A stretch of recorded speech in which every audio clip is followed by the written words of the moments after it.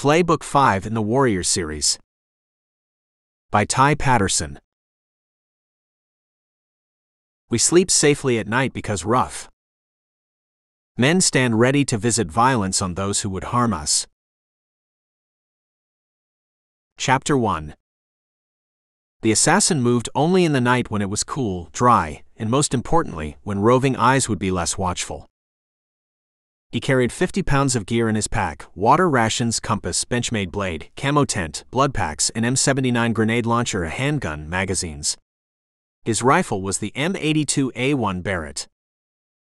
The 50 pounds didn't feel like much. He'd carried more for far longer. He covered 30 miles a night, and when dawn broke, he set up his camo tent, which was less a tent and more a blanket. It was an uncommon piece of gear few snipers had heard of. He himself hadn't known about it till he recovered it from an American sniper. That sniper didn't need it anymore. The tent spread on the desert, blended with the surrounding, and elevated to less than 2 feet from the ground. From above, it looked like undulating desert. From up close, it looked desert. From really up close, it didn't matter. By then, either the curious or the assassin would be dead. Each night he cleaned his weapons, made sure that sand and dust didn't clog them, and wrapped them in protective cover before staying put for the day. The kill spot was 120 miles away, which meant he would have to walk 4 nights. Not a problem for him. On the second day he heard vehicles in the distance. Presently, an image came into view over the horizon and headed straight at him. The vehicle was blurry in the heat, and gradually resolved into an old army discard. But it moved and bristled with men, and that was more a cause for concern. He cast his eyes away, and looked to the left of the approaching vehicle. No point letting them feel the weight of his gaze. The vehicle ate distance, and when it was just over a mile away, he moved slowly and cast his eye against the scope. Figures jumped in the reticule. Bearded men, wrapped in black or white dish dashes, AK-47s cradled in their arms, patterned kufiyas covering their heads and faces. 3 in the front, 4 in the rear. 1 mile, the rangefinder told him. Take the driver out, then the rest in the front. Those in the back will scramble out. Drop them one by one. A lot would depend on their reaction time, but he had taken such shots before. But if the vehicle kept on coming, then the odds shifted in the vehicle's favor. Then, depending on when he acted, he'd probably be able to get off 3 or 4 shots before seeking fire found his position. The vehicle veered when it was 900 yards away. Through his scope, he could see the men arguing as they gesticulated furiously at the driver. It grew smaller and then disappeared, and sand covered its tracks. The assassin went back to his somnolent state. Heartbeat was low and steady. Good.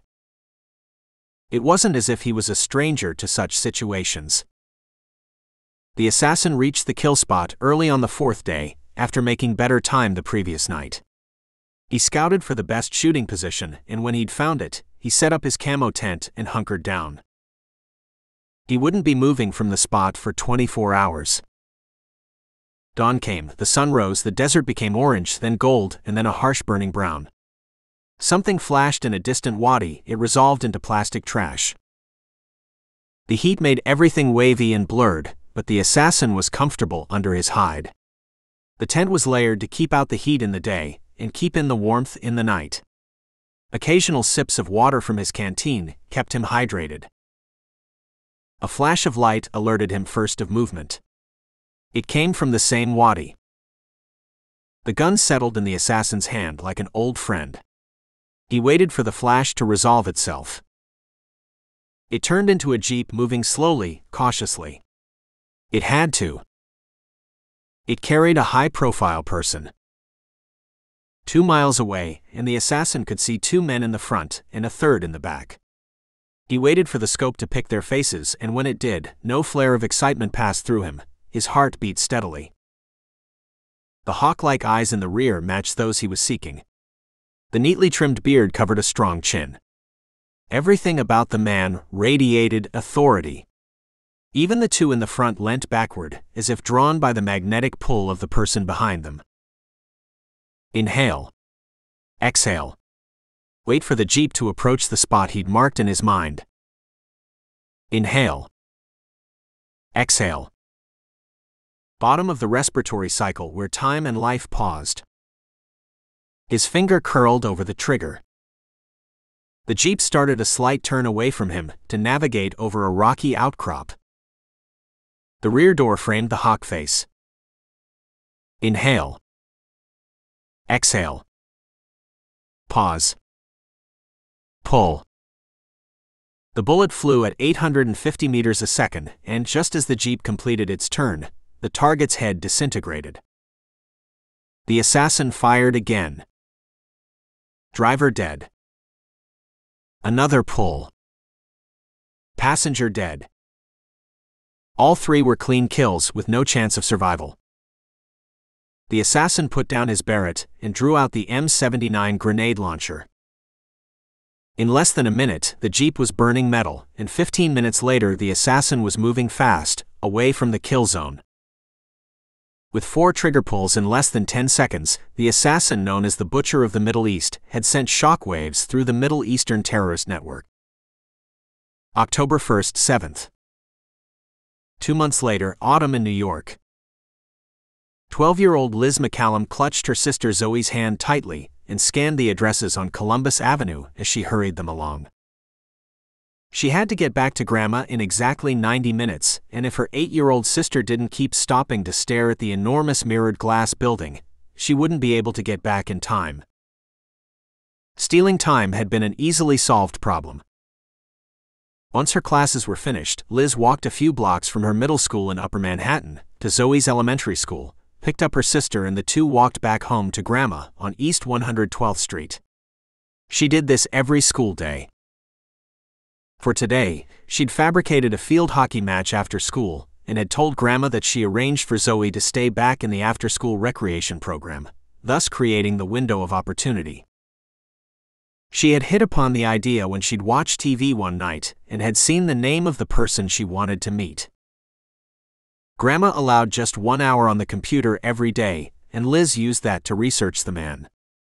She'd asked Allie, her BFF, to ask her dad if he knew the man. Allie's dad was a cop in the NYPD, and the way Allie went on, he knew absolutely everyone in the world. Allie reported solemnly the next day that her dad was very close to the man. As if, Liz snorted inwardly, but she didn't say anything. Allie, her bestie, was prone to exaggeration. That was a new word Liz had learned in school, exaggeration. She tugged on Zoe's hand impatiently. "Come on, Peaches. If we're late, Grandma will be furious." Peaches was her name for Zoe. It was just hers, no one else was allowed to call her sister that. Peaches because Zoe looked like one, with her rosy dimpled cheeks, smiling eyes, and blonde hair that always fell over her face. She marched inside the building and approached the security desk. She stated who she wanted to meet. The two men behind the desk looked at her, and then at Peaches. "Are you sure you have the right address, ma'am?" "Yeah." She corrected herself. "Yes." She had read somewhere that using formal words made people take the speaker seriously. One of the men picked up the phone and had a brief conversation. He looked at them, and Liz thought he was describing them to the voice on the other end. "Sure, ma'am." He hung up the phone and gestured at Liz to follow him. He led them to a bank of elevators, punched a button, and smiled broadly when Peaches dimpled at him. Liz was proud of her idea of bringing Peaches along. Her little sister could melt the most hardened hearts. The elevator whooshed open, and she gripped Zoe's hand tightly and ushered her inside. The man punched the floor, winked at them, and left. Liz stepped out on their floor, walked inside the glass doors opposite, and stopped and stared. She'd been to a few offices, to her dad's office, and had seen offices on TV, but this one was unlike any other she had seen. It was light, airy, and cheerful. Multicolored couches were strewn randomly, baseball bats and gloves lined the walls, a basketball hoop was at one end. In one corner she could see a small green strip, a miniature pudding strip. The office felt happy. She walked in deeper, and her heart leapt when she spotted the man she wanted to see. He was lying down on a couch, his eyes closed. Sleeping. In the middle of the day. She went closer and cleared her throat. Brown eyes opened and stared at her in astonishment. The man swung his legs and sat up so smoothly that Liz was reminded of the cheetah she'd seen hunting on TV. One moment the animal was crouching, the next it was in motion, a streak of gold and black spots. He was dressed in a white shirt, his sleeves rolled up, with dark jeans and a leather belt over a narrow waist. He had short brown hair and intelligent eyes. No gun. Liz was disappointed. She was expecting guns, lots of them. She was expecting an office which bustled. One in which phones rang, people shouted and computers hummed. She stifled her disappointment. I want to discuss something with you. The man raised an eyebrow. I'm just the hired help, ma'am. You need to talk to them. He chinned behind Liz's shoulder, and she swung round to see two women she'd missed in her first glance. Both were brown-haired, tanned, and had strong faces and green eyes. Peaches tugged on her hand and said excitedly, "They're..." "Yes, honey, I know, they're twins." She turned back to the man. "Who's in charge?" He shrugged. "Both of them." Liz turned swiftly and saw one of the women swiftly fold back her middle finger. "I saw that." She went to the twins, who sat next to each other. Before she could say anything, Peaches dumped the contents of her hand on the table. Tightly squished bills fell out. The eyes of the nearest woman widened. Peaches said clearly, "We want to hire you." Liz tugged on her hand furiously to shush her, but Peaches was not to be silenced. "We want you to look at our mom." Liz groaned inwardly at her sister's grammar. "What happened to her, honey?" The woman's voice was warm, rich, and felt comforting. "She's dead." Chapter 2. October 1st, 7th. In the silence that followed, Liz felt the man move behind them, but he made no attempt to come forward. Peaches pushed the notes closer to the twins. "You have to find who killed my mommy," she said firmly in a voice that brooked no argument. The women covered a look of amazement, and the one closest to them introduced herself. "Megan Patterson, and that's Beth." She put her hand out and shook Liz's firmly, and shook Zoe's too. "She's treating us like adults." The tightness inside Liz relaxed a little. Megan smiled at her. "Now, honey, why don't we start at the beginning?" Her eyes moved to the man behind. "Chairs," she ordered. "Yes, ma'am." Liz pulled the chair forward and sat on it, after seating Peaches. Beth went through a door and returned with a plate of Oreos. Peaches looked at them, then at Liz, and when her sister nodded, reached out and one disappeared in her mouth. "Now we're set." Liz glanced behind at the man who was leaning casually against a desk. "We came to meet Zeb Carter." She knew Zeb Carter ran some kind of business that helped the NYPD find badasses. She'd seen him on TV a few times when he had helped arrest the baseball bat killer. Recognition flooded her as she recalled the women she'd seen with him on TV. They were the ones in front of her. One of them spoke and brought her back to the present. "Zeb's shy, honey. Women scare him." She stared daggers at the man till he came round and sat next to the twins. Liz took a deep breath and began. 4 years back, one chilly November day on Wall Street, Mary McCallum was clock watching. It wasn't something that she indulged in normally, but it was a special day for the 45-year-old director of equity operations at one of the largest banks in the world. It was her 20th wedding anniversary to Brad McCallum, and she had planned a special dinner for him. She'd first met Brad when they were at Cornell University, but the casual college friendship turned to love only after they bumped into each other one day on Wall Street. Brad, who worked in another bank, and she had married within a year of that meeting, and their first daughter, Liz, was born 3 years later. Then came Zoe. We're lucky, she thought as her cab sped up Broadway to their home near Central Park. Both of them grew up in upstate New York and came from very humble backgrounds. Their Upper East Side apartment was the result of hard work, long hours, sacrifice, and luck. She twisted the ring on her finger. Maybe next year, she mused, I'll reduce my days at the bank or even quit. Brad and she had discussed it at length, and while Mary wanted to spend more time at home, Brad wasn't convinced. You'll be giving up on everything you've worked your ass off for, was his argument.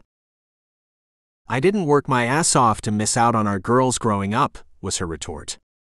These years aren't going to come back. She knew she'd win over Brad eventually. She always did. She put the cake in the oven as soon as she reached home and glanced at the Mickey Mouse clock that Liz had given her, 7 p.m. The girls would be home in 45 minutes and Brad by 9 p.m. Enough time to get everything ready. 20 minutes later, she'd finished laying the table when she remembered. Wine. Did I forget it? She had. She thrust down a panic attack. Still enough time to rush down to the convenience store around the corner and grab a bottle. It wouldn't be the one she'd wanted, but it would have to do. Brad would understand. She grabbed her jacket and keys and rushed outside in the cold. Her breath frosted around her, and when she reached the store, it was closed. She swore softly, glanced at her watch again. There's one more a block away. I can still be back in time.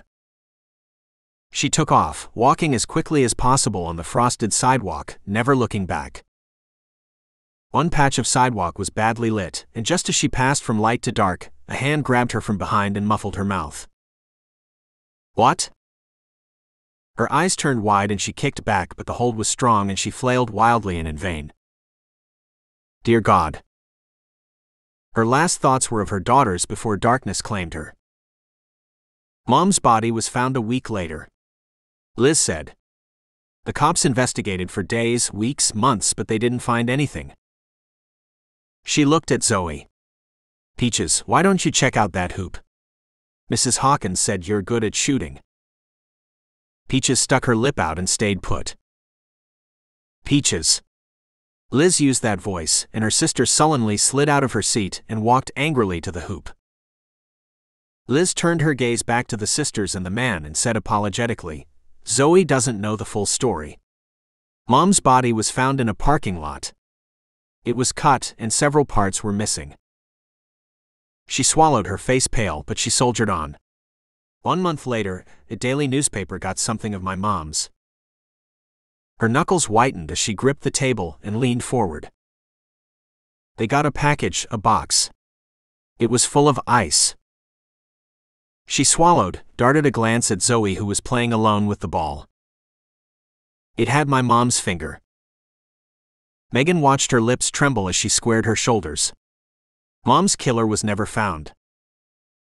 Zoe bounced the ball a couple of times and looked their way when she heard the silence. She looked away at a fierce glance from her sister. We waited and hoped for months that there would be a breakthrough. It became harder as time passed. Dad had a bad heart and it became worse after 4 months. But he still called the NYPD every week.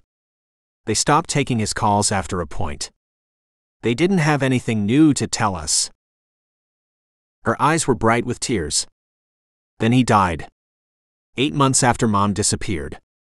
Grandma took us in, and we've been with her ever since. Grandma? Zeb asked. Beth turned upward to look at him. Grandmother. Idiot hung loud and inspoken in the room. How old are you, Liz? Megan asked her, after a warning glance at Beth and Zeb. I'm 12. Peaches, Zoe, is 8. We live a few blocks away with Grandma.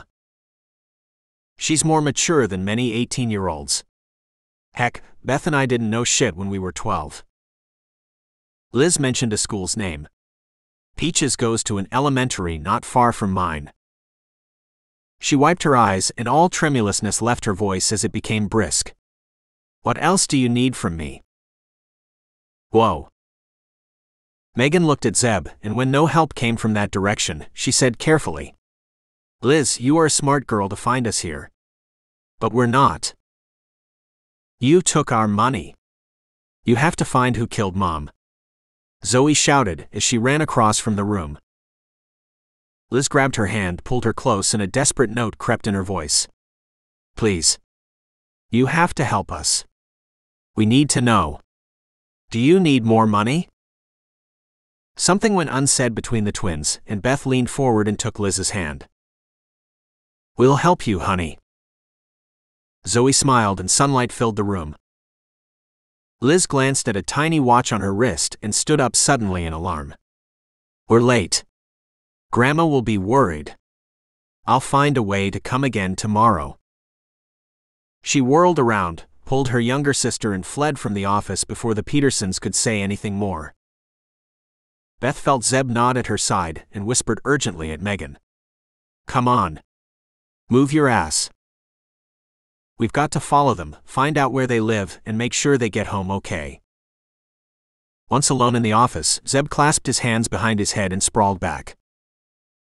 He was ex-Special Forces and worked for a U.S. government agency that didn't exist, on missions that never came to light. The agency took on extremely high-risk, high-threat, and deniable missions that no other special ops or deep black agency in the country's national security setup could or would successfully undertake. That it had never failed a single mission was primarily down to its lead operative, Zeb Carter, and the way the agency was structured. Zeb reported to only one person, Flayer, his boss, who in turn was accountable to just one person, the President of the United States of America. Flayer had started at the agency as an analyst, had worked her way up, and had been appointed as the first female director of the agency. The President had given her a free hand to shape it in any manner she wanted, and in return, he expected total deniability. Even more than deniability, he wanted results. To achieve that, Flayer wanted not only the best operatives in the country, but also the smallest possible administrative footprint. She'd been discussing this one night in downtown Washington, D.C. with her closest friend, Cassandra. Cassandra and she had studied together at Bryn Mawr, and had ended up working in the political jungle that was D.C. Cassandra had pursued a career in the State Department, while Flayer had gravitated to the agency. During the evening, Flayer saw a man waiting outside their bar, a man who seemed to become part of the street, around whom pedestrian traffic bent itself and flowed. Cassandra saw Flayer's glance and laughed. "That's my superhero brother Zeb, waiting for me," she explained when she saw Flayer's raised eyebrows. Zeb was Special Forces. He's now a private military contractor, does security consulting, and he wouldn't like me mentioning anything more. She laughed again when she realized how ridiculous that sounded. Flayer had the highest security clearance in the country. An intrigued Flayer pulled Zeb's file and whistled at the clearances required to read it. She understood the reason when she read the contents. She asked around discreetly and heard that he worked by his own rules. He had a tight moral code that meant he did not wage war on women or children, and did not accept any assignments that went against the country's interests. She asked him to join the agency the next day. Zeb refused and counterproposed that he form a team of elite operatives, private military contractors that the agency could call on. This gave the agency the near-zero footprint and deniability that Flayer wanted. She mulled over it only for a few moments before green-lighting it, trusting in Zeb's judgment to pick operatives who had a similar code to his. The agency was born. The other members in Zeb's team, in addition to the twins, were Bawana, Broker, Roger, Chloe, and Bear. All of them were New York-based. All of them former Special Forces, except Broker, who had been a Ranger, and Chloe, who had served in the 82nd Airborne. Broker was their intelligence analyst and their logistics man.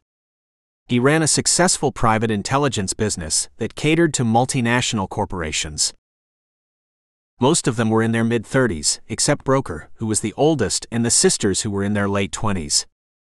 Broker was in his early 40s, but with his shaggy blonde hair grown to shoulder length, his fitness level, and his immaculate style, he often passed for a decade younger. Beth and Megan Patterson were the newest additions to his team. Zeb had come across the twins when he was vacationing in Yellowstone National Park, where he had rescued them from the clutches of a band of ruthless assassins. Once the sisters knew who Zeb was, they harangued him till he gave in and made them part of his team. The sisters had lost their parents and had no other family. Zeb and the rest of the operatives became their family. They now ran the logistics and operational side of the agency, and were treated as equals by all. They brought youth, humor, sharp intelligence, and an unrepressed energy to the agency. On one of the agency's missions, they had rescued the daughter of a high-ranking Middle Eastern royal. A grateful father had presented a check to Claire, a check that had many zeros on it.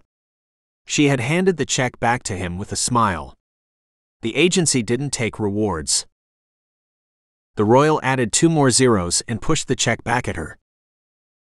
"My daughter is my life," he said simply. Claire handed the check to Zeb and Broker, shrugged when they stared blankly at her. "It's yours. Do with it what you wish." The 6 of them used the money to buy the 44 building on Columbus Avenue, and once the sisters became part of the team, made them equal partners. They invested the rest of the reward, smart investments that multiplied and were each enormously wealthy, but they'd never worked for the agency for the money. Zeb was their team leader, Broker, the second in command, but they didn't have ranks.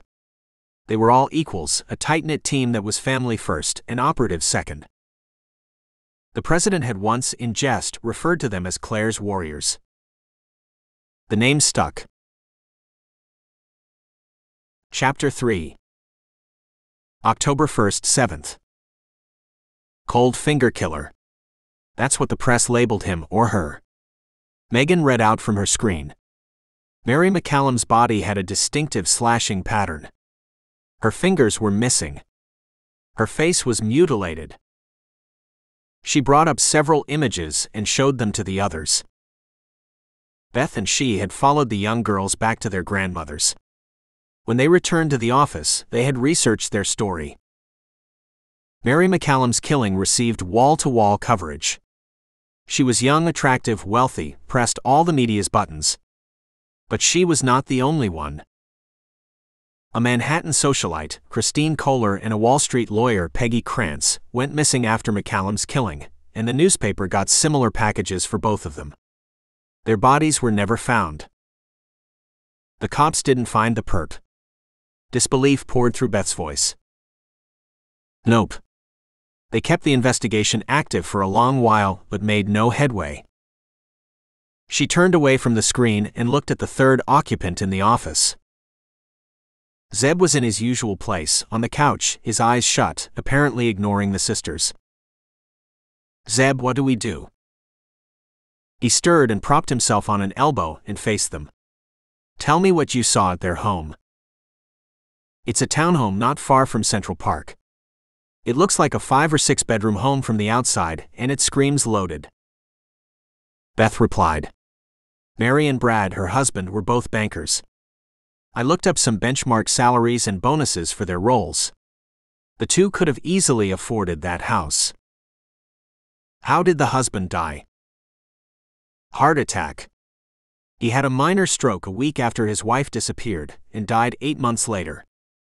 Her voice trailed off and Zeb saw Megan clasp Beth's shoulder. Their mother had died when they were still in college, and a couple of years back, had lost their father too. A few students had randomly shot staff and students at the college Beth went to. The shooters had then held Beth and a few other students hostage. Bud Patterson, a SWAT officer with Jackson PD, had led the rescue, unaware that his daughter was one of the hostages. The captured were successfully freed, but Bud not only lost his life in the attack, Beth was shot in the head, an injury that would lead to her losing her memory of everything before that event.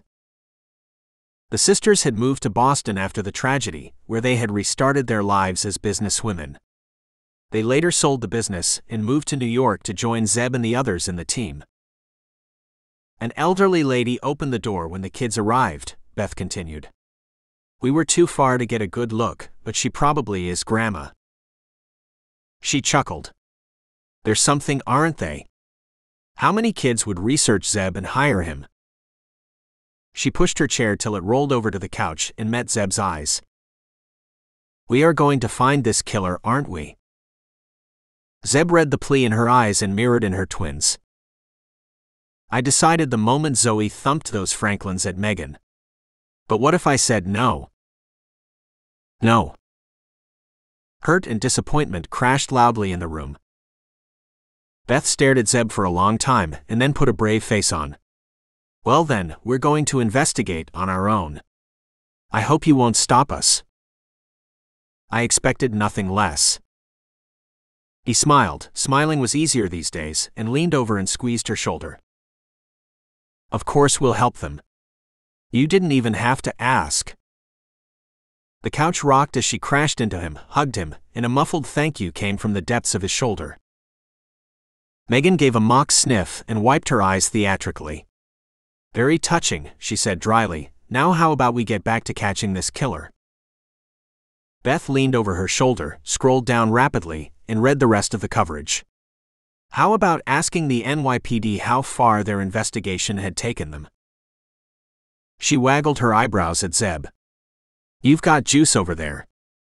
Juice was twin speak for influence. Zeb and his crew had helped the NYPD apprehend another vicious serial killer, the baseball bat killer, on a previous assignment. Prior to that, Broker and the rest had rid the city of a ruthless Russian gang. There was more than enough in the goodwill bank for Zeb to draw on.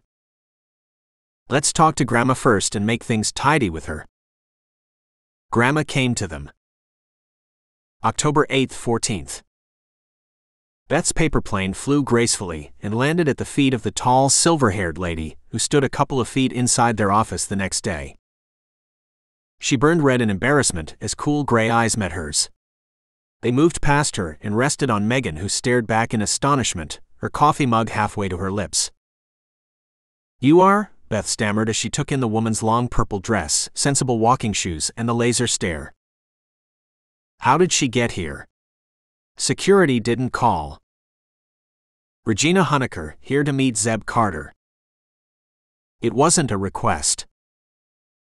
Zeb rose from the couch and gestured at a chair in front of Megan. He dragged another and seated himself by her side. Ma'am, how can I help you? Her eyes were cool as they studied him, drifted to the twins, and took in the rest of the office. I believe Liz and Zoe met you yesterday to hire you. Did you accept? Zeb deflected. We were planning to meet you, ma'am, and discuss the situation. You didn't answer me, young man. Did you accept? We. Yes or no? The even tone gave way to impatience.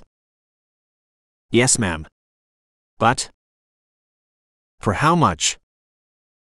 Megan made to speak. Zeb silenced her with a look and asked mildly. Permission to speak, ma'am?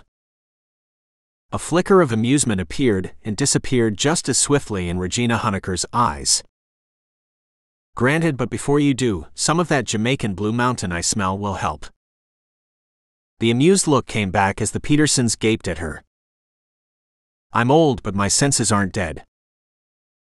Zeb gestured at Beth. I'll deal with this, and disappeared into the pantry, leaving the twins alone with her. He grinned as he set about brewing coffee for all of them. We're in for an interesting time. There was an uncomfortable silence when he returned and handed her a mug. A wad of bills lay in front of her, the same notes Zoe had thrust at Megan. After an appreciative sip, her gaze commanded him to continue. We didn't agree a fee, ma'am.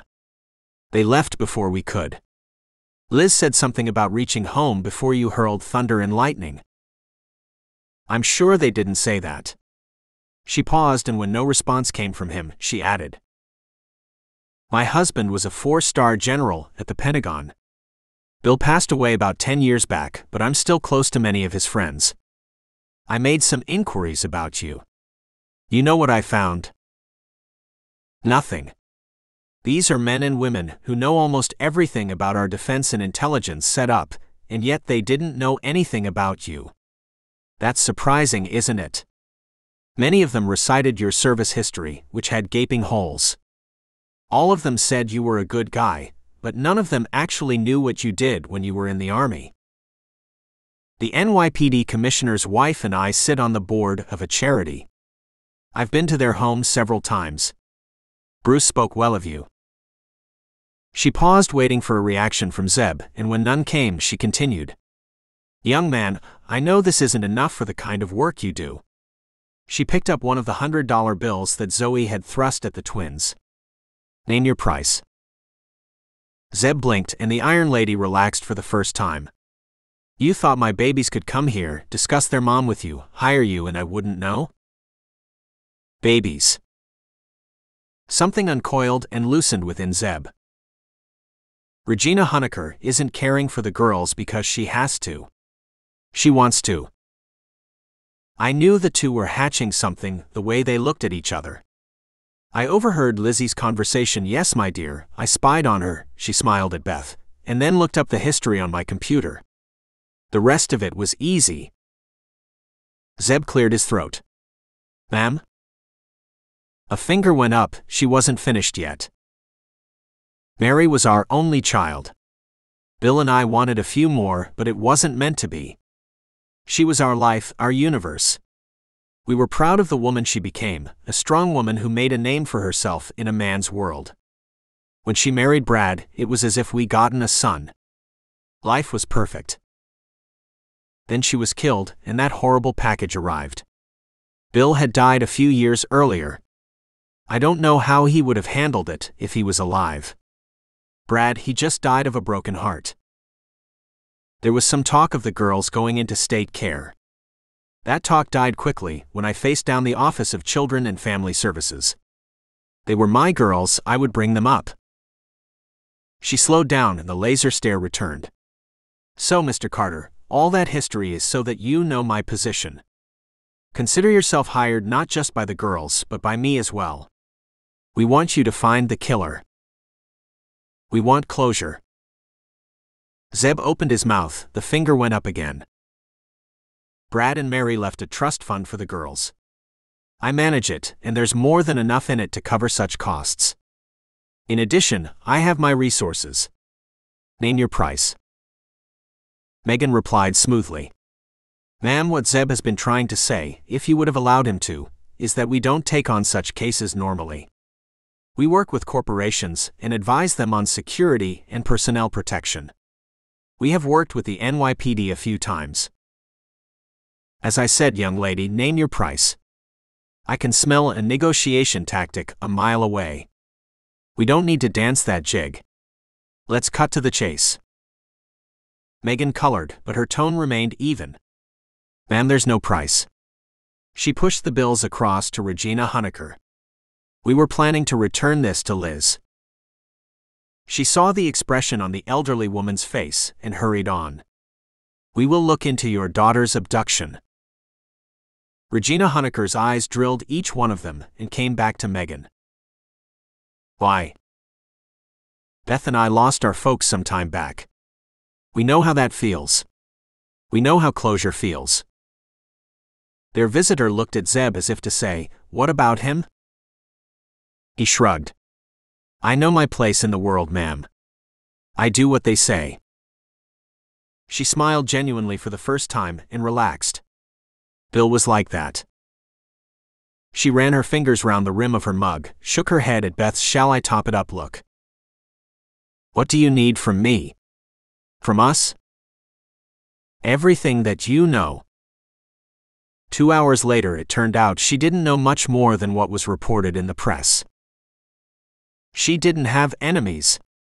It wasn't a robbery, nothing was stolen from their home. She wasn't having an affair. It was just a psychopath who randomly targeted her and the other two women. A phone rang.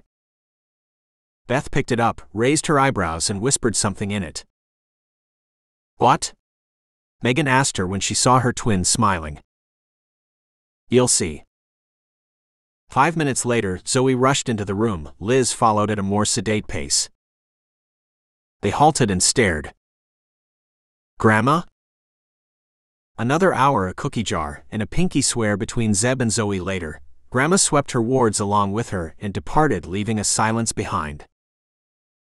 A silence that Beth impatiently broke. What now, hotshot? Zeb got to his feet, put on his shoulder holster, and grabbed his jacket. Let's talk to the cops. NYPD Commissioner Bruce Rolando's office was like the man. Wood paneling, large picture windows, a burnished charcoal desk. It imbued a sense of trust in visitors. Rolando came from behind the desk, hugged them, and when they were seated, his eyes strayed to the door. Zeb read his glance. Brokers traveling in the Bahamas. Work. Rolando snorted. I'm sure it involves beaches and martinis. The commissioner and broker had served together while in the Rangers, and during a mission in Somalia, Zeb had rescued them from enemy fire. The bonds had stayed true and deep. Rolando knew Zeb's security business was a cover for Black Ops missions, but the professional that he was, he never asked. If he had asked about Broker's mission, Zeb would have told him the truth. Broker was tracking down terrorist funds stashed away in various tax havens across the world. Bear and Chloe, Roger and Bawana, were in Australia working on another agency mission to help identify homegrown extremists. How can I help you? Rolando asked them once they had finished the small talk. The cold finger killer. Which one of your detectives should we talk to? Something flickered across the commissioner's face. What's your interest? When Beth finished briefing him, he punched a number on his phone, murmured something, and sat back with a faraway look in his eyes. A knock on his door and two detectives came in, as different as chalk and cheese. The first one looked like he was a model and would have looked at home on a magazine cover. He was Zeb's height, just a shade over 6 feet, and wore a light blue jacket, a white shirt, a gold tie with tiny red dots over khaki slacks. Dark shades completed his look. The second one was of Asian descent, a few inches shorter than his partner, and wore a rumpled linen suit and perpetually sleepy eyes. You know these guys, Rolando said dryly. Zeb nodded at the entrance, Detective Pizaka, the model, and Detective Chong, the sleepy-eyed one. They were two of the smartest on the force, and had worked with Zeb in bringing down a serial killer. Pizaka regarded Zeb and his team as mavericks. Zeb thought he was too rigid. They got along well, but for the prickly feeling when they were in each other's vicinity. Jerry Chong was different, and he bumped fists with the twins as his partner looked on disdainfully. Zeb was asking about the cold finger killer, Rolando told Pizaka once his shades swung to the commissioner. Why? Megan explained briefly. Zeb read the looks the cops traded. What's up? He's back. Chapter 4. October 8th, 14th. Zeb and the twins followed the detectives to their desks, Pizaka's neatly organized one in stark contrast to Chang's, and hung around while Chong commandeered a meeting room. Pizaka disappeared and came back with a file from which he extracted a sheet of paper. It had a single typed line. Missed me? Fear not. I'm back. We got it 2 months back. It was in a plain envelope addressed to the commissioner. It's all right. It has been dusted. We got no prints, no fibers, nothing, he said when Beth gripped the sheet in a corner. That letter-sized paper is available in any office supplies store.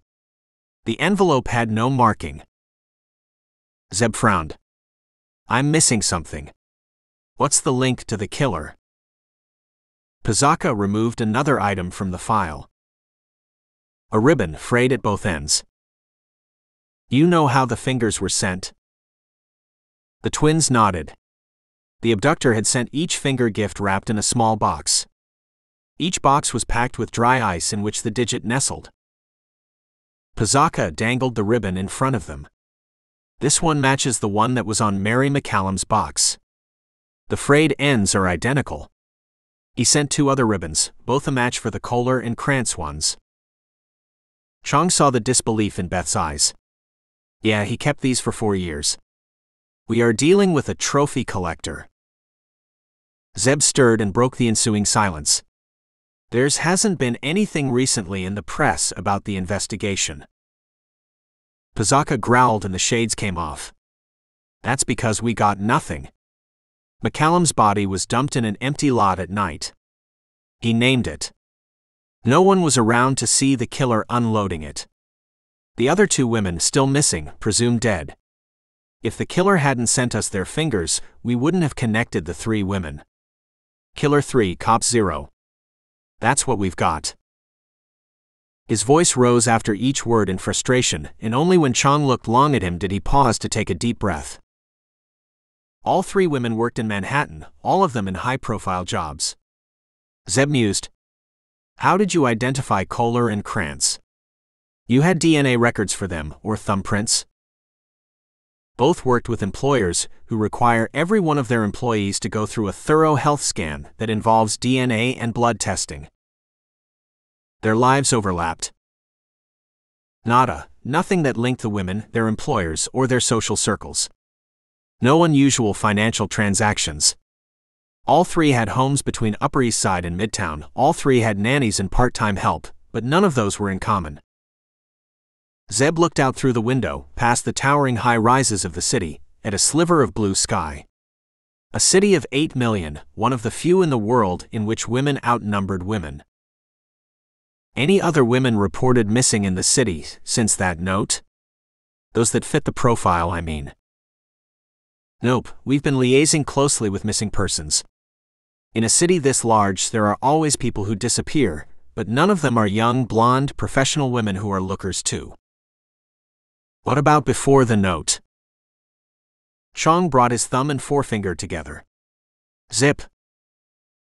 Zeb nodded thoughtfully. Why did he go quiet? Or did he? What about the rest of the country? A couple of women went missing but were found subsequently. One was in California and one in Texas. Both were found a week later. The Californian, a stockbroker in a large investment firm, had fled from a domestic abuse situation. The one in Texas worked in an internet company and just took a break without informing anyone. She turned up later in a cabin her family owned, unharmed and well.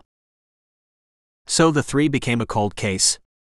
Megan broke the silence, trying hard not to accuse the 2 cops, but it was there in her posture. Chong smiled. Relax, Meg. With Zach around, there aren't any cold cases. They get put on slow-burning charcoal. Occasionally he will go and blow them to flame. With these cases, there wasn't a flame. Why did he send those boxes to the paper, but this letter to you? Chong shrugged and the smile widened just a bit to take the sting away from his words. We'll ask him when we meet him. Come on, sis, Beth exclaimed impatiently. Can't you figure it out? This is a guy who loves to mock the cops. He knows they have nothing on him and is rubbing it in. Pizzacca lowered his shades and looked at her with respect. That's what we figured. The paper gave him the publicity, but this gives him the bragging rights, if you can call it that. He still might leak the letter to the press and bring a whole load of unwanted pressure on you. Pizzacca closed the file with a slap and grimaced. Don't we know it? He looked at his watch and shifted impatiently, his cue to leave. He's going to kill again. I'm aware of that, but as long as we've nothing to go on, we just have to wait for his next move. He strode out and left Chong with them, who smiled wryly. You know how Zach is. He likes everything neat and tidy. Just like what he sees in the mirror. Beth smirked. Chong shook a warning finger. I'll ignore that. This case is making him nervous. He threw a questioning look at Zeb. You guys are really going to look into this? Yeah, we promised a couple of kids. The killer folded the newspaper and stretched in the pale sunlight of a Manhattan winter morning. The waitress bustled across and smiled widely when he ordered a second cappuccino. Good looks have their benefits. He had been coming to the cafe quite frequently, and the same waitress had rushed to serve him every time. I could take her any time. But that wouldn't be fun, would it? Now that other woman. The other woman was a slim blonde who was sitting inside the cafe, tapping furiously on a laptop. She paused now and then to answer messages on her BlackBerry. The killer had followed her the first time he had seen her, to a midtown office that bore a discreet triple-barreled name. A law firm, not just another one in a city full of attorneys, but a white shoe firm. He toyed briefly with going after her. Nope. Not another lawyer. Need another profession. His lips twisted in a smile and got one in return from the server as she caught his eye. An equal opportunity killer, that's what I am. A cruiser went past, its light flashing, splitting traffic in front of it. They haven't a clue. If they knew what's in my basement, this cafe would have been surrounded. He frowned as he eyed his reflection in a dark window of the cafe. By now the cops should have gotten the letter. They will get the other gift too. Maybe I should send copies to the paper. Life should be interesting now. It'll hop and jump. An image came to his mind, a body trembling in his basement as he brought the knife down. Hops and jumps. He rose and threw a bill which included a generous tip, and flashed a smile at the server as he left. I might kill her after all. She has gorgeous skin. None of the others had that kind of skin. 40 minutes later he reached his home in the Bronx, an end-of-street semi-detached house in a residential neighborhood that witnessed a low crime rate. Rows of houses lined the single street on either side, cars parked on the street, children's toys lined one front garden. Families grew up on the street, kids went to school, moms and dads went to work. He smirked. And a killer lives here. The neighboring home was empty, giving him all the privacy he needed. Of course it was. I own that one. He walked normally to the door, just another resident coming home after a hard day's work, kicked the door shut, and headed to the utility room. He opened a concealed electronic panel, which opened the door to the basement. Smells hit him immediately, made him dizzy, blood rushed to his head. This is why I kill. He sealed the door over him and walked down a narrow staircase, flipping on light switches as he moved down. It was soundproofed and had plastic sheeting on the floor. Things can get messy in here. 2 large glass tanks stood in a corner under a set of bright lights. Each one of them contained a body, a woman's body. Christine Kohler and Peggy Krantz stared sightlessly at him as he approached the tanks, tapped on the glass and smiled a hello. He had disposed of McCallum reluctantly. At that time he hadn't known how and where to store her body. But then he had seen this art show on TV. Some guy preserving dead animals in formaldehyde. Why shouldn't I have my own exhibition? Space proved to be a problem. Only 2 could fit in. Kohler and Krantz occupied those, but he was left with a dilemma when he killed Rachel Saunders. He finally turned to a contractor. The contractor was someone he had used before, and came highly recommended. He didn't even blink when the Flayer asked him. The Flayer wrapped Saunders' body after removing his souvenirs, and accompanied the contractor's men and made sure they disposed of it without having a look at it. She's carbon now. Stacks of shelves lined walls, shelves containing body parts of previous victims, winches and tackles. A toolbox held all that he needed for his trade, knives, scalpels, hammers, and forceps. There were wooden frames and sheets of glass on one shelf. Behind a rack of shelves, almost invisible against the wall, was a door. The crack between the door and wall could be detected only by close examination. The door led to a tunnel, which opened into the basement of his neighboring home. That basement was stacked with food, water, blankets, batteries, and a couple of guns. Enough provisions to last through a long siege. That tunnel was his escape route. If the cops came knocking, he could either hide out in the next-door basement, or he could flee from that neighboring house. It had taken him a year, using different sets of contractors to complete the tunnel. Most killers don't even have a plan B. I have a plan C and a plan D. It was late evening, traffic snarls and taillights filled their vision when Zeb drove them back in silence as each one of them contemplated the fate of the missing women. He took a longer route as he went past Regina Honecker's home, circled the park, and just as he hung a left to take them back to the office, his phone rang. Megan leaned forward, punched a button on the central console, and Chang's voice filled the vehicle. His voice was strained. "Where are you guys?" "Nearly at our office." "I think you should head back." He went silent for a moment, and in the background they heard Pizaka's "Tell them." He struck again. Rubber burned and horns raged as Zeb floored it, and the vehicle leapt forward brutally, and traffic parted ahead of it. "Zeb, you've got a profile in mind, haven't you?" Beth asked him from the rear. She always sat in the rear. She said she liked being chauffeured. "Ah. Let's wait till we get to 1PP. 1 Police Plaza was the NYPD's headquarters, where Rolando had his office. Chang greeted them wordlessly and led them to a large conference room where Rolando and Pizaka awaited. There were a few other cops that Chang introduced them to swiftly, along with a woman, Melanie Krause, who was their top profiler. The commissioner had his game face on, but Zeb read his posture. He was seething. "Rolando's not happy. Wonder why?" The answer came in seconds when Pizaka pushed a letter across to them. "We got this 2 weeks back.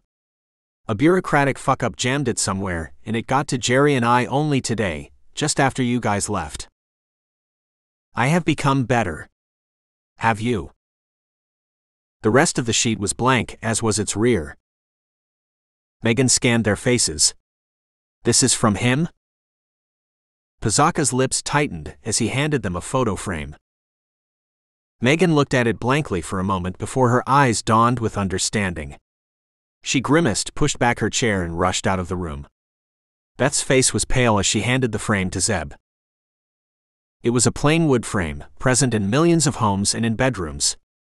It had 2 sheets of glass between which photographs would be sandwiched and memories kept alive. This one didn't have any happy, smiling face. It had a small fragment 10 inches across, 10 inches down, brown rubber-like. Not rubber. Skin. Human skin. Chang rubbed his eyes tiredly. "Our forensic guys analyzed it. They believe it's about a month old. They said it belongs to a woman in her late 30s or early 40s who took good care of her body." Megan, back and more composed, took the frame and studied it. "And this is from the same perp because..." Chang reached beneath the desk and brought out a box which still had its gift wrapping on it.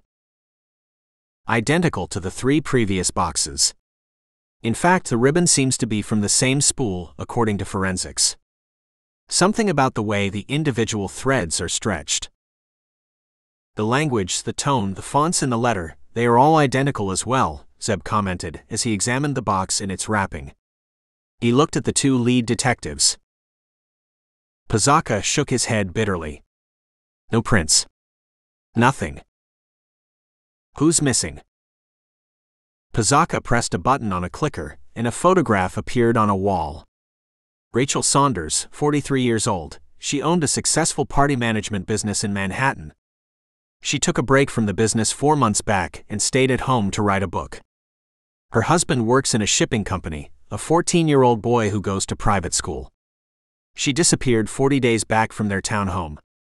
She had gone for a run with a friend in the evening near her home, a regular thing. While returning, she and her friend split. Saunders never came home. Zeb looked at the attractive blonde woman on the wall for a long while. "Fingers from the first 3, skin from this latest victim. She's probably dead and he's probably removed all her." "No, not probably.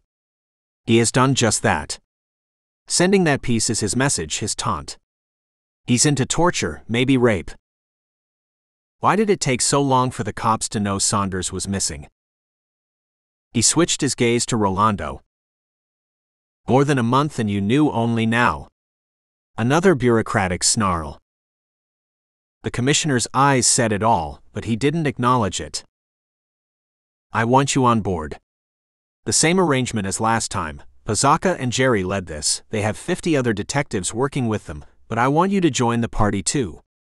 You bring your expertise and help us nab this scumbag." Zeb and his team had worked with the NYPD previously to apprehend another serial killer. More used to hunting terrorists and gangbangers, it was the first time Zeb had worked on a serial killer case, but the collaboration with the cops had gone down very well. There had been thinly veiled hostility initially from the lesser ranks, but their professionalism won the hardened cops over. That and success. Apprehending a perp was all that mattered, and Zeb had helped them nail that one. I had thought working with the cops, their rules would stifle me. But it's no different to working on agency missions. The jungles are the same, they're just painted different. The killers are the same. You're sure this comes from Saunders? She was a regular blood donor in a few hospitals. Yeah. It's hers. He said to Rolando. Just so you know. Rolando waved impatiently. Yeah, I know about the McCallum kids. A small smile grew on his face as he thawed for the first time. I know Regina Honecker. I was your reference. Chong stood up and rubbed his hands. All right, what's the profile, Melanie? What kind of creep are we hunting? Krause stood up and smiled at Zeb. Let's hear it from Zeb first. I'm sure he and the twins have a profile in mind. Megan started. Educated. Intelligent. Confident. Why's he educated? Krause challenged. It's the way he uses words, uses grammar. Megan held the note up. He's printed this on a computer, so a spell check program would have helped him, but his choice of words suggests an above-average education. Very good. What else? He's targeting professional women, attractive women, women who have a wider sphere of influence than most victims. They move in a particular social circle. Krause nodded encouragingly at Zeb's assessment. Many killers targeted vulnerable people, street women, the poor, and children. This one didn't. And what does that say? He has access to those circles. He's comfortable there. Beth was doubtful. He's wealthy. I thought serial killers came from poor backgrounds. Not always, Zeb commented. Gary Heidnik had $500,000 worth of assets when he was arrested. He had murdered 2 women and had raped and tortured 4 others. He was executed in Pennsylvania. Russell Williams, who was arrested in Canada, was a colonel in the Canadian Army. He killed 2 women, sexually assaulted 2 others, and broke into several other women's homes. His dad was a scientist, his mom a psychotherapist. Not the kind of background you would normally associate with serial killers. Zeb continued. But this doesn't mean our man's wealthy himself. He could work in a nail bar, patronized by professional women, for instance. He wants to be caught. Megan shouted suddenly, blushed, and apologized when all eyes turned to her.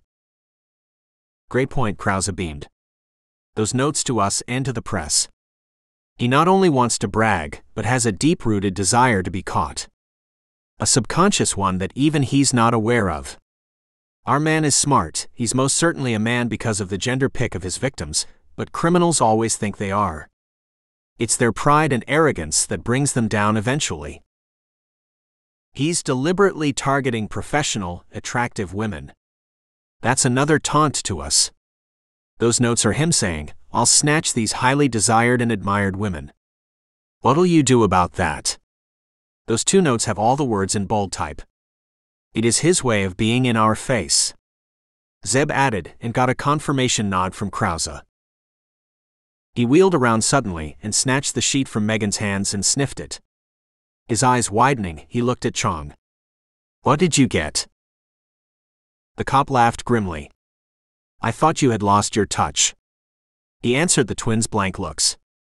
If you bring that sheet closer to your face, you can smell chemicals. The envelope carried the odor too. Beth took the note back, smelled it, and passed it on to her sister. What is it? It's a mixed bag, Chong replied, but the strongest trace residue is formaldehyde. He shifted his butt uneasily as his words slowed. Formalin, which is formed by gassing formaldehyde, is widely used to preserve organs. Beth sucked her breath sharply. He's keeping souvenirs preserved in that chemical. Yeah, what we figured. There were traces of cooking oil, specifically olive oil, too. You ran tests on the previous messages and those boxes? We did and got nothing. On the skin.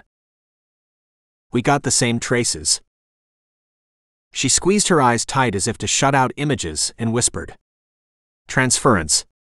He kills, cooks, eats, and prints in the same place. Zeb smelled the sheet again. Any exotic chemical you can identify. That can give us something. Nope. A door slammed in the distance, cops laughed, traffic hummed faintly through the thick windows, all normal, but for the two objects on the desk. Rolando sighed heavily, got to his feet, and pulled on thick leather gloves. Winter was making its presence felt. Get him, gentlemen, ladies. Get him before the city spirals into fear. Zeb rose and the twins followed. You need to be prepared for what happens next. He'll kill again. In 2 weeks. Most likely he'll inform the press this time.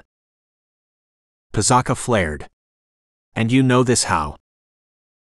He said he's gotten better. We have no reason to doubt him. Abduction and killing of this kind requires planning, requires a place where he can dismember the victims. I reckon he's got the place. I wouldn't be surprised if he's got a list of targets. He went a month between the previous 3 abductions. Then I reckon he was less prepared. Now he can abduct a woman every 2 weeks. Krause was nodding. This guy's following a pattern. His cooling-off period will shorten, so what Zeb just said sounds reasonable. Rolando's brows came together. The press? Why do you see that happening? He sent you the note and the frame 2 weeks back. He might think you aren't taking him seriously. The commissioner swore softly and jerked his head at the twins and Zeb to follow him to the elevator bank. He broke the silence once. We'll get him? He looked into Zeb's dark eyes and got his answer, even before he got a reply. Yeah. But he'll get other victims first. Chapter 5. October 15, 21st. The murder board went up in Zeb's Columbus Avenue office the next day, a map of the city with 4 pins to mark the homes of the 4 victims, a 5th pin for the parking lot. Beth tapped a finger against her lips as she studied it. This isn't right. Those are not the murder locations. None of them were abducted at home. Her sister disagreed. The board is still useful. It tells us the geography he covers. It stays. Megan turned to her desk, printed out profiles of the 4 victims and handed them over to Zeb and Beth. Zeb looked at the sheets, but his mind was elsewhere, on something Megan had said. McCallum was grabbed near her home. What about the others? Beth called Chong in response to his query, and after a laugh and a short conversation, she hung up. She rolled her eyes. He says 12 hours and you haven't made progress? All 4 were last seen close to their homes. They looked at Zeb expectantly. He looked back at them. What does that tell us? Megan unfolded a finger. He knew where they lived. Yeah. What else? He knew their routine. You're getting warmer. Beth bounced in her seat. This means he followed them for some period. Those neighborhoods, someone hanging around would stick out. We should check out cameras, neighbors. Don't bother. Zeb said, and when he saw the disappointment in her face, he added. The first 3 disappearances are 4 years old. That trail is not cold, it's non-existent. But check with Chong if they're pursuing this angle on the Saunders case. Another call, another laugh, a middle finger went up in the air even though Chong couldn't see it. He says he knows how to do his job. He'll let us know if they find anything. Ask him if we can look into the women's credit cards, bank accounts, all that stuff. She paused and yelled back at Zeb. Yeah, as long as you don't transfer large sums of money. Megan joined the three-way conversation. Tell him he's on a roll today. Beth dutifully reported back the message on the phone, chuckled, and hung up. He said Pazaka brought the donuts today. It has made his day. Zeb stretched out, placed his feet on his desk and went back to the sheets Megan had printed. All four came from similar humble backgrounds, all had worked hard, and had benefited from a few pieces of luck. Comfortable homes, stable relationships, reasonably wealthy, hard-working. Hard work? He riffled the pages. All four had the same routine. Home to work, and then back home again, with an occasional dinner with clients or girlfriends.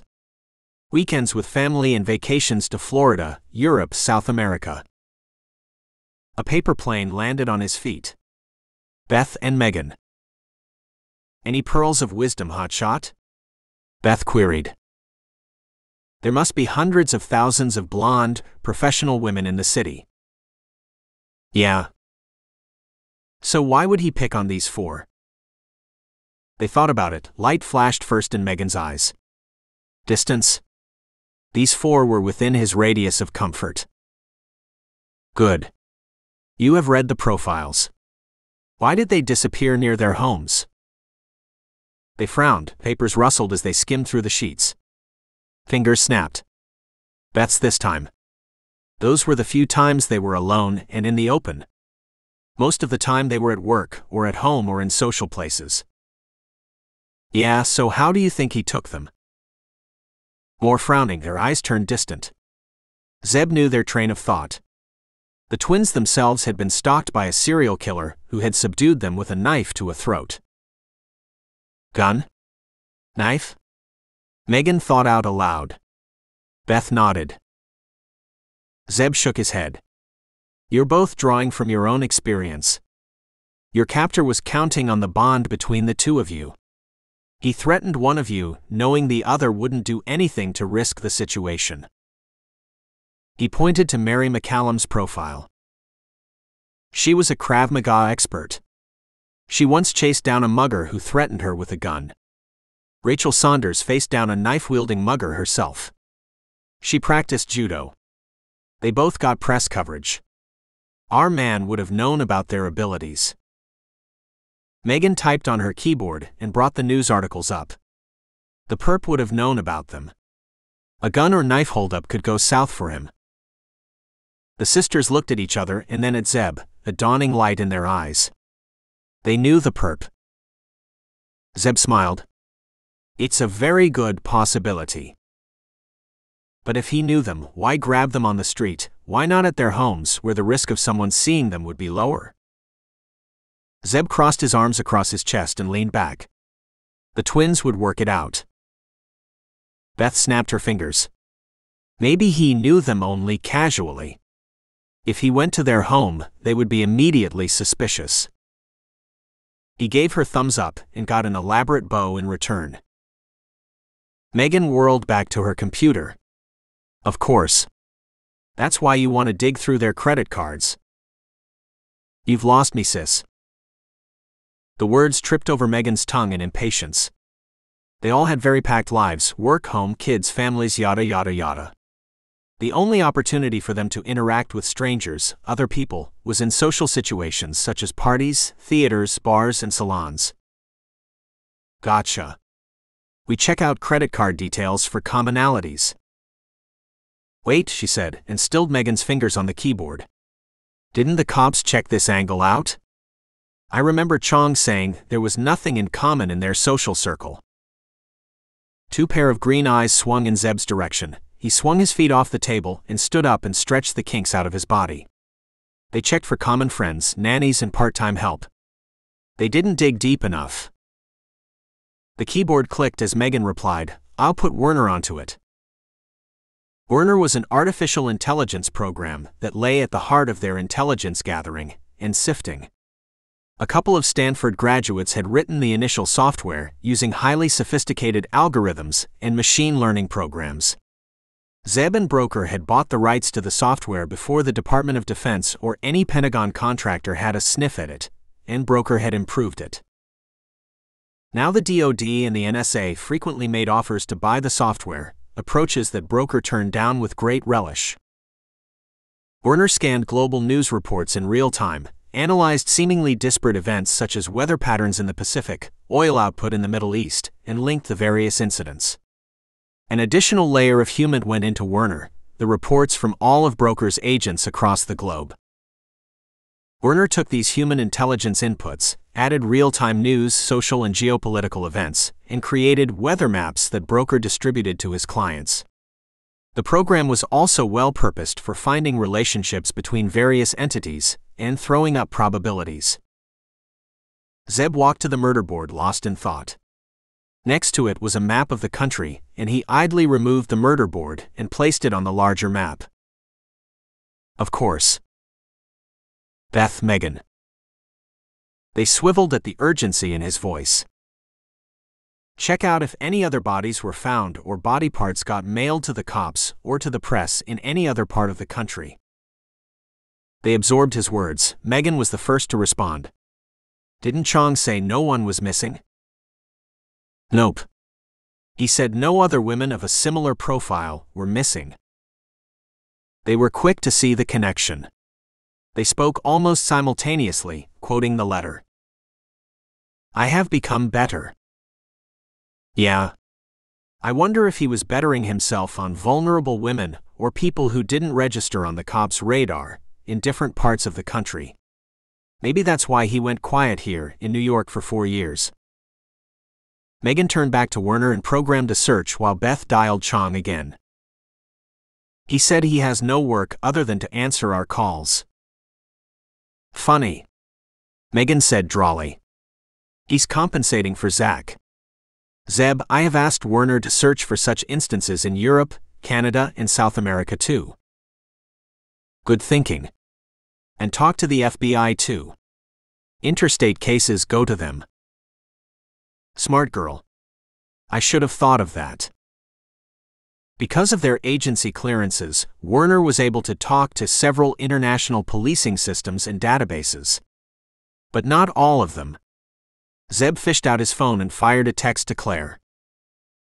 Need to talk to Interpol, Scotland Yard, and Royal Canadian Mounted Police. A reply came back in less than 5 minutes. Why? Zeb explained in bursts of messages, and while he was waiting for a reply, turned on a news channel on a wall-mounted TV. The usual talking heads were spouting the usual commentary: politics, sports, economics, and weather. He flicked through several channels until he came to one that had masked men in the background. He turned the volume up. The masked men claimed to be representatives of the Hand of Fire, the latest and most violent of the terrorist groups in the Middle East. The Hof had cut through a couple of failing nation-states, occupied territory, and their clever use of social media had seduced many young men and women in the Western world into joining them and fighting for them. We have never faced a threat such as them. Al-Qaeda? They are nothing compared to the Hof. Claire had addressed the National Security Advisor in a secretive meeting a few months back, which Zeb had attended. But divisions had sprung up between the Middle East terrorist groups. An Al-Qaeda killer had taken out a very senior commander of the Hof and had claimed the kill. In a very brief internet message, the killer, yet another masked man, had held a board up with the words, Hof commander was not a true follower. He fornicated.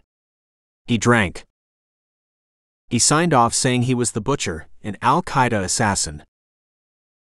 Al-Qaeda said the killer was not one of theirs, they had no part in the assassination. The Hof didn't believe them, and the conflict between the two groups heated. The masked men on the screen made threats against the butcher, against Al-Qaeda. They disappeared, and a commentator came on making irrelevant noises. Zeb felt a presence beside him. Beth. He felt the excitement radiating off her as she grabbed the remote from his hand and turned the TV off. We might have something. All 4 women liked fine dining. 2 of them, Mary McCallum and Rachel Saunders, went to the same restaurants. I have asked Chong to look into the staff lists at those establishments. They looked into such connections, didn't they? They did, but Chong asked us to look again. Megan wore a broad grin as she turned the screen toward Zeb. But look at this. Zeb squinted as he read out a charge on Mary McCallum's credit card. Okay. What's that for? Hold fire, hotshot. Now look at these 3 statements. The same charge was listed on the other women's statements. What's all this about? Megan's eyes were shining. All 4 of them went as VIP audience members of the most popular TV chef contest in the country. She rattled off a name and laughed at Zeb's blank face. Wise one, you eat to live, but food programs and TV chef contests are humongous. They have a huge viewership, and the most popular ones have dedicated followers. The one that the women went to has been going for years. Zeb was bemused. These shows have audiences? Aren't they shot for TV? Yeah, they are, but this show also has a few episodes in every series that are shot in front of a live audience. Thousands of people sign up to be part of the audience. Very few of them are selected. Some, like our victims, pay an astronomical sum and go as VIP guests. Megan read out 4 dates that covered 2 years to the year the first 3 victims disappeared. All 4 of them. Together? We don't know that yet. Beth replied. We'll follow up on that. We found credit card charges for all these women that tracked back to the production company. Great work. Megan nodded in thanks, her eyes shining. How do these live shows work? She brought up the show's website. This show, in its 10th series now, is a competition to identify the best chefs. The chefs take up a cooking challenge in each episode. Some of them don't make the grade and leave, and the rest progress. A series winner is judged in the final episode. Beth took over the narration. This program moves to different cities, and our women went to the one shot here in New York, and then to 3 others, in Philadelphia, Boston, and in Atlanta. Zeb massaged his chest. A killer had knifed him, tried to kill him, and while the wound hadn't left any lasting damage, the muscle twinged occasionally. It's only the staff and producers that remain the constant in these shows, don't they? If anything, Megan's smile grew wider. I know where you're coming from. But this show works differently. Whenever they are shot in front of an audience, the competing chefs serve the VIP guests who rate their preparation. The judges take those ratings into account when deciding on each episode's winners and losers. But get this, Beth interrupted her. The 4 episodes these women went to had 7 chefs each, and 3 of those chefs were the same. Zeb shook his head. I don't get it. Beth tossed her hair back in impatience. Some of the losing chefs come back to the show again, in a new series. It's quite common to see the same participants in all these TV contests. Got it. It's not just the production staff or organizers, but also these chefs who might have struck an acquaintance with the victims. He turned back to the TV, but paused when he felt their eyes boring into him. What? We've saved the best for the last, wise one. Beth started. All 3 of those repeat contestants come from New York. Megan completed. Zeb whistled softly. That's a hell of a coincidence. But let's. She put a hand up. Yeah, no jumping to conclusions. We get it, Zeb. We'll dig into this further. She started to say something, looked past his shoulder and fell silent. Beth sensed her silence, looked up and blushed furiously. Zeb turned round to see a young man as tall as him, standing just inside the door. He frowned and then his brow cleared. Mark Feinberg? Yes, sir. Feinberg stepped forward and shook his hand. What brings you here? I left Jackson PD, sir, a few months back and moved to New York. I got a good recommendation from them and am now with the NYPD, 2 months along now with New York's finest. His even teeth flashed in a smile. Mark Feinberg had helped Zeb in Jackson, Wyoming, when Zeb had gone to the rescue of the twins who were being hunted by a gang. Congratulations. I am sure you'll do well here. But that's a big move. What brought it on? Mark's eyes fell away from Zeb's gaze. He looked downward and fidgeted. Something struck Zeb's back and he turned. A paper ball. He looked up to see Megan scowling furiously at him. Way to go, Zeb. How about putting the other foot too in your mouth? Beth mumbled something, her face scarlet as she brushed past him and led Feinberg out. Zeb looked at their departing backs and then at a furious Megan. What brought it on? She mimicked angrily. For Christ's sake, you couldn't guess he moved to the city for her. You didn't sense their attraction when we were all in Jackson. Zeb gave an embarrassed shrug. I'm not good at reading this kind of stuff. Megan's fury drained away as quickly as it had come. Zeb had lost his wife and son several years back. He never spoke about it, never spoke about them. Neither Broker nor the others ever uttered a word despite the twins' attempts to know the story. He had never dated since that loss. She came across and hugged him lightly. I guess not, you dumbass. They kept in touch all this time, and it became more serious. He applied to the NYPD on the back of that glowing recommendation, and got through. Zeb tried to take it in. Neither of you said anything. She chuckled. You're not the only one who can keep secrets, Zeb. Besides, she wanted to see where this went. I think she knows now. Her eyes had a warm, satisfied look. Who else knows? Everyone, Claire, Broker, Bawana, Roger, Bear, and Chloe, all of them know. Heck, even Commissioner Rolando, Chong, and Zach know about them. Why am I the last to know? Zeb asked incredulously. We didn't know how you would react. We have been working so well, we didn't know how you'd feel. Mark turned up unexpectedly today, or else you would have still been in the dark. Zeb looked out of the picture window at Chrysler Tower that caught a few rays of sunshine and turned gold. Zeb. Zeb? He turned to her. We're good? He looked at her, at the uncertainty in her green eyes, and replied from deep within. Yes. I am glad, really glad that her life is full again. He broke a rare grin. Nothing's changed, Meg. Nothing will. Chapter 6.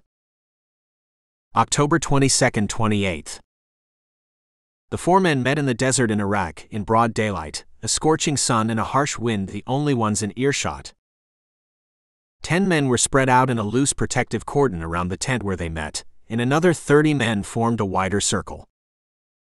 The 4 men were the most senior commanders of the Hof. They took their security protocols so seriously that they rarely referred to one another by full name, even when in person. They sometimes used first names, but most usually went by their order in the leadership hierarchy. They lowered their kufiyas only when the other was within a 10-meter radius, and that only when their most trusted lieutenants were about. The West knew who they were, but it never knew where they were or what they were doing. The Great Satan deployed drones to hunt them, and satellites aimed their ears and lenses at the Earth, but not a word about their whereabouts leaked. The 4 men didn't use phones, computers, or laptops. They relayed instructions to their men, who in turn ordered their underlings verbally. Any electronic communication was limited to junior cadres. The tallest commander, Omar, who went by 1, stood and greeted the 3 visitors with a silent hug. It was his tent, he was the host. Omar was the closest to the supreme leader, and as such was the second most senior in the Hof.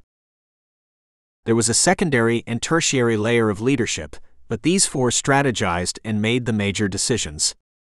Omar and the supreme leader had discussed a cell system similar to Al-Qaeda, but had discarded it. The Hof's initial objective was to conquer and hold territory, for which a pyramid structure was more appropriate. Omar made a gesture which brought his lieutenant forward with a jug of water. They waited silently when the man finished serving them and disappeared. A bowl of dates stood on a center table, cushions lay around it, but the commanders ignored it. They had gathered to discuss just one agenda. The butcher. Any news? One asked his guests in Arabic. Razak II shook his head and looked at Hamdan III. III was the one responsible for security and counterintelligence. I spoke to a few al-Qaeda commanders and they all say this man is not theirs. Tayyib IV spat on the ground. That's what the whores would say, wouldn't they? The three of them raged at al-Qaeda at length as one silently looked on. He finally clapped his hands together. Enough. Arguing like women will get us nowhere. We have to find him and finish him. He has killed 3 of our best men now. He spreads lies about them not being true believers. It is affecting our men's morale. The West is laughing at us. 3 frowned. It's possible he is America's man. It would be just like them to spread division among our followers. He uses a Barrett. That's not proof. We have those guns too. Al-Qaeda has them. We need to know who he is. If he is American, we need to know. Find him. Capture him. Then give him to the Gul. 2 of the seated men shivered. The Gul. He didn't go by any other name. He had a different one a long time back, but no one mentioned it, and most had forgotten it. He was the Haf's assassin. He beheaded and tortured captives on camera, and the videos were uploaded on the internet.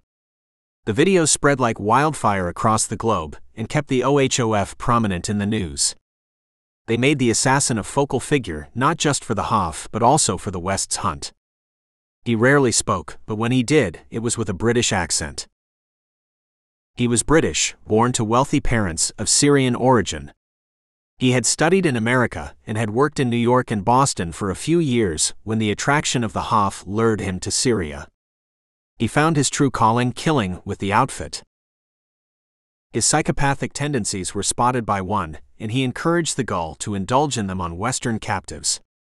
Omar had ambitious plans for the Gul. He wanted to send the Gul to the Great Satan and carry out his killings in the enemy country. He would send a team along with the Gul, or maybe use the cells they had in America to support him and record the killing. It would send shockwaves through the enemy. It would take the war to the Great Satan's heart. His aide refilled his glass and brought his mind back to the present. The Gul will chop his head off. On TV. The butcher lay on a roof in Fallujah, in moonlight. 10 p.m. on Saturday, and the town lay still as a town besieged with war could be. In the distance he could hear rifle fire as the Haf fought the Iraqi army. Whumps dotted the airwaves as bombs exploded. But the section he was in was quiet and still, a civilian enclave which the Haf had commandeered. The butcher was wrapped in black, his mask pulled tight over his face. His guns lay nearby. There was no other movement on other rooftops. He had come across one other sniper as he had moved rooftop to rooftop. That sniper now lay in a pool of his own blood. The butcher watched a house across the street in which a teacher and his wife lived. The teacher didn't have a school to teach in, there weren't any students. His wife was young, and right now she was beneath Ibrahim Qazi. Qazi was a Haf leader. He was responsible for leading a front against the Iraqi army. He was watched closely, a future leader of the Haf. The butcher unwrapped an old camera and scrolled through the photographs he had taken. Qazi could be seen entering the house. The teacher's wife could be seen opening the door. The door closed behind the two. On a side street were 2 vehicles which contained 10 men, Qazi's men. They knew what Qazi was up to, they were his protection detail, but out of respect for his nocturnal activities, they had stationed themselves away from the front. They had nothing to fear in any case. This was their city. The butcher heard one of them say something unintelligible, a couple of others laughed. Fighting men relaxing, one of them with another man's woman. The teacher was old, the wife was young. It was her duty to service Qazi. The butcher looked back at his escape route, over several rooftops, down a crumbling staircase by the side of a home, into a small stable where goats were tied. He would stash his weapons there, change and rush back to the teacher's home. A concerned citizen trying to help. It was risky. It was dangerous. He would meet an unimaginable fate if he was caught. It could be pulled off. He settled back and raised the gun. Breathe in. Breathe out. 45 minutes later, he saw shadows move inside through a window. The door opened. Kazi's wife. She peered through the door, looked back and said something and stepped away. Kazi came out, grabbed her in a rough embrace and pushed her back. The door shut behind him, and he stretched his arms for a moment. A warrior relaxing. A second later his head burst. The butcher didn't see his body falling. He was moving. One arm grabbed the rifle, the other was deliberately left behind to taunt the Hoff, another grabbed a bag. 5 seconds from the kill shot he was moving away from the trigger point. 5 meters. 10 meters. A leap across a roof. Shouts behind and beneath him.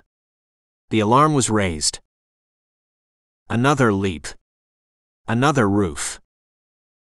So far there was no one on any nearby roof. Moonlight shone as he ghosted through the night. Another jump, then down the steps, taking care not to break them further. Inside the stable, past an inquisitive goat. Change of dish dashes. Running toward the commotion. "Brothers," he shouted, "I saw someone running that way. I was urinating against the wall," he pointed at a house, "and saw a figure jump down and run. He had something on his back." One of the men grabbed him roughly and questioned him. The butcher looked him in the eyes, replied, and then said, "Brother, he's getting away as we waste time." He was shoved away, and Kazi's men spread out. The butcher was joined by other bystanders, many of whom split in different directions to aid in the search. He looked at the body, which was now dragged to the front of the house, and joined another search party. He lagged behind slowly, split, and swiftly made his way back to the stable.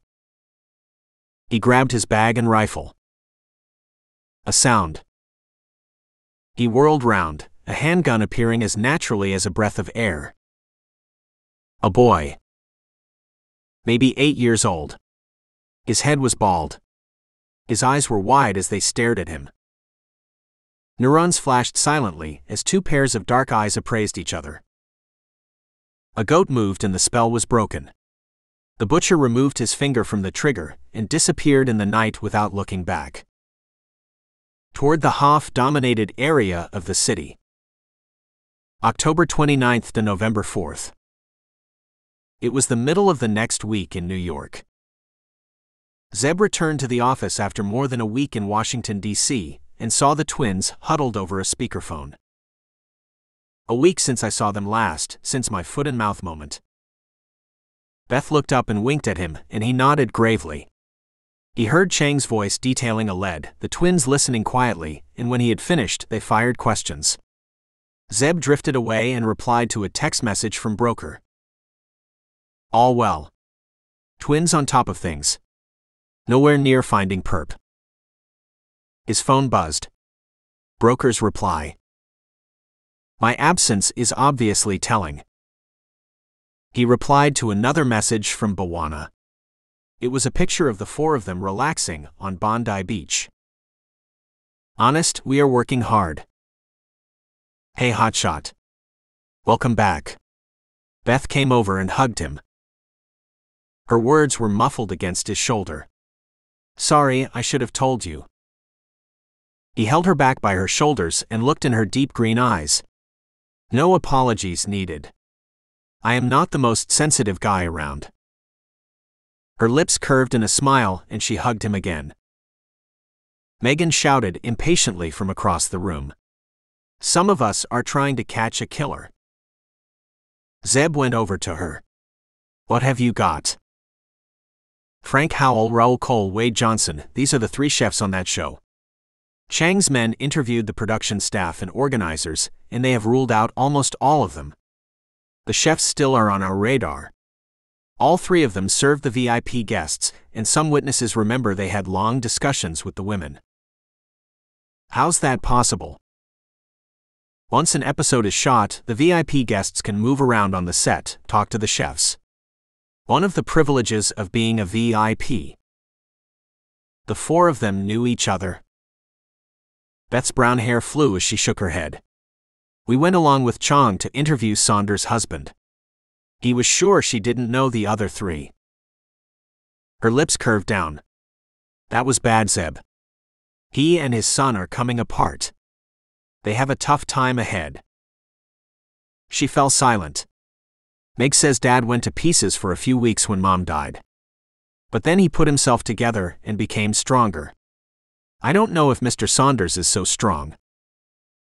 Meg says, because she has no past memory. Her memory starts from the day she woke up in hospital after being operated on for the headshot. I think that's why Chong took you two along. Beth blinked away the past. We also spoke to Regina Honecker and Kohlers and Krantz's husbands. 4 years is a long time, but they were quite certain the women didn't know one another. Megan rustled the sheaf of papers in her hand. So these three chefs, we got a few surprises once we started digging into them. Howell's a convict. He served 2 years for assaulting his then-girlfriend. Beth nodded at the question in Zeb's eyes. Sexual assault. Rape. Zeb skimmed over the sheet she handed to him. Howell raped and assaulted his girlfriend when he was 21 in a drunken rage. He had a history of abuse and admitted to his guilt when he was arrested. He served 2 years in Sing Sing and when he was released, lived a reformed life. He trained as a chef and worked in diners and cafes across the city, moving up to working in bars, and then got his first big break when he was selected to compete in the TV show 6 years back. He made the semifinals and came back every year, either as a contestant or as a special guest. Zeb handed the sheet back. His story is good TV material. Bad boy turned good fighting against the odds. The TV show didn't know of his background. They did, but it didn't matter to them. His background was made for primetime ratings. You both are looking into his life? Yeah, so are Zach and Chong. But there's something else. Megan led him to her computer, typed out a Google search query, and showed him the results. Wade Johnson was accused of date rape when in college. The accuser dropped the charges later on. Johnson comes from a wealthy family, and there is some internet gossip that the accuser was bought. She brought up the accuser's details, a Denise Zender. Zender now was working in California in a healthcare company. We called Zender, but she refused to speak about the events. Megan looked up at him. Johnson and Howell, and in fact Cole too, are all in their early 30s. All are loners. No long-term relationships. Johnson's folks are wealthy, but they are divorced. He was raised by his father, who married a couple of times again. Howell was raised by a single mother. He left home when he was 18. Cole came from a stable family, went to Syracuse University, dropped out, and then did various things before getting into cooking. All three are from New York State. Some of those characteristics are similar to serial killer profiles, aren't they? Beth commented. Yeah, we know. She forestalled Zeb when he made a move to speak. We aren't getting ahead of ourselves. She nudged her sister. Tell him the other stuff. Megan's eyes shone. We got 4 hits for unsolved murders across the country. All 4 were women, body parts missing. All 4 had cuts roughly similar to McCallum's. 2 in California, 1 in New Mexico, and 1 in Texas. All 4 were women in their late 20s. The cuts were important. Mary McCallum had been cut in a unique way, going from left to right, downward, like a shoelace. Buttons clicked, pages rolled, photographs appeared on the screen. Janice Morales, 28-year-old call center handler at a cab service.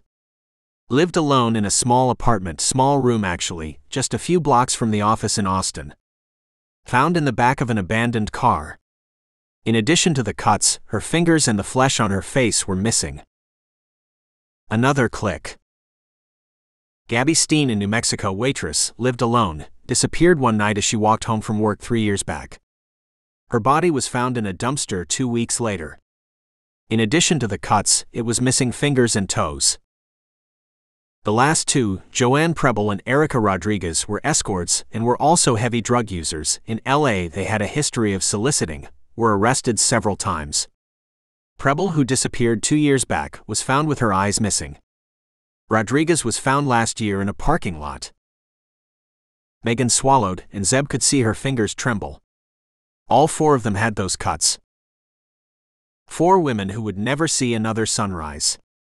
Somewhere, someone was still grieving for them. Zeb moved away and went to the murder board, to the map of the country, letting the sisters compose themselves. Chong and Pizaka know about this. Yeah. They are talking to the detectives on all those cases and will get back.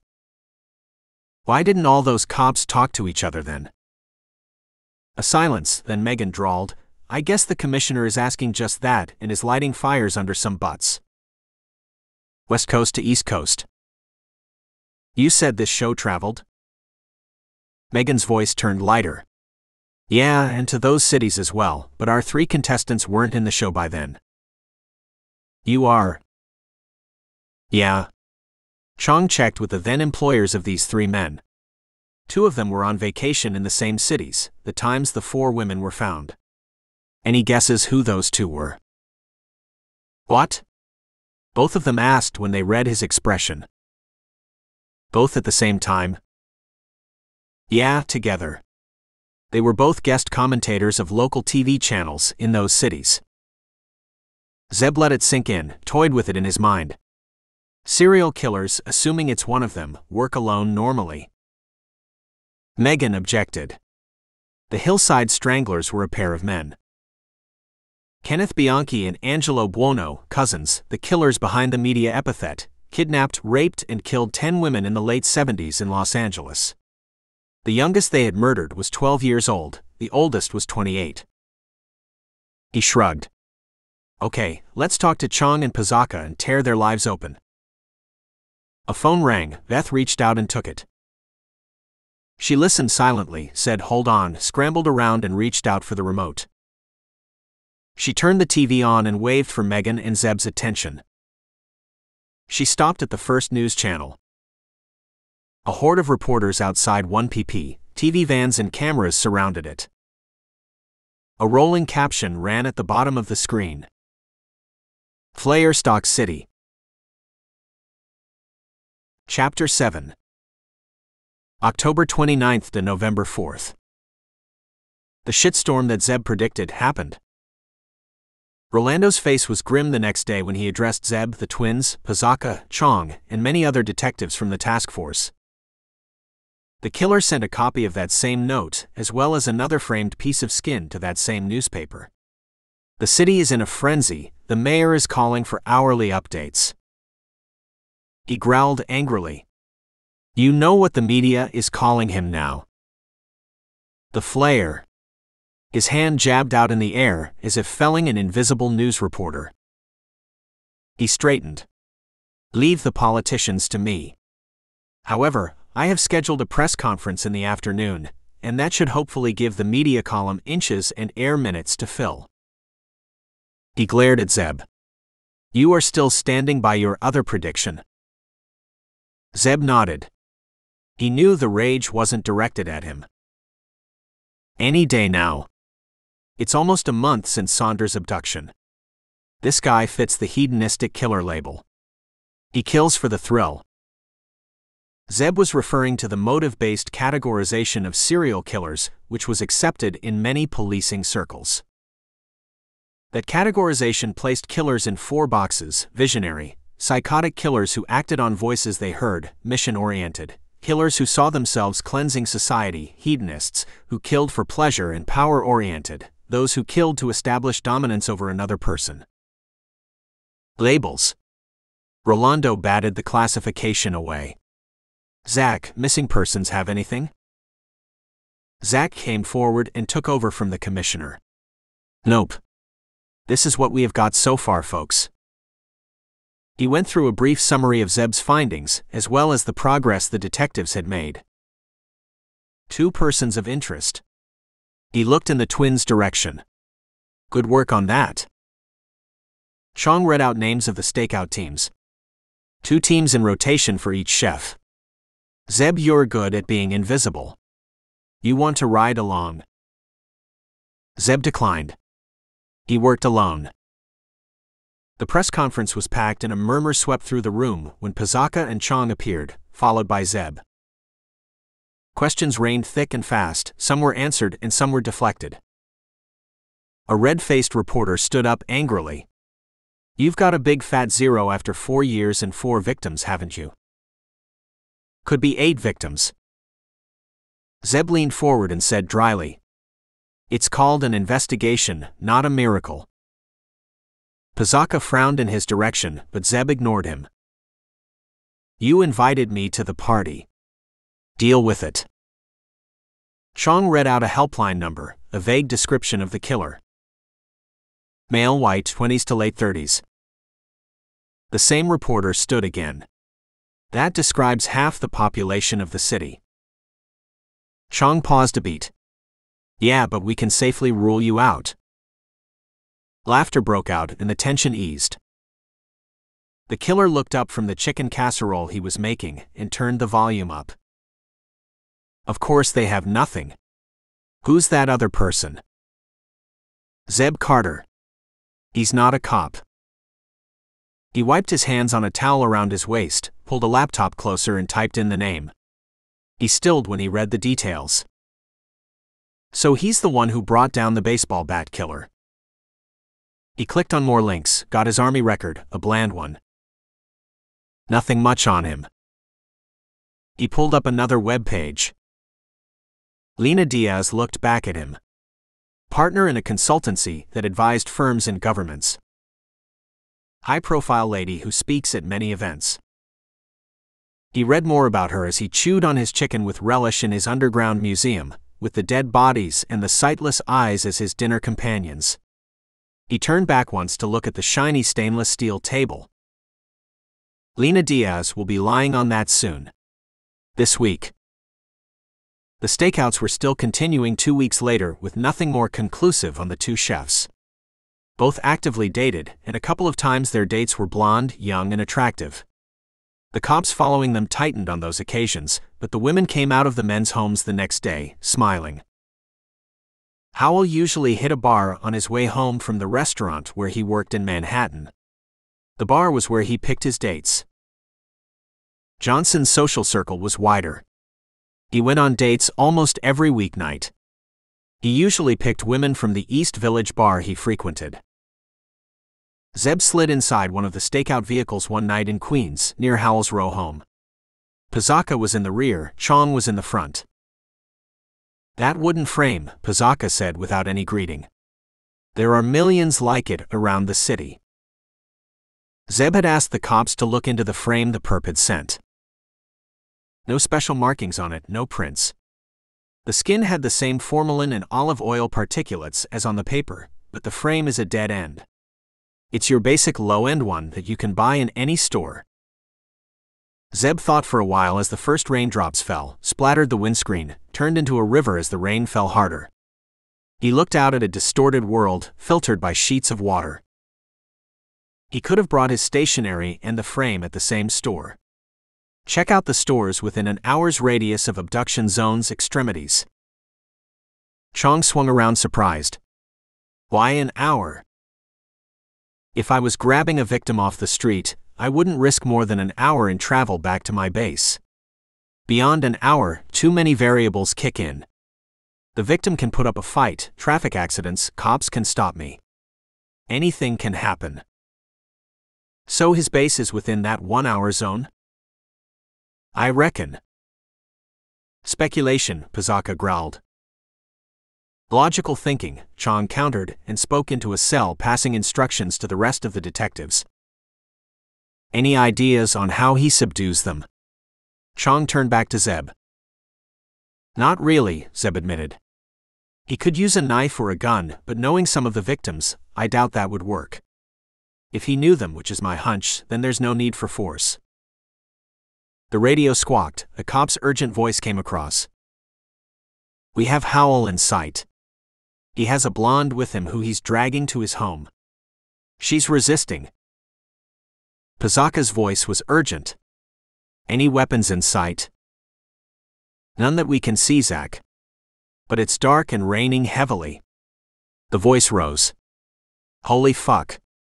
They wrestled briefly, and he's now carrying her across his shoulder. Go.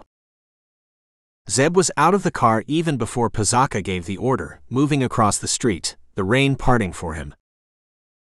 He saw two teams spill out of their vehicle, head to the front of row house. End of row. Nothing to its right. He brought the plans to his mind. Fenced-in backyard, windows to the front and side. Basement. Basement.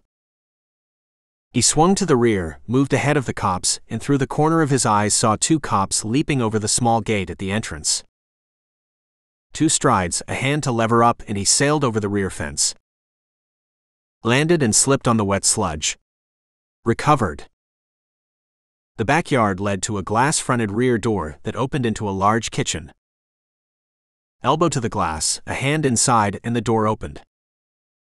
He heard the door splintering at the front, cops shouting. Footsteps rushing downstairs. A startled, "What the fuck?" His Glock slid to his hand, became an extension. He rounded a door, and the gun found Howell.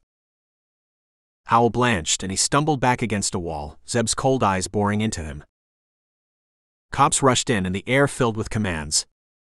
Zeb and 1 cop stayed with Howell, 3 others went through the rest of the house. Pizaka and Chong came in. Basement, Zeb mouthed. Chong nodded and went to the rear of the house. A cop read Howell his rights, cuffed him, and seated him on a chair in the kitchen. Where's she? Pizaka shouted at him. The chef stared back at him, shock and incomprehension on his face. Light dawned on his face as he shouted incredulously. You think I'm him? This Flayer? You've been following me? That's my sister, assholes. She was found in an upper bedroom, drunk and unconscious. The adjoining bathroom stank of vomit and stale clothes. They searched the rest of the house. Nothing. Basement was empty. Zeb, Pizaka, and Chong traded glances. Wrong suspect. Howell would be taken in for questioning, but Zeb knew deep inside he wasn't the killer. Lena Diaz unfolded her umbrella and skirted a puddle on the pavement. The rain had eased thankfully as she gingerly navigated through the pools of water from her glass-fronted office in Lower Manhattan and headed to Broadway. She was pleasantly tired after a long day at work, preparing for a presentation to the largest oil company in the world. Lena had been responsible for winning that account, and a flare of warmth spread through her as she thought about the win and what it had done to her career. She was a senior partner now and lunched with CEOs of the largest companies on the planet. She also advised the most senior politicians in the country. She was widely regarded as managing director material, and her career was on fast track. She fished out her phone and sent a text to her husband and daughter. Heading home. Have dinner. Don't wait for me. She reached Broadway when the rain resumed. She glared at the water-laden sky, but it didn't heed her command. She ditched her plan of taking the subway back to her home in Jackson Heights. A cab sounds better, will be warmer and quieter. As she looked around to flag one down, her eyes lighted on the discount store opposite her. 15 minutes won't hurt. I can buy that dress Olivia has been pestering me for. 15 minutes became 45 by the time she exited the store, laden with shopping bags. She juggled her umbrella in the bags, brushed wet hair off her eyes, and sought a cab. Hi, Mrs. Diaz. She tilted her umbrella up and looked at the man beside her. Hi, imagine seeing you here. A warm smile broke her face. He noticed her darting eyes. "I doubt you'll get a cab in this rain." He hesitated. "I'm parked just nearby and was heading your way in any case. I can drop you home." Lena looked up and down Broadway, thinking furiously.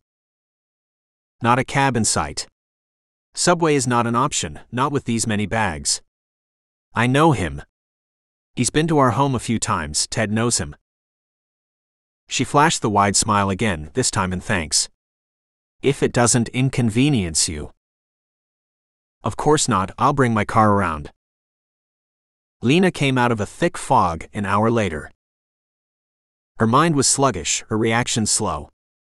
Her eyes darted around wildly as she tried to work out where she was, what had happened. She tried to get up and found her hands and legs were restrained. She was lying on something cold and hard and flat. A bright light burned over her head. Her eyes widened in sudden horror as she realized she was naked. She tried to scream and it died in her throat.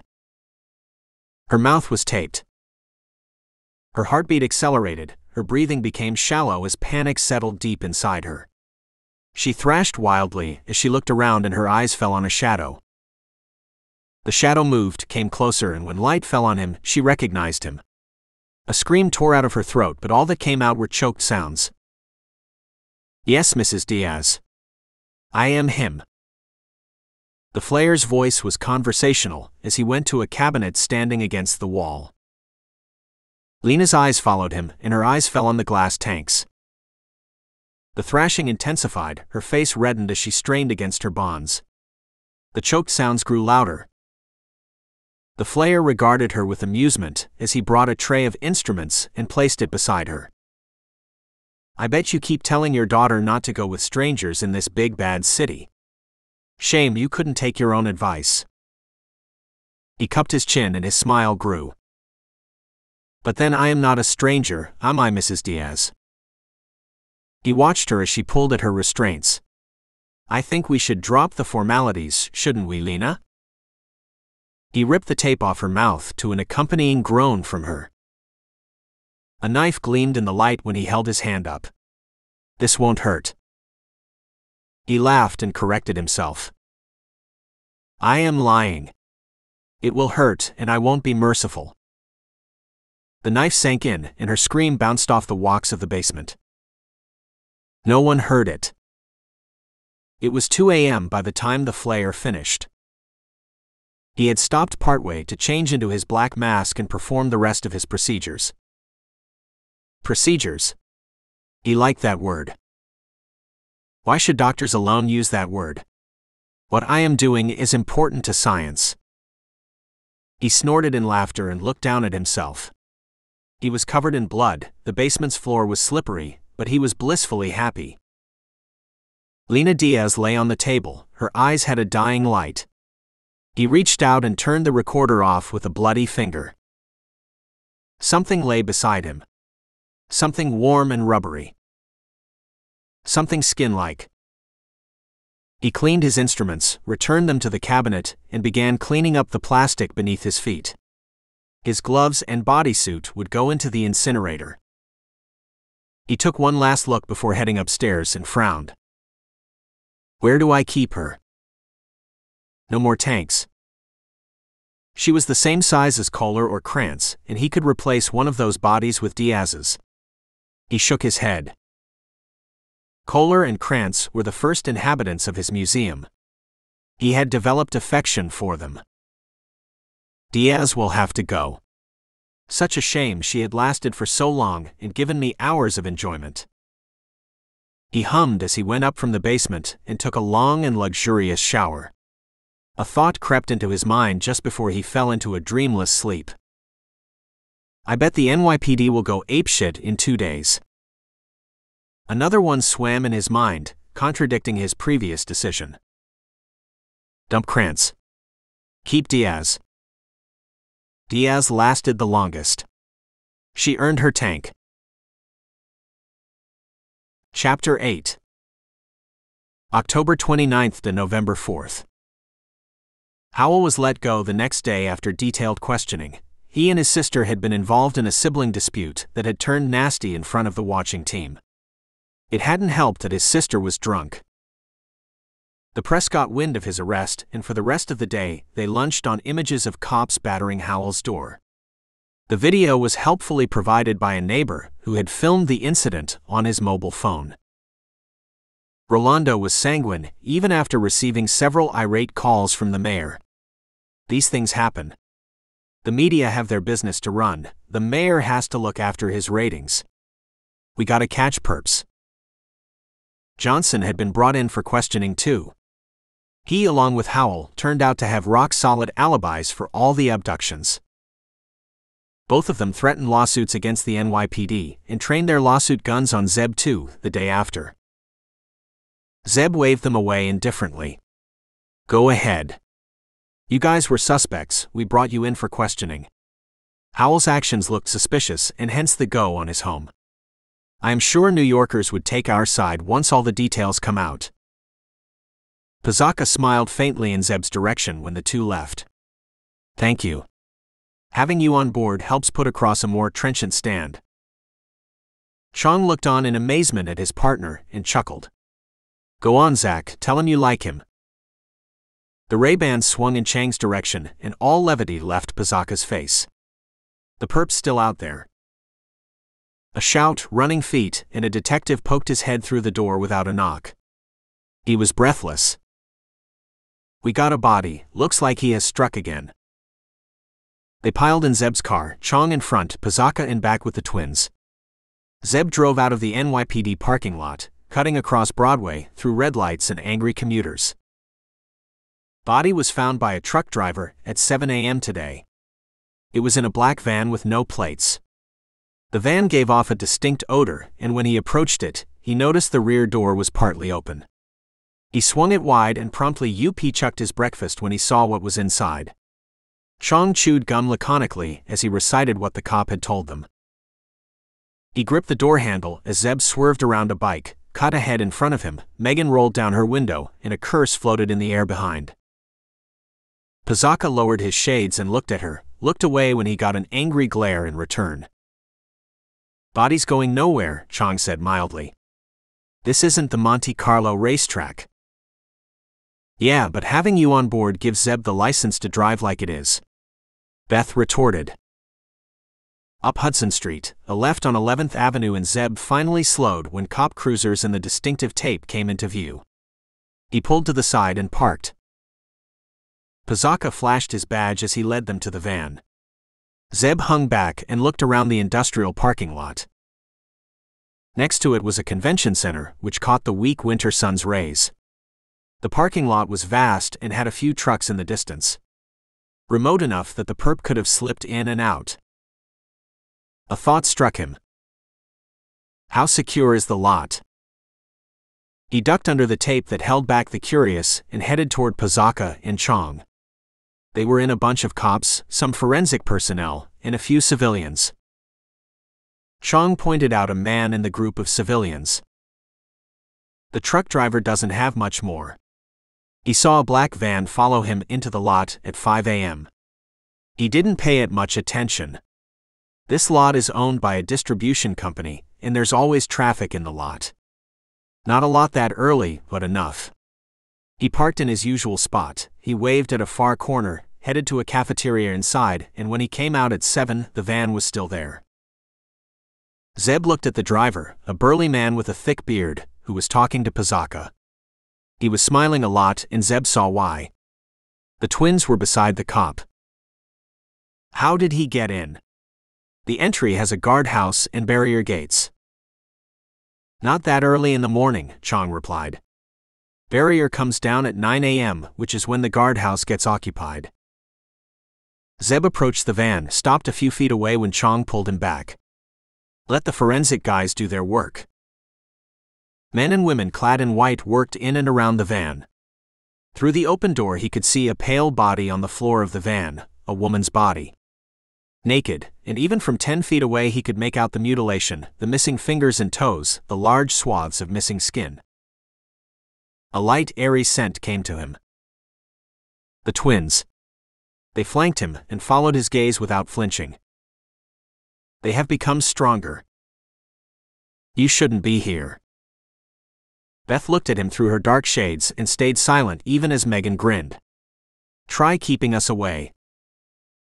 Chong cleared his throat. I always like the show you guys put on, but let's talk about the body. His eyes were somber when he looked at them. There was a note on the body, stapled to it. He dug his phone out and brought up a picture. I will save you the effort. This is Peggy Krantz. She's in good shape, isn't she? There's coffee in the front. You will need it. You have a long day ahead.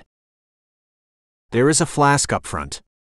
Pizaka came toward them and rubbed his eyes wearily, even though it was not even midday. The tech guys will analyze it, but no reason to disbelieve the note. He's very confident. That's good. Zeb said slowly as he scanned the parking lot for lampposts, any other tall structures. How's that good? Beth asked him exasperatedly. He'll make mistakes. This isn't confidence, even though that's how he feels. It's overconfidence. There was no need for those notes or that flask. Cameras? What? She lost his train of thought. Megan and Chong didn't. They pointed at 3, the nearest one was 100 meters away. I've got someone looking into them, Chong was glum. Going by our luck so far, we'll probably get just a dark shadow. Zeb looked back at the writing on Chang's phone. I don't like those last few lines. He has planned something. He looked up at the 2 cops. Has he sent another frame? Pizaka shook his head. Nope. No frame, no other notes. Nothing else. Check with missing persons again. Chong dug out his phone, looked curiously at Zeb. You think he's grabbed another woman? Zeb looked back at the van, at the body inside. I am sure of it. There's a reason he's dumped Krantz's body, and it's not just to taunt us. Killers don't readily give up their trophies. Beth shivered and huddled closer to her sister. Chang's fingers stilled on his phone just as it buzzed. Simultaneously, Pizaka's, Zeb's, and the Petersons' phones rang. Zeb saw several other cops pat their pockets. It's him again. His phone had a stark message from Rolando. Get back immediately. He looked at the others and saw the same message on the sisters' phones. Pizaka looked grimly at him. You are a fortune teller. Let's head back. A shout stopped them in their tracks. A detective trotted up and whispered something to Pizaka. A lot of nods and head shakes later, Pizaka caught up with them as Zeb led them back to his vehicle. A video was uploaded on the internet. It was taken down within minutes. Pizaka shouted over the roar of a passing truck. The video was by him. It was titled, Flaying the Internet. Their return was in complete silence, traffic compressed to a thick streak, outside sound a continuous stream that rushed past their windows. The beast in Zeb strained at its leash. Not yet. Doors opened even before Zeb had wheeled to a stop. Chong jabbed impatiently at the elevator and when it came, willed it to go faster. They entered the conference room and were greeted by grim faces. Rolando's eyes were flat, hard, and black. Zeb had seen them like that just once, back in Somalia. He uploaded the video at a cafe near Central Park at 10 a.m. this morning. We got that from the IP address, and it went up on the usual websites. He waited for the new arrivals to seat themselves. Within 5 minutes, it had been viewed 10 million times. That became 20 million in 15, and spread across countries in Europe, Asia, and South America. We spoke to the sites, and got the video taken down at 11 a.m. What is it? Megan asked him curiously. Rolando nodded at a technician, and a blue screen came up. He looked back at the 2 women, the only 2 females in the room. I wouldn't recommend viewing it. They didn't move. His eyes flicked to Zeb's, and a second later he gestured at the technician. The video ran. A room with a central overhead light, very much like those seen in operating theaters.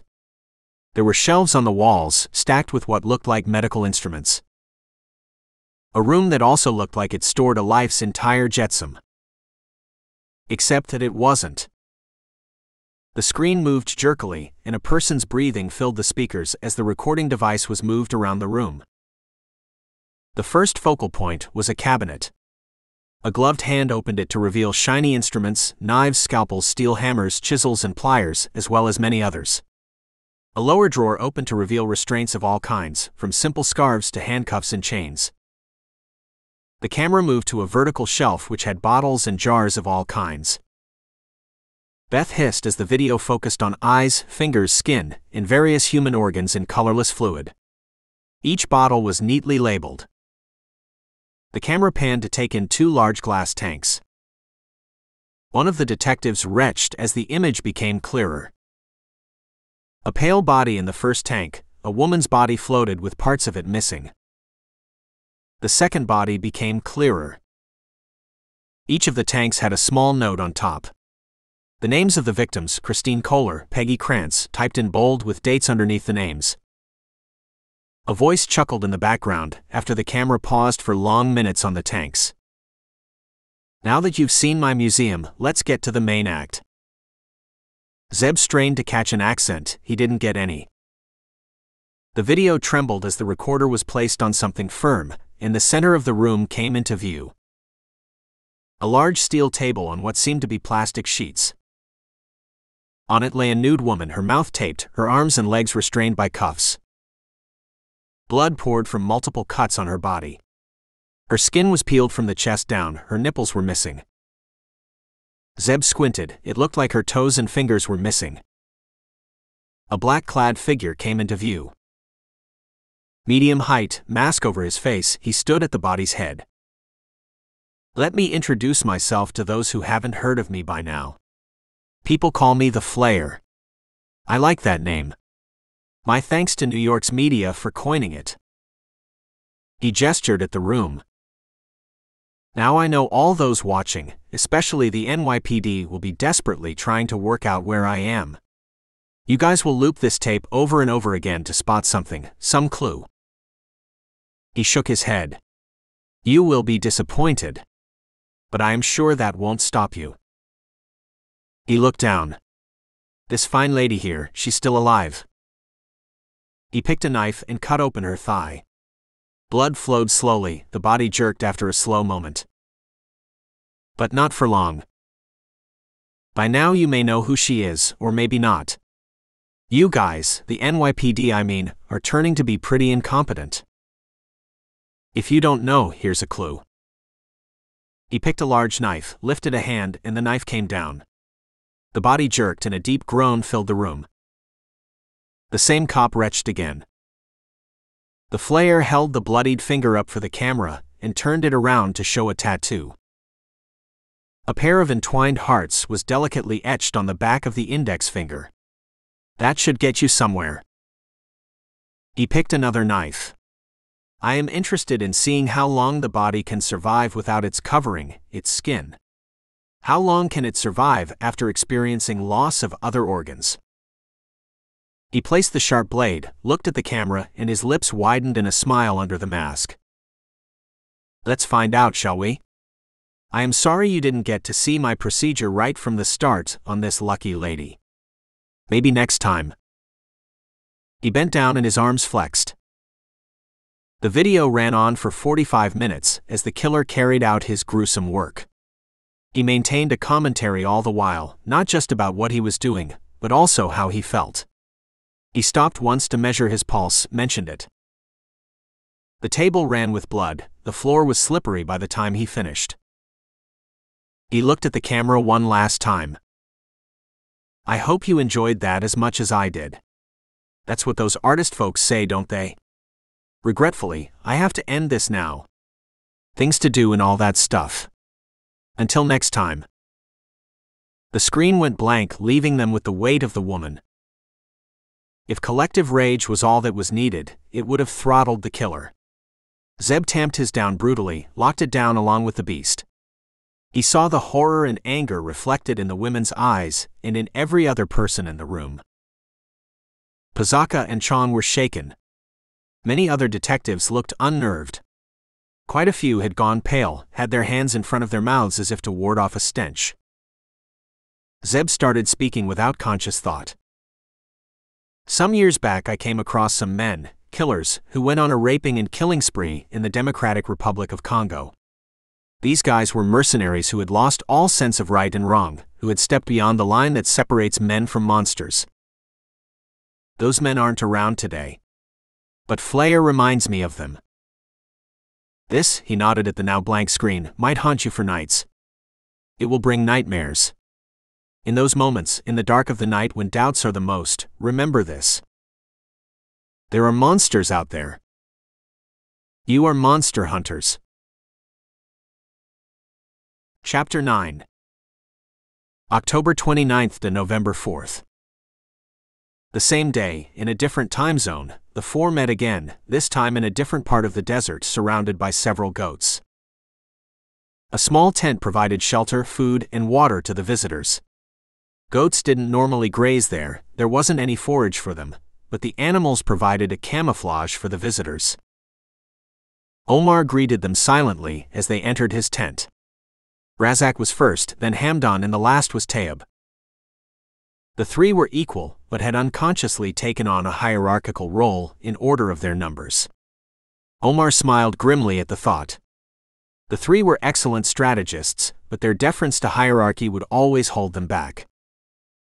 We are meeting too often, it's dangerous, Razak said. His tone was respectful, but Omar knew he was envious of one's access to the supreme leader. The four of them met the leader once every 3 months, but Omar met with him at will. We will meet as and when required, Omar rapped out and saw Tu's eyes fall in acceptance. The three of them settled themselves and looked at Omar expectantly. It was he who had called for the meeting. The butcher. Their faces tightened when Omar uttered the words. The butcher's brazen killing of Ibrahim Kazi in the heart of Hof country had sent shockwaves throughout the organization. After the killing, he had the temerity to direct a search party. The video he had posted had been viewed secretly by several of the Hof fighters. They had seen the assassin's cold, hard eyes behind his mask and had heard him denounce Kazi as a fornicator, as a coveter of other men's women. He had showed proof, a photograph of Kazi embracing the teacher's wife. He had also left a chilling warning. The butcher would hunt anyone who harmed the woman. He would kill any Hof leader who strayed from the path of the true.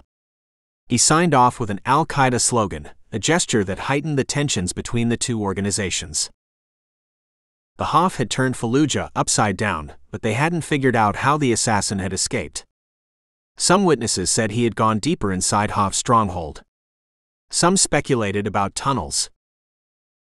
Hamdan publicly executed several Hof fighters in a rage and also to send a message to the rest of the organization. Poor security would not be tolerated. Omar had his own opinion about the killer's escape. The assassin had probably stayed put in the city till the hunt for him slackened. There were enough bombed out and deserted structures that could offer shelter. Once the search tapered, he could have escaped to the desert with no great difficulty. He was free once in the desert. Omar was sure the man had his camp in the desert and moved it every night. Unknown to the three others, he had organized hunter teams who were even now scouring the desert for the assassin. Our men are losing morale, Hamdan shifted uneasily on the cushion. Al-Qaeda is winning the battle for minds with this assassin. Omar nodded gravely. This is why I have summoned you. It is time we took back the initiative. We need to show we can reach out and strike spectacularly. He paused dramatically. The goal will behead someone in America. A second silence was followed by drawn breaths, and a chorus of voices rang out. America. The goal. What about the war here? He held his hand up to silence them. We have other assassins here who can carry out executions. Imagine the impact of the gull beheading Americans in the great Satan's backyard. They imagined. It was a dream to behold. It's dangerous, and if he's captured. Omar turned on Razak furiously. Don't I know the risks? The gull and I have been planning this for months. The Supreme Leader has sanctioned it. He drew a breath to calm himself down. The gull will strike in New York. He will use a cell we have cultivated in the city, who are ready to be martyrs to our cause. The gull will arrange a devastating attack in the city, and when confusion and panic is at its highest, he will capture one American and do his job. The gull and Omar had already thought about probable locations for the attack, but Omar had no intention of sharing all the details with the rest of the leadership council. There was no need to know. When is he leaving? Tayyab asked him. A slow smile spread across Omar's face. The gull's already in New York. The satellite had been orbiting for years in the vast emptiness of space. Powered by the sun, it listened to the Earth and sent its signals to a secretive location in Virginia. A computer analyzed those signals based on various keywords and parameters, and any inconsistency was flagged for human insight. The satellite didn't know what happened to its images, nor did it care. As long as it got sunlight, it would circle the Earth. An analyst saw the images, wondered why another desert image had been flagged to him, and just as he was shutting them down, he paused. Goats. There's no grazing there. He zoomed in and used software to clean out noise, and what he saw made him send the images onward in the intelligence chain. The images reached several desks, including those of one gray-eyed, ice-cool woman who worked out of a nondescript office near the White House. Claire studied the images, read the accompanying analysis, and sat back, lost in thought for an hour. The National Security Agency had noticed a significant uptick in the chatter it listened to. That the chatter increased just before and after the Hof leaders met was no coincidence. She reached a decision and forwarded the email to Zeb along with all other reports. She copied in several other people in that email and made her recommendations. It was time the most lethal person she knew was aware of all that the Hof might do. Zeb and the Pattersons were still at 1 pp with the task force. There had been some progress made. They knew the victim in the video. Lena Diaz. Diaz's husband had reported her missing, and so had her employer, earlier in the day. The tattoo had helped complete the identification. A counseling team from the NYPD was with the shocked husband and daughter, whose world had just turned into a nightmare. Forensics had compared the cuts on Krantz's body to McCallum's. There was a good match, not enough to stand by itself in a court, but enough to link the victims. Zeb tuned out Chang's narration, it merely confirmed what he had suspected. The Flayer had been active in the 4 years, just in other states. Zeb had been toying with visiting the other states, had even informed his contacts, and this development firmed his plans. Pazaka and Chong rose to their feet and began allotting tasks to the various assembled detectives. They had been in the room for 4 hours now, and the clock was just touching 7 p.m. mark, but the air in the room was electric. Beth nudged her sister. Look at them. Just a few hours back they were drooping. The Wise One's speech has snapped them out of it. Who would have thought he could speak like that? I recorded it and sent it to Broker and the others. Broker texted back says we should go easy on the pot we have got Zeb hooked on. Bawana says the Wise One's become the wordy one. They chuckled, then straightened and put on a straight face when Pazaka glared at them. It'll take more than a speech to crack him, Megan muttered, and Beth couldn't stifle her grin. Pazaka ignored them. We know the last message she sent was from near her office. He pointed to 3 detectives. Canvass that area. Videos, witnesses, cabs, talk to everyone and find out where exactly she was, who she met, whether anyone saw anything. He directed 2 more cops to check out the cafe. If they were lucky, it might have video, and if luck was shining really bright on them, the cameras would have caught the killer full on. The 5 cops left and Pizzacca went back to his notes. "Can you play back the tape?" All heads turned to Zeb, who stood up. "There's something I want to show you guys." Chong nodded at the technician. The video played again, and fast-forwarded and then played normally on Zeb's gesture. The killer opened the cabinet to reveal the instruments. Pause. Zeb looked at Chong and Pizzacca. "You see what I see?" Chang's brow furrowed and he whispered softly, "I'll be damned." The instruments were all neatly arranged, but it was the mark on them that Zeb had spotted. Every instrument had the manufacturer's logo and brand on it. "I'm guessing that's a high-end brand. Look at everything else in that frame. The printer in that corner, I bet that's the one he used to send those notes, is a high-end one. That cabinet is a well-known premium brand. Now I have no clue about that brand of instruments, but any guesses that they don't come cheap?" He continued when no one in the room disputed his reasoning. "I will also lay a bet that he procured those instruments as a set, not individually." "Kovac Garcia."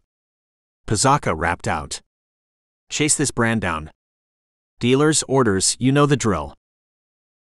Zeb directed the technician, and the video moved and stopped on the tanks. "Krantz's body was immersed in formaldehyde, wasn't it?" "Yeah," Chong referred to his notes. "That was the major residue on her body." "Check those tanks out. How much liquid would they hold?" Beth got where Zeb was leading to. He would have bought the formaldehyde in bulk. He got them delivered or picked them up himself. Pizzacca's shades, he wore them everywhere, glowed as if lit by an internal fire. He didn't need to issue any more orders. His gaze rested on various detectives, and they moved out to track the liquid down. Chang's sleepy eyes turned to Zeb. "Anything else, great speaker?" Zeb's lips twitched in a small smile and directed the technician again. The video ran and paused over the image of Diaz on the table. "Not her, look at the killer." "What do you see?" Zeb commanded. The room went silent as everyone tried to spot what Zeb had seen. Megan was the first to react. She ran to the screen and pointed. "Here." She indicated the killer's left wrist. He wore what looked like a black long-sleeved pullover, his arm extending into a black rubber glove. There was a faint shine on his left wrist, and if one looked hard, the outline of a bracelet could be seen. A small patch of pale skin gleamed between the edge of the glove and the end of the sleeve. Chong swore softly and apologized immediately. "You've got eyes like a hawk. 20 people in the room, and only you spotted that." "I can vouch for his eyes," Rolando said dryly, satisfaction etched on his face. "Maybe the technicians can play around with that video and tell us more about the bracelet skin." Pizzacca nodded and rapped out instructions. Rolando waved an assistant over and ordered a round of coffees. "This speech stuff is new to me. I didn't know you had it in you." He smiled briefly. "I haven't seen my men so fired up in a long time." Coffees arrived, were gulped. The commissioner continued. "Chong said you were confident he would make mistakes. Looks like you were right." "Nothing from the detectives in California, New Mexico, or Texas?" Beth asked around a mouthful of cookies. "Nope," Chong replied. He eyed Zeb. "The commissioner has spoken to his counterparts, but those pipes are not flowing. Anything you can do? Any arms you can twist?" "I have been thinking about that. Let's pay them a visit." Rolando frowned. "How long will you be gone?" 2 days. Zach and Chong will come along." "You think he won't strike in those 2 days?" "The odds are in our favor. He knows we'll be on the highest alert now. He also knows all blonde young women in the city will be wary. He'll wait for the heat to lessen." Pizzacca and Chong nodded in agreement. Zeb looked behind Rolando. The room was empty, except for the 2 lead detectives and the twins. He eyed the commissioner, who read his glance. Go ahead, Zeb. These two guys are cleared for anything and everything. Something else is brewing. He briefed the three cops on the information Claire had sent him, the intel that had crossed her desk, the references to terrorist attacks, the warning by intelligence agencies for large cities in the U.S. to be alert. The silence when he had finished was loud and heavy. Rolando was somber. I am aware of this. Our city is a magnet for terrorists, and any possible threat crosses my desk.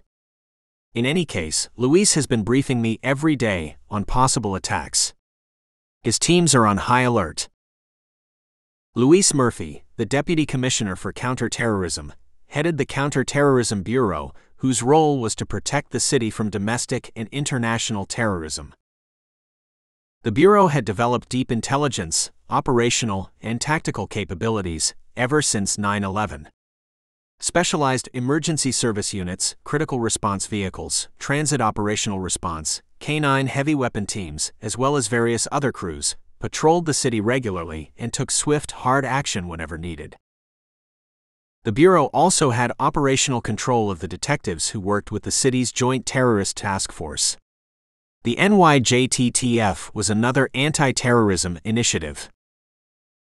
Post 9/11, the security apparatus in the country and in the city was as smooth and efficient as it possibly could get.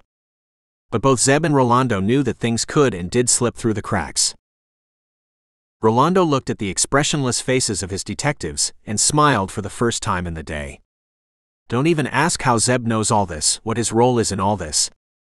Even I haven't a clue. He glanced at his watch and rose. It had been a long day, but going by what Zeb had revealed, the next few days would be even longer. He walked with Zeb and the twins to the elevator bank and clasped Zeb's shoulder. Thanks. Zeb pressed his hand in return. Not needed. The commissioner looked at him searchingly. You are involved in this other development? Zeb didn't reply, but Rolando got his answer. They headed down in silence, and just before the commissioner stepped out on his floor, Zeb stopped him. Bruce, I think you should visit Diaz's family. Rolando's eyes were bleak in agreement. I was planning to. Tomorrow. They left behind the commissioner with the weight of the victims and their families on his shoulders. The twins were silent as Zeb navigated through the streets of a city that had witnessed horrifying attacks and yet remained defiant and unbeaten. Zeb, Megan asked hesitantly after a while. He turned his shoulder fractionally at her. Ask? Are you the butcher? What? No. Where did that come from? He looked at her incredulously before an angry horn brought his attention back to driving. Don't give us the innocent act, Zeb. You are not that good a liar. Beth stormed. The butcher kills some Hoff guy just when you are absent for a week. His videos flood the internet. We have seen you following news coverage of that guy. You never turned on the TV before. The one in your apartment is gathering dust.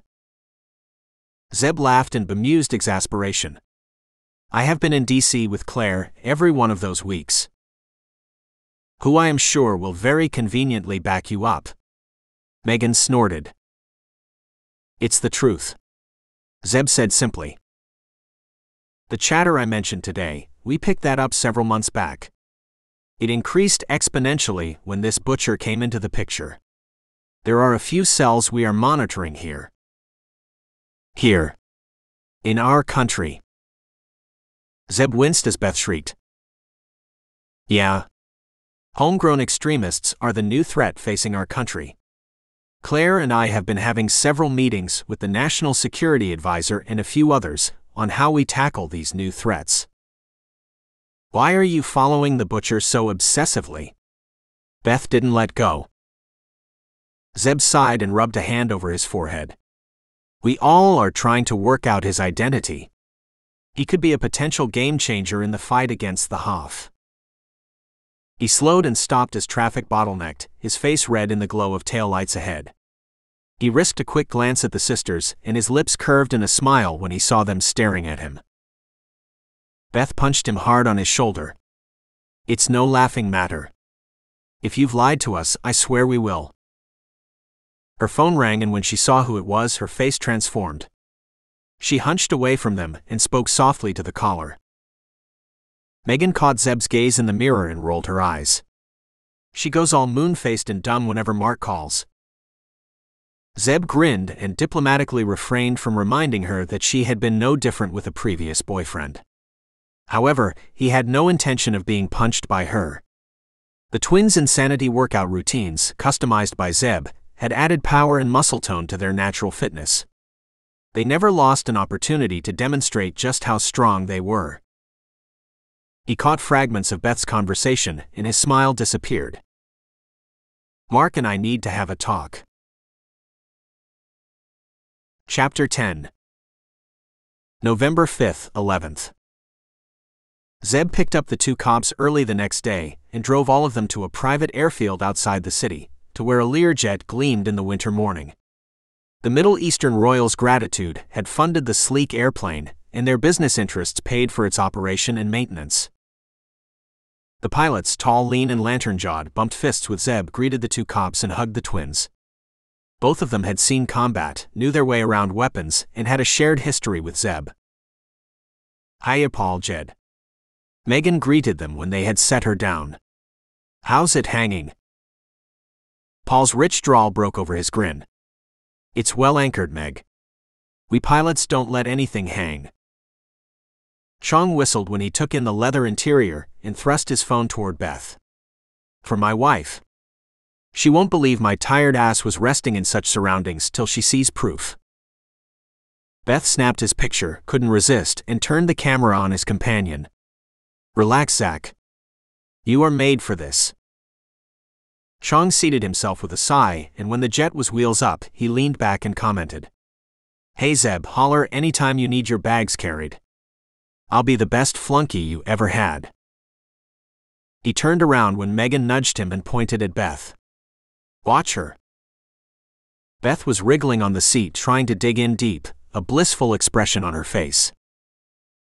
Her eyes snapped open when she felt their gaze. "If the plane goes down, at least I will be in plush leather." Her eyes switched to Zeb's. "First stop Austin?" "Yeah." Pazaka swiveled his seat and regarded Zeb, who was lying back with his eyes closed. Those police departments missed a trick. They should have checked out if other such victims had turned up across the country. Zeb shrugged. "Let's not rub it in when we are there." "You think turning up in person will make any difference?" All three PDs have already shared all that they had on the victims. "I am hoping. Memory works better when you are in front of a person." "Oh yeah, my wife will agree with that," Chong called out from the front. "She remembers me only when she sees me."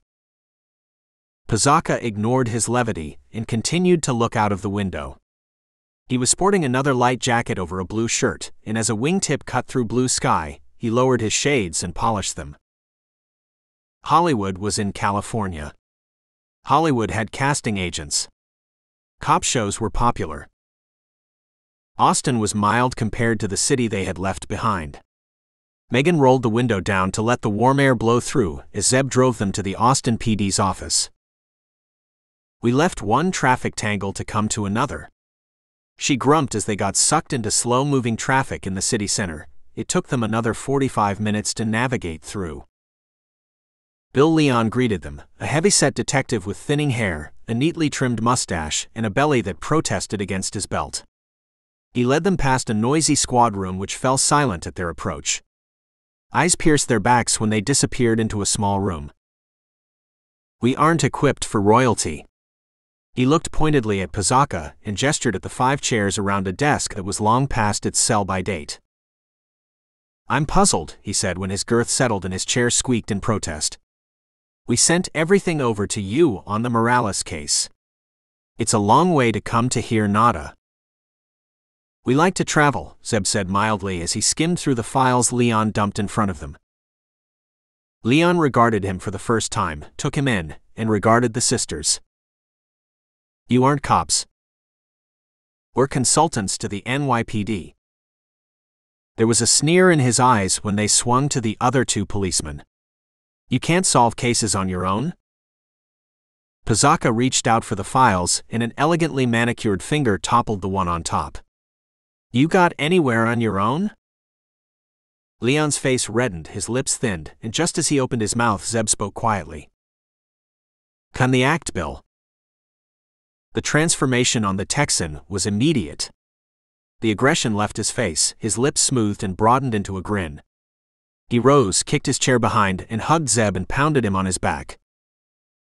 "When the chief told me you were coming down, I couldn't believe it." He held Zeb back, and the warmth radiating from him embraced them all. "You look good, man, a bit skinny, but not all of us can be perfect." He noticed the others looking on in bemused silence and laughed. "Well, hell, he didn't tell you about us, did he? Just like him. Zeb saved my ass a long time back in Iraq. I was with the 3rd Infantry Division then, and the transport we were traveling in was blown to bits by an IED. I survived just barely along with 3 others. I had a bad concussion, and next thing I know, this guy is pulling me away from the burning wreck. If he hadn't, I and the others would be goners when the fuel tank exploded." He pounded Zeb's back again with such force that Zeb doubled over.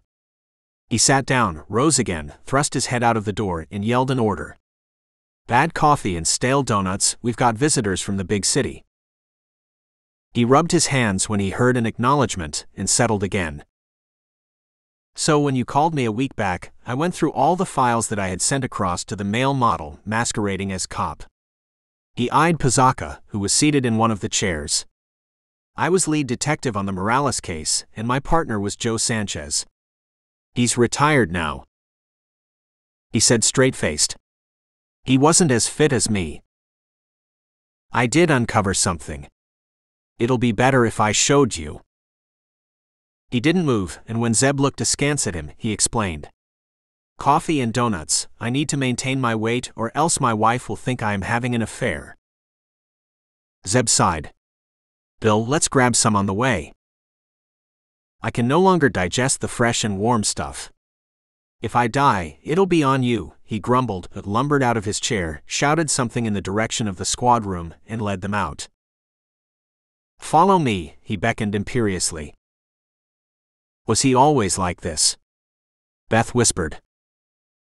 "I heard that," he roared from the front, "and yeah, I was." He drove out, followed a circular route, and occasionally a hand came out of his window. The first time it did, Zeb slowed down. It came out again, made a circular motion. "Keep following." The hand jabbed again and they all looked left. The Capitol building. Another 20 minutes, the jab again. The governor's mansion. "We're not here for the fricking tour," Pizzacca exclaimed in irritation. "His town, his way," his partner said laconically. "I like him," he added, and earned a glare from Pizzacca. They finally reached a mixed residential neighborhood, which had brightly colored storefronts, dive bars, and coffee stores. Zeb recognized the area, East Austin. It had undergone a transformation over a decade, a gentrification that had changed the demographics of the area. Leon parked illegally on the curb, came out and pointed to a construction site. This was a 2-story strip mall 4 years back. It was where Morales worked. A thumb pointed upwards. On the 2nd floor. There was nothing here then, just this strip mall on the intersection. "We reckon the killer grabbed her there," a finger pointed down the intersection, "since that was the route she took home." He drove them to East 12th Street, stopped outside an open area where several food trucks were parked. Lines of customers snaked outside each van, and the air was rich with the smells of Mexican, Thai, and Indian cooking. Leon nodded to a few vendors, ducked under an awning, and reached a bicycle stand. He headed to a man propped against an empty stand, and crouched in front of him. The man was dressed in layers of clothes, a half-open shirt, a torn and dirty vest under it, another vest peeked from underneath. His trousers, if they could be called that, were large and loose, caked in mud, and torn shoes hung off his feet. He stank of alcohol, urine, sweat, and despair. Carl. Leon waved his hand in front of the man, and when he didn't stir, he snapped his fingers. Hey Carl. You awake? Anyone in there? The man opened his eyes, blinked when he saw the cop in front of him, and yawned lustily. The blast of sour breath would have stopped a freight train. Leon didn't flinch. You all right, buddy? He asked softly. Carl scratched the stubble on his face, straightened his legs, tried to stand up, and gave up when the effort was too much. Thirsty, he mumbled. Leon's hand disappeared into the depth of his jacket and came back with a plastic bottle of water. Carl grabbed it and gulped greedily. He splashed some over his face and wiped the drops away with a tattered hat. He smiled, revealing teeth that a dentist would have loved to advertise in a before-after project. Hello, officer. You arresting me? His eyes darted behind Leon and took in Zeb and the others. He stumbled to his feet. Guests. He bowed at the women, lost his balance, and Zeb stepped forward and held him up easily. Carl, you gotta tell these people what you told me 2 days back. What you saw all those years back. Carl tilted the bottle back, and his throat worked as the liquid went inside him. Some water dribbled outside his mouth, ran down his chin, and fell to the ground. Out of the corner of his eyes, Zeb saw Pazaka look away. Good cop. Not a great one. Lacks empathy. Carl lowered the bottle, wiped his mouth, and shook his head. That was way back, man. I was drunk then. Don't want to get in trouble. Come on, Carl, there won't be trouble. Don't be difficult. These folks came all the way just to hear what you saw. This is important. Not to me, the drunk said stubbornly and turned away. He stopped when a steel hand gripped him and swung him around. Zeb had spotted the tattoo on the man's inside arm. Gunnery Sergeant, U.S. Marine Corps. A vet fallen on hard times. His eyes drilled into Carl. Gunny, it may not be important to you. But what you saw might save some lives. The watery eyes focused properly on Zeb for the first time, flicked across his shoulder to the others, and came back to the dark tunnels boring into him. The words came out stumbling and then more fluently. I saw him that night. He thought he was alone. He wasn't. I was lying in some hedge bushes on the side of the street, not 20 meters away. I had puked on myself, had a pounding head, but I could see him. His face was lit up by the lights inside on his dash. He was doing nothing, just sitting there. Just like me. I thought he was a cop and kept quiet. I had some weed on me, and if a cop found me, he would take me in. I lay there watching him watch the street. Once he rolled the window down and spat, and I heard the radio. Some ball game. People came in and out of the strip mall, cabs dropped folks and picked them up. It got late, but he still didn't move. I had to pee, but this dude just sat there. I got desperate and moved, and his head turned suddenly. He couldn't see me, I was sure, but I thought he would come out and check. My blood froze, but his eyes went back to the street. There was nothing to see there. I thought he was waiting for someone, but when hours went by, I got it. He just was.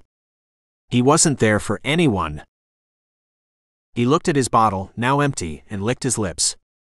Megan dug into her bag and offered him hers. He took it and bobbed his head in an oddly elegant bow. She came out at close to midnight, same time as always.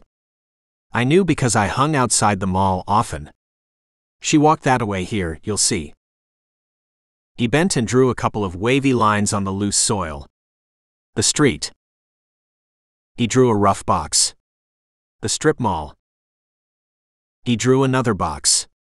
The car with the watcher in it. A hedge where he lay. A dotted line. The path Morales took. I wanted to pee so badly. I couldn't hold it anymore. He looked down embarrassed and shuffled his feet. We've all been there, Carl, Zeb said softly. The drunk bobbed his head again. I saw him looking at her. Nothing special on his face. She walked deeper into darkness. He straightened suddenly. He stared after her. His hands shook and his breathing was loud and laborious. He got out. Silent, like one of them cats. He had a slight limp in his left leg, but he moved just fine. Looked left, right, walked straight to her. She looked back once when he got close, then I couldn't see anything. Next thing I see is him dragging her back. One hand over her mouth, another across her neck hard. I was scared, man. I had peed on myself, I was high on weed and gin, and this hammer was going off in my head, but this dude, he scared me. He shoved her in the back, did something I couldn't see, then he just drove off. That's it, man. That's all I saw. More water went down his throat. I crawled out of the hedges when he drove off. I remember seeing the taillights but nothing else. You were drunk. Obviously you haven't stopped drinking since. How come you remember so well? Pizaka's voice was brusque. Leon frowned at Pizaka's not-so-gentle approach, but subsided when he saw Zeb looking in his direction. Let him ask. If Carl was embarrassed, it didn't show. He shrugged. How do I know, man? I just do. I remember a lot of other things back from that day. What I ate, a sandwich some folks had thrown down a trash bin. Tasted nice.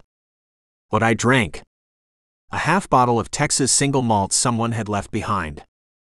I can still remember that fire as it went down me. He swayed and settled his bony behind against a bicycle rack. Why didn't you go to the cops then? Not my business, man.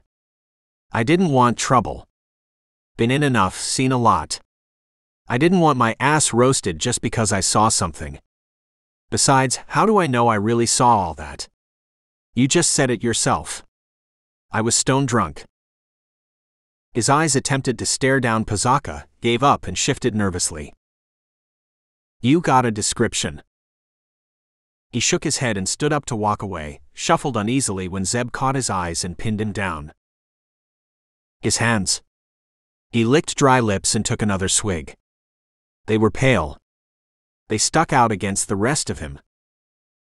He was white? Megan asked him. Carl's head bobbed again. Yes, ma'am. But he was tanned. Those hands were a real contrast. I thought he was wearing gloves, but he wasn't. He was wearing some kind of t-shirt, his arms were bare. Zeb nodded encouragingly when he fell silent. Anything else, Carl? Think back to the night. You were lying in the hedges. The smell of earth, vegetation, the whiskey in you. You see this car, this guy sitting there doing nothing, you wonder what the heck, but it's not your business. You want to pee. What else did you see, Carl? The drunk swayed on his feet, rocking in small motions, his bloodshot eyes fixed on Zeb's. Sound and surroundings seemed to fade as the seconds became minutes. A hoarse whisper. A white man. Short hair. He moved a little like you. That's all I remember. Zeb nodded once in understanding. He kept quiet, not wanting to break Carl's string of memory. Carl blinked rapidly for a while and finally shook his head. There wasn't anything else he could recollect. You saw him before? Pizaka rapped out. No, man. I couldn't identify him in the daylight, or from a picture. It was dark.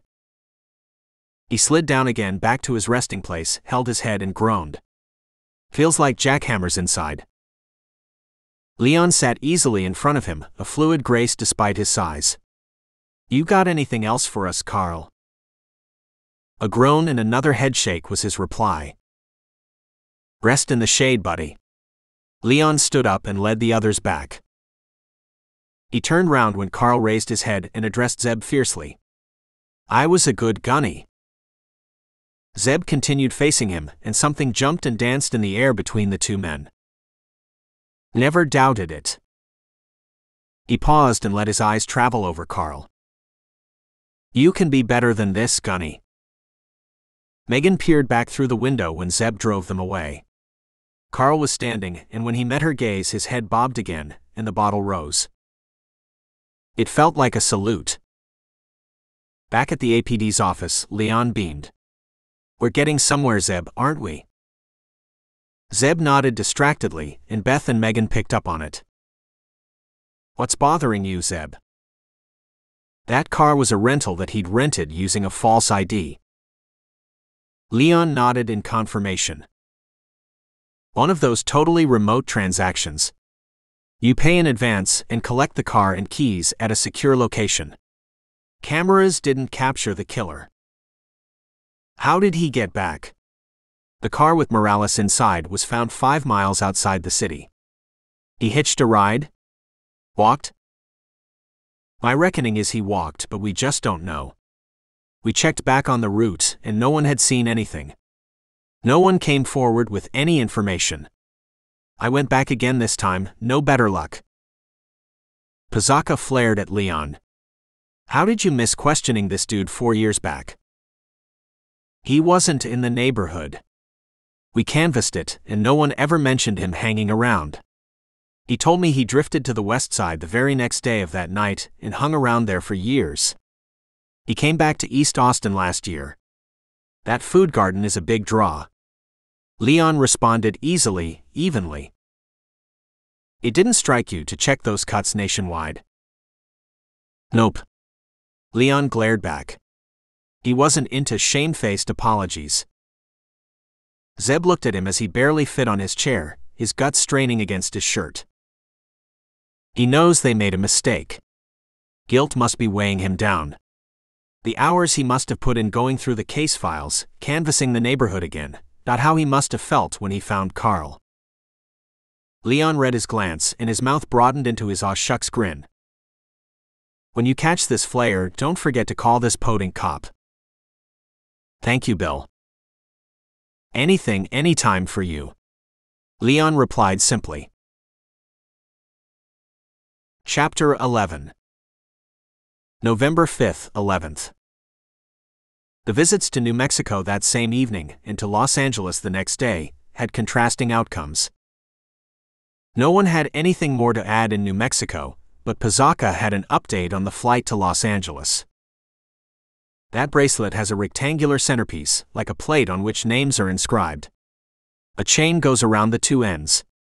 He showed sample images on his tablet and compared those to the outline on the killer's wrist. I relayed Carl's info to them, and they are going through the video again. They aren't hopeful. The killer wore gloves. Los Angeles. Orange sunsets and swaying palms looked down indifferently at those for whom fitness and looks were a religion, and also on those for whom they weren't. They visited the LAPD's Police Administration Building, a modern glass and concrete construction that faced the white-walled City Hall. A contact from Zeb's past was the police chief, and he had reopened the case when Zeb had called. Jeffrey Hall, the police chief, was an inch taller than Zeb, built like a tank and darker than coal. He never smiled, and his eyes were permanently flat and hard. Those eyes thawed a mite when he met Zeb, and they exchanged bone-crushing hugs. He opened the door to his office. It didn't dare to squeak, and he stood there motionless without saying a word. 2 detectives rushed in, and Hall gestured at them to report. All done silently, no words exchanged and no greetings. The 2 detectives, who were different from those initially looking into the cases, had treated the cases as new. Preble's murder didn't turn anything new, but they had better luck with Rodriguez's case. The pair of detectives didn't question just the same people as previously. They went to the women's pimps and dug out the customers' names, some of who were regular. One customer said he saw Rodriguez get into a car. He had swung back to the escort's usual hangout on Santa Monica Boulevard for a second round, as he called it. He saw her departing in another car. The detectives checked with other streetwalkers and pimps, but no one came forward with anything else. The customer remembered something else. The driver seemed to be wearing gloves. White gloves. It stuck in his mind all these years. White gloves? In LA in the summer? Pizzacca scowled when the detectives left Hall's office. We had to travel across the country for this. You couldn't email these developments to us. Or call. You didn't think to check countrywide for similar victims? His face burned, and he held back any further comments when the tank's turret turned on him. The flight back was quiet, but not for long. Megan griped at Zeb. Come on, Zeb, spit it out. You have kept a tight lid on what you're thinking. Share. Beth joined battle with her sister. You knew Leon and Hall, and yet you didn't say a word. I know you are several steps ahead of us on this. No more secrets, Zeb. Zeb stalled and deferred to the cops. What about you guys? What do you think? Pazaka crossed a leg, pulled his trousers to keep the knife-edge crease shoes gleaming. Those white gloves he wears? Maybe it's to hide some deformity on his hands. Carl would have mentioned such a thing. Chong protested. Pazaka's brows moved up scornfully. A drunk's comments? I wouldn't take them so seriously. In any case, he wasn't close enough to see detail. Assuming he was wearing gloves, why white? That's so distinctive. He would be remembered. Not in LA, he would blend in. The twins jumped in. We have been thinking about this, Beth said. You mean I have been thinking about it? Megan interrupted her witheringly and ignored the raised finger. You both are forgetting that we saw pale skin in the video too. I am going with Zach. There's something on his hands that he wants to conceal. Maybe a deformity or some scars, marks or tattoos. Carl said he moved like you. Chong looked quizzically at Zeb. You seemed to know what that meant. Leon looked like he was clued in. The Texan cop had tried to reach the drunk again to get more out of him, but he had disappeared. Zeb shrugged. It could mean the guy had the posture and walk of an armed forces officer. Upright, shoulders back, that kind of thing. Chang's eyes gleamed. I bet that's what Leon figured too. We now have got several angles to pursue, more than what we had a few weeks back.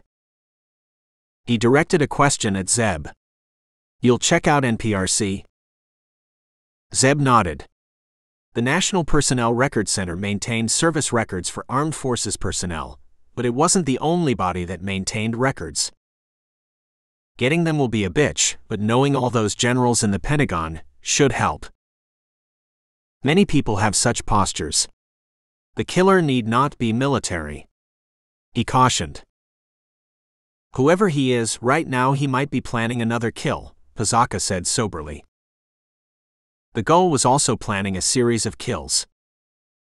He had been in the U.S. for a couple of weeks, moved from apartment to apartment in New York, without staying in any one for more than a few days.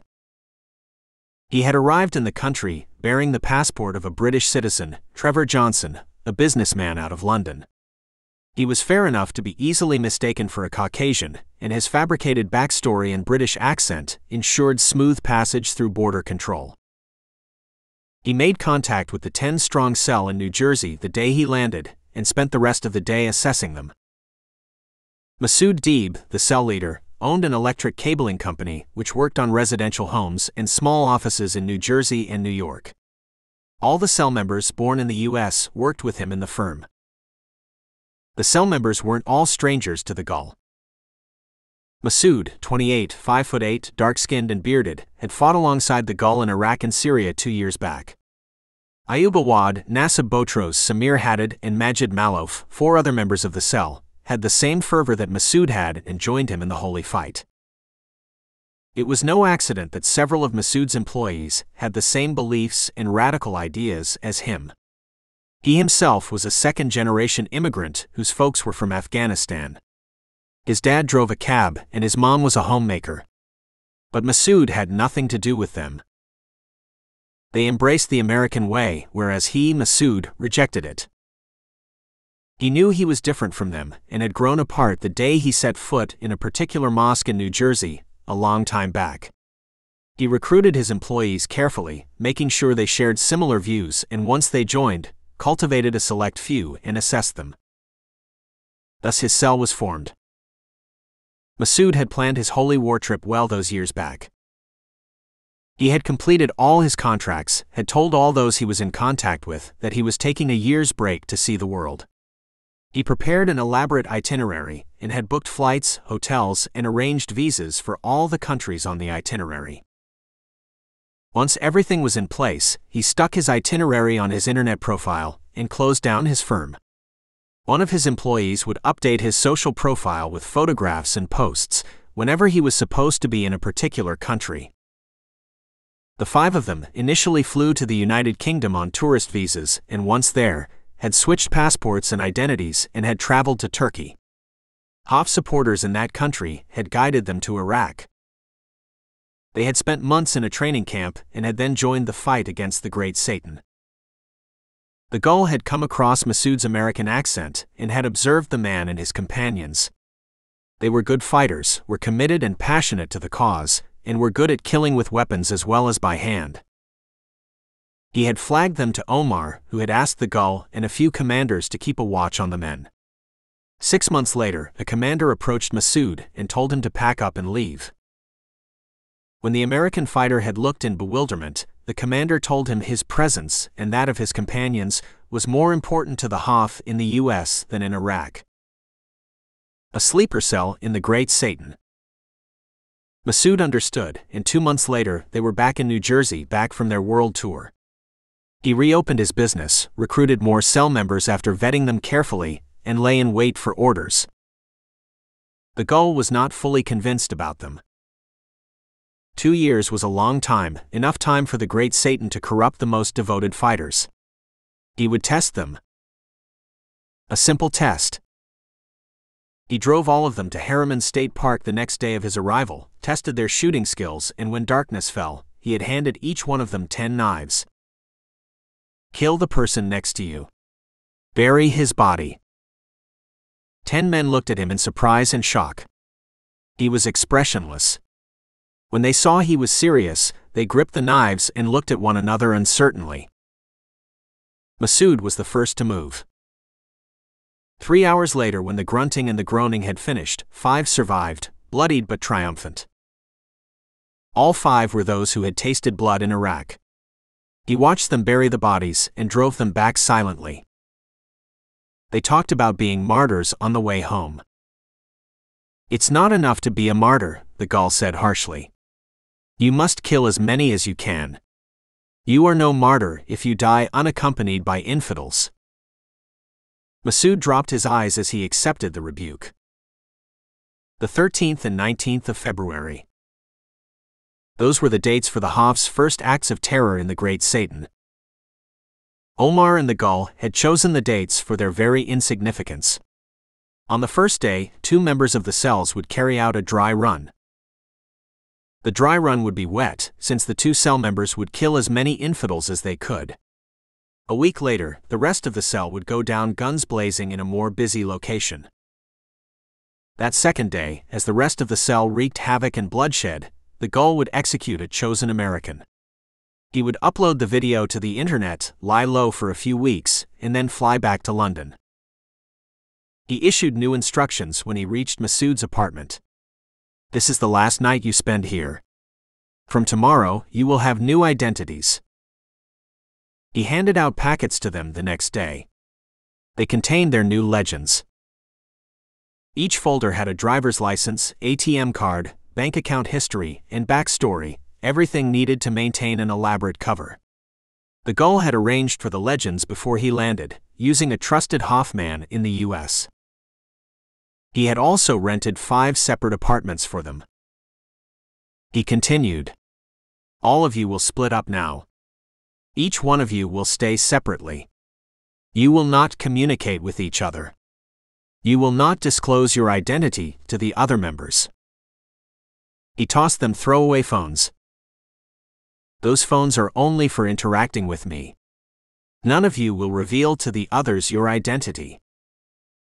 He pinned each one of them down with his killing gaze.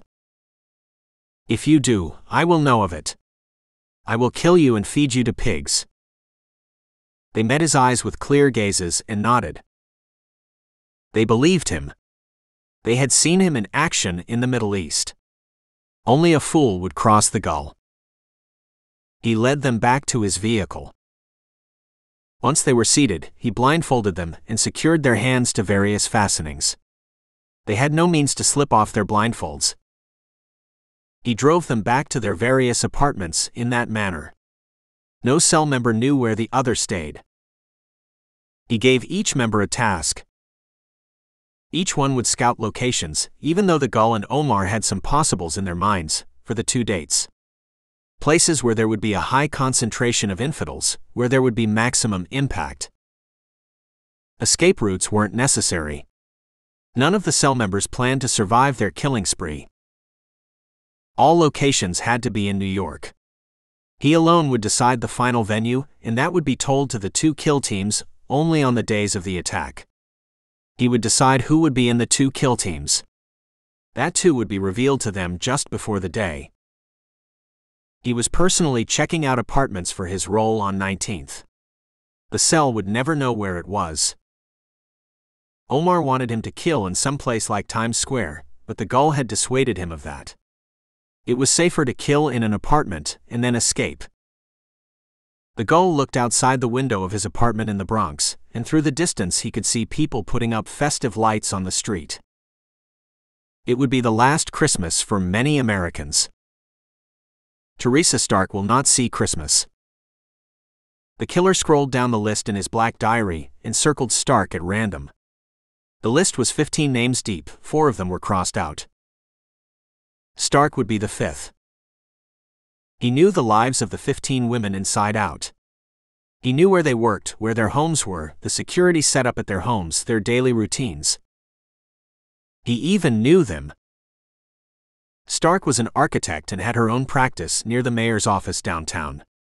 The killer had been to the office a couple of times, and when he had put together the list, Stark was a natural fit. Young blonde, gleaming white smile, the mother of 2 had graced the covers of a few architecture magazines, and was one of the hottest stars in that world. He was looking forward to skinning her alive. The Flayer's experiments in killing had started a long time ago, when he was a child, in his parents' home. Dogs, cats, and rabbits began to mysteriously disappear, and if his folks had bothered to search closely, they would have seen loose mounds of earth appear whenever an animal disappeared. The killer had a very normal childhood. His father was a dentist, his mother an attorney. "Can't blame them for my killing," he smirked. "It's just me folks, not them." It was when he was 10 that he had accepted that he was different. He didn't have many friends in the private school he went to, and not many at college. He had killed for the first time when he was 18.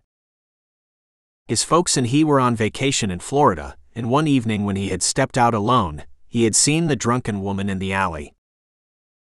Something had come across him. Molecules rearranged themselves in him and settled down. He had looked around. He was alone, the alley was dark, no cameras. He crouched beside her, wrapped his hands in a newspaper and squeezed her throat. She came out of her stupor and thrashed, but he was strong, and with one hand over her mouth and one over her neck, he made short work of her. He sat back on his haunches when she died and felt like he was on top of the world. The next day, cold reality had set in, and he lived in a constant state of fear till they returned to New York. He killed 3 more when he was living with his folks. All his victims were the forgotten people of the city, those who wouldn't be missed. Drug addicts, drunks, homeless people. He killed all of them by strangling. He started working after college, in a place he hated. But hey, his mom had recommended him, so he tried. He wore his best threads, charmed a few people, but his heart wasn't in it. He quit that job, and trained for a profession that would specifically put him in contact with women. Armed with new skills, he found a new job soon enough. That glib tongue of his had never let him down. By then he was living alone, and enjoying his independence. Digs weren't a problem. What were Pops and Mom there for? They bought an apartment for him, had set up a trust fund for him. He had made one good friend with whom he hung out, smoked pot, talked about women, rape, and other interesting stuff. His friend shared some of his interests, and the Flayer had harbored a vision of the two of them embarking on a killing career. He studied all the serial killers in American history, the mountains of research on them, what made them tick, and had come to the conclusion that he just was. He sold the Manhattan apartment for a good sum that enabled him to buy the 2 houses in the Bronx. By then he had ended all contact with his folks. "You did the best you could, Pops, Mom. Now it's time to move on. We have drifted apart. I am a killer. You are salt of the earth. North Pole and South Pole. And yeah, thanks for the apartment and the trust fund. Without those, I would probably be a burger flipper." He had a vague idea of how he wanted to go about being a proper serial killer. The 2 houses in the Bronx seemed like a good base. He had bought them carefully, making sure there were layers of anonymity. A lot changed after the accident. He lost his friend. He bore scars. But it was later, when he was under the surgeon's knife, his plan crystallized. This will work. With a brand new identity, he roamed the country, and it was in Texas that he started testing some ideas. Making the kills last. Killing in that pattern he liked. Left. Right. Left. Right. That night in Austin, when he had idled on a dark street doing nothing but enjoying the dark shapes of the night, Janice Morales stepped out from her office.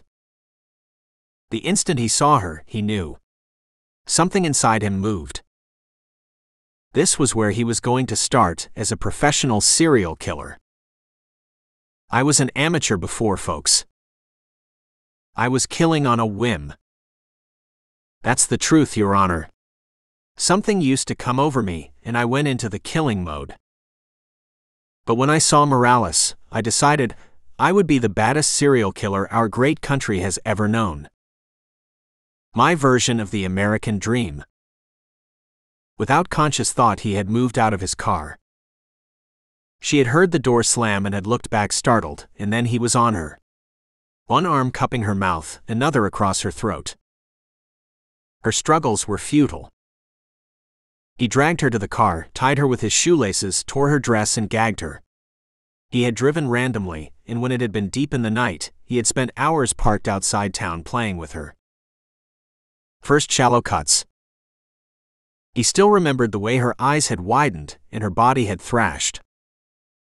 Then deeper cuts. Then a toe. A finger. He hadn't any weapons with him, but used a sharp stone to scrape her facial skin off. The sounds she made. The way her eyes changed. How she had screamed. He had muffled her, of course, but the sounds she made were so glorious. Then a part of her skin on her belly. Another finger. He read. He consumed tomes about the human body. He read about the Nazi concentration camp experiments. He was fascinated by skin too. As a child, he had skinned animals, and he now wondered what it would be like to skin a human. How long would they live? How would they struggle? Not just any human.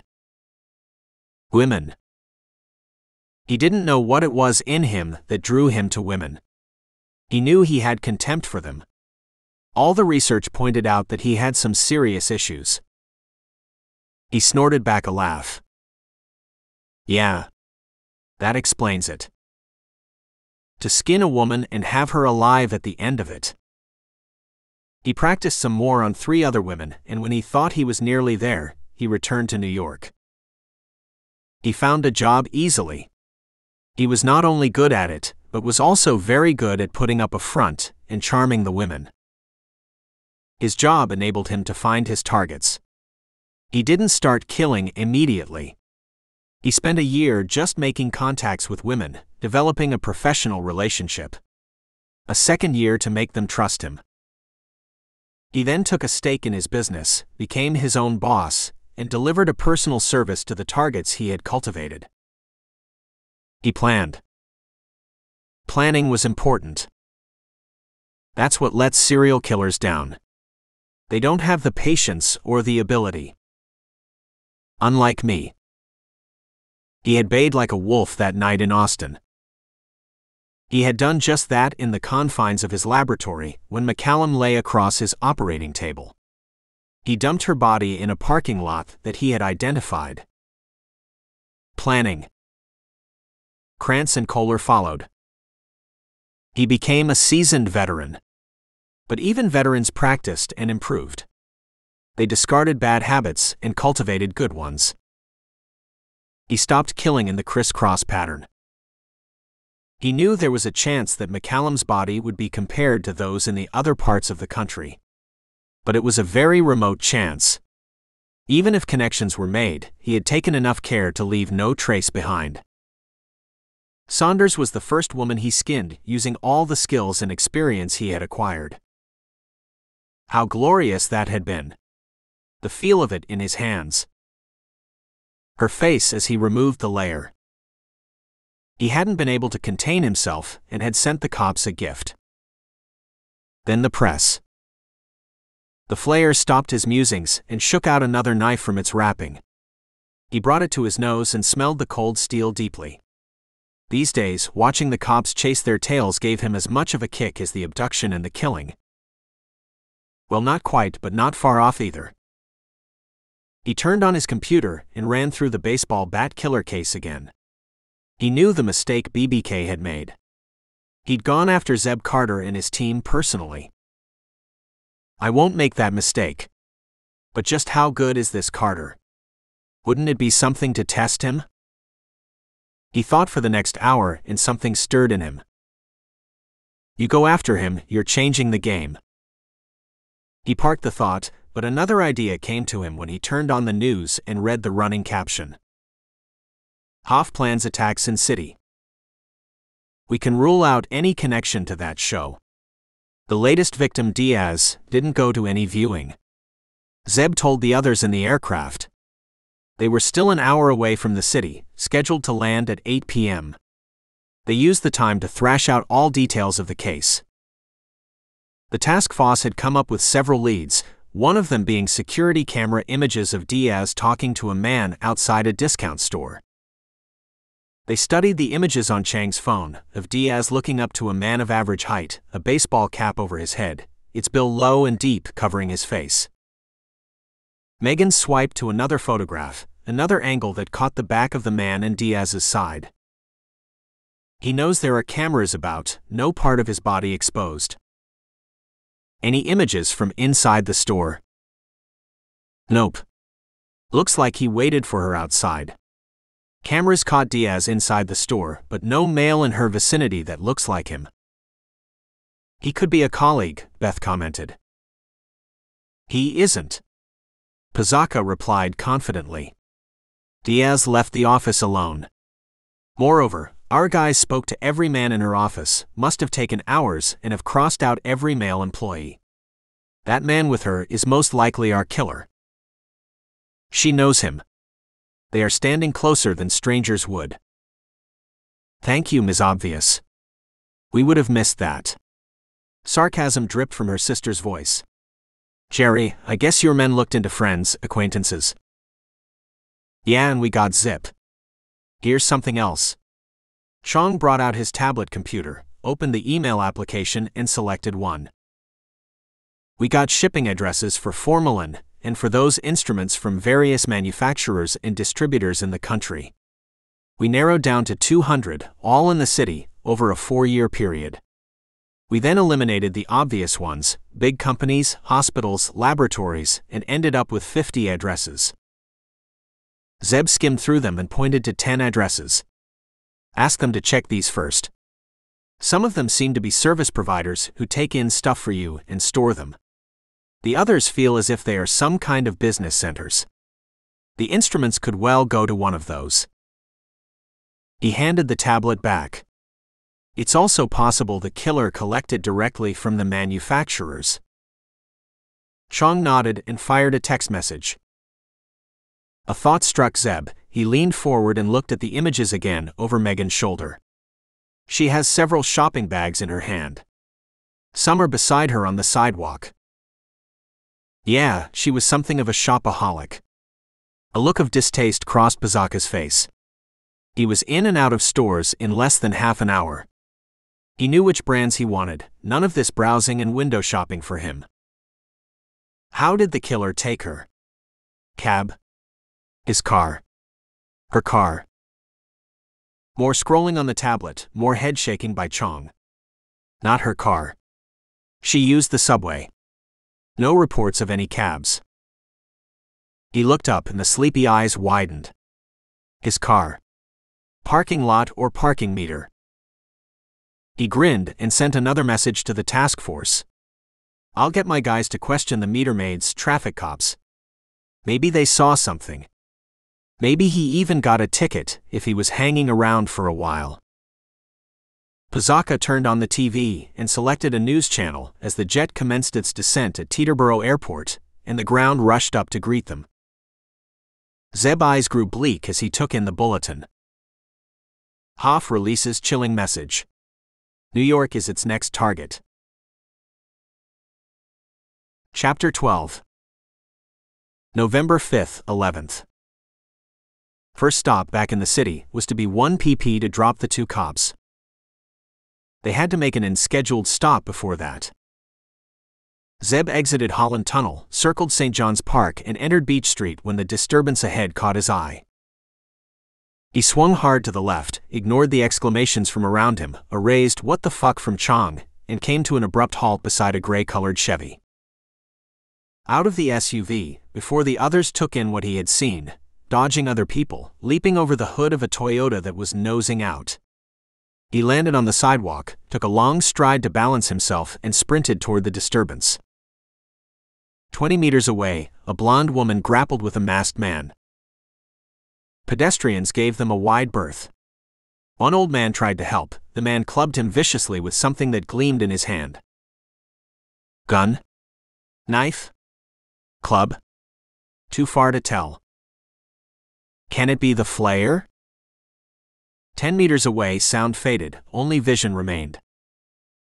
The two at the center of his sight, everyone else at the edge. People appeared and disappeared as faceless blobs. Gun needed? No. Will cause chaos. A lamp pole came and swerved out of his way. 5 meters away, the assailant felt Zeb's gaze, his mouth opened in a silent shout, one hand came up, another around the woman's neck. Club. The club came slashing down toward her exposed neck, and then Zeb's hand was on it, guided the swing down and away from the woman. Guided so far back that the man's arm bent, and then his shoulder dislocated with an audible pop. The assailant's other hand released the woman. A hand flashed, Zeb gripped her coat and hauled her up. A knee went in the assailant's groin, he went down. Air moved, Zeb took a step back into the side, a hand inside went inside his jacket, gripped his Glock. He looked around. Chong shouting, badge in one hand, gun in another, Bazaka sprinting, a twin circling them wide. Zeb released his gun, stepped back and his body relaxed. The city sprang back to life, in color and with all its oral intensity. An ambulance wheeled up, and the old man was attended to. Cruisers rushed and turned the night into flashing red and blue. The assailant was cuffed, his rights read out, other cops took witness statements, Chong took Zeb's. He strolled back to Zeb and the twins an hour later. Not our man. Domestic dispute. He's her ex, and the two have been at war over their children's custody. The mask, so that she wouldn't recognize him? Chong nodded and followed Zeb's eyes as the man was escorted to a patrol car, and when he turned back there was a smile on his face. Next time give us a heads up, will ya, before pulling the flash act. He blinked as a camera went off and left them to head the press off. Betcha the Flayer will get a kick out of this, Beth breathed beside Zeb. The Flayer couldn't stop chuckling in the silence of his home. He had stayed up to finalize his plans for Teresa Stark. The news on TV had kept him up longer. He watched in fascination at the inevitable video captured on someone's mobile phone. A masked man grappling with the woman. Another figure appearing at the edge of the video, launching itself at the masked man, and in a few blurry seconds, the masked man down and out of the equation. The video ended. The presenter came back and breathlessly announced that it was not the Flayer, but a violent brawl between a divorced couple. The Flayer's grin grew wider as he watched the rest of the bulletin and heard the witnesses the presenter interviewed. The scene changed. Another mobile video came up and showed a departing SUV. Zeb Carter's ride, the presenter announced with great importance. He alone is a genuine threat. The cops are clowns. He dug out the thought he had buried and examined it from all angles.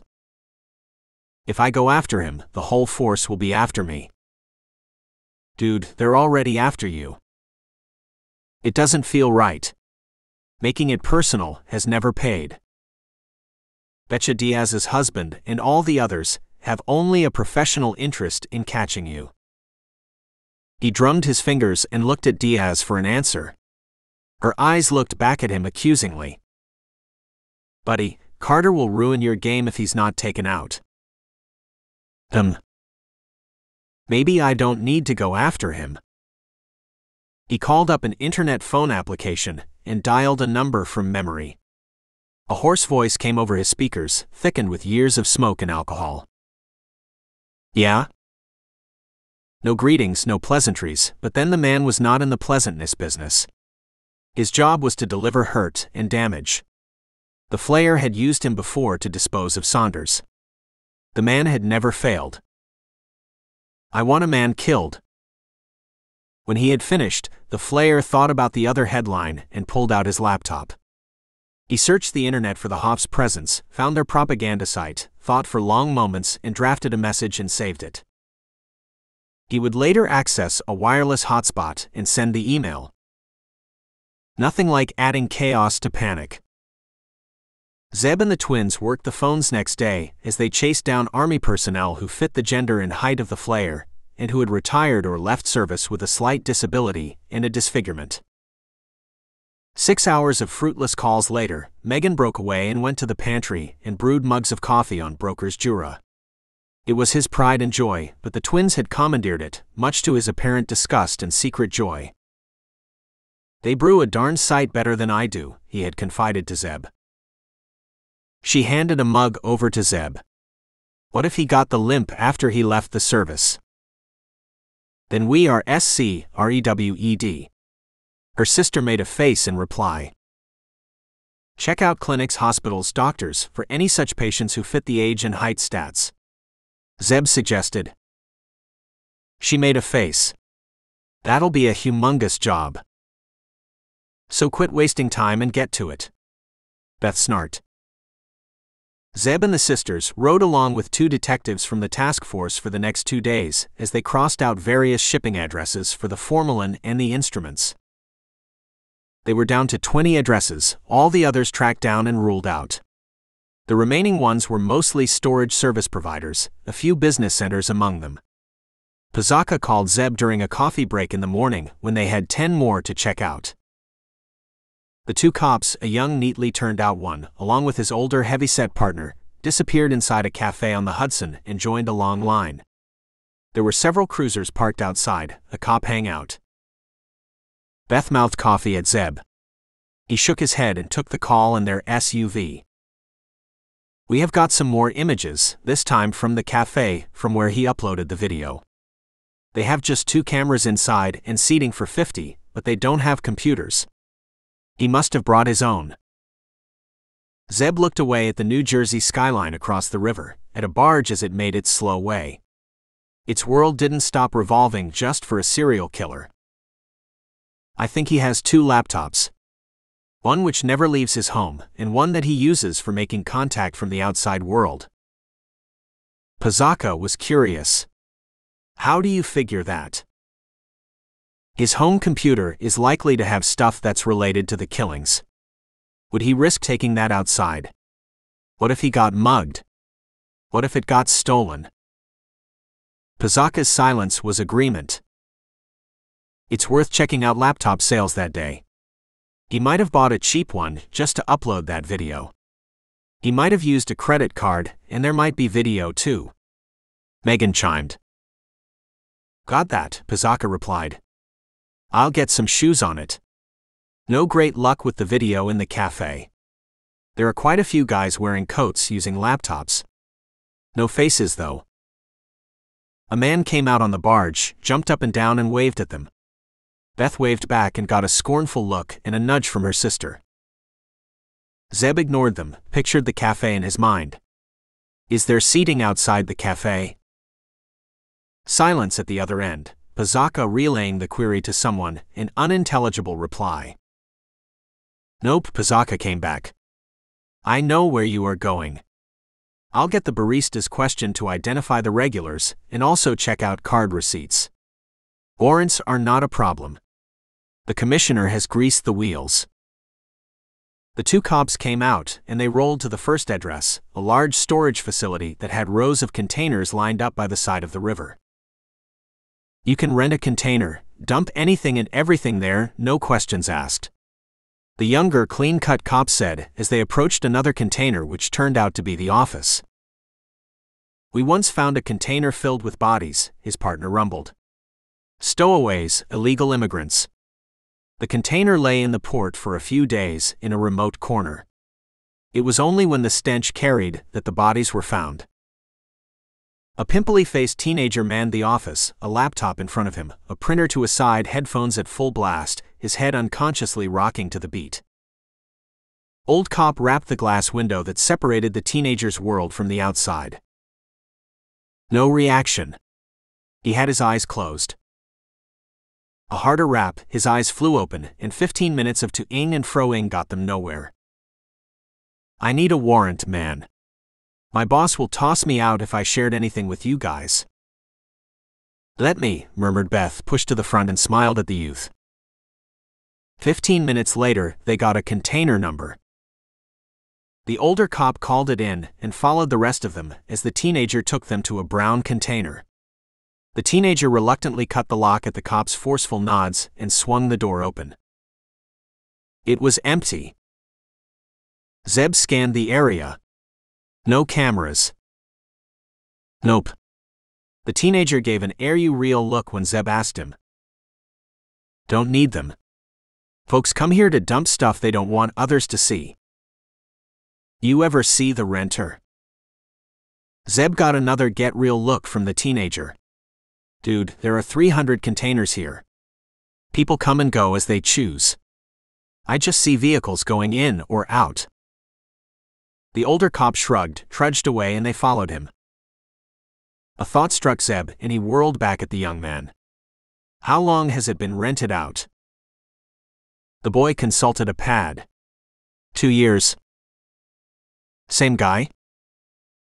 Yeah. Prince, Zeb looked at the two cops, and the younger one made more calls. They didn't have better luck at the other addresses. No storage bin with a Flayer signboard on it. No one saw anyone. The storage world didn't seem to involve human contact. Some of the bins were empty, many others had unused furniture, mattresses, bikes. One had a boat in it. Some bins had markings in the dust that could have been plastic tanks. Tanks that could have stored formalin. The task force's call center got working on the renters' addresses. Forensics teams rolled out to each site for prints. They hit the business centers last. At the very last one, on Katona Avenue in the Bronx, when weariness was creeping on the cops and the twins, they got a warm smile from a middle-aged woman. Shayna Rogers, her nameplate read. She was alone behind a yellow counter, rows of pigeonhole racks stretched behind her. Cops right, she beamed at them even before they introduced themselves. My husband is with the 52nd Precinct. He works in the gang outreach program. I know the look. Her brown face radiated good humor, and when she heard the older detective's request, she smiled in assent. Sure. I know how you guys work. I am not allowed to share such information, but if you don't tell, I won't. She winked at them broadly, disappeared, and came back with a folder. She squinted at the address the detective presented, and flipped pages till she got the right one. I remember him. Martin Hendricks. She turned the page over so that they could read it. He comes once a month or so and has been renting with us for 6 years. The detectives noted the Bronx address Hendricks had given, and the younger one moved away to call, to track it down. Is that usual? Beth asked her. For sure. Some folks have been with us for 10 years. It's not unusual at all. How many boxes do you have here? 2,000, she said proudly. Many people use us as their address, get bills, stuff that they don't want get at home. Why do you remember Hendricks? Zeb asked her curiously. You will have thousands of customers. Why him? She laughed delightedly. I am a big people watcher. I spend all day behind this counter and trying to figure out what people do. That's my entertainment. I observe how they walk, talk, what they wear, and spin stories about their lives. Hendricks, he's always dressed in a long coat, dark shades, a low cap, and gloves, whatever the weather. One summer I joked that he must be well done inside that get-up. He looked at me blankly and went away. Zeb felt the others gaze at him, felt them come to life. You remember anything about what he receives? She frowned, thought hard, and shook her head in disappointment. I can't help you there. The day is just a blur for me, of stuff coming in and going to the lockers. Can we look at his locker? She bit her lips, looked nervous. Megan stepped forward and smiled warmly. No one will know, Shayna. We wouldn't be here if it wasn't important. If you get in trouble at all, these guys will smooth it out. Shayna's eyes flickered over the cops, rested on Zeb for seconds, and then she swept a hand down, grabbed a bunch of keys, and gestured. Follow me. Twists and turns past several racks, she led them to an end-of-rack box. He specifically asked for this box. I guess he wanted his privacy. Shayna spread the keys open, peered at the lock's number, searched, and found the right key. She twisted the key and swung the cubbyhole's door open. The cops and the twins peered down. It was empty. You remember when he last came? Zeb queried her. The frowning and faraway look came again. Nope, she said resignedly. He comes once a month, I remember that much. She locked up and led them to the front, watched silently as Zeb took a picture of Hendricks' page. What do you require for proof of address? Anything, really. A driver's license usually, but it can be a passport, a utility bill, an insurance receipt. How did Hendricks pay? She checked more records. Cash paid each year in advance. We make it as simple as possible for our customers. They can pay in any form. Beth took out her tablet from her bag and turned it over to Shayna. She flipped through a screen and brought up the Flayer's images from the discount store. Could this be him? Shayna looked at it carefully and at the other images Beth swiped through. Hard to say. His face is always covered when he comes here, but the height looks right, that coat looks familiar. Electricity surged through the cops as the older one requested Shayna's time with a forensic artist. She beamed. No problem. I'm a cop wife. I know the drill. If you give me a number, I'll even call you when he visits next. She added a caution. Remember, I don't know what he looks like inside. Zeb had a last question for her. What do you think he does? She laughed. I thought he was in the intelligence business. A spy or some kind of secret agent. You guys are interested in him, so he's definitely into something clandestine. One way of putting it. Mr. Carter.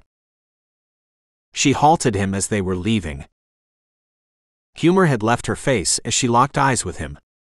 Now I would want you beside me in a dark alley. Zeb left silently, nodded once when young cop told them Hendricks' address was false. He looked up and down the street and pointed at a lamp post and other pieces of furniture on the street that faced the business center. The senior detective grunted in acknowledgement. He knew what Zeb was pointing at. The old days of staking out had given way to video surveillance. Miniature cameras mounted on everyday devices monitored perpetrators round the clock. Cameras didn't take comfort or coffee breaks. The Flayer followed Teresa Stark for 2 evenings to make sure her routine hadn't changed from all those years since he knew her. It hadn't. As he drove up Lower Manhattan behind her Suburban, he glanced once in the direction of the NYPD headquarters. I wonder how they're getting along. Chasing shadows, no doubt. He frowned as he considered their consultant, Carter. Now him, he could ruin my run. The Flayer had read all that he could find on Carter. He had gone to veterans forums and inquired. Many had suspiciously asked about his interest, some had come back with the same bland information in the public domain. His involvement with the NYPD was well known, and he had been responsible for their apprehending at least 2 serial killers. There were rumors rife in the internet that he had brought down a vicious Russian gang. The Flayer knew he would have to stop killing one day, or it was inevitable that he would make mistakes. Mistakes get killers caught. But he wasn't ready to quit yet. Too much fun. Riding in the sunset is still a while away. More blood to be shed. Carter cropped up in his thoughts again. He was uneasy for the first time. He had called Boris Korolev, the Ukrainian gangster who he had contracted to go after Carter, and told him about his misgivings. Korolev was impatient. So you wanna off him or not? None of the second thoughts business for the Ukrainian. He was one of the most sought-after go-to gangsters in the city. If a problem arose, he took care of it. Regret and doubt weren't in his vocabulary. Yeah, go ahead. The Flayer told him, but his voice was weak. He shook his head and focused on the vehicle ahead. My next victim. My Christmas present to myself. Chapter 13. November 12, 18th. Mark Feinberg collected Beth from her office and drove her to lunch, and a full hour later, when they had filled each other with the minutiae in each other's lives the way young lovers do, he dropped her back. He waved at her, and when she disappeared inside the blue chrome building, he floored it. He felt the draft first, the presence later. Startled, he stamped on the brake, turned on the intruder, one hand snaking toward his holstered gun.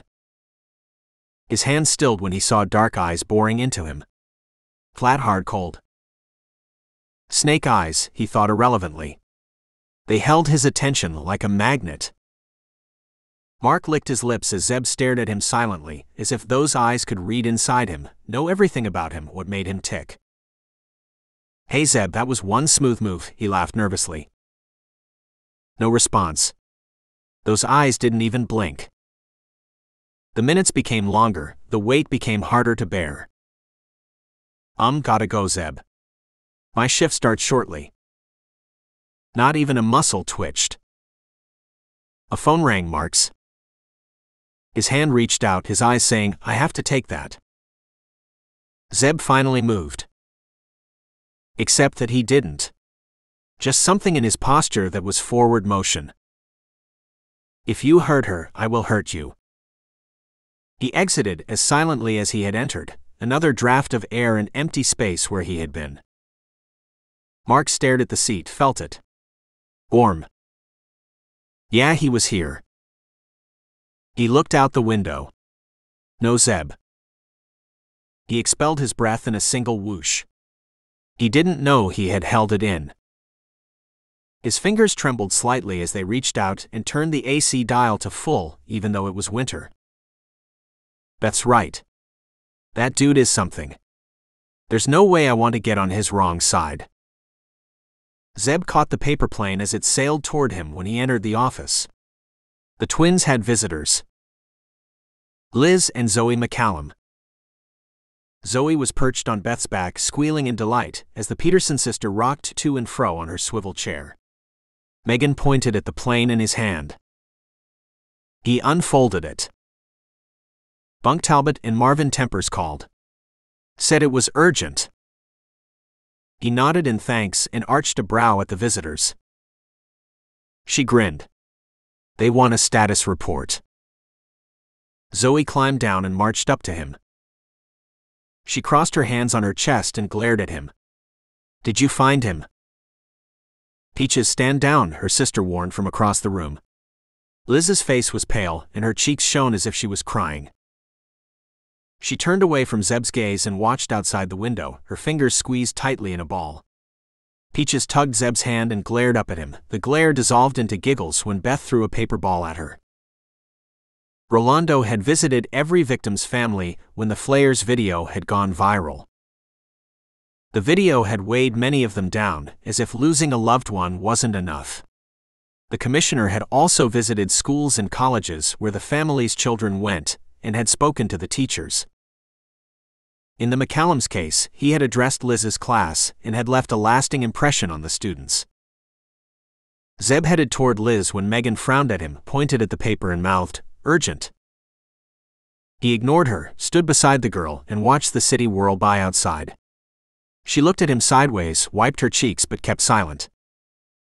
When I was your age, I was always the boy on the outside, looking in. I pressed my nose against these kinds of windows and dreamed that someday I would have it all. Now I think how irrelevant all this is. He crouched and came up to her shoulder. He made a circle with his forefinger and thumb and silently gestured at her to make one. What do you see? She looked at him as if it was a trick question, and when she saw his face, put her eye against the circle.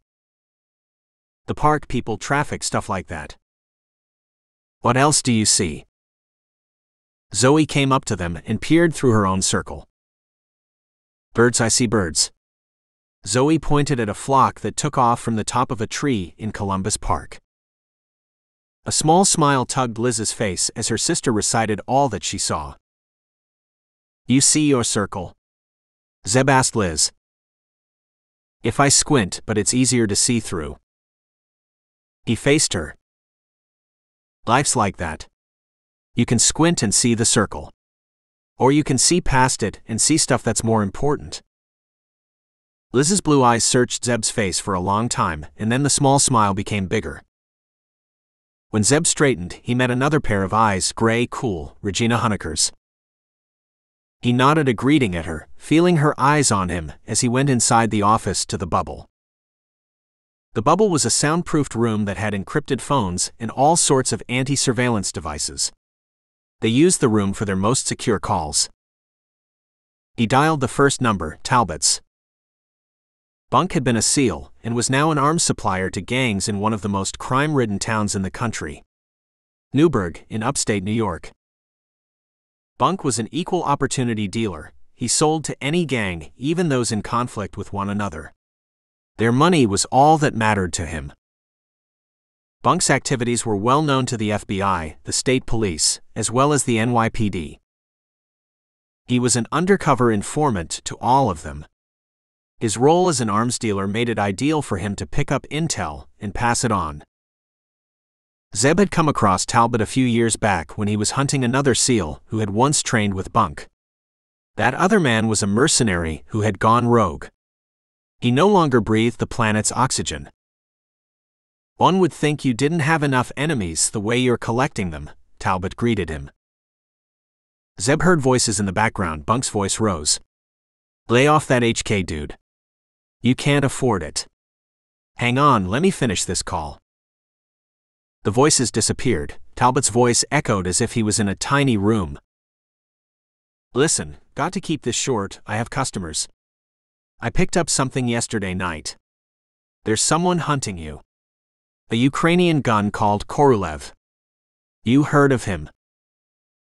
Zeb shook his head, remembered Bunk couldn't see him, and replied. Nope. What about him? Dangerous, vicious, and capable. Watch your back. Voices called out for Talbot, and he hurried. Gotta go, man. Zeb asked him curiously. Hey Hank, do you give them discounts? Talbot snorted. You think I run Walmart? Marvin Tempers was an ex-con. He had done time for murdering his girlfriend and the man she was sleeping with. He was a reformed man after serving a long sentence and worked as a forklift operator in a construction company. Zeb had sought his help in hunting down another serial killer. "Hey Zeb," his rich, warm voice took one to the West Indies. "You've been busy making friends, I hear." He shouted over the roar of a pneumatic drill in the background and passed virtually the same message Talbot had. Korolev. Hunting Zeb. No, he didn't know why. He had heard this from some Ukrainian guys he had served time with, who were in Korolev's gang. Zeb came out of the secure room to see Regina Honecker leading her wards away. She stopped when she saw Zeb and commanded the girls to give them space. "Bruce told me everything. I saw some of the video. Some ignorant girls in Liz's class mocked her, something about her mom being in a tank." Her voice was soft. Zeb stood silently. There was nothing he could say, nothing anyone could say that would help. Her voice became stronger. "I saw what you did. The ladies said they had never seen you interact with kids before." Her eyes lightened when she read Zeb's embarrassed stance and beckoned her wards to lead them away. She had one last order for Zeb. "Put him away." Korolev worked out of a strip bar that he owned in Jamaica. Its lower floor was for customers, its upper floor was just for his hired guns and him. Korolev had come up the usual way. By killing his opponents. He had business interests in running girls, card games, loan sharking, but his main business was eliminating people. He killed to order. Someone wanted a violent killing, a message to rivals, Korolev delivered. A businessman wanted a clean kill with no fingerprints, Boris was the man. Korolev's men got arrested, and many were serving time, but not one of them ratted out on him. It was the code that bound the Ukrainian gang together. His gang members knew that if they got killed or arrested, Korolev would take care of their families forever. Korolev looked up as a knock sounded on his office, and 3 men entered. Their high cheekbones, light blonde or brown hair gave them an East European look. Korolev slid a photograph and a single sheet of paper to the lead gunman. "Zeb Carter. Works with the NYPD. Army guy." The gunman studied the image, read through the sheet, and sucked through his teeth. "When?" "As soon as possible. Client is paying big money. Client is not sure, may change his mind. Better for us if we kill Carter quickly and collect." Korolev knew what the shooter was thinking. As soon as possible left no time for preparation. It would have to be crude, brutal, there could be collateral damage. The gunman could be wounded, killed, or apprehended. The lead shooter tapped the sheet on the polished wood. "Not good to go after cops. This is so important." Korolev stifled his impatience. "He's not a cop. He's a consultant. Our clients paid double. You all get double.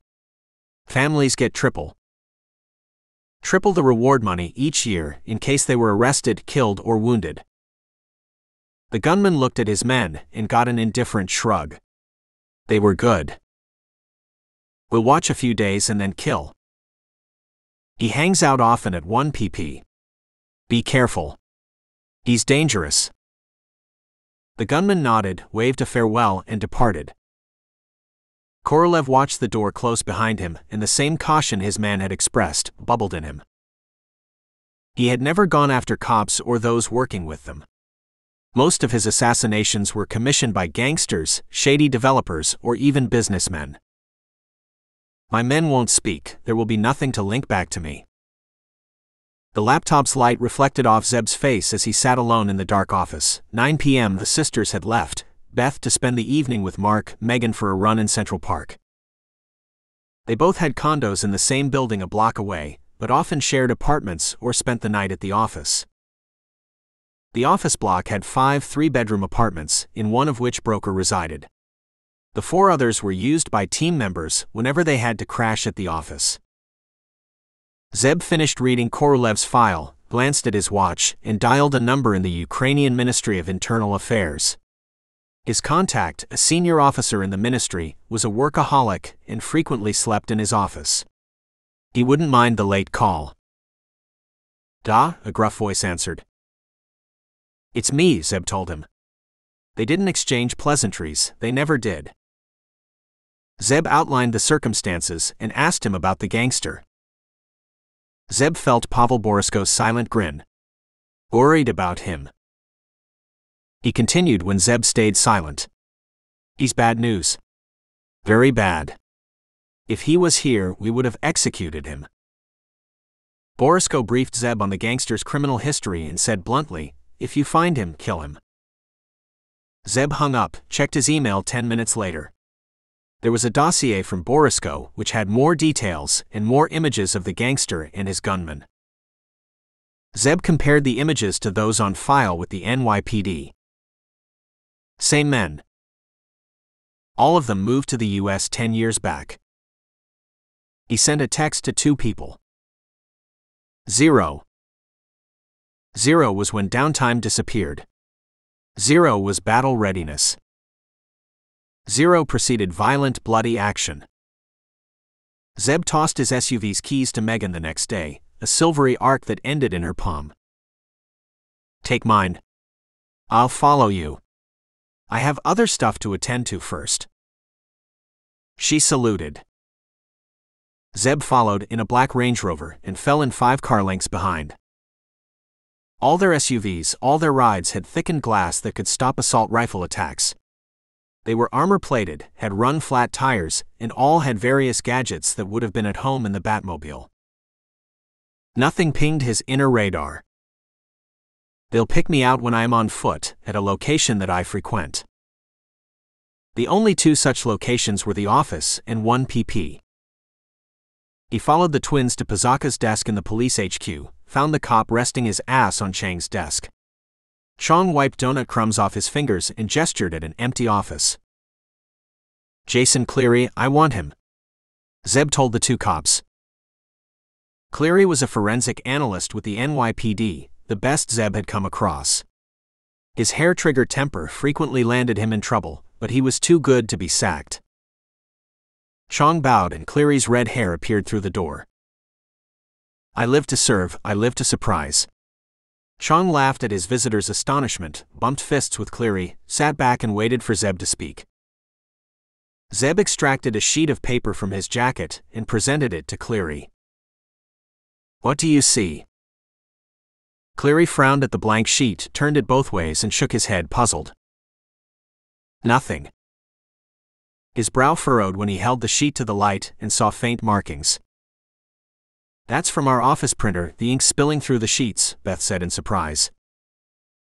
Megan straightened, snapped her fingers. "I know where the wise one's going with this. That letter he sent," she turned to the 2 cops excitedly. "You got the paper analyzed?" "For prints, trace evidence and stuff, yeah. I know ink, fonts and quality of paper were all analyzed. Both printer and paper are commonly available." Pazaka's face was still blank. "You saw any work surfaces in that video?" His audience frowned, squinted, as they thought back, and Pazaka shook his head finally. "What we could see was one crowded mess." Cleary's eyes bulged in excitement. "Transference impressions, that kind of stuff, right, Zeb?" "Yeah. He could have printed the notes and left them on top of something else. Maybe he wrote on other sheets on top of these notes. With his basement that crowded, transference is a possibility." Cleary bobbed his head. "I'll get on top of it. Run all the notes through a VSC, an ESDA, and all the toys we have." A VSC, video spectral comparator, ran paper through near-infrared and visible spectrum light, detected the fluorescent properties of ink, and could distinguish between different inks. With its low-level lighting capability, it could throw up any impressions or indentations. An ESDA, electrostatic detection apparatus, applied charges and toner to the surface to reveal impressions not visible to the naked eye. Indented impressions had been successfully recovered from up to 7 layers deep. "Anything from the business center?" Zeb asked the two cops when Cleary had disappeared. Nothing yet. We have mounted 2 cameras and are monitoring the feed, but nothing. Chong paused as he rolled gum in his mouth. Nothing from meter maids near the store either. There are a couple of parking lots nearby, and we're going through their camera feeds, but that's one heck of a job. No suspicious card receipts from the cafe either. We are running down laptop sales in all stores in the vicinity of that cafe, but that'll take time. He grinned at Pizaka. You told them about that call? Calls had started flooding into the hotline once the NYPD had released more details of the killer. Pizaka shared his smile. We just closed another case. An elderly woman called the hotline, said her husband was acting weird. Weird in what way, we asked. Well, he's carrying a woman's thumb in his pocket. The smile grew. That got us, we went in hard. Sirens swat that kinda hard and got the man in a confession. Turns out he steals mannequins from stores. He goes in as a window decorator and walks out with a female mannequin under his arm. Chong chuckled. Only in New York. They caught up on the rest of the investigation. Hospitals hadn't got them further. The service records hadn't thrown up anything immediately suspicious. Werner was still working away on the various records, but it hadn't flagged any. If he was in the services, and that's a big if, Zeb commented, he could have acquired the limp and the burns once he left. Chong nodded and pulled out his dog-eared notebook. In the day of tablets and electronic notes, he still relied on pen and an old-fashioned diary. We finally chased down all other addresses for the formaldehyde and the instruments. All are good, upstanding citizens or businesses. Krause has updated her profile for the Flayer. He thumbed a page. Well-educated, maybe even private school, early to mid-30s, white, most likely single, good knowledge of electronics, a probable love of cooking, and clean-shaven. Zeb nodded. Similar to the image I have in mind. Clean-shaven? Where did that come from? Beth asked in bemusement. Chang's fingers rasped through the growth on his chin and his eyes danced. Something to do with blonde women preferring clean-shaven men. He laughed out when she snorted. I made that up. Most educated white middle-class men are clean-shaven. Pizaka led the twins to the parking lot while Zeb split from them and headed to the street where he had parked his ride. He donned his shades, turned a switch on them, and images came up on the inside of the lenses. Broker had customized several aviator Ray-Bans by fitting their stems with rear-view cameras. They projected onto the lens and had turned the accessories into counter-surveillance gadgets. Every one of them had a pair. Nothing behind him. He stood in full view of the street, his hands close to the inside of his jacket, and watched the Brownian motion of traffic and people. Nothing. His radar stayed quiet. Korolev's signature is quick and brutal, not methodical and well-planned. Soon. Maybe in a day or two. Chapter 14. November 19, 25. Leon called the next day, his voice sizzling with excitement. Zeb put him on speaker, and the twins gathered around as if it was a magnet. I was thinking, Leon told them, once you guys left. I went back and hunted for Carl, but the guy's gone missing. He's no doubt gracing some other food park with his presence. He chuckled. But that's not why I called. You know that car the killer hired, one of those Honda tin cans? I got to thinking about car hire agencies and how they worked, and this fat old cop had a minor brainwave. Minor, mind you, or else I would be the police chief, resting my butt on leather rather than plastic. Leon liked to tell a story. Zeb calmed Megan when she opened her mouth to hurry the man along. Well, guess what these rental companies equip their cars with? Zeb looked away from the speakerphone, irritated with himself. Of course. Why didn't I think of it? What? Megan whispered at the look on his face. He pointed at the speaker. Leon will get to it, and earned a kick under the table.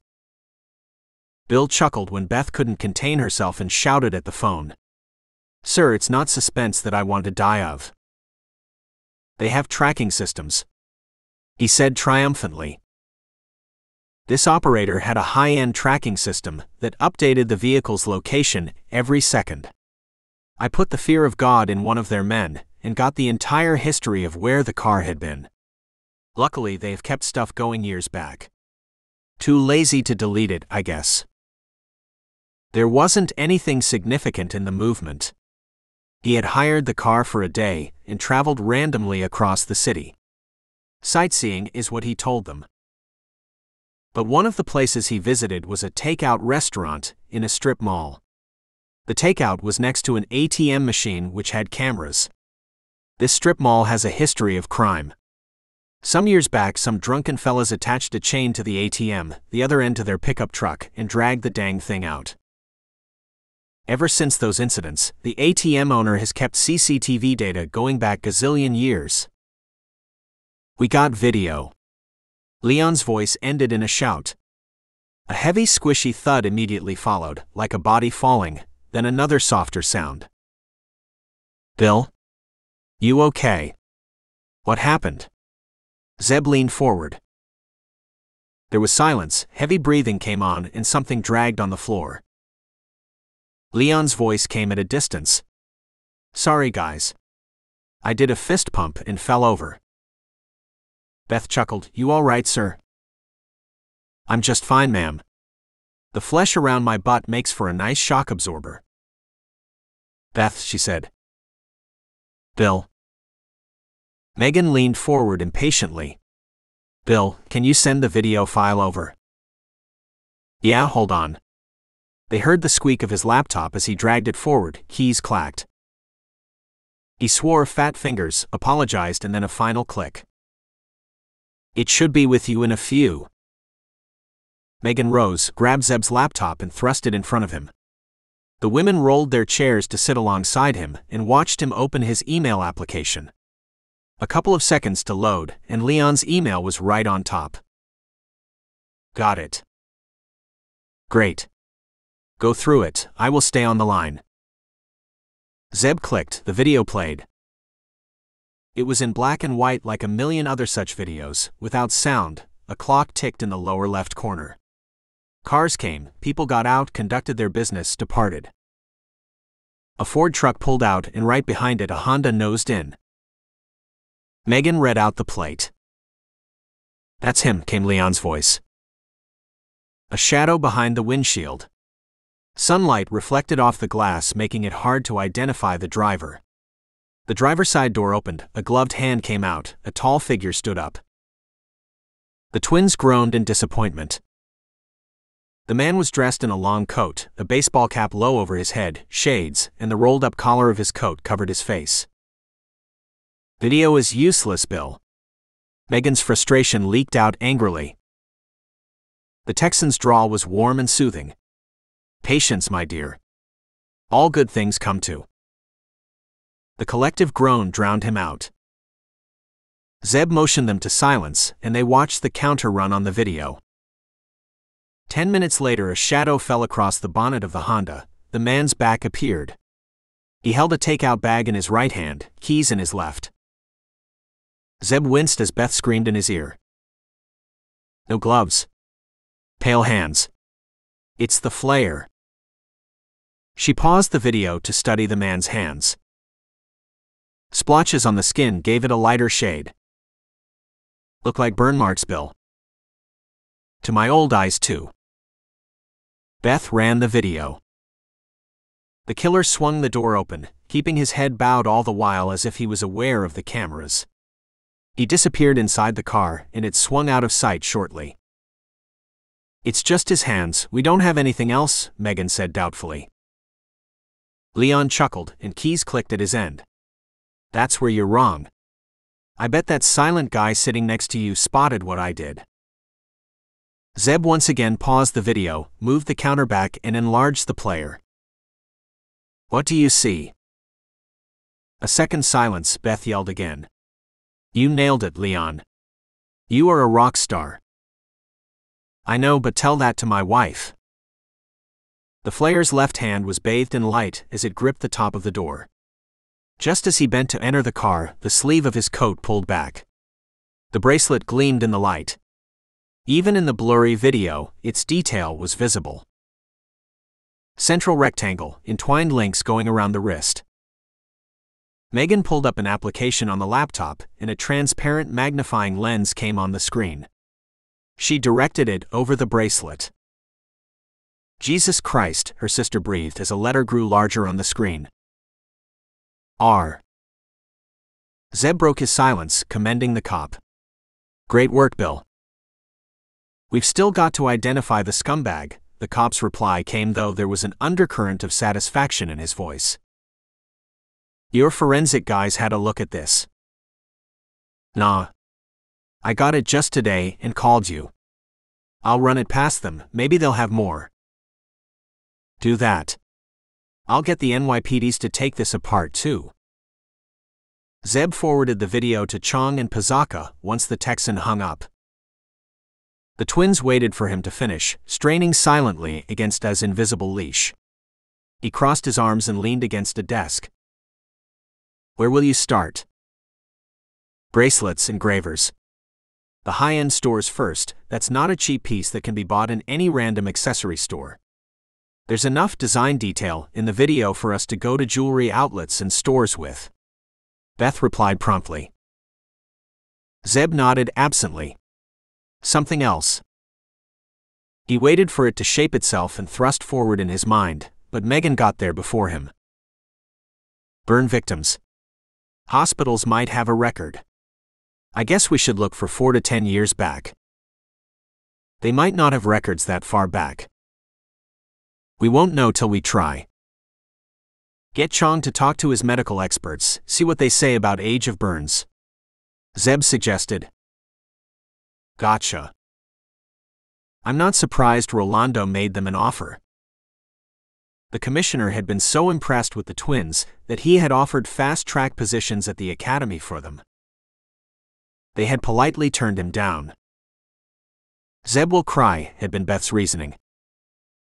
The Flayer sat outside Stark's luxury apartment in Chelsea. He was in a Con Edison truck. It had been very easy to procure a used truck and paint the company's colors on it, and noted the comings and goings-on. He planned to make it an audacious abduction, and wanted to be doubly sure nothing had changed at her home. As he watched the city go about its business around him, he flashed back to the email he had received. Prove yourself. Then we might talk. His message to the Hoff on one of their social media accounts had been simple. The Flayer and the Hoff in New York. How about it? He wasn't sure he would get a reply. The terrorist organization probably got thousands of such messages from fanatics. But a reply blinked at him earlier in the day, a week from his message, to which he hadn't yet replied. Prove myself? How do I do that? I could kill someone, but that would take time.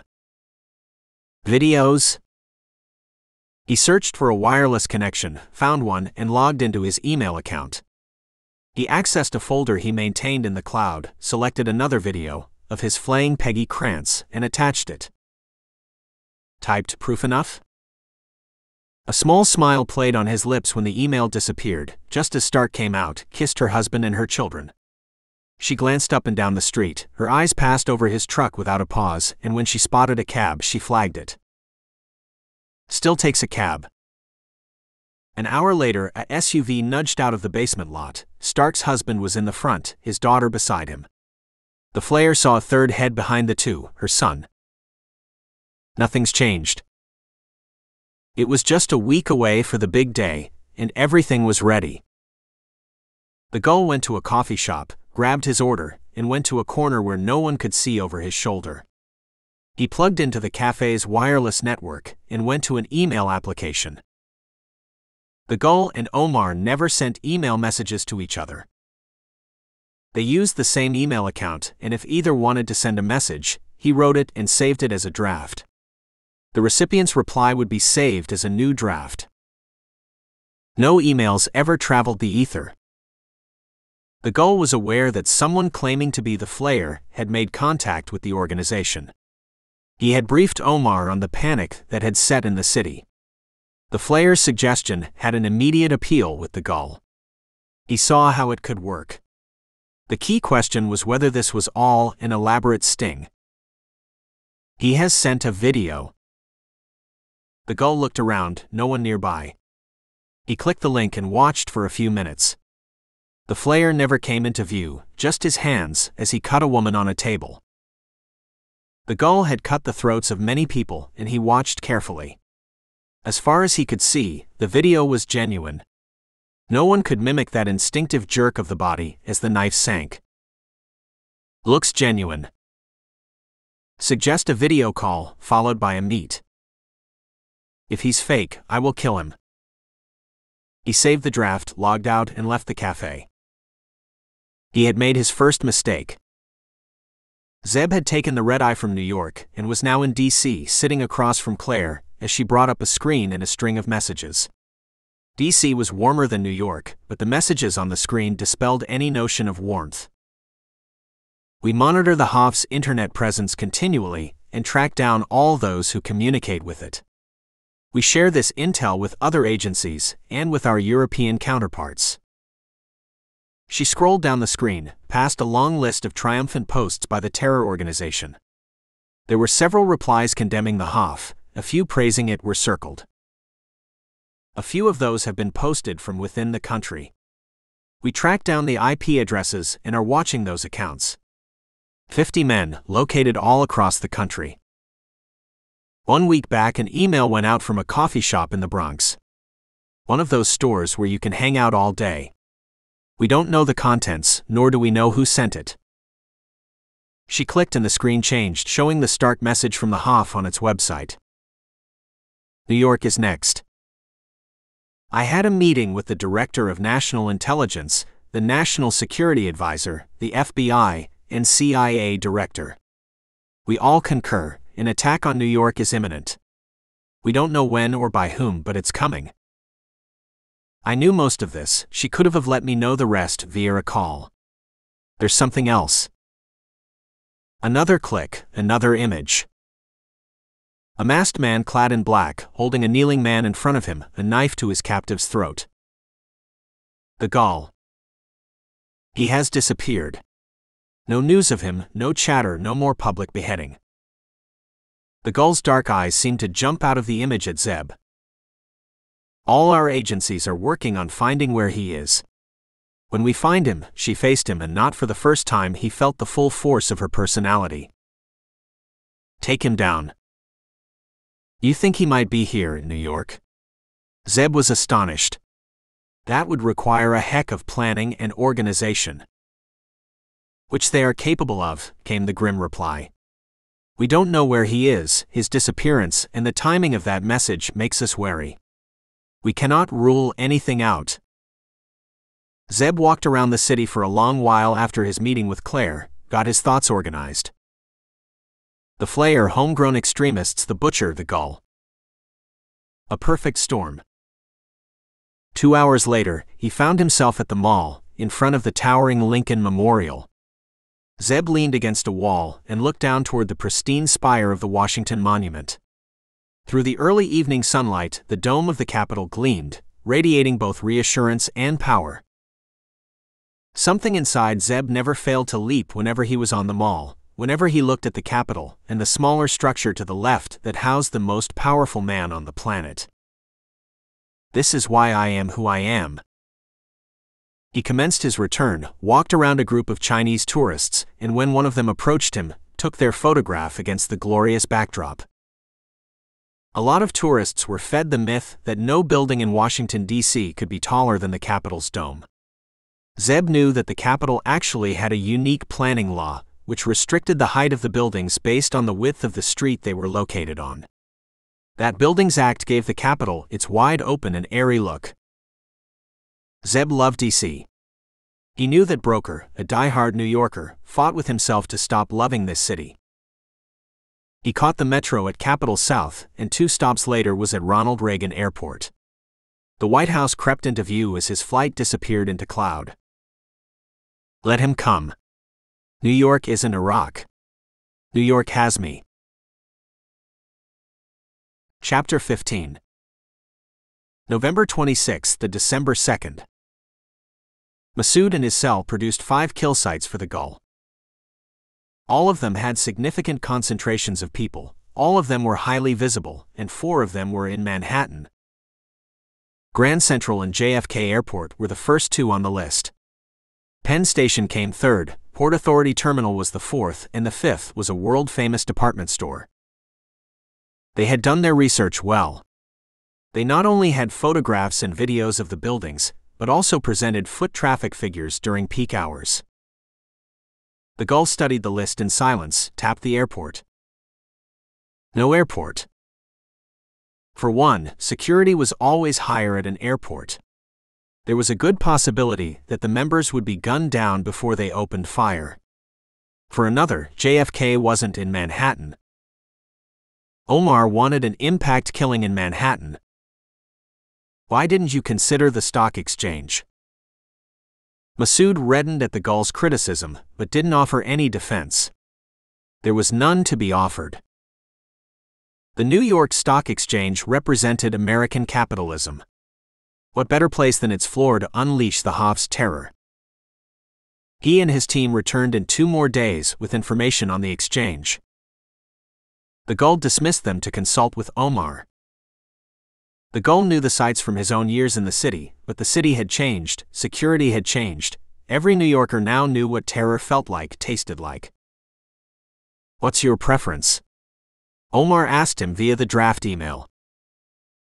Grand Central on the first day, Penn on the second. Why? The Gull elaborated his reasoning, a process of elimination. The NYSE floor would be hard to get in, the department store had too many cameras to risk the men going in with their guns in their bags. What about the bus terminal? Psychological reasons. The people who traveled by bus weren't the ones the Gull wanted to kill. Bus passengers ranked lower in his eyeball factor than plane and train commuters. Omar wasn't interested in the Gull's take on psychology. All he wanted was a spectacle that would strike horror in the great Satan. You'll get that at both sites. The Gull tried to explain the grandeur of the first site, stopped when he realized Omar didn't care. He cited passenger numbers and the shock value it offered. Omar interrupted him. Why not make it the second site then? The second site is the bigger kill site in our plans.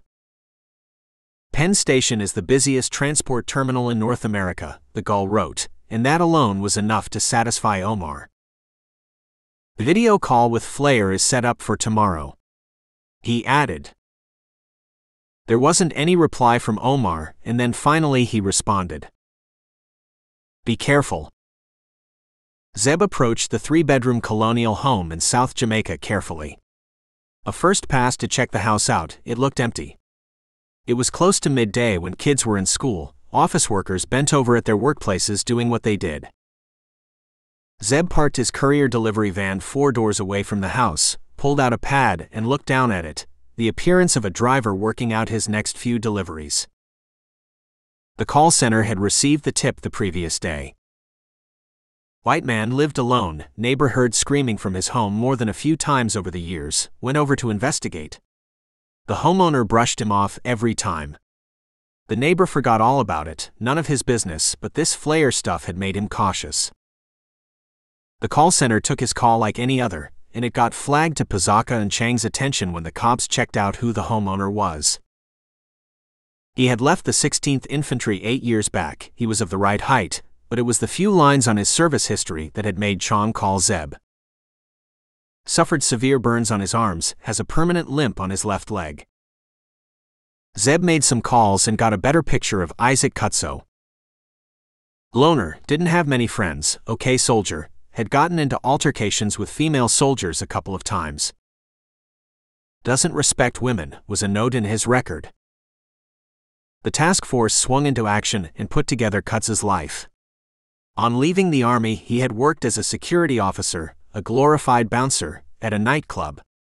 He had then moved up and headed security at a mid-town hotel. The hotel sacked him when he had come onto several female guests. There were claims of harassment that the hotel had covered up. Kutso now worked in a similar capacity at a bowling alley. The task force got to speak to one of the hotel's guests, one of the women who had claimed harassment. She laughed cynically. "More like attempted rape and assault," she said. The task force sent patrol cars, but everything appeared normal from the outside. A beat cop knocked on his door, but there wasn't a reply. The cops discussed going in hard. Zeb dissuaded them, reminded them of Howell. Bringing him for questioning was an option, if they found him. "I'll check the house out," Zeb told them when Pizaka fidgeted indecisively. Chong followed Zeb out, warned him. "Zeb, please do nothing that will compromise the investigation." Zeb nodded, went to their basement garage, and rolled out in the courier van. The house was shielded by a large tree on the sidewalk whose branches extended over the garden, and made it appear more private than the neighboring homes. A 3-foot chain-link fence ran along the small front garden. It had a small gate that led to a walkway that went up to the front door. Street parking for cars, neighboring homes were 50 feet away. Zeb got out of the van, grabbed a package from his seat, and approached the home. He rang the bell, heard it chime inside, but there wasn't a reply. He knocked on a curtained window, got no response. He walked down the side of the house to the back, rattled the rear door. No response. He thought about entering the house, but it gave off no vibes. He shrugged, turned back to head to his van. He had taken no more than 5 steps when he heard scrabbling. Faint, but he could hear it. Not from the house, but from beneath it. He frowned and looked down. Nothing. Ground met side of house. He laid his ear against the wall. A minute of silence, then the sound again. It felt like paws on a floor or against a wall. Fingernails? He glanced at his watch, set a target of 5 minutes. A delivery guy won't spend more than 5 minutes at an empty house, figuring out where to leave a package. He pulled a mask over his face, looked at the lock on the rear door. Cheap. It took him less than a minute to crack it. The door swung noiselessly, and the stench hit him. Sweat, urine, stale clothes. The house was untidy. Dirty dishes stacked in the kitchen sink, clothes strewn on the floor, and whatever that could be used as a hook. Clothes. Some of them are small. Smaller than a 5'8" man would wear. Cold spread through Zeb, and the beast yapped inside when he recognized the clothes. A pair of shorts. A child's. Kutso has no children. He ghosted through the house, found more empty clothes, some of which stank. He went upstairs, gun ready, carefully treading on the steps. They were carpeted, which deadened any slight sound he made. The 3 bedrooms were empty. The master bed was untidy, large stains on it. One stain was rust brown in color. Zeb took it all in without touching any surface. More small clothes littered the bedrooms. A boy's t-shirt hung over a couch. The sound came again, fainter. Zeb cocked his head carefully and listened.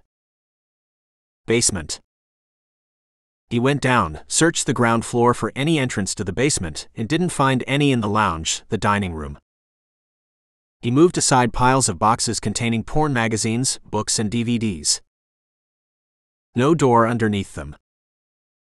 There was a utility room adjoining the kitchen, which held a washer-dryer, a dishwasher, and other odds and ends. A circular wooden table was upended, 4 chairs stacked on it. Why upended? He moved the chairs stealthily, shifted the table. There. A squarish door embedded in the floor, with a rope threaded through it, acting as its handle. Zeb pulled it open and peered through the darkness. The rustling and scrabbling became louder. Something or someone. More than one something or someone. He withdrew a flashlight from his pocket, turned it on and stepped gingerly on a shaky wooden ladder. 10 steps later he was on a concrete floor, smelling cool air, sweat and urine. The sounds were much louder, bodies shifted. The beast roared in rage inside him.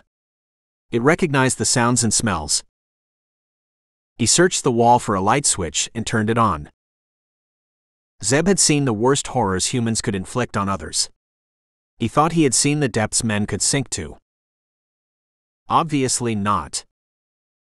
4 hours later, Isaac Kutso was arrested after an anonymous tip-off for his involvement in a pedophile and child sex slavery ring. 4 boys, their ages ranging from 6 to 10 years, were rescued from their basement prison by the NYPD and Children's Services. Kutso's initial denial turned to a voluntary confession when he was confronted with the evidence. Zeb shrugged off the congratulatory backslap offered by Pizaka, walked away and stared at the man seated alone in the interrogation room. You could have killed him. You could have hunted him at night, finished him, and made it look natural. You have done that several times before. The children would be free, another insect would have stopped polluting them. He consciously loosened his arms, straightened his fists, and sucked in a deep breath. Cool air rushed in, bathed the beast and calmed it. He took in those around him. The twins talking to Chong and Pizaka, their horrified faces reflected in a window. Cages. Their mouths taped. Their hands and feet bound. 6 months in captivity. Emaciated. Raped. He left a presence next to him. Solid, warm, reassuring calm. He turned to face the commissioner, and this time he didn't shrug away the hand on his shoulder. Rolando didn't say a word, silently led him away, and gestured at the twins to follow. He knew Zeb's history. Words were meaningless. The Flayer took his dinner downstairs, spent 15 minutes acquainting himself with his trophies, settled back in his chair with a sigh, and took a large bite of his burrito. He grimaced as a drop of mustard fell on his shirt.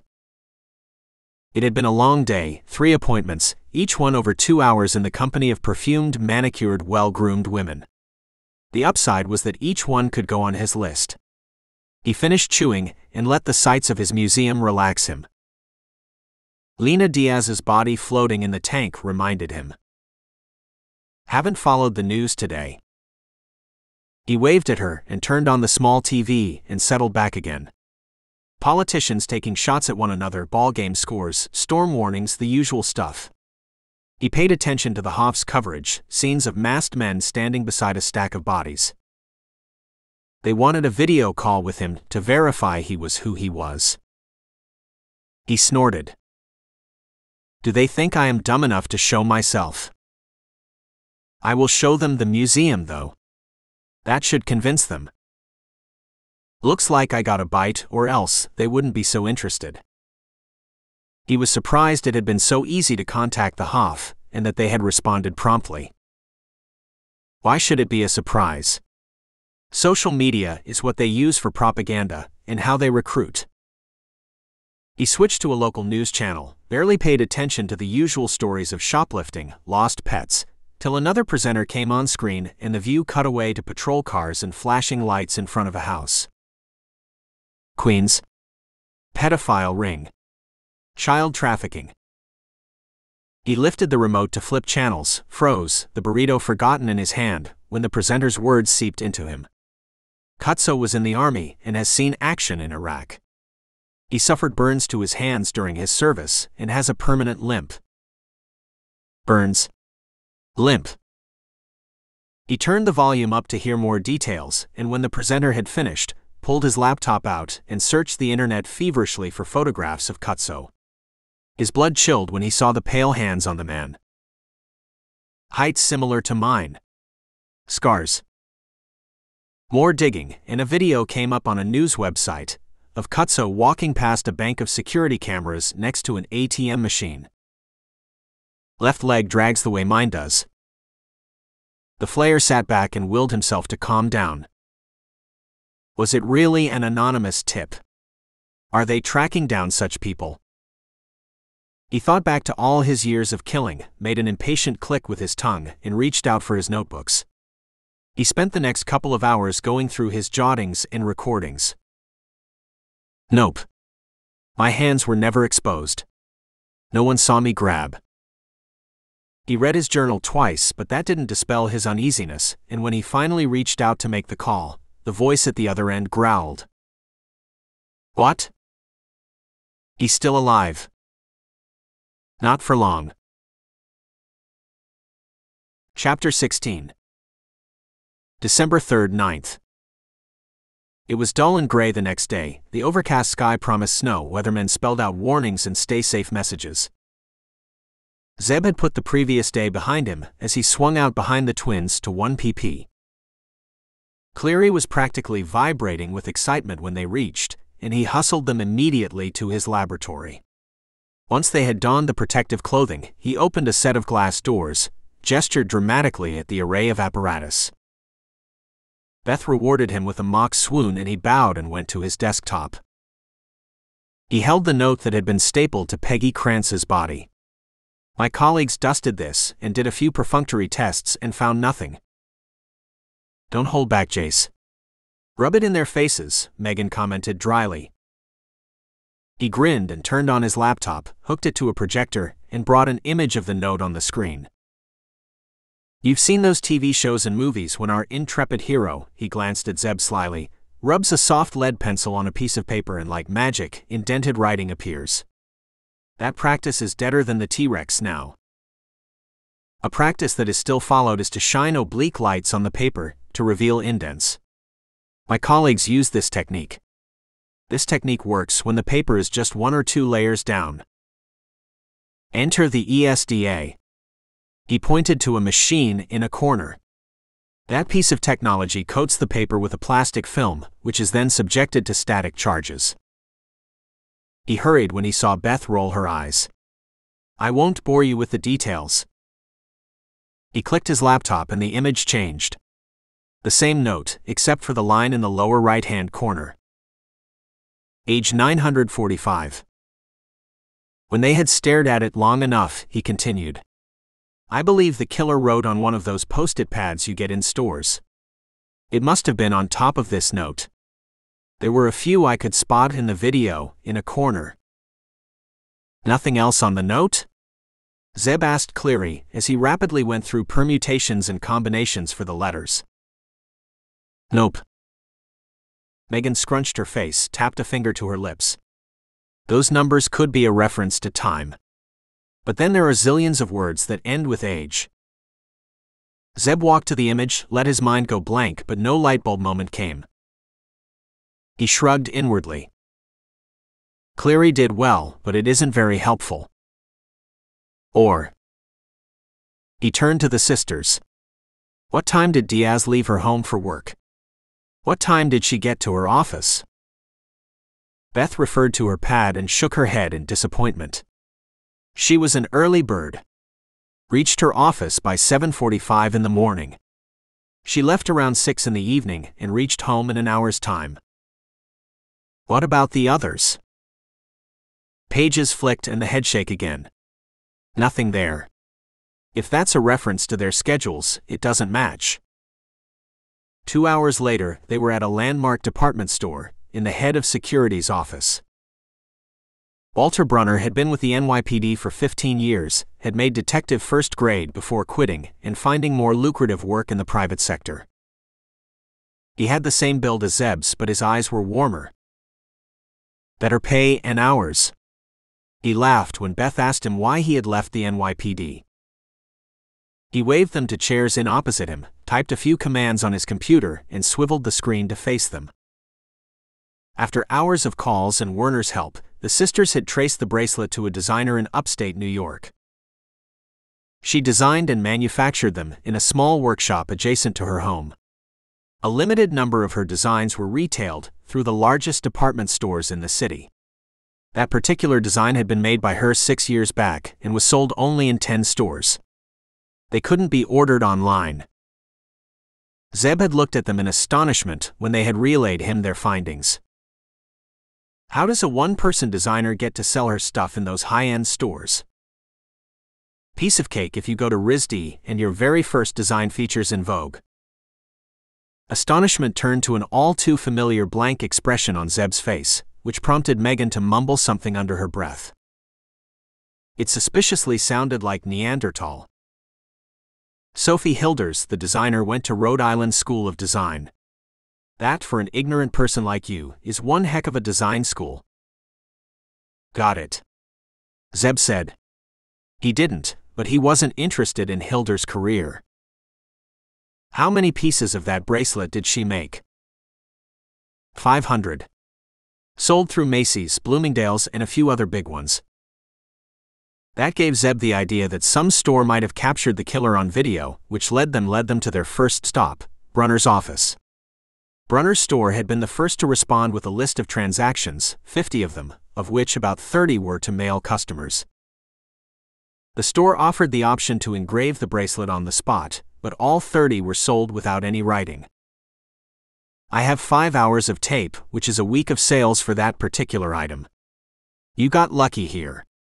We normally don't keep video for that long, but ever since we moved to digital, we've got stuff going back a long way. Helps us with our insurance premiums.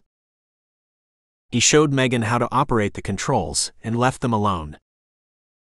2 frustrating hours later, after watching sales staff service customer after customer, they gave up. No one resembling the Flayer was on camera. Megan hammered the SUV's door in frustration. No prints from any of those storage sites. No other videos anywhere. No other leads from all those addresses. Nothing from the service records. Who the hell is this guy? Zeb didn't reply. He followed them to the next department store. 9 more to go. By the end of the day, it turned all 9 stores did keep transactions, but only 4 of them had video. Not one of them had captured the Flayer. Megan took all the transactions, collated them in a single file, and fed them to Werner. Werner would match the receipts to addresses, to card owners, and would flag those transactions that were a possible match. Shayna Rogers lifted their spirits later in the week. A text message flashed on 5 phones. Someone's at his box. Stall him, Zeb replied, and burned rubber through the city. Chong and Pazaka followed in anonymous vehicles and radioed for the Bronx street to be flooded, stealthily. 15 minutes later, Zeb raced up the avenue, nosed into an empty space, and was out before the engine had turned off. The twins emerged from another parking space. He wordlessly pointed to the other side of the avenue, they nodded and split. Behind him, far behind him, he saw Chong and Pazaka reflected in a store's window. He slowed, and with just a slouch in his posture, he transformed from violent force to casual shopper. He pulled out his phone, fired a text to Shayna. No more stalling. Life was looking better for Dwayne Dubs Porter. His girl was making out with him again after their last fight. He still seemed to have a job at that warehouse. Well, he hadn't been fired yet, and then this dude had turned up. Shades like those worn by those Secret Service guys, a scarf kind of thing covering his lower face. He'd strolled up to Dubs after he'd kissed his girl long and hard, patted her butt, and sent her off to work. Nice ass, the man commented as they watched her sway away. Yeah man, Dubs said without thinking, and then his voice rose. Watch it, dude, that's my girl. You can keep her, and you can keep this too. He shoved a pile of bills in Dubs' hand. Dubs' eyes widened as he counted them. $200. Enough to buy a spliff or 2 and treat his girl to a nice meal, which would soften her to more making out. His eyes narrowed as the man continued. All you gotta do is go inside that place, get my mail for me. He tossed a key at Dubs, who caught it reflexively. Dubs reluctantly pushed the money back at the man. I ain't doing anything illegal, dude. Dubs is on the straight and narrow these days.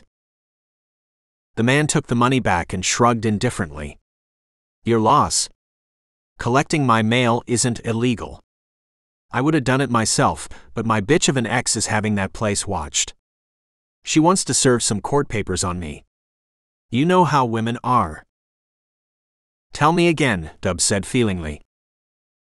He eyed the wad again, puffed himself up, and said confidently, I'll do it. Half an hour later he found himself prone on the sidewalk, guns pointed at him, cops screaming in his face. Zeb hung back from the bunch of cops, eyed the dumpster. Dubs was to have dropped the mail in. The Flayer will be in a position where he can watch it. He will wait till Dubs walks away, scan for any danger, and then pick his stuff. Zeb's eyes went over pedestrians, office-goers, couples, women with babies. Practiced eyes swept, looking for anything that didn't belong, for people who didn't fit. It was nearing office closing hours, and there were already a good number of people on the avenue. None stood out. 3 vantage points gave an unrestricted view of the dumpster. The awning of a cafe, a food truck serving counter, and an office entrance. Zeb rejected the office entrance. The Flayer would stand out. The food truck. Nope, the line moved too fast. The cafe. He scanned the seated people, those standing, found none that hooked his interest, and turned to watch behind him. Something. He willed his body to be normal, thought back to what he had seen. Glasses. No shades. Tall man. Standing way behind the cafe. Zeb completed his turn, 180 degrees, and his eyes flicked casually to where he'd seen the glasses. Shades. Scarf. Looking directly back at him. Zeb didn't know when he started moving, he moved like water through the crowd. The dark shades looked a second longer his way, and then the man bolted.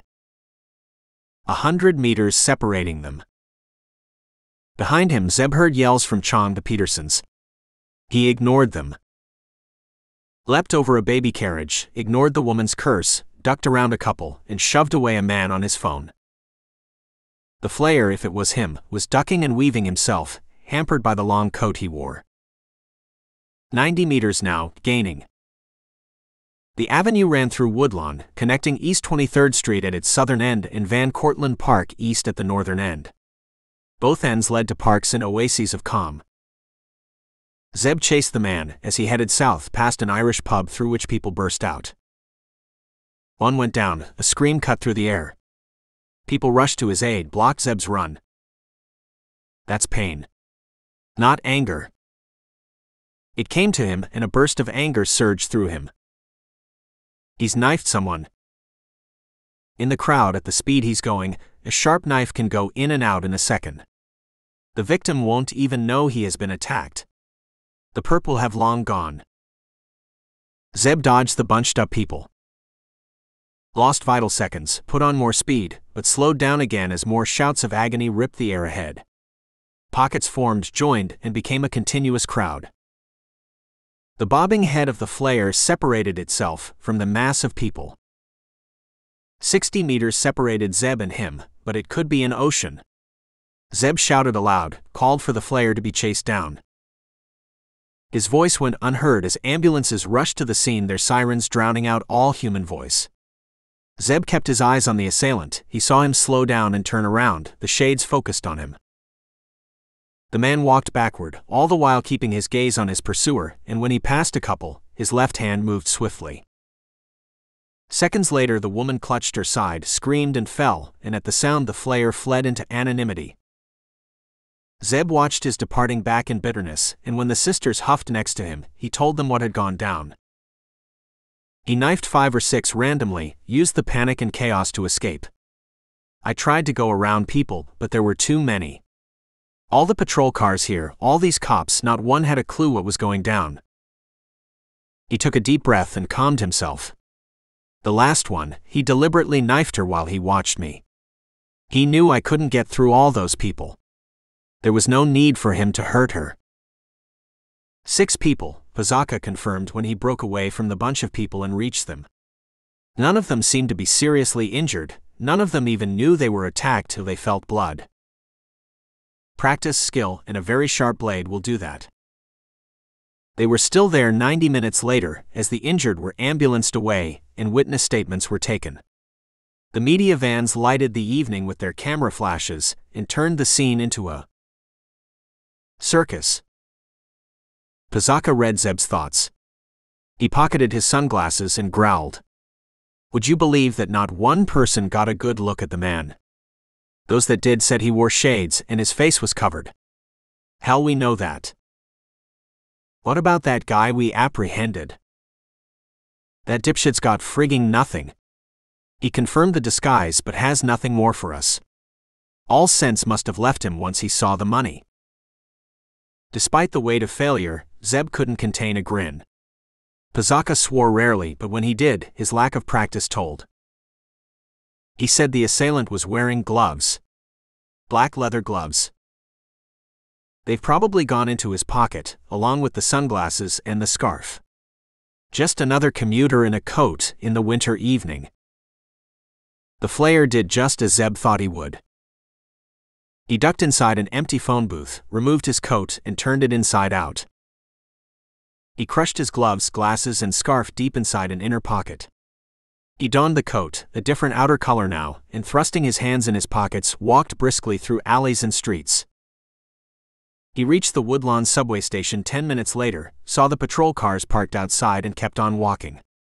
A good half-hour walk brought him to a bus stop, and when one came, he climbed aboard and sat in the rear. He switched buses for the next hour, random changes, and an hour later found himself near Columbia University. He stopped at a bar that had a TV running with live coverage of the incident. He joined the silent crowd in front of the screen and read the streaming caption. Flayer strikes in broad daylight. Under NYPD's nose. It wasn't daylight, but I'll take that headline. A burly man at the front swore. We need the death penalty for scum like him. He got a chorus of approvals. One man high-fived him. Your cops have got to find me first.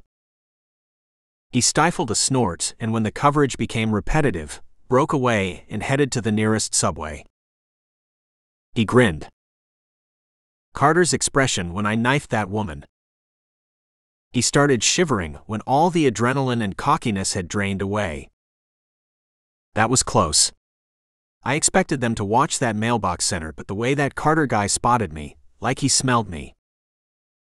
He thought about calling Korolev, but dropped the idea. He doesn't like to be chased. Let me focus on Stark. It's time for her. Zeb and the twins waited till the crowds dissipated, patrol cars peeled away, and that section of the Bronx reached a semblance of normalcy. He accompanied the two cops to their cars, patted Pizaka on the shoulder encouragingly, and headed to his ride. A second later he sprinted back to Pizaka, who rolled down his window. What was in the mailbox? A new set of instruments. Chapter 17. December 10th, 16th. 2 more days of chasing down addresses, IP addresses, credit card receipts, and witness statements didn't turn up anything. Werner spat out 50 males who bought the bracelet, all of whom, after another day of calls, were crossed out. Zeb took the sisters out of the office for a change of scene, to a midtown bar. It was an intimate one that did not play loud music, and encouraged you to have a conversation.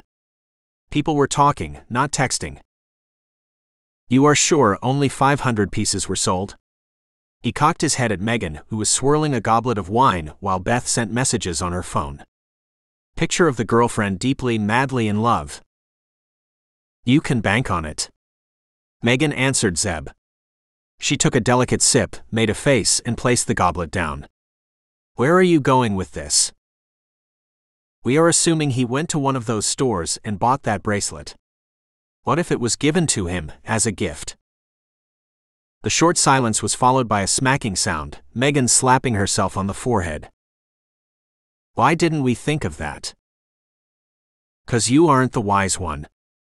Beth put away her phone, dug out her laptop, and hooked it to the local Wi-Fi connection.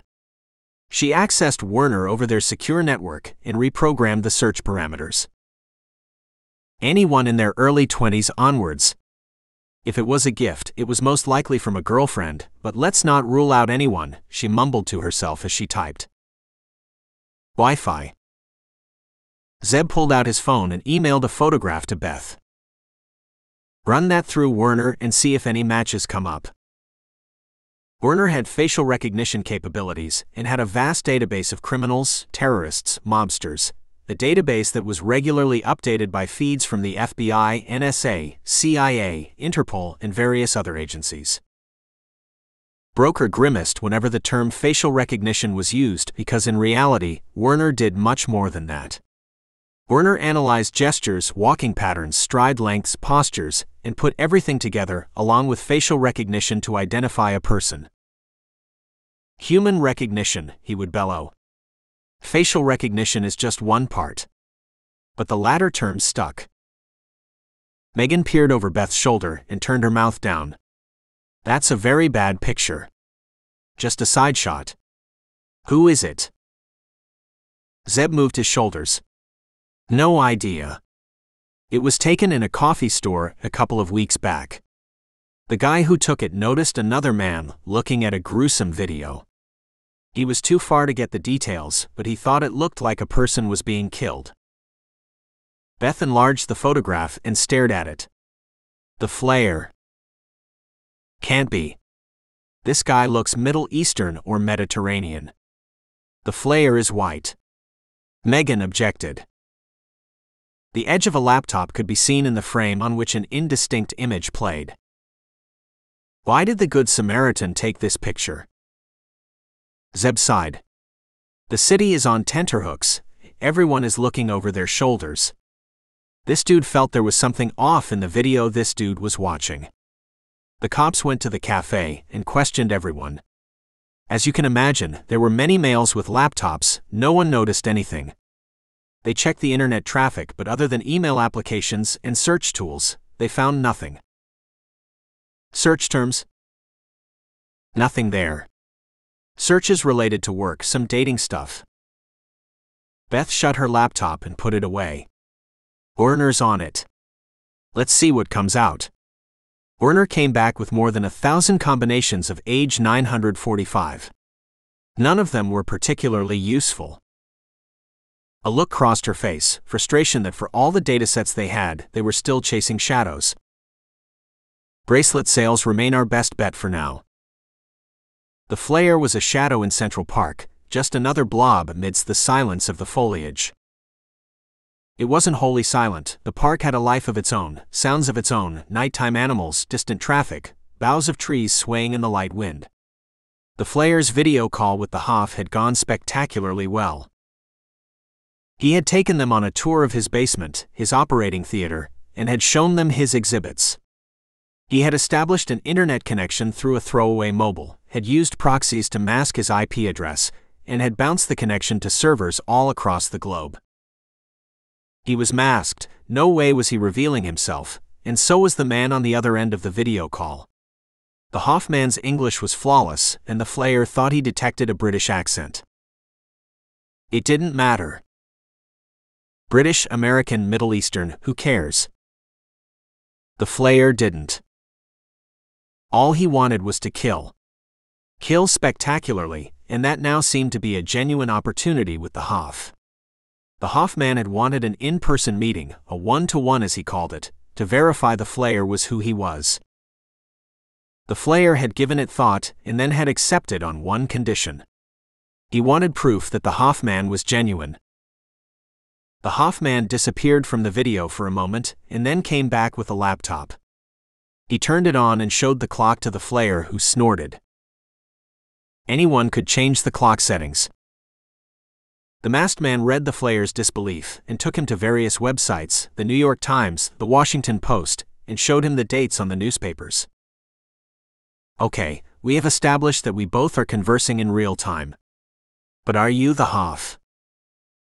The masked man's brown eyes flashed for a moment, but he bent silently, and when he turned the screen to the Flayer, a video was playing on it. It was of an internet video of the gull beheading a captive in the desert. He typed some more, and another video came up, the same man being killed. But not the same video. The Flayer leaned forward in excitement when it sank into him. The second video was an uncut, unedited version of the killing. The videos that the Hoff posted were edited and polished professionally before the world got to see them. The masked man showed him more videos, and with each showing the Flayer's excitement grew. He couldn't contain himself. "You're in New York?" The brown eyes stared back expressionlessly at him. A sound brought the Flayer back to the present, to Central Park. He looked around but didn't see anything. The dim glow on his watch told him it was nearing closing time, 20 minutes more. The gull was cutting it fine. The gull was deliberately taking his time. He and his cell were observing the Flayer. They had been at their positions the whole day, and when night had fallen, had donned masks. Masood and his men didn't know who they were meeting and why. The gull had confiscated their throwaways for the meeting. No point giving them the means to take the Flayer's photograph. As far as he could see, the Flayer was alone. No cops, no cars, no companions. But the gull hadn't got to his position by taking risks, and hence they had waited. He gave the signal when it was 20-1, and Masood approached the Flayer from the rear. He circled the Flayer, stood in front of him, and the two regarded each other in silence. Masood brandished a gun which caught the dim light of the night and gleamed wickedly. "You're not him," the Flayer said flatly. "Dude, don't waste my time. We have done the dance, shown each other our cards. If your boss doesn't show himself in the next 5 minutes, I'm outta here." The gull left his hiding place and approached the Flayer. He made a gesture at Masood, and the man disappeared into the shadows, leaving the two men alone as they tried to stare each other down. They didn't bother patting each other down for wires. They had already revealed too much to the other person. Listening devices didn't matter. "You talk big for someone who I could kill right now," the gull said finally. The Flayer laughed in genuine amusement. "Is that what you came to this country for? To kill a killer? The NYPD might give you a medal for that. I thought you guys did bigger things." The gull's lips tightened beneath the mask. The killer was right. There was no point finishing a meaningless insect whose presence on the earth would not be missed. "What do you have in mind?" "You are planning something. I am planning something. Let's do it on the same day." "How would that help me?" "It should be obvious. You guys like to stage events. I do the same. Together we can stage a day of bloodletting the city will never forget." "Too risky. The NYPD will hunt us, not just them, but all the other agencies too." The Flayer's voice dripped scorn. "They aren't now. If you were risk-averse, why are you in this country? Escape will be difficult if we do things together. On the other hand, their resources will be divided in hunting for us." He added slyly, "I don't get what you are scared of. I thought you guys embraced death." He felt the rage flare in the other man, though not a muscle of his twitched. The gull controlled himself while a remote part of his brain acknowledged the killer's reasoning. "You don't fear being caught?" "Nope. Because I won't be. I have been killing for years and they still don't know who I am. They don't even know how many I have killed, where all the bodies are." The gull's eyes bored into him. "Where do you kill?" "None of your business," the Flayer stopped mid-sentence. "Are you thinking what I am thinking?" The flat eyes didn't blink. "I don't know what you are thinking." "You could do your beheading thing in my place. That's what crossed your mind, didn't it?" He chuckled, liking the idea the more he thought about it. "I can see it working. You were planning to rent some place, right?" He rubbed his hands involuntarily. "Am I casa, su casa, and all that shit?" He frowned. "You know what that means?" "I am not an idiot." "Never thought you were, dude." The Flayer said lightly. "The problem with all you guys is you take things so damn seriously. When are you planning your event?" Suspicion flared in the gull's eyes. "Why?" The Flayer made an impatient noise. "We have to plan, don't we? Or do you kill without any planning?" "There's no we. Not yet. I'll be in touch if there is one. The gull turned to leave, halted when the killer spoke. Dude, I hope you and your minions won't do anything stupid, like following me. I haven't killed men before, but it would be interesting to slit a man and skin him alive. The gull left without a word, followed by other shadows that detached from the rest of the park. The Flayer walked in the city for a long time to calm himself down, to quieten the adrenaline surging through him. It was hard because he was already imagining the two of them killing together. Maybe even live? That would be too dangerous. Would it? He parked the thought in the back of his mind and continued dreaming. At one point he marveled at his own calmness in the face of the gull, the most wanted man by the U.S. Nothing to it. There was no mileage for him in killing me. Maybe we can have one softener event before the kill day. His dreams were big, all tinged with red. Zeb was sitting in a counter-terrorism meeting chaired by the commissioner, as the city geared itself for a potential terrorist. The meeting had representatives from the FBI, NSA, and various other acronymed agencies. He was an invitee and was introduced as an interested party. All efforts to know more about him were brushed off. Speakers rose and presented on the city's capabilities and gave latest updates.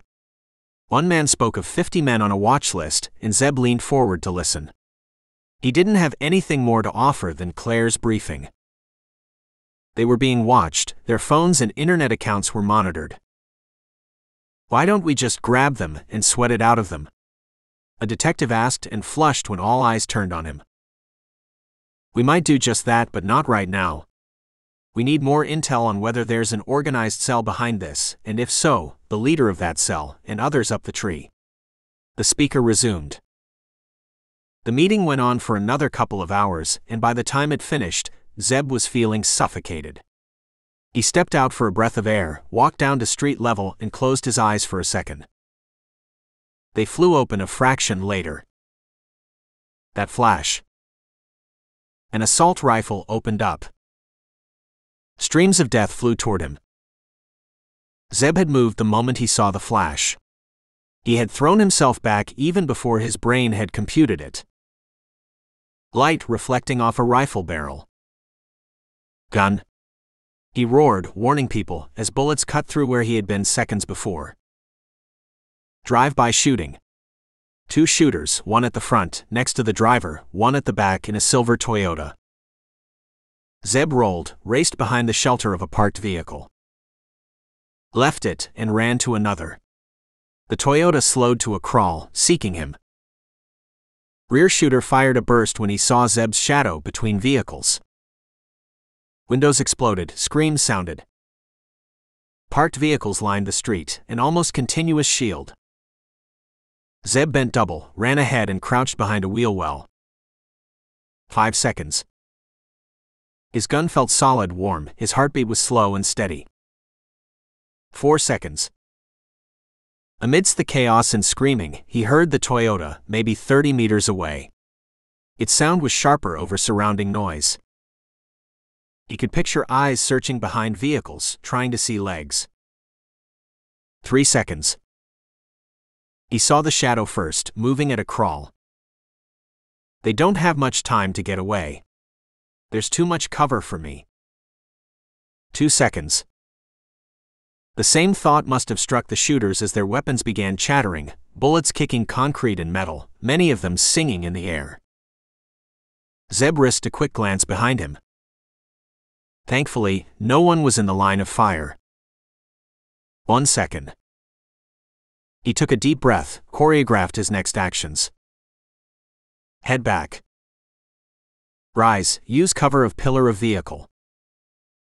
Narrow burst in the back. Longer burst in the front. He tensed, the beast flew through him, and even as his body was flowing up, he heard different sounds. The distinct crashes of a Mossberg shotgun. Quick, precise shots. Then the sound of another assault rifle. It sounded like a HK-416, longer bursts, targeted. No stray bullets flying. Sound coalesced. Became a river of lead. Whoever was firing knew what they were doing. He heard another crash, metal on metal, and then all firing stopped. He risked a quick glance and rose slowly, gun at the ready. Sirens sounded in the air, came closer, and people came out of hiding when the air became free of flying poison.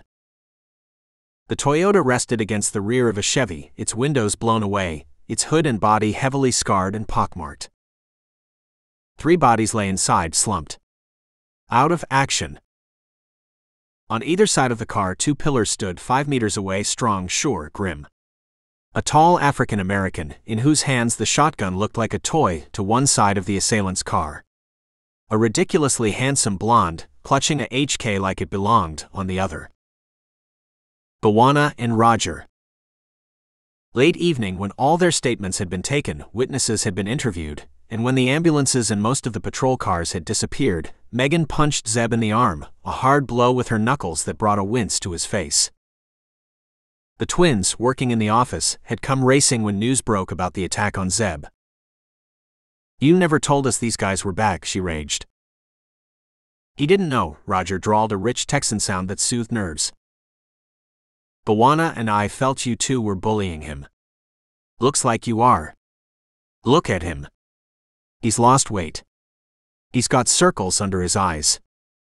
Bwana laughed. He released Beth from his hug, his 6'4" frame dwarfing hers, and a grin split his ebony face.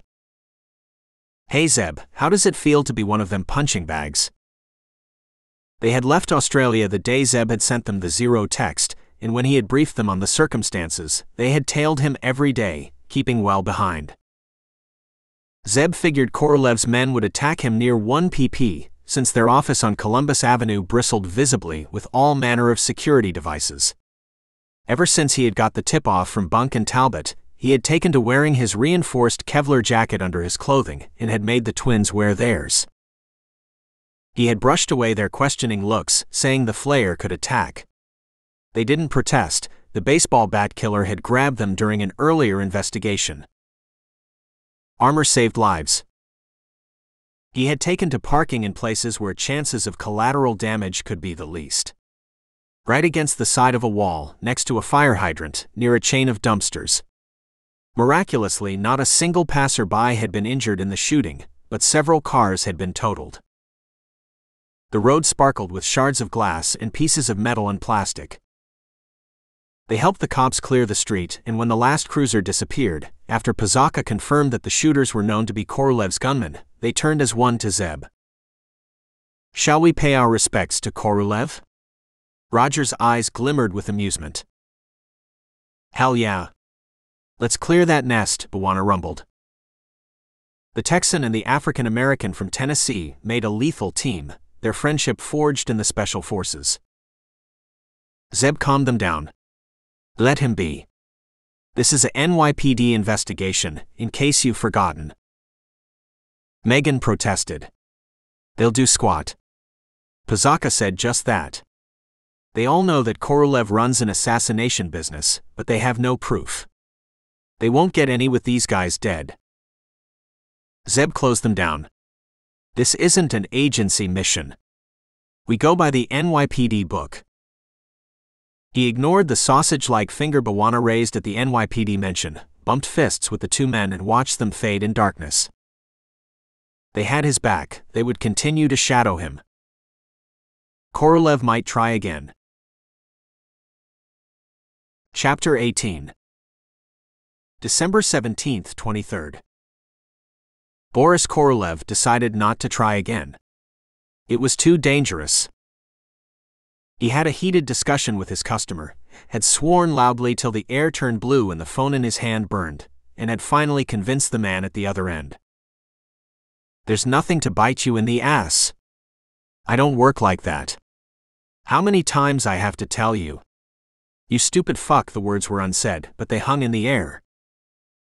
His patience snapped after 10 more minutes of haranguing, and he slammed the phone down, picked it up again, and hurled it against the wall. A head poked through the door, one of his men checking in on him. The head disappeared in a second just as Korolev's gun barked, and a row of holes pocked the door. No one disturbed him after that. They knew his rages, they could last for hours, and anyone who approached him then could end up dead. Anger bubbled through the Ukrainian's blood, pulsing hot and fast as he glared around in his office. He had never taken such a loss. The last time he'd lost so many men in one go was when he'd been in a gang war. That was a gang. This was one guy. Svolok. Scum. He roared, the sound reverberating in the room. Hours later, as the thump of the nightclub below slowed, his rage simmered down, cool thinking crept forward. Should have trusted my instincts in the first place. Should never have taken the contract. He decided to beef up his protective cordon. Carter might come after him with those other guys. The Flayer sweated for a few hours after his call with Korolev, and then he too calmed down. I used a burner phone at all times. No names were mentioned. I paid in cash, using a drop I have used before.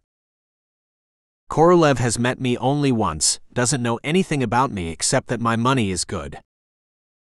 He worried at it for another half an hour, then put it behind him. It was Christmas Eve the next day, there were preparations to be made. The silence in the SUV was broken just once by Beth, who asked Zeb a question.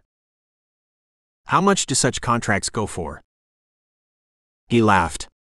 Depends on who you want killed and who you go to. Word is Korolev will not get out of bed for less than 6 figures. Our guy's well heeled. Yeah, but we knew that. Everything about him points to wealth. He changed the subject. Any luck? Megan spoke sleepily from his side. We came down to 50 names, all women. Of those, 15 have yet to return our calls. The rest zip. All the men they bought for have rock-solid alibis. She yawned and stretched in her seat. I am getting nervous. He's been quiet for a while. Zeb nodded grimly. Too quiet. Teresa shooed her husband and kids out of the door on Christmas Day, leaned against the door, closed her eyes and sighed. There were times they just got under her feet. The oven chimed from inside, and she hurried to the kitchen. She was cooking an elaborate lunch, a surprise for them, which was why she wanted them out. She donned her gloves and extracted the chicken from the oven, laid it on the counter, and prepared it. Half an hour later she leaned back, looked at it critically, and then wrapped it up. She turned to the cake on the counter and reached out for an icing gun.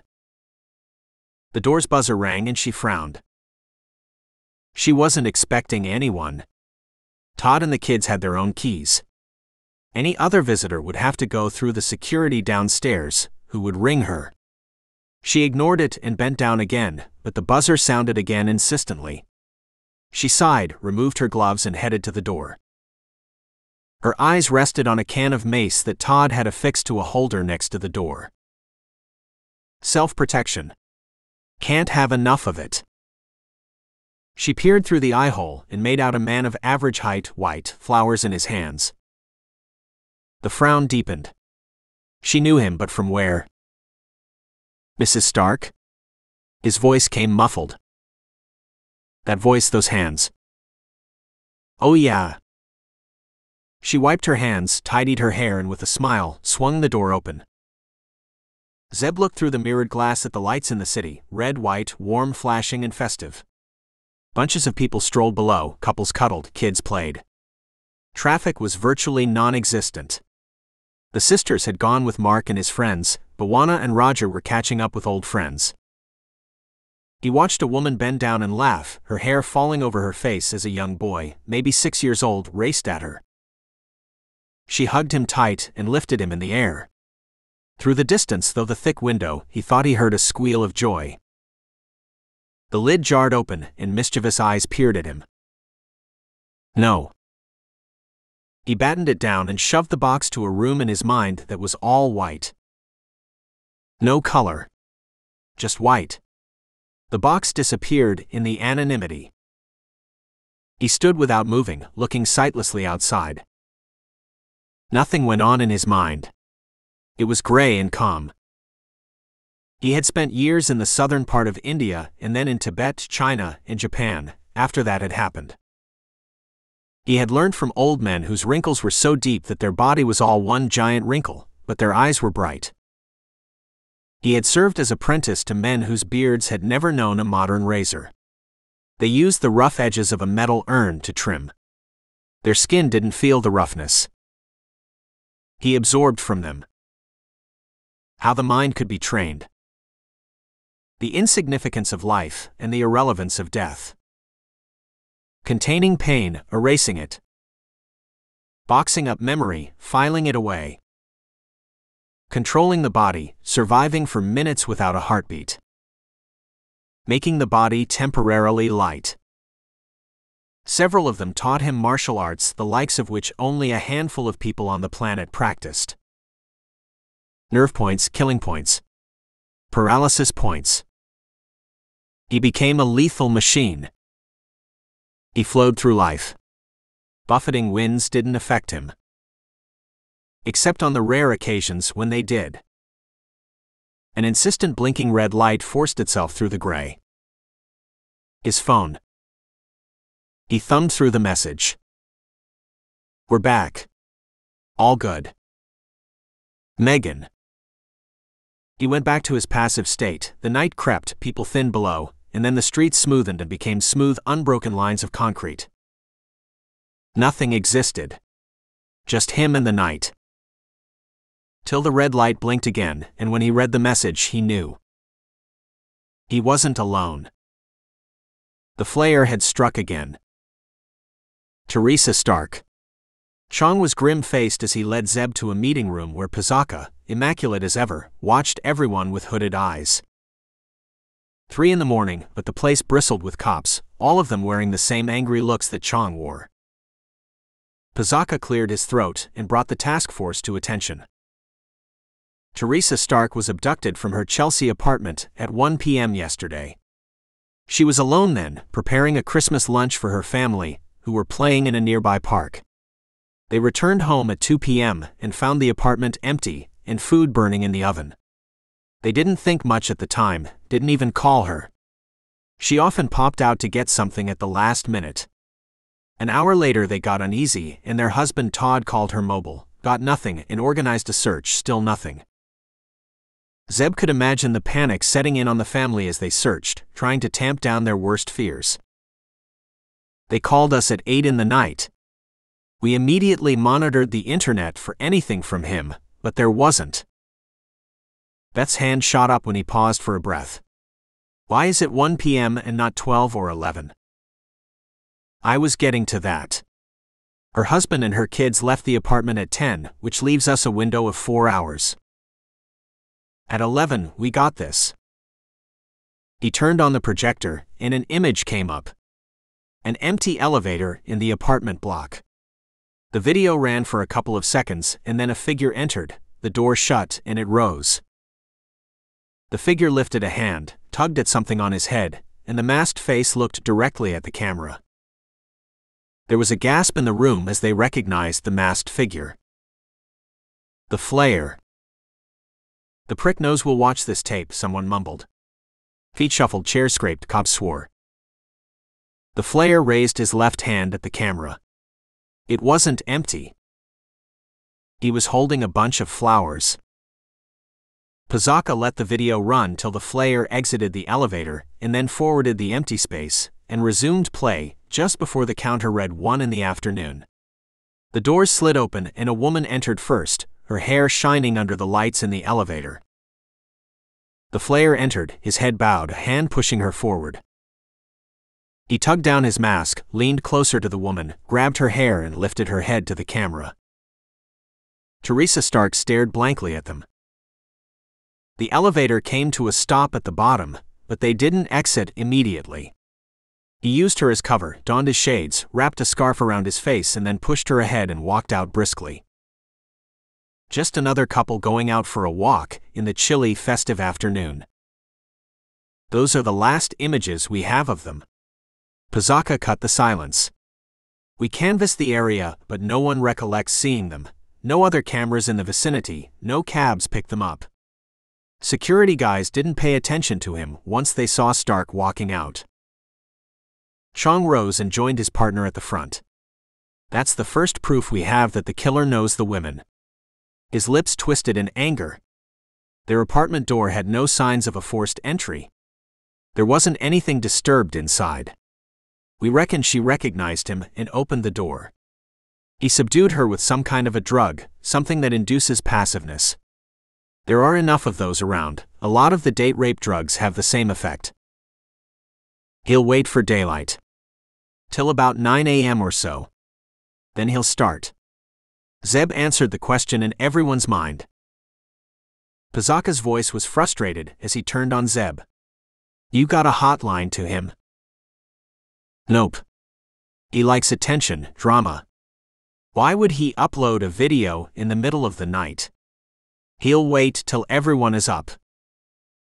Slow nods followed the ensuing silence as the assembled task force absorbed Zeb's logic.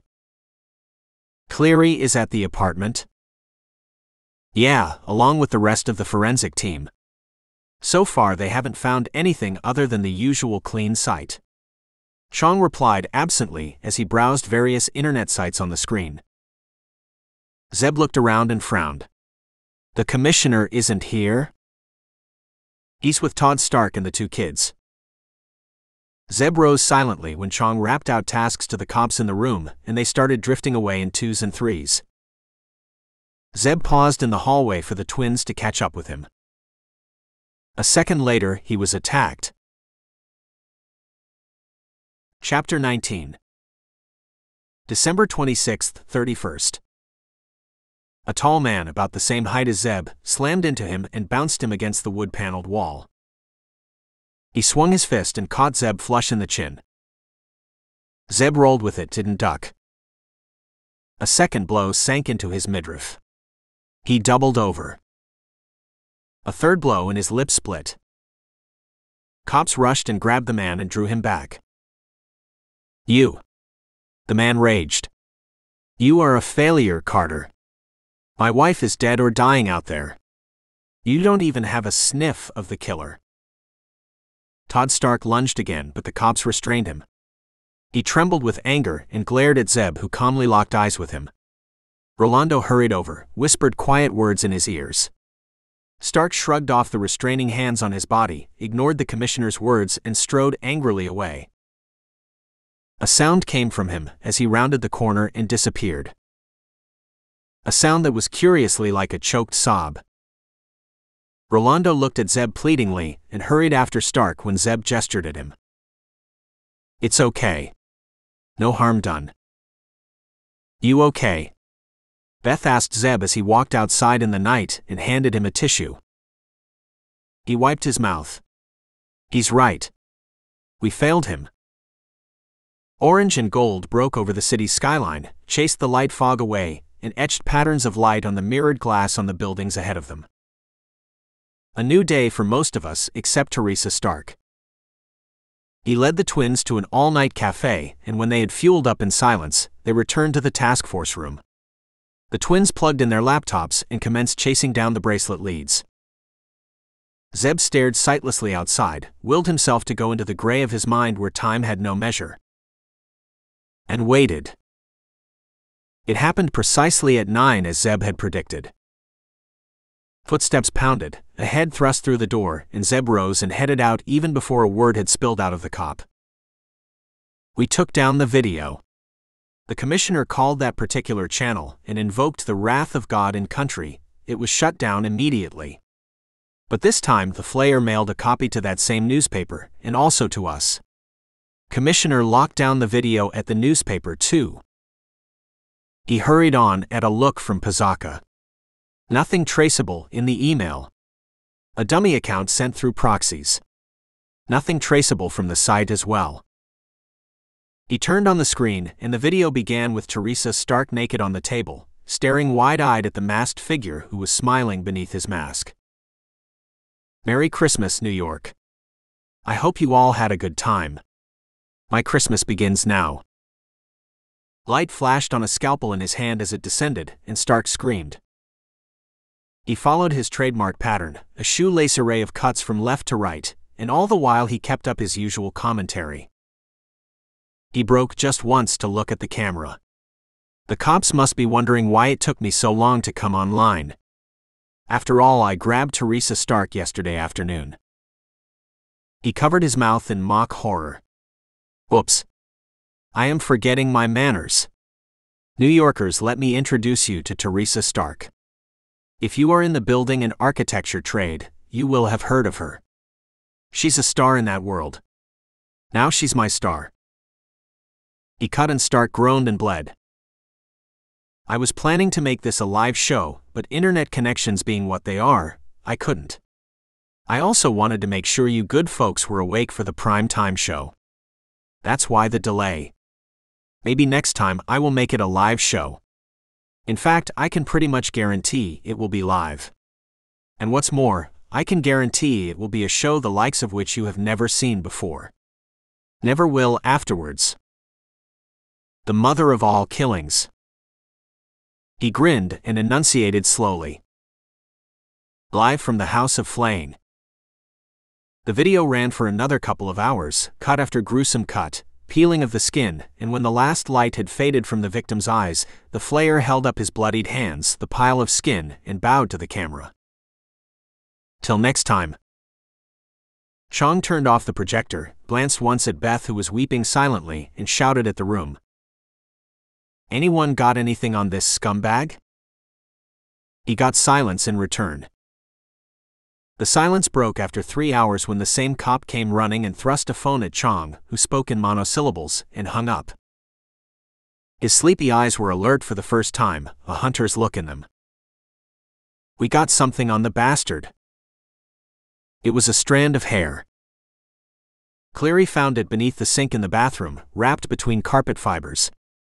It was brown and long, and didn't match any other occupant in the house.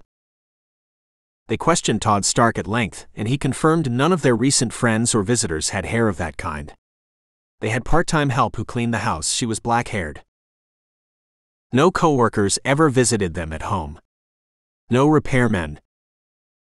Most tellingly, Todd had vacuumed the house just that Christmas morning. Zeb saw Pazaka surreptitiously make a sign. The sign of the cross. Let it be his. Let it lead us to him. Rolando cleared the forensic laboratory for Cleary. The hair took top priority. 3 hours of nail-biting, pacing and endless phone calls to Cleary to get off your backside and get something for us. The results came. A hit from Cody's. The FBI maintained the Combined DNA Index System and the National DNA System, which together were commonly known as Cody's.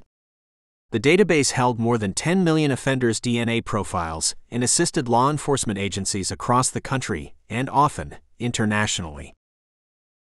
Kyle Dog Bernardino. Cleary announced triumphantly. They were in the crime lab, huddled over his monitor. He fiddled with sockets and plugs and brought the information on a wall-mounted screen. 46 years old. 7 murders, all women, all prostitutes, knife killings. He was in Sing Sing for 10 years, was released early for snitching on other killers, which was about 8 years back. He met his parole officer regularly the first couple of years, and was declared not requiring any more supervision. Dropped out of sight since then. Beth read aloud rapidly. Her voice slowed as she gazed at photographs of the man. 6-foot-wide burns. Burns? She shouted excitedly and got a frown from her sister. Involved in several prison fights, in one of which he had scalding water thrown over him. His hands were disfigured and had permanent burn marks. In another fight, he was shanked in his left leg and has limped ever since. It's him. Pazaka began in a satisfied tone that ended in a joyous shout. He slapped Cleary on his back and uncharacteristically high-fived his partner. Chong congratulated Cleary. Good work, Jason. This should give you a free pass to punch a few more of your superiors. He laughed when Cleary reddened and swung his attention back to his partner. He started killing again when released. Looks like it.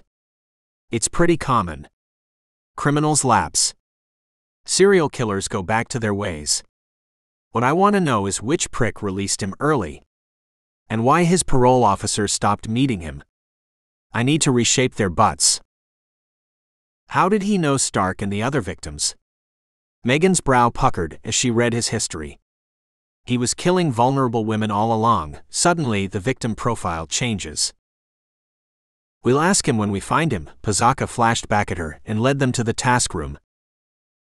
It was alive and buzzing. They had a tangible perp to go after. So where is he now? How do we find him? Beth asked when the rest of the task force had been updated. Let's start with his parole officer, family, friends, fellow inmates, Zeb suggested. He killed some prostitutes in his house, didn't he? Yeah, if a wooden shed and an outhouse can be called a home. This was in the hole, in.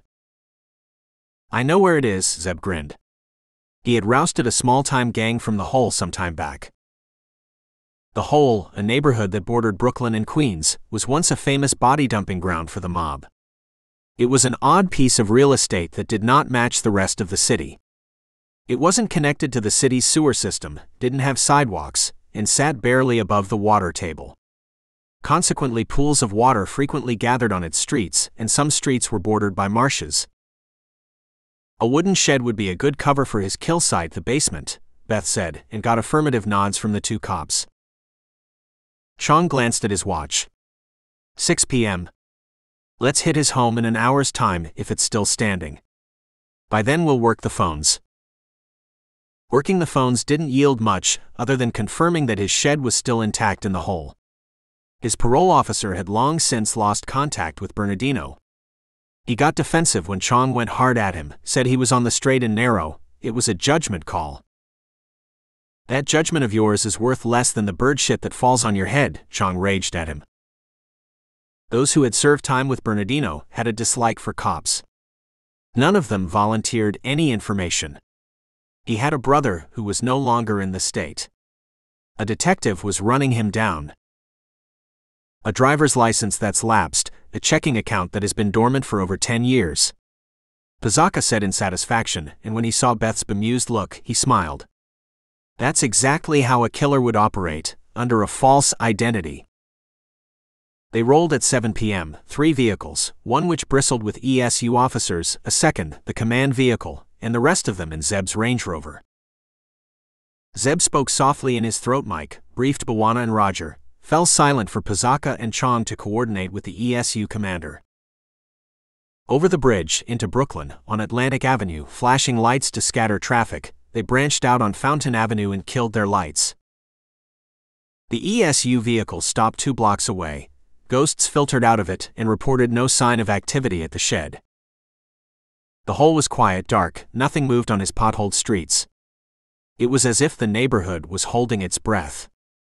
Pazaka unfolded his tablet, typed a few commands, and a video came up, from one of the ESU officers' body cams. 2 men crept to the shed stealthily, viewed into it with night vision and shook their heads. One of them rolled out a wire cam and slid it underneath the rickety door. No one. They breached the door with one team covering them and another backing the rear. It was empty. 2 hours later, they had turned the shed inside out. There was no basement. There were no signs of human presence. Cleary rolled up and went to work. He would later confirm no trace of Bernardino. Zeb looked at the 2 cops who were trying hard to contain their disappointment, and he couldn't help a grin. You really thought it would be so easy? 2 more days of chasing leads, tracking down inmates, looking up his previous associates, and going through his earlier kill sites got them nothing. The brother turned up in Mexico. He had broken off relations with his brother a long time back. If you find him, plug him, was his only comment. They went public with Bernardino's details, and a hotline was set up. The usual crank calls poured in and were weeded out. The promising ones were looked into. No traction. A 3rd day went. Zeb was having coffee with Bawana and Roger when his phone rang. It was Marvin Tempers. They met him at a diner once he'd signed off from work. He gave a long look at Bwana and Roger, relaxed when he saw Zeb's "there with me" gesture, pulled up a chair which squeaked in protest at his weight. Bernardino and my time overlapped in Sing Sing. I didn't know him well. Just saw him in the yard. He was into weights and all that shit. Came out of prison all swollen up like Popeye from that old comic strip. He fidgeted in embarrassment. We sorta have an informal group. Those of us who have gone straight, we hang out once a month, shoot pool or play poker, swap stories.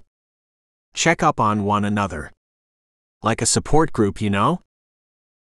Zeb nodded. No different to the groups we Special Forces folks have. Talk invariably turns to the people we knew, where they are now, what they're doing now.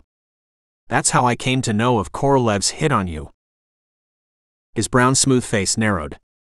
He's still above ground? His face creased in a smile when Zeb didn't reply. Not for long, huh? Bernardino. He was bad shit. No one was close to him. His fights invariably left other men severely wounded, and 2 died. No one wanted a piece of him. He wasn't the kind to go straight. He straightened. Last I heard, he's in Plattsburgh. Upstate New York, near the Canadian border, he added when he saw Zeb trying to place the town. He's with a meth gang, a biker gang really, who roam the country, but they hole up there, and I suspect they escape into the Adirondacks when the heat is on them. The Adirondack region spanned 6 million acres of mountain and lake country. It was rugged land in which one could easily hide, if they did not want to be found. One in which an outlaw gang could hide. Zeb's temper stopped him as they headed back. He's learned all kinds of bad shit in prison. Take care. The Task Force 2 had nailed the location of the gang by the time Zeb got back to 1 pp. Plattsburgh PD called us. The gang is based out their backyard. Chong hurriedly briefed Zeb. Several of their members have been questioned many times, but nothing incriminating was ever found. Bernardino is their leader. He goes by Kev Bueller over there. Chong shook his head at the questioning look from Zeb. Nope. He was never arrested or questioned, or else he would have lit our radar. Pazaka, who was on the phone when they reached him, jabbed the speaker button, and a laconic voice filled the room. Yeah, the gang was in town at the moment. They holed up in Plattsburgh for a couple of weeks each month. 10 of them at any point in time. Yeah, Bernardino was also seen. Pazaka looked up, flashed thumbs up at them, and bent back to his phone. They had a couple of apartments on the 2nd story of a 4-story block, but the gang owned a farmhouse just out of town. A red-bricked and tiled building that was quite remote. How did they afford it? The gang took part in rallies for which they got paid. They traded in hand carvings. That wasn't New York City. Real estate was several times cheaper. Yeah, they would stop the gang from leaving. It would be their pleasure to arrest Bueller and bring him in. Pazaka ended the call and briefed all of them as he rubbed his eyes. We go tomorrow. Plattsburgh PD will bring him in for questioning. He saw the doubt in Zeb's eyes. They are a good force. I know the chief there, he will take due care. Pazaka was wrong. Bernardino didn't come in willingly. Chapter 20. December 26th, 31st. 2 patrol cars from the Plattsburgh PD were shot and riddled with assault rifles when they swung into the drive of the farmhouse. The cops took cover behind the vehicles and called in for backup. By the time the Lear with Zeb's crew and several of the task force landed, the attack had turned into a siege. A clusterfuck, Pazaka swore when they arrived at the site and saw the masses of vehicles, cruisers, command centers, media vans. Chong and he headed to a burly man who held a bullhorn and frequently called out for the men inside to give up. Zeb looked at Bwana and Roger, and as one, they reached inside their rental, donned their Kevlar armor while Beth brought up a map of the area. She zoomed in and pointed to a thin track that led from the rear and disappeared into woods half a mile away.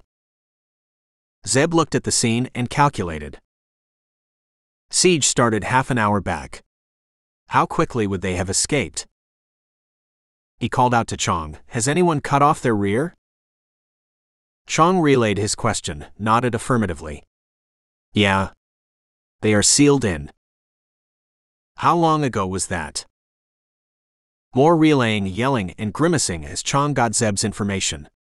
15-20 minutes from the first shots. Zeb was moving, Bwana and Roger at his side. The twins made to join him, glared furiously when he gestured at them to stay back.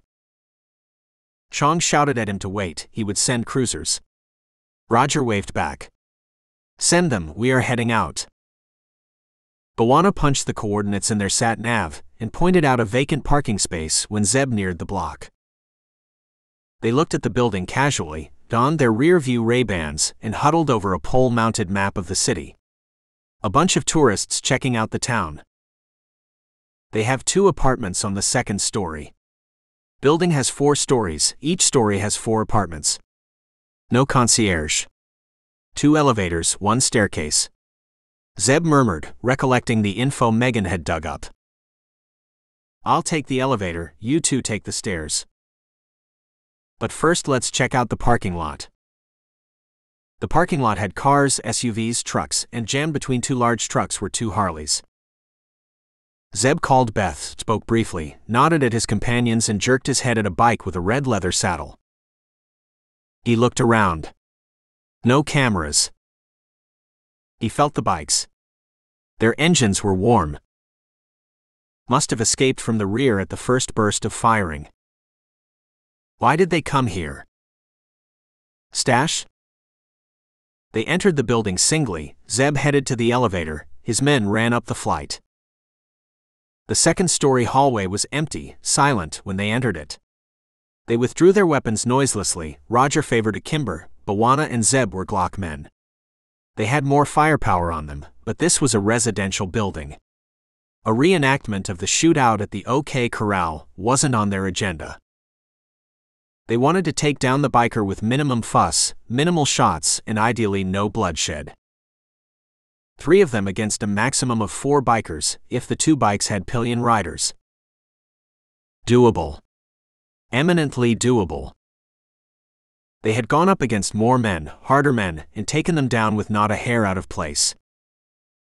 2 doors bookended the hallways at either end, 2 others were opposite the elevator. Roger and Bwana manned either side of the elevator as Zeb went to the farther door and inspected it. Nothing special about it, Bwana could kick it down. The lock was a standard tumbler lock that he could pick. What if there's a deadbolt inside? He slipped out a thin cable at the end of which was a nano camera, attached one end of it to his phone from which it drew power. He slipped the other end beneath the door. The door opened into a tiny hallway, which led to a living room. Windows at the far end, no movement inside. He turned the cable to see up the door, but the gap was too small. Should have brought the thermal imager.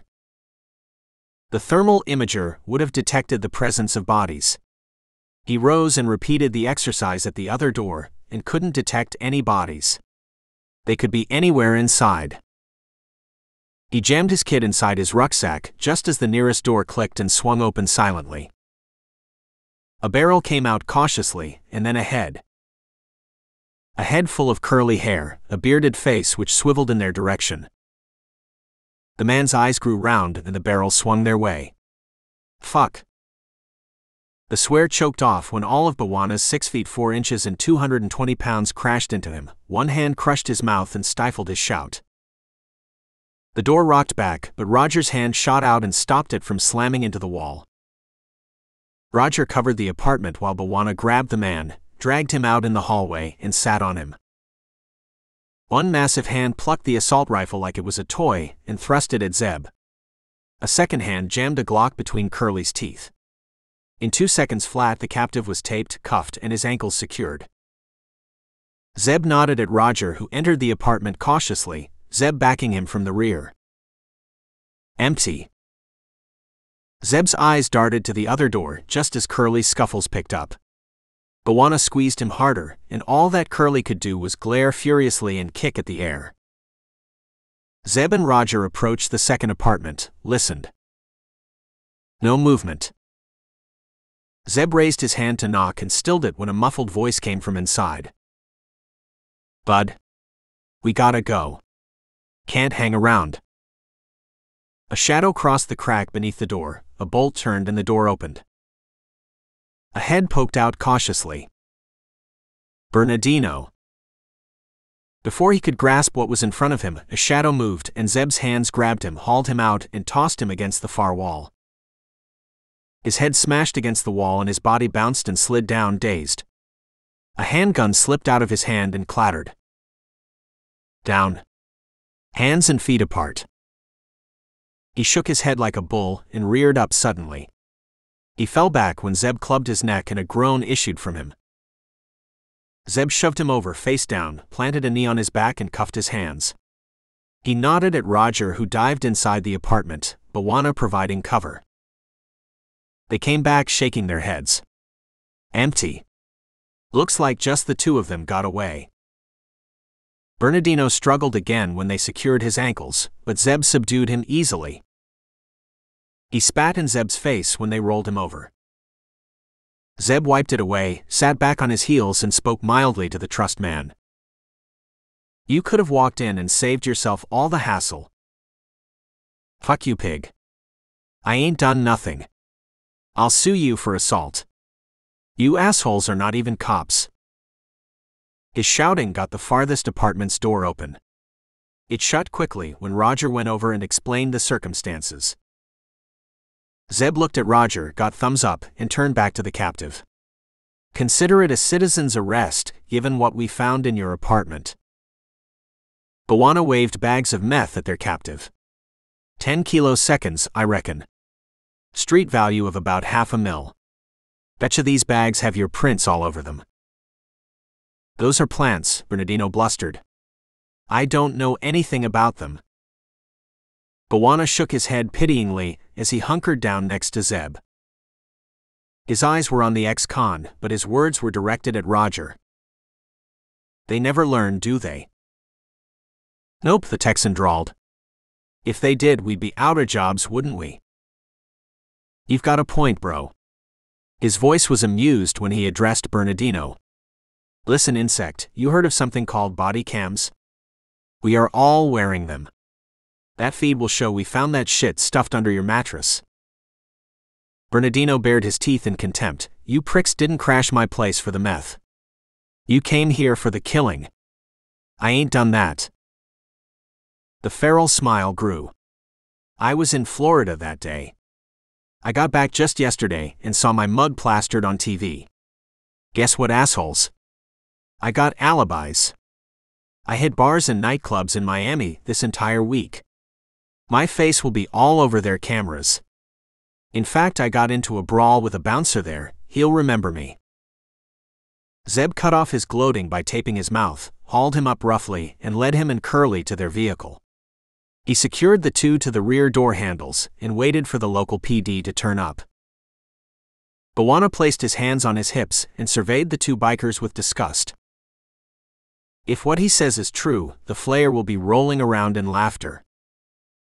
Chong and Pizaka were glum when they boarded the jet in the evening. He's got a watertight alibi for Christmas Day. We called the bar he was in, and they have video of his brawl. There was no way he could have come back in time for the killing. Pizaka's shades were speckled with dirt, and when he removed them, his eyes were weary and frustrated. Bwana kicked out his seat in anger and growled a sound that reverberated in the confined space. How did his hair get there? He isn't saying. He has lawyered up. Jan 1st 7th. The Flayer couldn't stop chuckling when he caught the news. What I wouldn't give to see their faces. It had been ridiculously easy to procure Bernardino's hair. There were several internet sites that sold hair, nails, clothes, even samples of blood, of convicts and killers. There were innumerable buyers too. In fact, several dark net auction sites existed to serve killers and their twisted followers. The Flayer had researched inmates in all prisons several years back and had come across Bernardino, and when the killer was released, it had been short work to make anonymous contact and get samples of his hair. Insurance for just such a moment. He had deliberately planted the hair in the Stark bathroom. Nothing like sending New York's finest and Mr. Carter on a false trail. He stood up and stretched and yawned. This killing business took a lot out of a man. He had started reducing his business commitments. There wasn't any point unnecessarily risking his face in public, not with the ongoing manhunt. It's not as if I need the money. Pops and Mom set the trust fund up, and I also did well on my own. He got to work. Kohler had to go. He rigged a tackle over her tank, attached a winch to it, and after fastening belts around her body, he lifted her out of her liquid home. Sorry, babe. Gotta make way for the new. You know how it is. He dragged Stark's body off the table, enjoyed the smacking sound it made as it fell on the plastic sheets below. He attached securing belts to her and winched her in the tank. He adjusted her body so that her eyes looked beseechingly at him. He saluted her. Think of it this way. You died for a noble cause. My cause.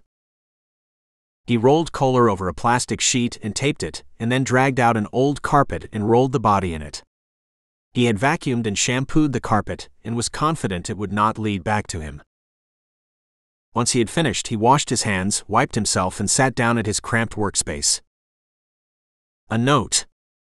How do I greet my hunters? The body was found by a bunch of urban explorers who had spent the day checking out the silent structure. They had stumbled across the carpet and had initially viewed it as another item cast away by the city's residents. One of them noticed something white sticking out and had promptly puked when he saw it was a human hand. Pazaka warmed his hands by thrusting them deep inside his coat pockets and surveyed the desolate ruin. His partner stood by his side, Zeb and the twins a few feet away. I didn't know such ruins existed anymore. Beth's breath frosted in the cold air as she stamped her feet to keep warm. There are a few. They used to be where drug addicts hung out or where gay men would rendezvous. Now they are not only abandoned, they have become tourist hotspots. Zeb replied absently as he watched the CSI crew led by Cleary go over the site. The grain terminal was in Red Hook, Brooklyn, and was built to store grain before loading it into freighters. The terminal, however, never made a profit, and it closed down for good in the mid-60s. Attempts to resurrect the structure in different avatars failed, and it now stood as an ugly scar on the city's landscape, a place where hobbyists visited. Or where bodies get dumped. Zeb had got the call from Chong early in the morning and had found the twins waiting by his vehicle when he got there. Megan had picked a handful of newspapers, most of which carried headlines about the NYPD's incompetence. Zeb shrugged silently. All they could do was keep pursuing any and all leads. His musing was cut short when Cleary trotted their way and showed them a piece of paper, a note. You gotta admit it, the hair was a neat trick. Be warned, my next event will break the internet. I might sell tickets. Primetime viewing at the House of Flaying. Chapter 21. Jan 1st 7th. The butcher had a different target this time. The Hoff's security was at its highest, and many innocent people had been tortured and killed under suspicion of aiding the butcher. He didn't have any helpers, but the Hoff didn't know that. The butcher was in Syria this time, in a portion of the 200,000 square miles of Syro-Arabian desert formed millions of years ago from lava flow. It was flat, rocky, and hot. The only sign of life was the occasional lizard that stared flatly at the butcher and got a stony look in reply. He moved at night as usual and hunkered down during daylight. He saw a convoy once in the distance, light reflecting off the windshield of trucks, army trucks.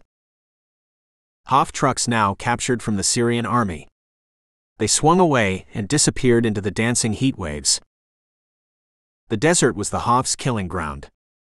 It was where they performed mass executions and left the bodies to either decompose in the heat or covered them with sand. Killing Hoff commanders was increasingly risky, and this time the butcher had chosen a secondary target. His target was due to rendezvous 70 miles away, 2 nights of walking. He wasn't expecting trouble, but it came on the second night. The sound of engines came to him first, and then he saw the horizon glow. The glow became brighter, and 2 pairs of headlamps cut through the night. He dropped down and remained motionless. The Hoff wasn't known to patrol the desert at night, but he couldn't think of any other entity that would be out in the dark. He moved slowly, sudden movement attracted attention, and dropped his night vision over his eyes. They looked like jeeps. The distance in the darkness made it hard to tell. Coming straight toward him. Behind him lay Iraq, to the left of him was Lebanon, both several hundreds of miles away. The butcher was carrying only one main weapon this time. A rocket-propelled grenade launcher. In some circles it was also called a SMAW, a shoulder-launched multi-purpose assault weapon. It fired high-explosive dual-purpose rounds and also high-explosive anti-armor rockets. The weapon once belonged to an American soldier. It was now the butcher's. His original target was a Hoff convoy of weapons and supplies, an ideal target for this weapon.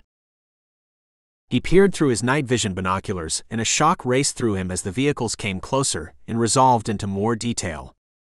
They were still on course, heading straight toward him. The lead vehicle was a jeep, the second one was a rocket launcher. A truck-mounted mobile launcher. Both bore the Hoff's flag. He knew the Hoff had such mobile launchers, but this was the first time he had seen one. He loaded his SMAW and switched his mind off. It could be the last night he ever saw. It didn't bother him. What would be would be. 1 kilometer away now. Vision narrowed down. The desert started blurring. A cold breeze swept across his face and stirred sand. The sand didn't care who lived, who died. Everything became sand ultimately. Half a kilometer away. Locked and loaded and ready. Breathing steady. Respiratory cycle unchanged. 400 meters away. The vehicles came on. No change in speed. They didn't seem to notice the slight disturbance in the sand that was the butcher. 375 meters. The mobile launcher was his universe. That universe exploded in flame, and a blast thundered across the desert as the explosive round, propelled at 750 feet a second, smashed into the vehicle and blew it apart. Secondary explosions followed as the explosives in the launcher detonated. The first vehicle slid in the sand, and the butcher saw heads swivel, guns thrust out. 2 heads sought the sand ahead. He thought he saw a hand point in his direction. Too late. The second round was even more spectacularly devastating against the jeep, flinging its metallic carcass high in the air. It fell down several meters away and burned, a pyromaniac's dream. The butcher didn't stop to admire his shooting. The sounds and burning vehicles would attract attention. He moved swiftly, coldly efficient as he packed the SMAW and slung it across his shoulder. His camo tent followed and rested lower down his back. He commenced a moderate jog, a pace he could maintain all night even with the weight he carried on his back. The original mission was scrapped. But it wasn't a failure. He still had taken out a Hoff mobile missile launcher. It was now time to vanish into the night.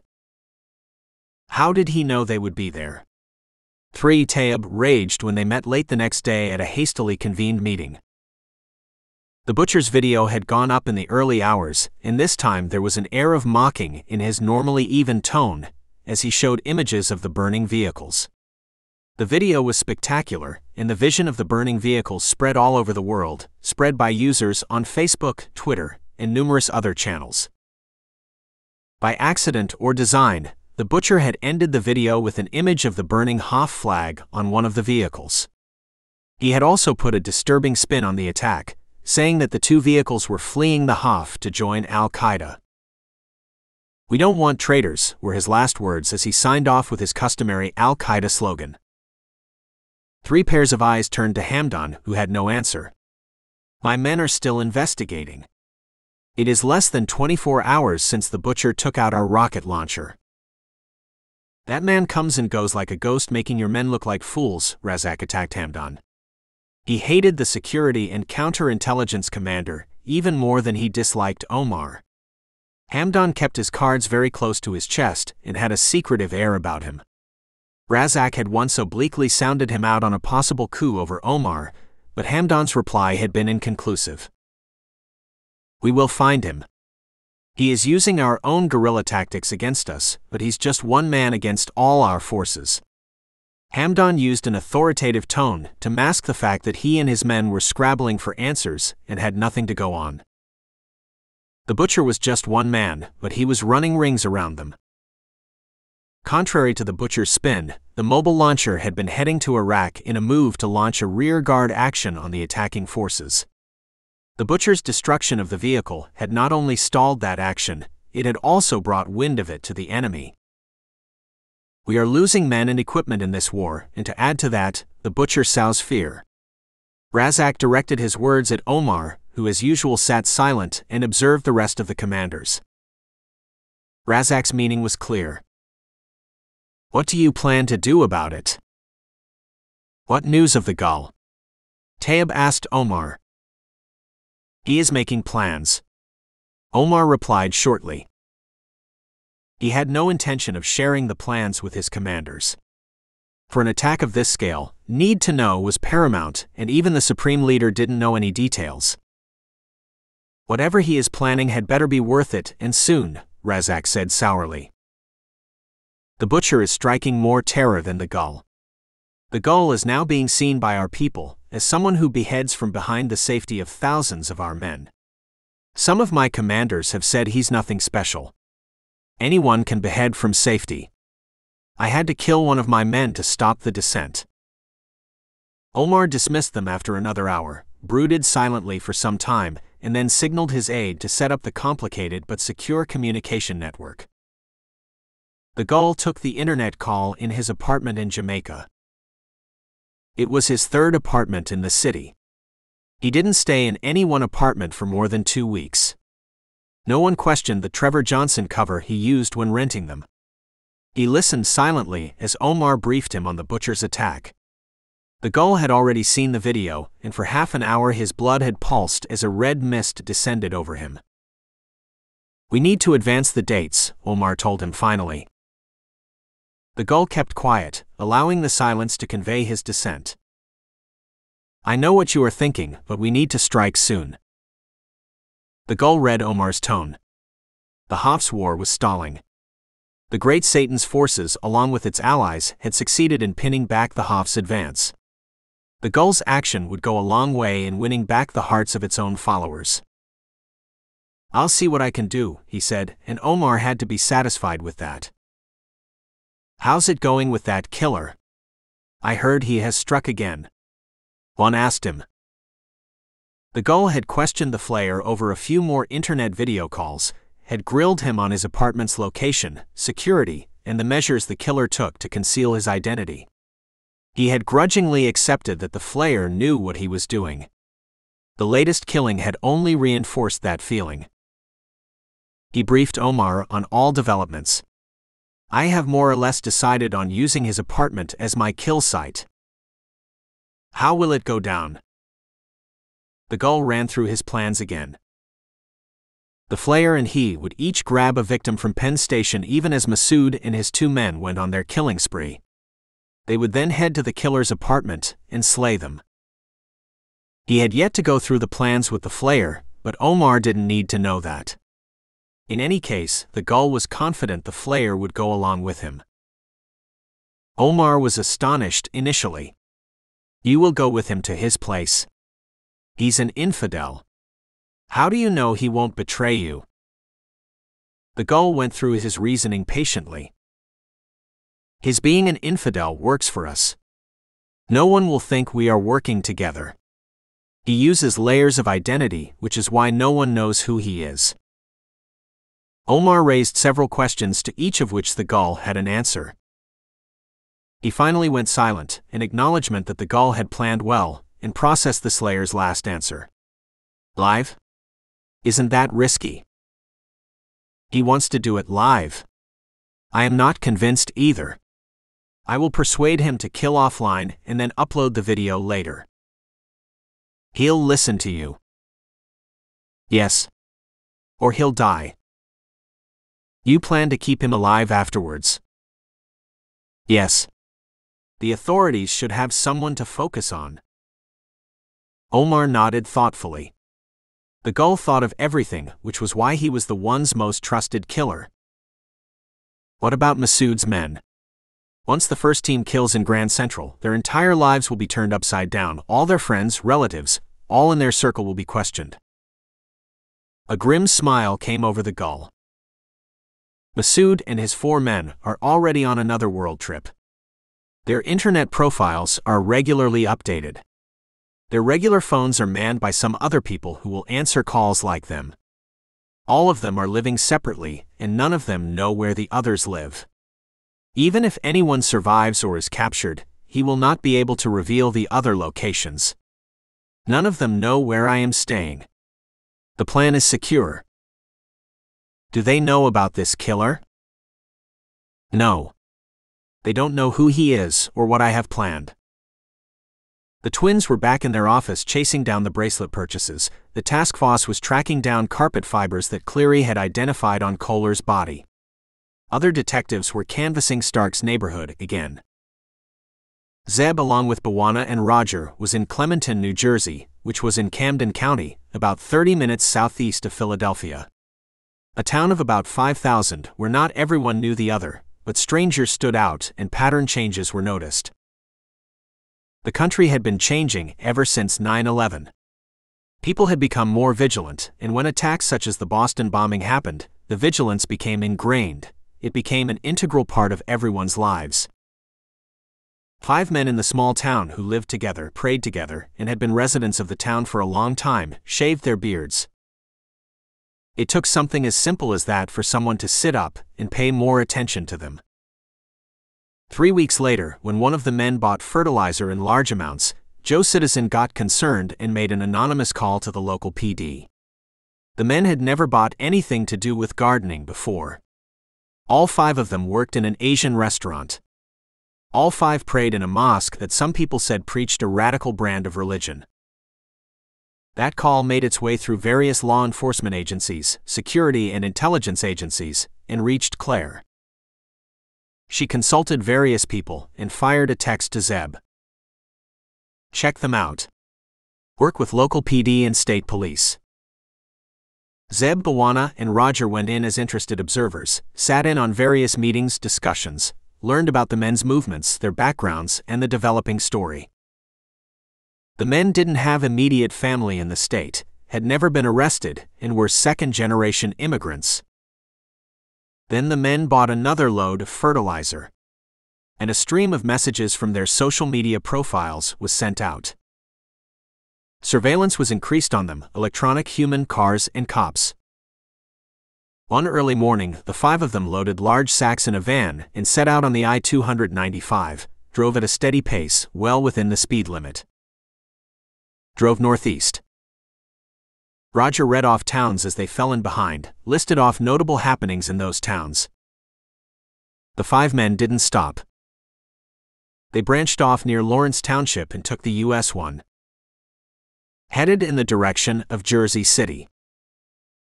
The SWAT commander's voice came through the speakers, urgent but even. One of the state's senators was speaking at a local rally. Upward of 6,000 people were expected. Several of the men's internet messages were directed against the senator. The senator was hard on extremists and fanatics in the faith the men practiced. He advocated zero tolerance and harsh punishments on such people as homegrown terrorists or religious extremists who misuse their faith to justify their actions. 3 miles later, the US 1 miraculously emptied. A couple of patrol cars swung ahead of the van and signaled it to stop. It didn't. The van picked up speed. More cruisers joined the chase, more furious signaling. The men ignored all signs. A roadblock was formed 5 miles ahead, traffic was diverted, and a chopper hovered in the air. The van came to a slowing stop when the men saw the roadblock. No movement. Then the sliding door opened, and instead of any men, a rifle barrel poked out. It cut loose, windows opened, and other rifles spoke from within. The response was short, brutal, loud, and entirely predictable. When silence fell on the highway, glass littered on the street, smoke drifted away lazily, and the interior of the van dripped blood. A CSI team went through the van, found several handguns and a few assault rifles. It also found homemade bombs and crudely drawn posters proclaiming death to the senator. The sat-nav in the van was set to the rally's location. The SWAT commander approached Zeb and wiped his head, which was matted in perspiration. Those bombs were crude but powerful. Would have killed and injured hundreds. We stopped them just in time. He breathed deeply, closed his eyes briefly, and took in the wintry sun. He thrust a phone at Zeb and grinned. Someone called my bosses and said you would be interested in what's on that phone. It was on one of the men. He waved a hand. Go ahead. We have made a copy of all its data. Zeb thumbed through the phone, scrolled through its contacts, calls, none of which were familiar to him. He went through the photographs, and his fingers froze when he came across a recent picture. It was a bunch of men, 5 of them, with a 6th figure almost out of the frame. The 6th figure was familiar. Where have I seen him? He looked out at the horizon, ignored Bwana and Roger's questioning looks, allowed his mind to roam free. Victims? Flayer. Butcher. Bracelet. It came to him. He ran back to the SUV and turned it around by the time his men jumped in. Who? Roger asked him. Someone in a New York cafe. Someone who was looking at a video of a killing. Chapter 22. January 8, 14th. Werner ran the photograph through face recognition, and 2 hours later it came back. 70% match. The message blinked on the screen. Zeb scratched his stubble, thought back to the image Claire had forwarded. Profile view of the man in the cafe. Not even full profile. That must be why Werner isn't any surer. Megan spoke over his shoulder. How did you link the images? His eyes. They are a curious brown. They stayed with me for some reason. He looked in those eyes and wondered if his own looked similar. Why don't we run John Doe past criminal records? Interpol too. All the databases we have. She sat down silently, ran the commands, and walked away without a word. What? What did I say? Or do? He looked at her, then at Bwana and Roger, who were grinning broadly. Beth. She was quivering. Like a dog straining at a leash. Megan, she had the same electricity thrumming. I didn't notice. He held his palms up. Sorry. Hit me with it. We got a break, looks like a genuine one.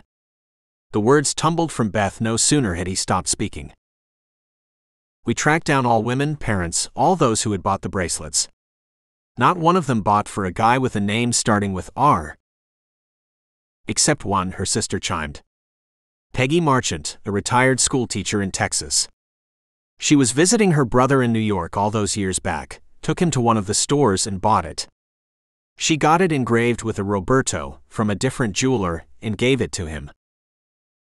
Where's he now? She didn't say. She wants to speak to us in person. Beth's eyes shone. I have set up a call in half an hour. Marchant was in her 60s but sprightly. Her face creased in a smile when she saw them on her computer screen. I got the hang of this several years back when I used to mentor a few of my students. They used to Skype me constantly. She looked past the sisters, at Bawana and Roger, and then finally at Zeb. "Those are some specimens you have there, Beth." "You think so, ma'am?" "They reek of attitude, and one of them can hardly talk," Megan replied disdainfully. Marchant played with a cat on her lap as she spoke. Behind her, Zeb could make out framed photographs on a wall and on a mantelpiece. She noticed Zeb's gaze. "That's Roberto, my baby brother. He would have been 35 now." "Would have been?" "He died in an automobile crash in your city 10 years back, just a year after I gave him that bracelet." She and Roberto had lost their folks when he was in his early teens, and Peggy had raised her kid brother herself, working days and nights. She put him through college, after educating herself to become a teacher. When he was old enough, he left Texas for the big city. She stayed back in her teaching role. He was a difficult child. Rebelled. Experimented with drugs and alcohol when he was growing up. He seemed to mellow when he was older, but always wanted to live the big life, a fast life. When he insisted on moving to New York, I couldn't stop him. They heard the cat purring as she stroked it with fingers that were wrinkled and gnarled. "Arthritis. Not bad, I can manage." That and caring all her life for a brother. "I visited him every year. He was good with stuff. He could build a kitchen, fix cars. He worked as a handyman when he was here. In the city he found a job in a garage, fixing cars. He liked it." A shadow crossed her face. "I don't think he had the best friends there. I smelled pot the few times I visited his apartment, and one of his friends, I just didn't approve of him. He looked down upon women, and that attitude rubbed off on my Robbie." "How did the accident happen, ma'am?" She mentioned a date, and Beth moved out of the camera's range, pecked at her laptop. "He was driving in his Nissan and just lost control. It was early in the morning, and luckily, there was not much traffic. He jumped a curb, hit some scaffolding, and burst into flames." Her voice trembled as she lifted a hand to wipe her cheeks. Zeb glanced at the screen Beth pointed at them and read the news article briefly, focusing just on the key words. Grand Central Parkway Service Road, 4:30 in the morning, Jamaica. He knew that strip of road. It was sometimes used as a drag racing strip by some drivers. "The moment you called and showed me the image, I knew it was Roberto's. The R is distinctive. I spent time with the engraver to get it just right." Zeb asked the questions that were foremost on their minds. "Ma'am, was he wearing it the day he died?" "He always wore it. Never stepped out without it." "Do you know how the killer could have got it?" A visible shudder went through her, and the stroking became more urgent. "That's why I wanted to speak. I have been thinking about it ever since Beth called. There was no bracelet found on his body. I am sure of that. The cops gave me all his possessions, that is, all that they could find. I think his friend took it." "Friend?" Beth scrolled down the page and highlighted a sentence. "Roberto Marchant and his friend." Zeb didn't read further. "His friend was with him, ma'am?" A vigorous nod. "Yes. This is the guy they first didn't trust, didn't like. He was in the passenger seat. He survived. He had severe burns." "What was his name, ma'am?" "Matt Rouse." Calls to the hospital got them nowhere. Bureaucratic red tape and records that didn't go that far back. They got his description though, and the height and body shape was a match for the video Leon had got. It also matched the description of the man talking to Lena Diaz. Chong dug out the old case files, looked up the address for Rouse, and rattled off a number. He also emailed them Rouse's file. The number was dead, but the file drew whistles from the sisters. That's where the money comes from. Rich parents. They researched Dad, Philip Rouse, a dentist who was still practicing, and Mom, Linda Rouse, a corporate attorney. Megan checked out the firm's name. Big hitter. takes on only the top 500 companies. Linda Rouse has quite a reputation. She rolled back her seat and grabbed her purse. Come on, Zeb. Drive us. Don't laze around, you'll swell up like a pumpkin. Where to? Their faithful driver asked them. Chelsea. Not far from Stark's apartment, in fact. Zeb searched his mirror but didn't spot Bawana or Roger. They're around. They'll watch our backs. Forever, if necessary. The Rouses lived in a red brick townhouse with white pillars at the entrance with a small but neatly maintained front garden. A wrought iron fence separated yard from sidewalk, and when Beth opened it, a bell inside chimed. The neighboring house displayed a dentist's board, Philip Rouse's office. A trickle of people flowed through its doors. I bet it's not just vanilla dentistry on offer, but also the fancy cosmetic stuff, Beth murmured. A neatly dressed woman opened the door, looked at them, and zeroed in on Megan. Beth Patterson. That's my twin, ma'am. I'm Megan. This is Zeb. Linda Rouse introduced herself and led them inside to an airy room and pointed to a couple of couches. She settled herself with a sigh and discreetly rubbed her ankles. She smiled when she caught Zeb's gaze. That's the price you pay for hanging around with people who talk a lot. Zeb nodded, kept silent, and a snigger burst from Beth. She explained when an eyebrow arched. That's something we don't have to put up with, ma'am. Conversation is alien to him. Linda Rouse was in her late 50s, green-eyed with neatly partly brown hair. Her dark stockings whispered as she crossed her legs and leaned back. You said this was about Matt? Your husband is around, ma'am. Zeb inquired before the sisters could reply. He'll be here in a few minutes. He was seeing his last patients. Something came into her eyes, her shoulders straightened fractionally. It's not good, is it?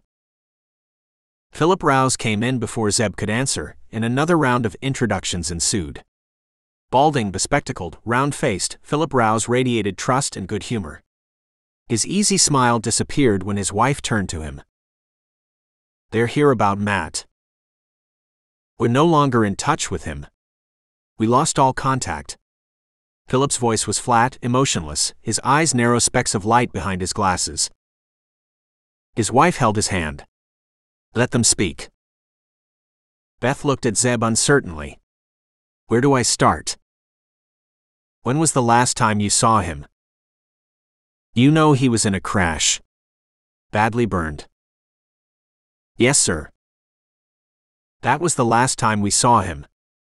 10 years back in the hospital. We had broken off relations with him. We didn't resume them. Why was that, sir? What's this about? Philip demanded. How about you go first? Zeb studied them as they sat tense and waiting, their hands clasped in each other's. Philip read Zeb's hesitation, and his tone moderated. Son, we have seen a lot of life. We are also old enough to deal with any curveballs thrown at us. Why don't you cut to the chase? You have never caught a curveball like this one. Distance them from him. Use his name. Matt Rouse could be a killer. Their faces were blank and uncomprehending for a moment, and when the words registered, Linda Rouse sagged back, a hand covering her mouth. Philip Rouse looked like he had been punched in the stomach. A faint ticking, the clock was the only sound for long moments as the couple, looking their age for the first time, tried to recover. Beth rose and went to the kitchen and returned with 2 glasses of water.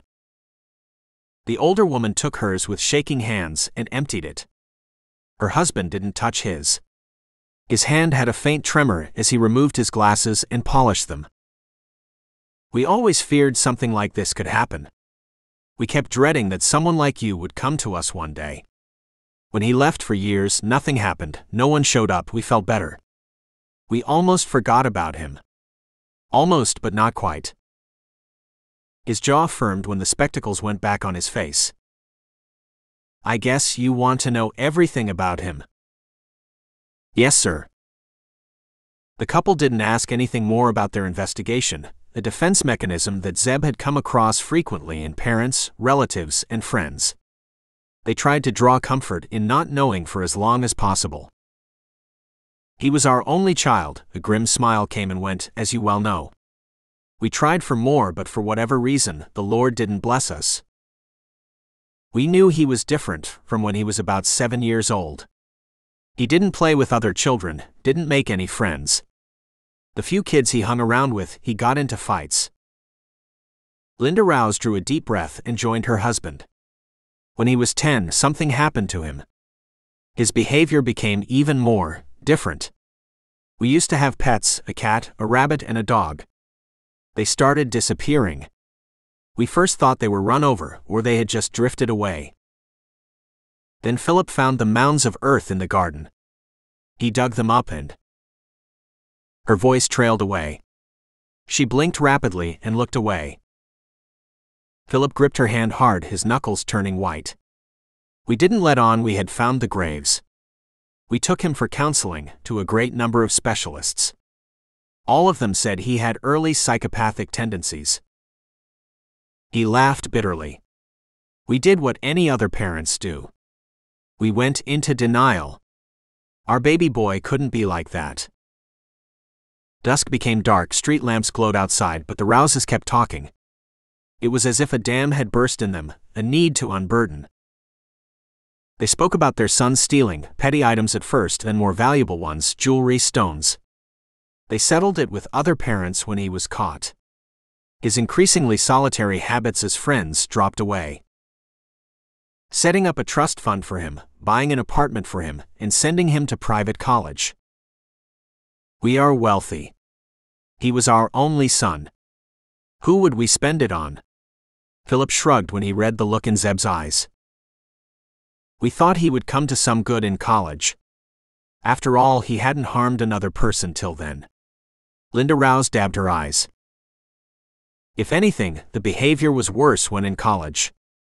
He came close to being expelled, but generous donations staved that off. The college was used to rich kid behavior, and money always talked. The funny thing is, when he wanted to, he could be extremely charming. He could light up a party. He had the looks, girls hung out with him, those who didn't know him. He was smart. Once he put his mind to something, he excelled at it. Matt Rouse worked at a law firm after college, as a gopher. He was there for a year, and then the accident happened. By then he was living separately, and we had all but severed ties with him. We didn't know his friends, who he hung out with. We never visited his apartment. She talked about the accident, the horrific burns on his body and hands. His face was scarred, but not as badly as his hands or his chest. Those needed reconstructive surgery. His left leg was crushed beneath his seat. The doctors told us he would have a permanent limp, scars on his hands. They recommended plastic surgery for his face. She went into a bedroom, returned with an album, and showed them his photographs before the accident and while in the hospital. Megan looked at one when he was just out of college.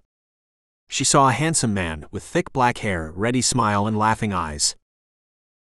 The man on the hospital bed had lifeless eyes, red burn marks on his face. He said he didn't want to go under the knife. He also said he didn't want to meet us anymore. That wasn't as much of a shock to us since we had drifted apart. He wasn't someone we identified with. A psychopath wasn't who we wanted for our son. Her voice became defensive. I am sure we sound like horrible parents. Ma'am, no explanations are necessary. She searched his eyes and seemed to be satisfied with what she found there. Do you know what he does now, ma'am? Where he lives? Megan brought them back to the present. No, I'm sorry. We haven't seen or heard from him since we saw him at the hospital. No emails? No. He never sent us an email. And before you ask, he wasn't into Facebook or any stuff like that. I can give you his last address, the apartment we bought for him. She recited a Midtown Manhattan apartment address, and when Megan had finished writing it down, her hands twisted nervously. You said he might have become a killer. Who has he killed? Ma'am, all we have now is just a few things that point in his direction. He could be perfectly innocent for all we know. Her voice grew stubborn. The three of you wouldn't have come here if you just wanted to rule him out. There are more to this. There isn't, Zeb assured her. The three of us came down since we have run out of leads. Steel shone in Philip Rouse's eyes for the first time. Young man, if my son turns out to be who you suspect, then it's our name that's going to be ruined. Her reputation and mine will tank. We deserve to know. A long uncomfortable pause followed, and it was Zeb who lost the clash of stares. He could be the Flayer. The same lack of incomprehension followed, and then Linda Rouse bolted from the room. Distant sounds of retching could be heard. They spent another 45 minutes in with the Rouses, minutes that felt like hours. Linda Rouse returned, but didn't contribute anymore. She sat white-faced, staring blankly at a wall. Zeb followed her gaze once and saw a photograph of the three of them in happier days.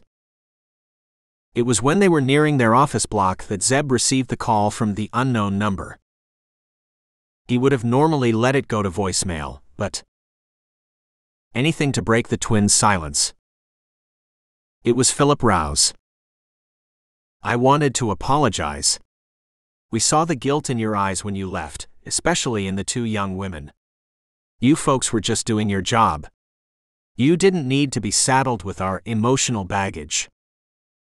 Something clinked, and Zeb imagined him placing his glasses down and rubbing his eyes. His voice turned soft, so soft that Zeb swerved to the side and parked to eliminate the hum of tires. We think he's capable of that. He's our son, and it shames us to acknowledge this, but he could do all of that. We'll help you in any way we can if it turns out to be him. Please find him. Zeb stared at the console for seconds before he realized Rouse had hung up. He looked at Megan by his side and Beth behind. Both of them had wet cheeks. We should be the ones apologizing for shattering their lives. I should be the one saying don't feel guilty.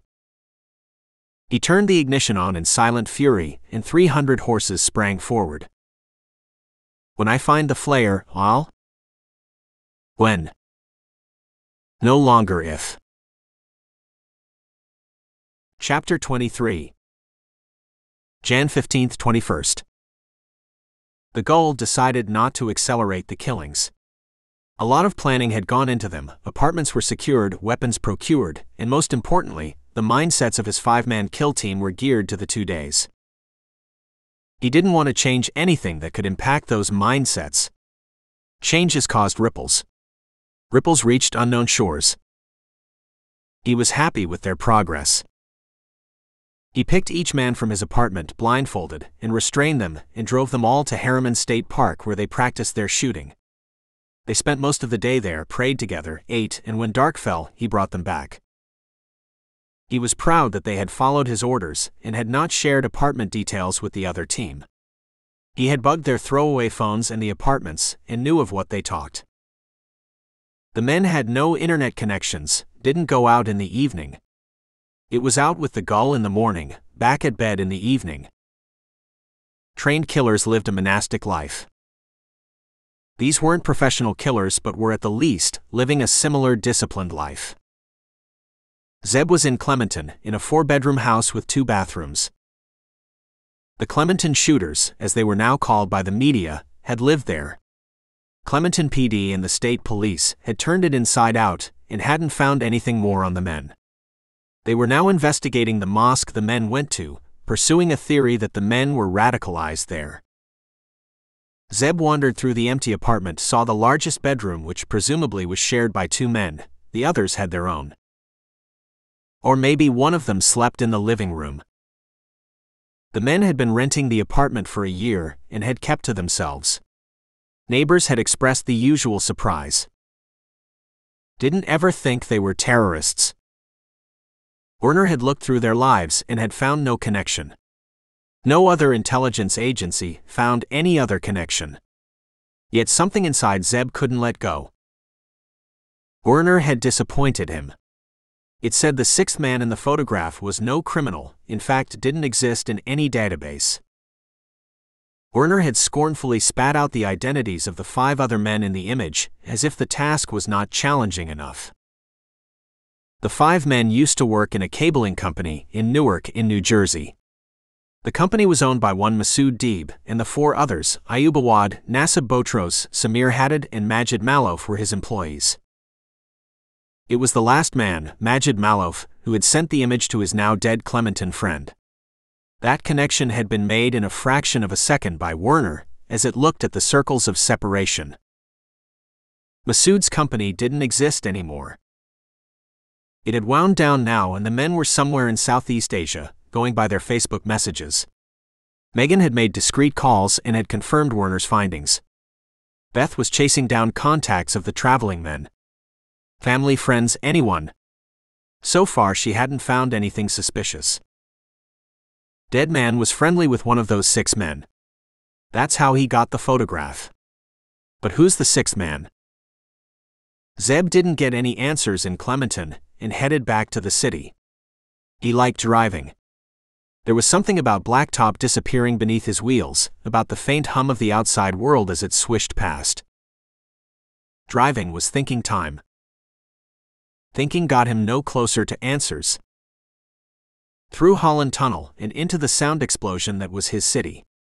He heard a faint snatch of conversation on his radio and turned it up. Something about snow. Flights delayed at JFK. He lowered the volume again. Nothing unusual about snow in January. But he wouldn't want to be stuck at an airport terminal, waiting indefinitely. Airport. Should pay Claire a visit. Has she found anything more on the butcher? He struck again. He swerved, jammed his brakes and stayed motionless. A cacophony sounded behind him and around him. Windows lowered and choice curses were hurled at him. He stared straight ahead at particles of smoke that danced in front of his windshield, mocking him. Let it come. When the thought emerged from the noise in his mind, he wondered why it hadn't occurred to him earlier. He punched numbers, paused and glanced at the clock. 6 p.m. Megan will still be there. Beth might have gone with Mark. Megan picked up. Hello there, slave driver. How can I brighten your evening? Run that image past the TSA database. Your wish is my command, master. Funny. The Transportation Security Administration manned all U.S. airports and was tasked with making travel secure. Werner checked only criminal databases the first time round. Werner didn't take long. Megan's shining eyes confirmed they were onto something. Trevor Johnson, a British businessman, traveled to New York on a British Airways flight from London, early November. What does he do? His firm supplies electrical equipment all over the world. Cables, tools, generators, all kinds of stuff. They have a plant in China where they manufacture. A natural reason for Johnson and Masood to meet. Yeah? What about that cafe video? Curiosity. He just happened to be watching a gruesome killing. Millions of people watch. They aren't all terrorists. Can you dig up everything on Johnson? Already onto it. She replied smugly and thrust a bio of Johnson that she had extracted from his Facebook and other internet profiles. Born to wealthy parents in the Great Britain, father a stockbroker, mom a homemaker, a couple of sisters, private school educated, and an Oxford graduate. Worked in dad's firm for a few years and then set up his own business. A trader initially, and then bought out the electrical equipment business. Another thought struck Zeb. How often has he traveled to the U.S.? Werner thought about it for less than a second and flashed back a reply. Just this once. Any other countries? Werner didn't have the answer to that. Megan thrust Johnson's details, all that Werner could dig up, at Zeb when he reached the office. He nodded thanks at her, skimmed them quickly, and went to the bubble. It was time to call a few friends in the United Kingdom.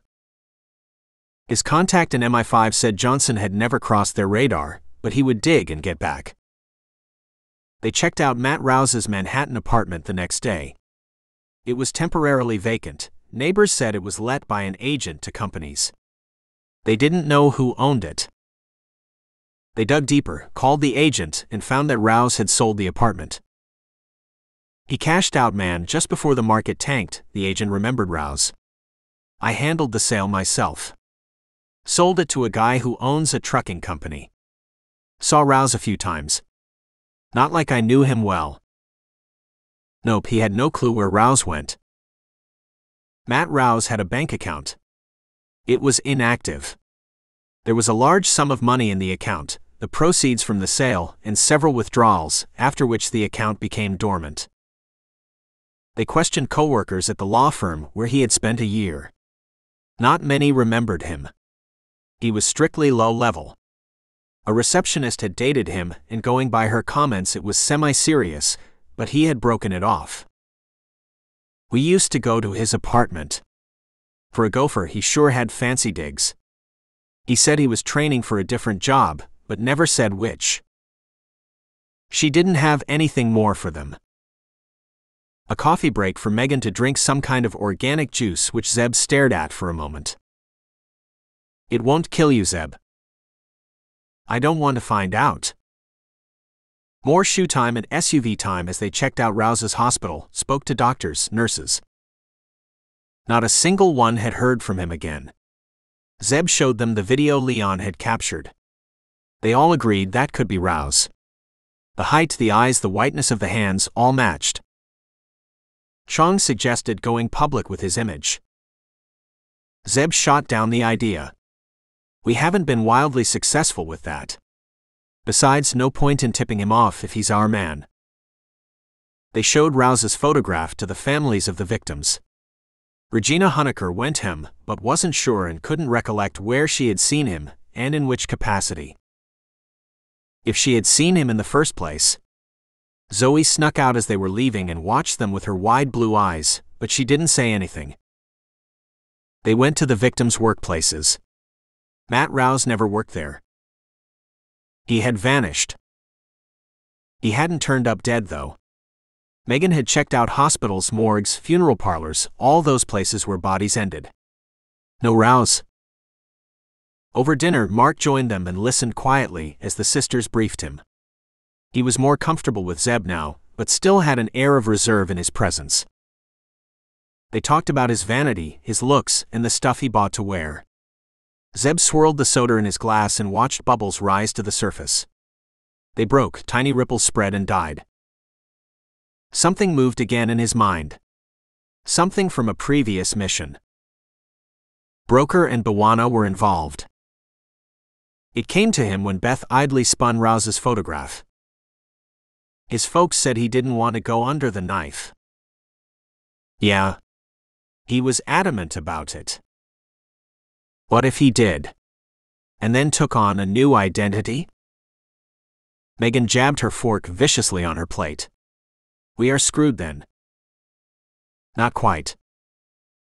The sisters hit the phones with renewed energy the next day. They called all registered cosmetic surgeons in the city. Go wider, Zeb urged. He could afford the best. They spread the net wider all over the country. Many cooperated willingly when Megan explained, a few demurred. Zeb spoke to those recalcitrant few, explained to them the kinds of trouble that could visit them. He shrugged when the women arched their shapely eyebrows. Rolando hired us just because we can play loosely with due process. They waited for results to come in, and turned their attention to Trevor Johnson and Massoud and his men. Trevor Johnson, the gull, was with the Flayer in Central Park. It was midnight again, and this time the gull was alone. He wasn't wearing a mask, neither was the Flayer. There was no more need. They had too much on each other, and that was deterrent enough. It bred a strange trust. The two men regarded each other silently, and the gull was struck by how similar the two of them looked. But for the gull's darker skin, they could have passed for siblings. Both were of the same height, similar dark eyes and hair, not very different facial features. The gull sported a thick beard when he was in Iraq. He now sported a clean-shaven look. Beards weren't good disguises in America. They drew attention, especially in the current climate. Similar even in our love for killing. His eyes strayed to the man's gloved hands.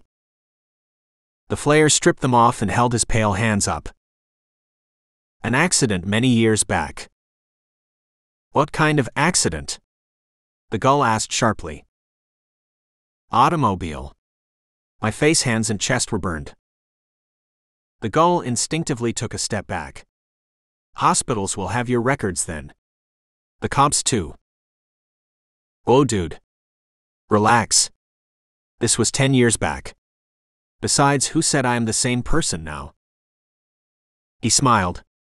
New face, new identity, and now a new partner. He saw that the gull was still suspicious, and irritation crept into his voice. Dude, you think I would be here if the cops had my records? I would be in a cage right now. He has a point.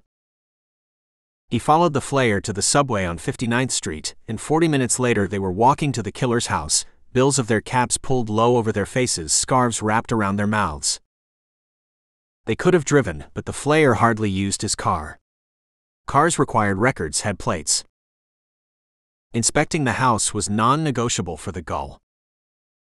He had made his condition clear to the killer, and after several video calls, the killer had finally agreed. The more calls they made and discussed killing methods, secure guises, the more the idea of abducting and killing together had grown on both of them. No honor among thieves. But we are killers. The Flayer unlocked the house and gestured his companion inside with a flourish. He showed him around the house expertly, an ordinary 3-bedroom home semi-detached, and then led him to the rear. An exit at the back opened to a small yard, which was protected from inquisitive eyes by a tall wooden fence. The fence had a gate in one side that led to the street that ran parallel to the side of the house. He pointed to another gate, almost invisible, in the back of the fence that bordered the neighboring house at the rear. That goes to the neighbor's backyard, which has a gated exit to the street. They never locked their rear door, so if needed, we could exit through their house. The gull nodded absently. If they had to exit in that manner, they had already lost their anonymity. Who's in the house by the side? The Flayer grinned. That's mine too. Both houses are owned by 2 guys who don't exist. Layers of anonymity around the ownership. But thankfully, those 2 dudes pay their taxes and bills on time. You own them outright. Aha. A man of means. The gull filed it away in his mind. It might come in handy sometime. They went to the utility room next to the kitchen. The killer pressed a panel on a wall, and it flipped open. He pressed keys on an electronic pad, and a square on the floor popped up an inch. You would need specialized equipment to detect the basement entrance. I got it installed by a firm that does security for high-risk folks. They went down a wooden ladder. The killer flicked a few switches and swept a hand around. This is where I hang out. He was enjoying the gull's reaction, who was impressed. The gull wandered around admiring the killer's operating room. He opened a few shelves, fingered the knives and power tools, tapped the 2 glass tanks and watched the women. Relax, dude, they won't bite. The Flayer laughed. They are. The gull raised his hand. I don't want to know. The killer shrugged. Bit too late for that, but have it your way. The gull faced him across the steel table. What about phone lines and internet? No phone. Probably the only 2 houses in New York that don't have a phone connection. I use a throwaway phone for an internet connection. But most usually, I go to a random Wi-Fi hotspot and upload my videos. The Flayer didn't show him the door behind the rack. He didn't mention the tunnel. No need for him to know. If the shit hits the fan, it's each man for himself. His problem to figure out how to escape. The gull went to one of the tanks and eyed the body. He had seen enough bodies in his life, but none preserved in this manner, none without their skin. What drives him? What do you work as? The killer told him, and at that the gull nodded. That's how you know your victims. The smile flashed again. Yeah.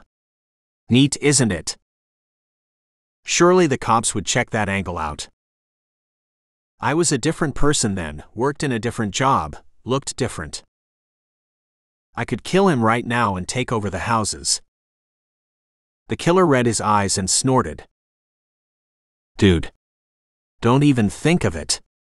I would take you apart so quick your head wouldn't know your body is no longer attached to it. You kill from safety. I go out and hunt my victims. Big difference. Bigger balls needed. The gull ignored him. A pissing contest isn't what I am after. So what are your plans? The killer broke the silence. You need to know only 2 parts. Penn Station, 19th of February. The killer's eyes widened and he darted to a small desk. He shoved papers aside and pulling out a diary, he rifled pages. He whistled. Perfect. You couldn't have picked a better location and date. He explained when he saw incomprehension on the gull's face. One of my target victims will be there. We'll save her. But not in the way she's expecting. Chapter 24. January 22, 28. No reputed cosmetic surgeon had operated on Matt Rouse. You sure we have contacted all of them? Zeb asked Megan as he went down the list she handed to him. Believe it, Zeb. She replied impatiently. We contacted all those who belong to the American Association of Plastic Surgeons, which is their representative body. What if he went abroad? Beth interjected. The silence in the room was broken by Megan, who snapped her fingers in excitement. He sure wasn't short of money. Good stuff, sis. Stick around with me, you'll go far. Her sister made a rude sound and bent toward Werner to write another search. Flight dates, passport, image recognition, she murmured under her breath. He might have gone under a different identity, and outgoing passengers are not really checked in any way, Zeb reminded her. Still worth a shot. Zeb idly threw one of Beth's airplanes. It flew silently in the air, dipped, and crashed into Broker's strip of putting green. Silent. Undetected. He could have killed at an earlier age. What was to stop him? Megan tucked an errant hair behind her ear and looked sideways at him. We ran this down, remember? That's how we came across Carl and Leon. Nope. We looked for similar kill patterns. That cut pattern. But what if he killed randomly before he struck a pattern? What if he has left bodies before the first, Janice Morales? She blew hair out of her face as she thought about it. We would have to wade through thousands of cold cases, she said doubtfully. He threw another plane, there were several lying around the office, and watched it float, circle, and land gently near the window. He walked over and while picking it up saw a patrol car flash past down below. Attack it differently. Check out those places the guy traveled, vacations, college, and then see whether there are cold cases in the vicinity. Now if you could just figure out where he's holed up, wise one, we would be sitting pretty, she replied, an undercurrent of respect in her voice, and picked the phone to Chong. Zeb wasn't listening. He was reading a text from his contact in London. Trevor Johnson doesn't exist. He went to the bubble and called the MI5 man. It was very early in London, but his contact practically lived in his office. That legend is a fake, mate. The intelligence officer's private school-educated accent washed over Zeb. That firm exists, but they don't have anyone by that name. Never did. I ran that image past our facial recognition database and didn't get any hits. So what's this about? Zeb told him, and the line went silent as the MI5 agent thought through various possibilities. The United Kingdom had a particular problem with homegrown extremists who went to the Middle East and fought with the terrorists. Zeb knew the agent would be wondering if Johnson was another such extremist. I don't think he is one of your citizens gone to join the Haf or Al-Qaeda. Why would he come here if that was the case? He has come here for a specific purpose. The day progressed as he called other friendly intelligence agencies in the Western world. None of them had anything on Trevor Johnson. New player. Who's he? Take your own advice. Come at it from a different angle. He pored over Masood and his men's profiles, called the local PDs where the men resided. No arrest records, not even a speeding or a parking ticket. The mosque they go to is a moderate one. Nothing suspicious there. Keys clicked as the detective in Newark scanned his files. Zeb stopped him. Why do you know that? Which mosque they go to? If they weren't on your radar, you shouldn't know that. The detective came back with a surprised tone. Didn't you know one? They went on a world tour a few years back. We routinely checked them out then to see if they had gone to join any terrorist organization. Zeb's voice sharpened. When was this? All of them. Yeah. The cop recited dates. Zeb ended the call and swung his feet on his desk. Another world tour. Coincidence? He went to the Facebook profile of Masood and read a few posts. Beth came over and looked at his page, drawn by the sharpness in Zeb's voice and hearing his side of the call. He looked up at her. Can you work out their current and past itinerary? Which countries they visited, when, etc. She scrolled down the page and nodded. Sure. They have posts from every country they visit. It will be easy to correlate those with dates. It took her less than an hour, and then she disappeared for a late lunch with Mark. Shouldn't you be protecting citizens, ridding the city of crime? Megan taunted him. That's exactly what I'm doing. Protecting a citizen. He retorted. Zeb nodded back at the young man, took the itineraries with him, and went to the bubble. The same MI5 officer answered and yawned lustily before he took down the names and passport details that Zeb fed him. Remind me, how's this related to your earlier query?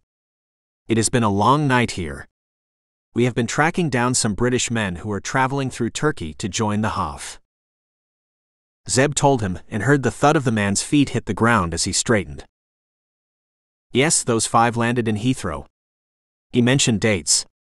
They correlated to the window Beth had noted down. Now we have something. Where will this string lead if we pull on it? He made another request to his contact. Britain was one of the most heavily camera-monitored countries in the Western world. There were very few parts in its large cities that were camera-free. Zeb remembered a statistic from somewhere. It had 1% of the world's population, but 20% of its security cameras. Can you run a facial recognition program against your CCTV database and see where else those guys have come up? And while you are at it, run Trevor Johnson through that program too. That'll take some time, mate. I'll give a shout when I have something. Megan looked questioningly when he exited the bubble. He briefed her and saw the spark of excitement reflected in her eyes. Their first stop was always going to be London. Their world tour can be legit, he cautioned her. Yeah, but we need to check if they turned up at the other countries. What? He asked her when she waited expectantly. Her voice was syrupy, but the snark was evident. Shouldn't you be calling your contacts in those other countries? Gotcha. A lot of things on my mind. He turned back to the bubble, his mind still on Trevor Johnson. Where's he now? The gull was with the Flayer again. He inspected the killer's knives and scalpels and shook his head. These won't do. I need a long, thin blade, no serrations. The killer brought his laptop over to the center table and hooked his machine to the internet through his burner phone. He went through various websites that sold knives and idly asked the gull, "Which one did you use for all those killings?" "I use a butcher's knife." "So let's get one." He went to a popular website, logged into it, and brought up a page, and when the gull pointed at one, bought it. The Hoff killer dug into his wallet and handed over a wad of bills. The Flayer stowed away his laptop and faced his companion. "My turn to check out your security. You had a few guys with you when we met. Who are they? What do they know of me? What else are you planning?" The gull told him about his compartmentalizing Masood's men, their world tour, and the different apartments they rented. "They know you as another cell I am cultivating. Nothing more." "What else are you planning?" the Flayer asked again. "You don't need to know. We are in this together just for one killing on one day. What happens before or after isn't your problem." "It is if I am at risk." The gull's eyes turned cold. "Too late to think of that now. This was your idea." He yielded a little when he saw the growing hostility in the man's eyes. "All I can tell you is that what we are planning at Penn will give us enough cover to grab our victims." The Flayer tried to read behind the man's brown eyes. "Explosives?" "You'll see." The two stared at each other for a long time uneasily, and then the Flayer gave a short nod. "Your men need to die. You need to disappear immediately after this goes down." "They will. I will." Megan had left for the day by the time Zeb finished all his calls. None of the 5 men had entered any other country in their previous world tour. London was their first stop in the current one. No airport in the city had received them. No other airport in the United Kingdom had a record of their arriving. A cell gone to fight against us in the Middle East. He flicked open Masood's folder. "Where were you for the better part of the year, 2 years back? Where are you now?" The twins had pulled up the men's financial records, credit cards, bank statements. Nothing out of the ordinary. Payments to travel agents, hotels. Withdrawals of cash in keeping with a planned tour. No clue here. He went back to their social media profiles and idly read a few comments. 9 p.m. Pazaka and Chong would still be in office. He called them and brought them up to speed. "What do you want from us?" Pazaka asked promptly when Zeb had finished. Taps on their friends' and family's phones. He read out a few names, those who seemed to comment most frequently on their Facebook profiles. "We'll get the commissioner to talk to his counterpart in Newark. FBI will need to be involved." Zeb paused. "Claire can get the wheels greased faster." He called her and grinned silently when she answered the phone promptly. No layers of bureaucracy for her. She listened silently. "You'll start getting feeds from those agencies tomorrow." Juice. Juice cuts through interagency protocol. "How's the Flayer investigation coming along?" Zeb briefed her. "Maybe you should visit Korolev." He grinned again. "Like mines." "Was planning to." Boris Korolev was not a happy man. His business was going well, the club was booming, his girls were turning tricks, and the money was flowing in.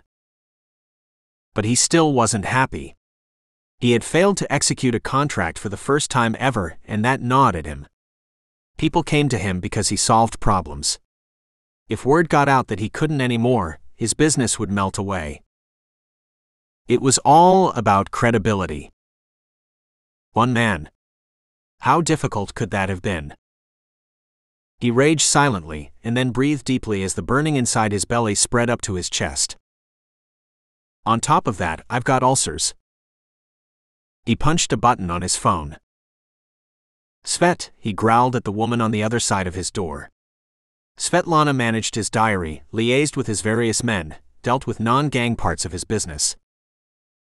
Gang bosses had secretaries too. Duh. When's that doctor coming? My stomach's killing me. He slammed the phone down when she told him his physician would take another couple of hours. Evidently not everyone jumped at his command. He stared down at the nightclub through the thick dark glass, at the masses of people who swirled on the floor and crowded the bar. He had returned part of the payment his customer had made, his gesture of goodwill. Luckily for him, his customer hadn't spread word about Korolev's failure. He turned away, irritated, and forced his mind to focus on business. A new batch of girls was coming. They had to be inspected, and then he had to decide where to deploy them. A commotion outside caught his attention, and he looked up at the door. The nightclub had one main entrance manned by bouncers, a service entrance for deliveries, and 3 exits that spilled into side streets. There was a 4th exit that was Korolev's alone. All 5 exits were manned by security cameras and guards. The commotion grew louder. Nothing on the dance floor or at the bar. He scanned the camera feeds. Nothing there. He jabbed the button again and barked. Svet, what's going on? His door crashed open before she could respond and bounced off the wall. A large black man entered the room and sucked air out of the room with his presence. 2 other men appeared from behind him and flanked him. His eyes rested on one man. Carter. Svetlana fluttered behind them. He waved her away and she disappeared, shutting the door behind her. Korolev glowered at Carter, who returned his gaze impassively. Footsteps pounded outside and the door crashed open again. His bouncers. Boss, we tried stopping them but they just went through. Walked over you mean? His largest man was holding his right arm gingerly. It appeared to be broken. Another man had bleeding lips and a swollen face. He waved them away and watched Carter and his men drop into plush leather chairs. What do they say about hired help, Boris? Carter's voice was so soft, Korolev had to lean forward to hear him. He checked himself immediately, and rage blossomed inside. He's playing me. Who are you? What do you want? He asked coldly. The black man rolled his eyes and looked at the other man. Told you so. That line's straight out of a B-movie. You can't fault him. They all see the same movies. Originality is lacking. Zeb Carter. I'm sure you know who I am. Carter introduced himself. He jerked his head at the 2 men. Bawana. Roger. They took your men down. Korolev opened his mouth and shut it again when a hand went up. Save it. I'm not interested in your excuses and denials. We are not wired. We just want to talk. You can speak freely. You'll forgive me if I don't believe you. Zeb shrugged. Search us. Korolev bellowed, and the door crashed open again. He gestured at his men, and they searched the 3 men thoroughly and nodded at him when they had finished. There wasn't even a phone on them. If you're here to kill me, it's a bad idea. You will not get out of here alive, Korolev growled when his goons left. The black man nodded appreciatively. See, Raj, that's better. The man gets right down to business. Saves us dancing the usual jig. Man's a fast learner. The second man drawled. No wonder he's top of the heap. The go-to man. Korolev's face flushed in rage and his eyes grew small and narrow. He lasered his stare at Carter, who lounged in his chair. Like a tiger.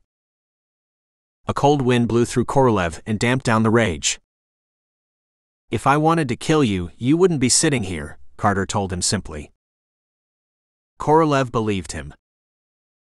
I want to know who paid you. Korolev blew out a deep breath, but before he could answer, Carter interrupted him. No is not an answer. Rage burst again.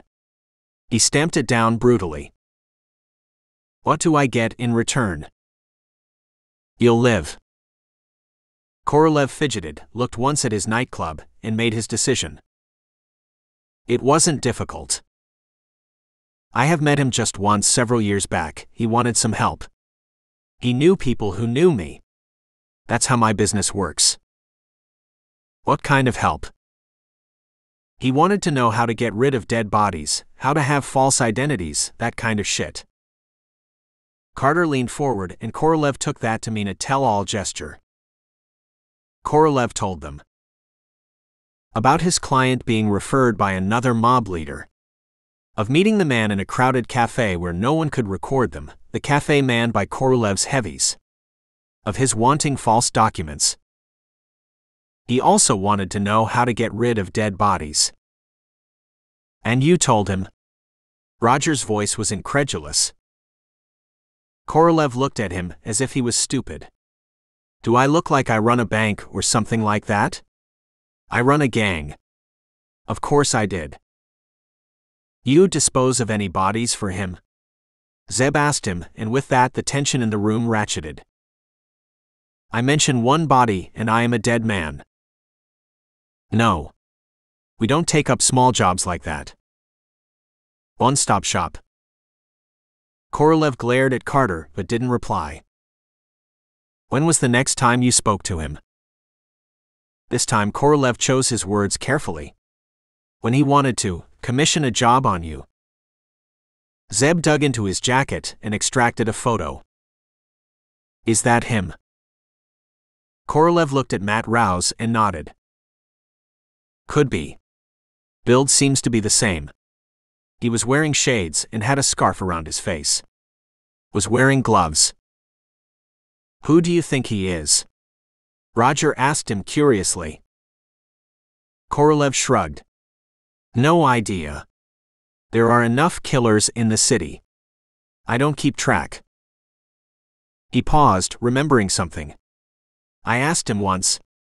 He laughed and said he was a pretty popular guy and wanted to reduce his fan base. You meet people like this without knowing who they are. Korolev smiled thinly. They have to pay to meet me. A large sum. That way I know they are serious. What if it was a cop? The smile grew wider. I have legitimate businesses too. There are ways around that. I am not dumb. They questioned him for another hour, threatened him, but Korolev didn't have anything more to give. How did he pay you? Cash. He grinned unpleasantly. He's not like anyone you have faced, Daw. Which other killer has put a contract on you? Zeb rose and wordlessly made for the door. Korolev watched his liquid flow and his eyes dropped to the drawer in his desk. I can plug him now. All of them. My men will make them disappear. When his eyes turned back, Carter's Glock was aimed at him. Its barrel felt like a cannon, the eyes behind it were pinpoints of darkness. You'll die anyway. People like you don't live long. Live as long as you can for now. The door shut behind him, and Korolev exhaled. He wiped his palms against his jeans. That living longer option sounded real nice. Chapter 25. January 29th, February 4th. Cleary moved the investigation another few inches forward. That carpet Christine Kohler was wrapped in isn't a very common one. It's no longer manufactured, and very few are stocked by stores anymore. Online retailers don't sell it. He brought up Google Maps and marked 20 stores in the city. 3 of them were in the Bronx, the rest were scattered in the various boroughs. Cleary flushed when the sisters gave him thumbs up and scurried back away to his lab. What do you think, Zeb? Chong asked when Zeb made no response to the finding. Zeb roused himself from his thinking. You've got teams checking out those places. Yeah, along with the pictures of Matt Rouse. What's on your mind? I am wondering how he would have transported that carpet. Buying it was unplanned, otherwise he would have bought it online. That would have been the safer option. Chong snapped his fingers. Gotcha. He poked his head outside the room and shouted instructions to the task force. Check out videos at subway stations nearest to those stores. Man carrying a carpet. Zeb's MI5 contact came back with an update. Trevor Johnson had been seen at a train station in London's St. Pancras station. He was caught by the cameras as he was heading out of the station. Later that day he was seen in Heathrow. St. Pancras is where trains from continental Europe arrive at in London. Any idea which train he came in on? No, but there were a couple of trains from Belgium and Paris that came within an hour of his sighting. His other friends, those 5 blokes, no sign of them on these shores. Zeb thanked him and hung up. He went to the world map in their office and traced the train routes. The European Union allowed free movement of people across its member states. Great for business. Bad for law enforcement agencies. It was relatively easy for criminals to flee from one member country to another and disappear into masses of humanity. Those same methods were followed by extremists in the member states to go join the terrorist organizations in the Middle East.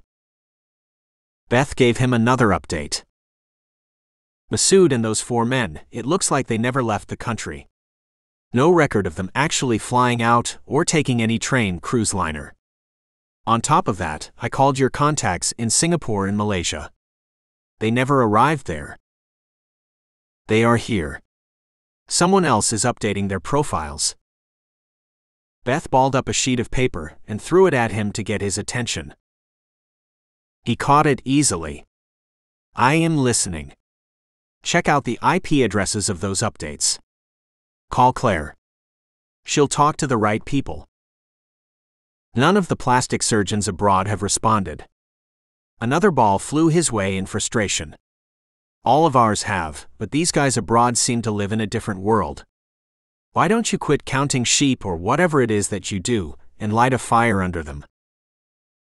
Yeah, do some real work, Zeb. Her twin urged. Werner had come back with bodies, cold cases, in the vicinity of the Rouses. One body, a woman in Florida, was found just a couple of blocks away from the hotel where the Rouses were vacationing. A few more bodies turned up not far from the Rouse residence in Chelsea. Not conclusive evidence at all. A defending attorney would tear the case to pieces. But neither could it be ruled out. Cleary was re-looking at the forensic evidence in those cases. Werner also said Matt Rouse hadn't turned up at any international airport after his accident. But that didn't mean anything. He could have traveled under a different legend. Zeb lifted his hands in surrender and worked the phone. His first call was to an intelligence contact in Switzerland. Switzerland was known for its secretive banks and chocolate. It was also where plastic surgeons operated on those who wanted a new look, who wanted to change their identities. He followed that call with other calls to Brazil, South Korea, Argentina, and Poland, all of them cosmetic surgery destinations. In some calls he threatened, with other contacts he cajoled. All promised to come back with details. Zeb knew they would. They all knew him. The sky darkened and clouds hung ominously low over the city. Warnings of snowstorms peppered every radio and TV broadcast. Too many coincidences. He sat alone in the dark when the twins waved at him and left for the day. Bawana and Roger would be below, invisible but vigilant. They had the twins' backs. He stirred finally, brewed himself a coffee, and watched tendrils of steam float idly and disappear when he blew on them. Just like all these leads we have. He brought up a video player on his laptop and ran Leon's video through it. He willed his mind to go blank, an empty slate, letting thought to go its own way. He then ran the images outside the discount store. Diaz and the Flayer. He randomly selected a video, one of the butchers, watched it silently. The next video he picked up was the gulls. And then the Flayer's slicing of Lena Diaz. He watched it fully without muting the volume, and when it had finished, he pulled up the video from the HOF, in which they announced attacks on the U.S. A masked spokesperson for the organization read out from a script, with other men brandishing guns beside him. The speaker ended with a chilling message. New York is next. Standard fare from the likes of the HOF, Al-Qaeda, and other similar groups. He clicked on Teresa Stark's killing and watched it to its gory end, and when it had finished, he turned off his laptop, crossed his hands behind his head and leaned back. An hour passed, a light snowfall outside had turned heavier.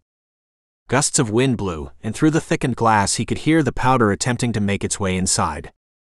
The glass could withstand assault rifle attacks, the building could withstand a F5 tornado, one which had a wind speed of 400 kilometers an hour. Safe. He cocked his head unconsciously. Something about that word triggered something else in his brain. Neurons stirred, dendrites flared, disparate connections were made in a way science had never fully understood, probably never would. Zeb's feet came crashing down as he dragged the laptop toward him and fished out the Stark video. He pressed play. Fast-forwarded. The Flayer's mocking eyes and voice filled his voice. The mother of all killings. Live from the house of Flay. He feverishly dug through his laptop and brought up the note the killer had pinned to Kohler's body. You gotta admit it, the hair was a neat trick. Be warned, my next event will break the internet. I might sell tickets. Primetime viewing at the House of Flay. House of Flay. Hand of Fire? Claire said someone sent a message to the HOF from the Bronx. Carpet was bought in the Bronx. The gull has disappeared. He generally kills once a month. Claire listened to him quietly when he called her, and then responded with just one line. Send me that video. It's a real possibility that Johnson is the gull, and that the two are planning something together. Claire's text blinked on Zeb's phone the next day. He had a brief call with her, and found that she had already set wheels in motion. She had advised all those who had to be, Rolando was briefed. The various intelligence bodies in the country were tasked with finding out if Trevor Johnson was the gull, and where he was in the country.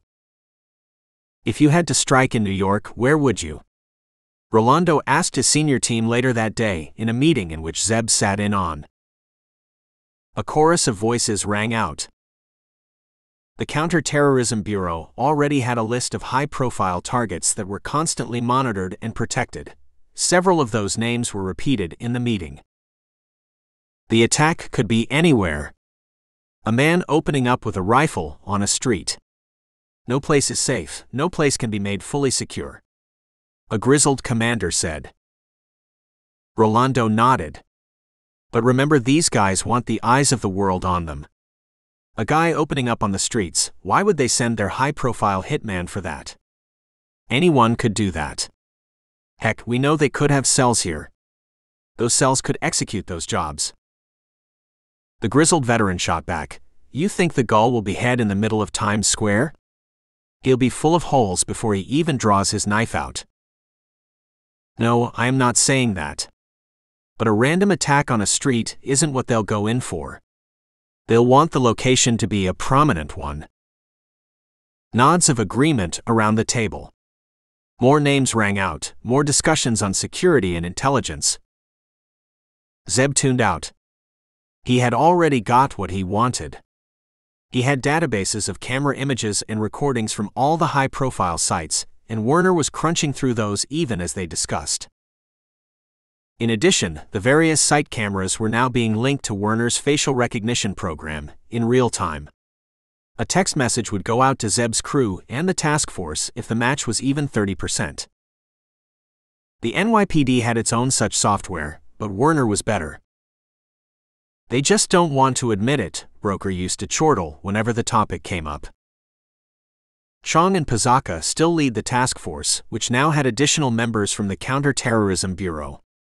Its added responsibility was to track down Trevor Johnson. The first reports from various international cosmetic surgeons trickled in later that week. Matt Rouse wasn't operated on in Brazil or Argentina. Zeb had been expecting that. If I was him, I would go to a continent that was further away. That leaves only Asia and Europe. Megan scanned the reports, but none had come from countries in those geographies. What about Africa? South Africa is surgery destination too, Beth suggested, and Zeb made another call to another contact. Masood and those guys, they're your age, aren't they? He asked the twins when he had finished. Yeah, so. Megan asked him, bemused. Where are you going with this?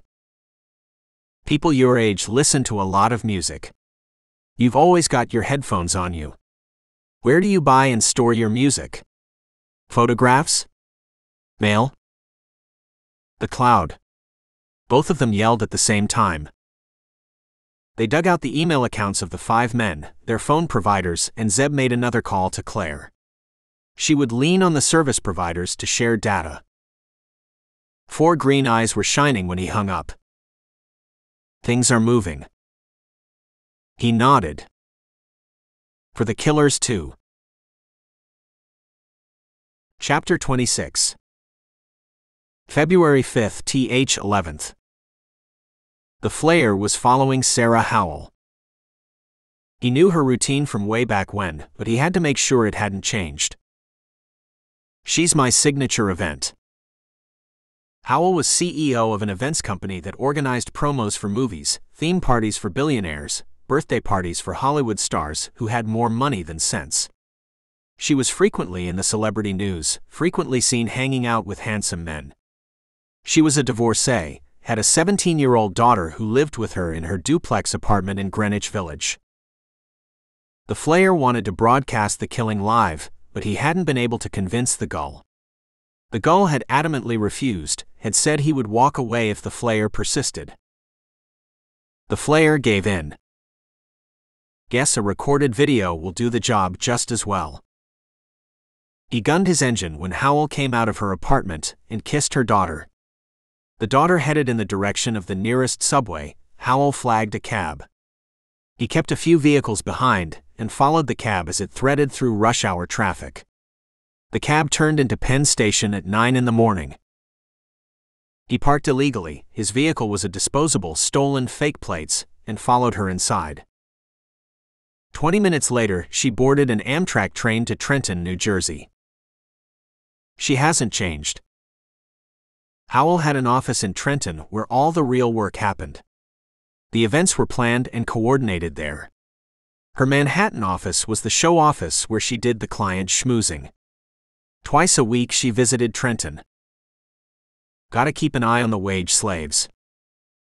19th of February was one of those days. Werner dived into the databases. If it could sing, it would. It loved data. It loved all those bits and bytes that flashed through its circuits.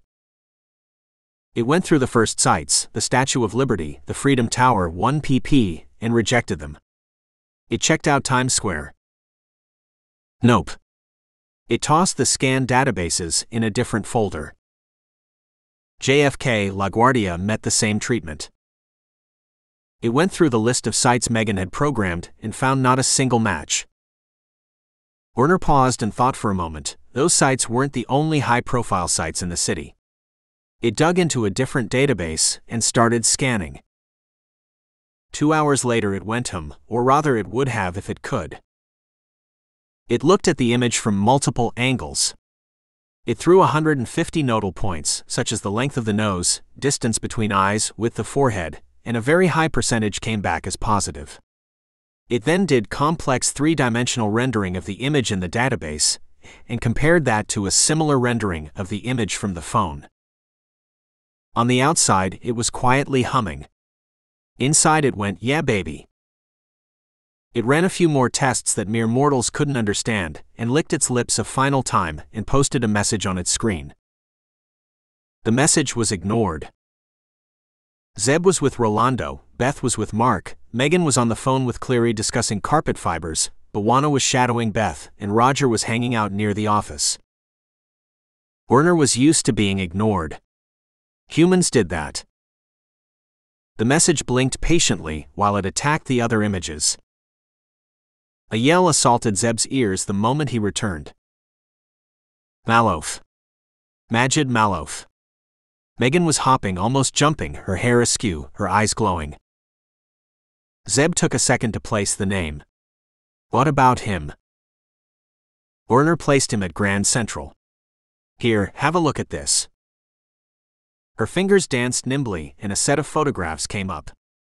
They were better than the average security camera images, had higher clarity and resolution.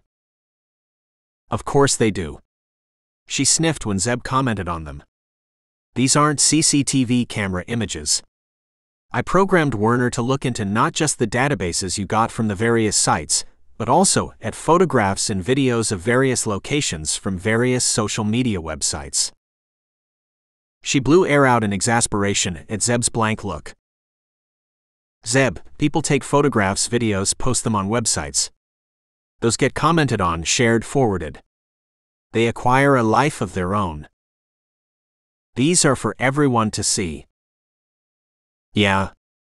It says social media for a reason. She turned back to the computer.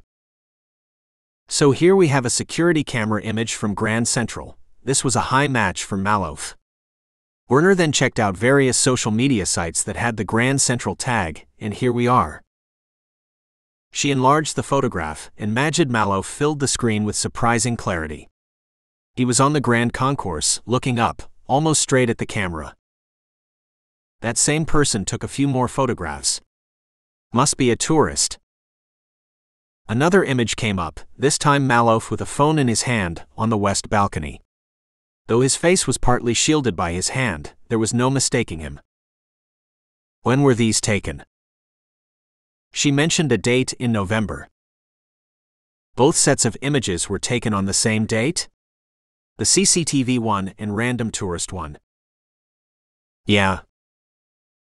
Any luck with the others? Megan patted the computer. Werner would have licked her palm if it could. Machine's still working. There's a lot of data to go through, and numerous algorithms to run. Zeb pulled the itinerary Beth had worked out. The men were supposed to be in Europe then. No messages from their phones, right? He asked her absently. Nope. All their phones went quiet late October. They're probably using throwaways. They were in Grand Central an hour later, Roger with them. It was one of the few structures in the city that felt like an oasis of calm to Zeb, despite the frantic rush of travelers. They headed to the Grand Concourse and stood in the same position that Malouf had, close to the information booth. What was he looking at? Megan frowned as she looked around and focused on the twin staircase on the eastern side. Maybe he was just sightseeing, Roger smirked and got a sharp elbow in return. Zeb walked around the concourse and looked at the green universe on the ceiling. It was painted backward by mistake, but the Vanderbilt family who originally built the station claimed that that was the view from heaven. Mistake. The guy should have disguised himself. Pazaka and Chong reached them. Pazaka's shades glanced at Roger, who was sporting a white shirt, rolled up sleeves over blue jeans. He attracted several admiring glances. I thought you guys went for inconspicuous. Can't. Roger replied laconically. I would stand out in anything. Megan snorted, cut over him and briefed the cops on their finding. Chong broke away, made calls. We'll get the building searched for explosives. Discreetly, Zeb added. He headed to the balcony and surveyed the splendid view below. Not explosives. Megan looked across at him when he drove them back later. You are thinking of something else, aren't you? I am thinking of a suicide killer. The Gull's killers were ready. He could see it in their eyes. The praying grew louder and longer, and at times he had to stop them. This was an execution he had planned. Not a religious excursion. Their firing was controlled. No more indiscriminate spraying. Indiscriminate spraying would also work since the attacks were timed for peak hours, but the gull was a perfectionist. Masood and a couple of others asked him about the targets a few times. His killer eyes silenced them. Another, Malouf, asked about the teams. The gull didn't reply. His butcher knives had arrived, 2 of them. He had gotten the Flayer to order 1 more. Redundancy never hurt. Omar was satisfied with the progress. He also wanted to see photographs of the men. The rest of the commanders were piling pressure on him for updates.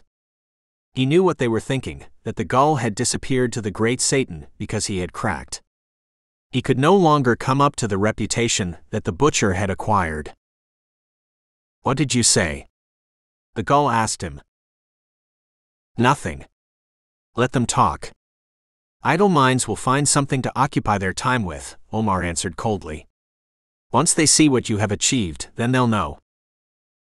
"What about the butcher? Any news of him?" The butcher's attack on their missile launcher had forced the Hof to stop their advance. It was not just a military setback. It had hurt their reputation enormously. "That son of a whore Hamdan has found nothing. He just talks like an old woman.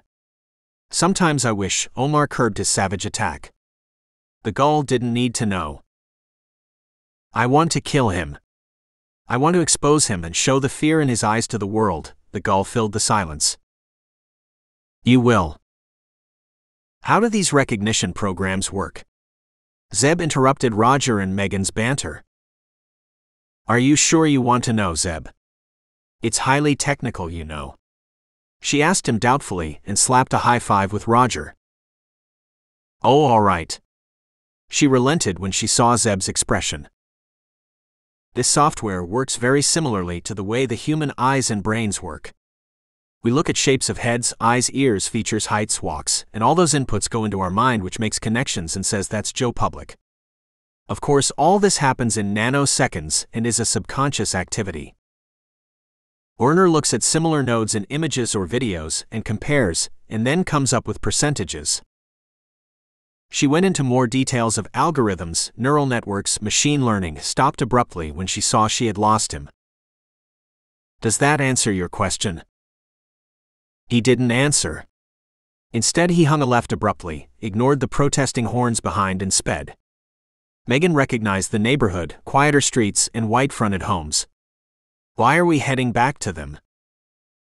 Zeb asked for Philip Rouse, waited patiently while the receptionist spoke softly and smiled widely at Roger. He returned her smile and headed to her desk. Megan's "for Christ's sake" was cut short when Philip Rouse emerged from an office and headed to them. He jerked his head and they followed him next door. "Sir, do you have any photographs, videos of your son?" The dentist had aged since their visit. His eyes had bags underneath his reddened eyes, his brow was continually furrowed, and there was an unmistakable air of melancholy around him. He thought for a beat. "We weren't that much into family photographs, but there might be something from his college days. That'll work?" Zeb nodded. He disappeared and returned with an album in one hand and a computer in another.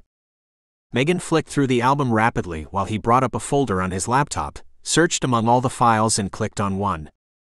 It was a jerky video shot with a mobile phone. Matt Rouse at his college graduation. He copied the file silently onto a flash drive and handed it over. His eyes were expressionless when Zeb met them. They stood awkwardly for a moment, and then he placed a hand on Zeb's shoulder and led him out. Roger looked back once and swore softly.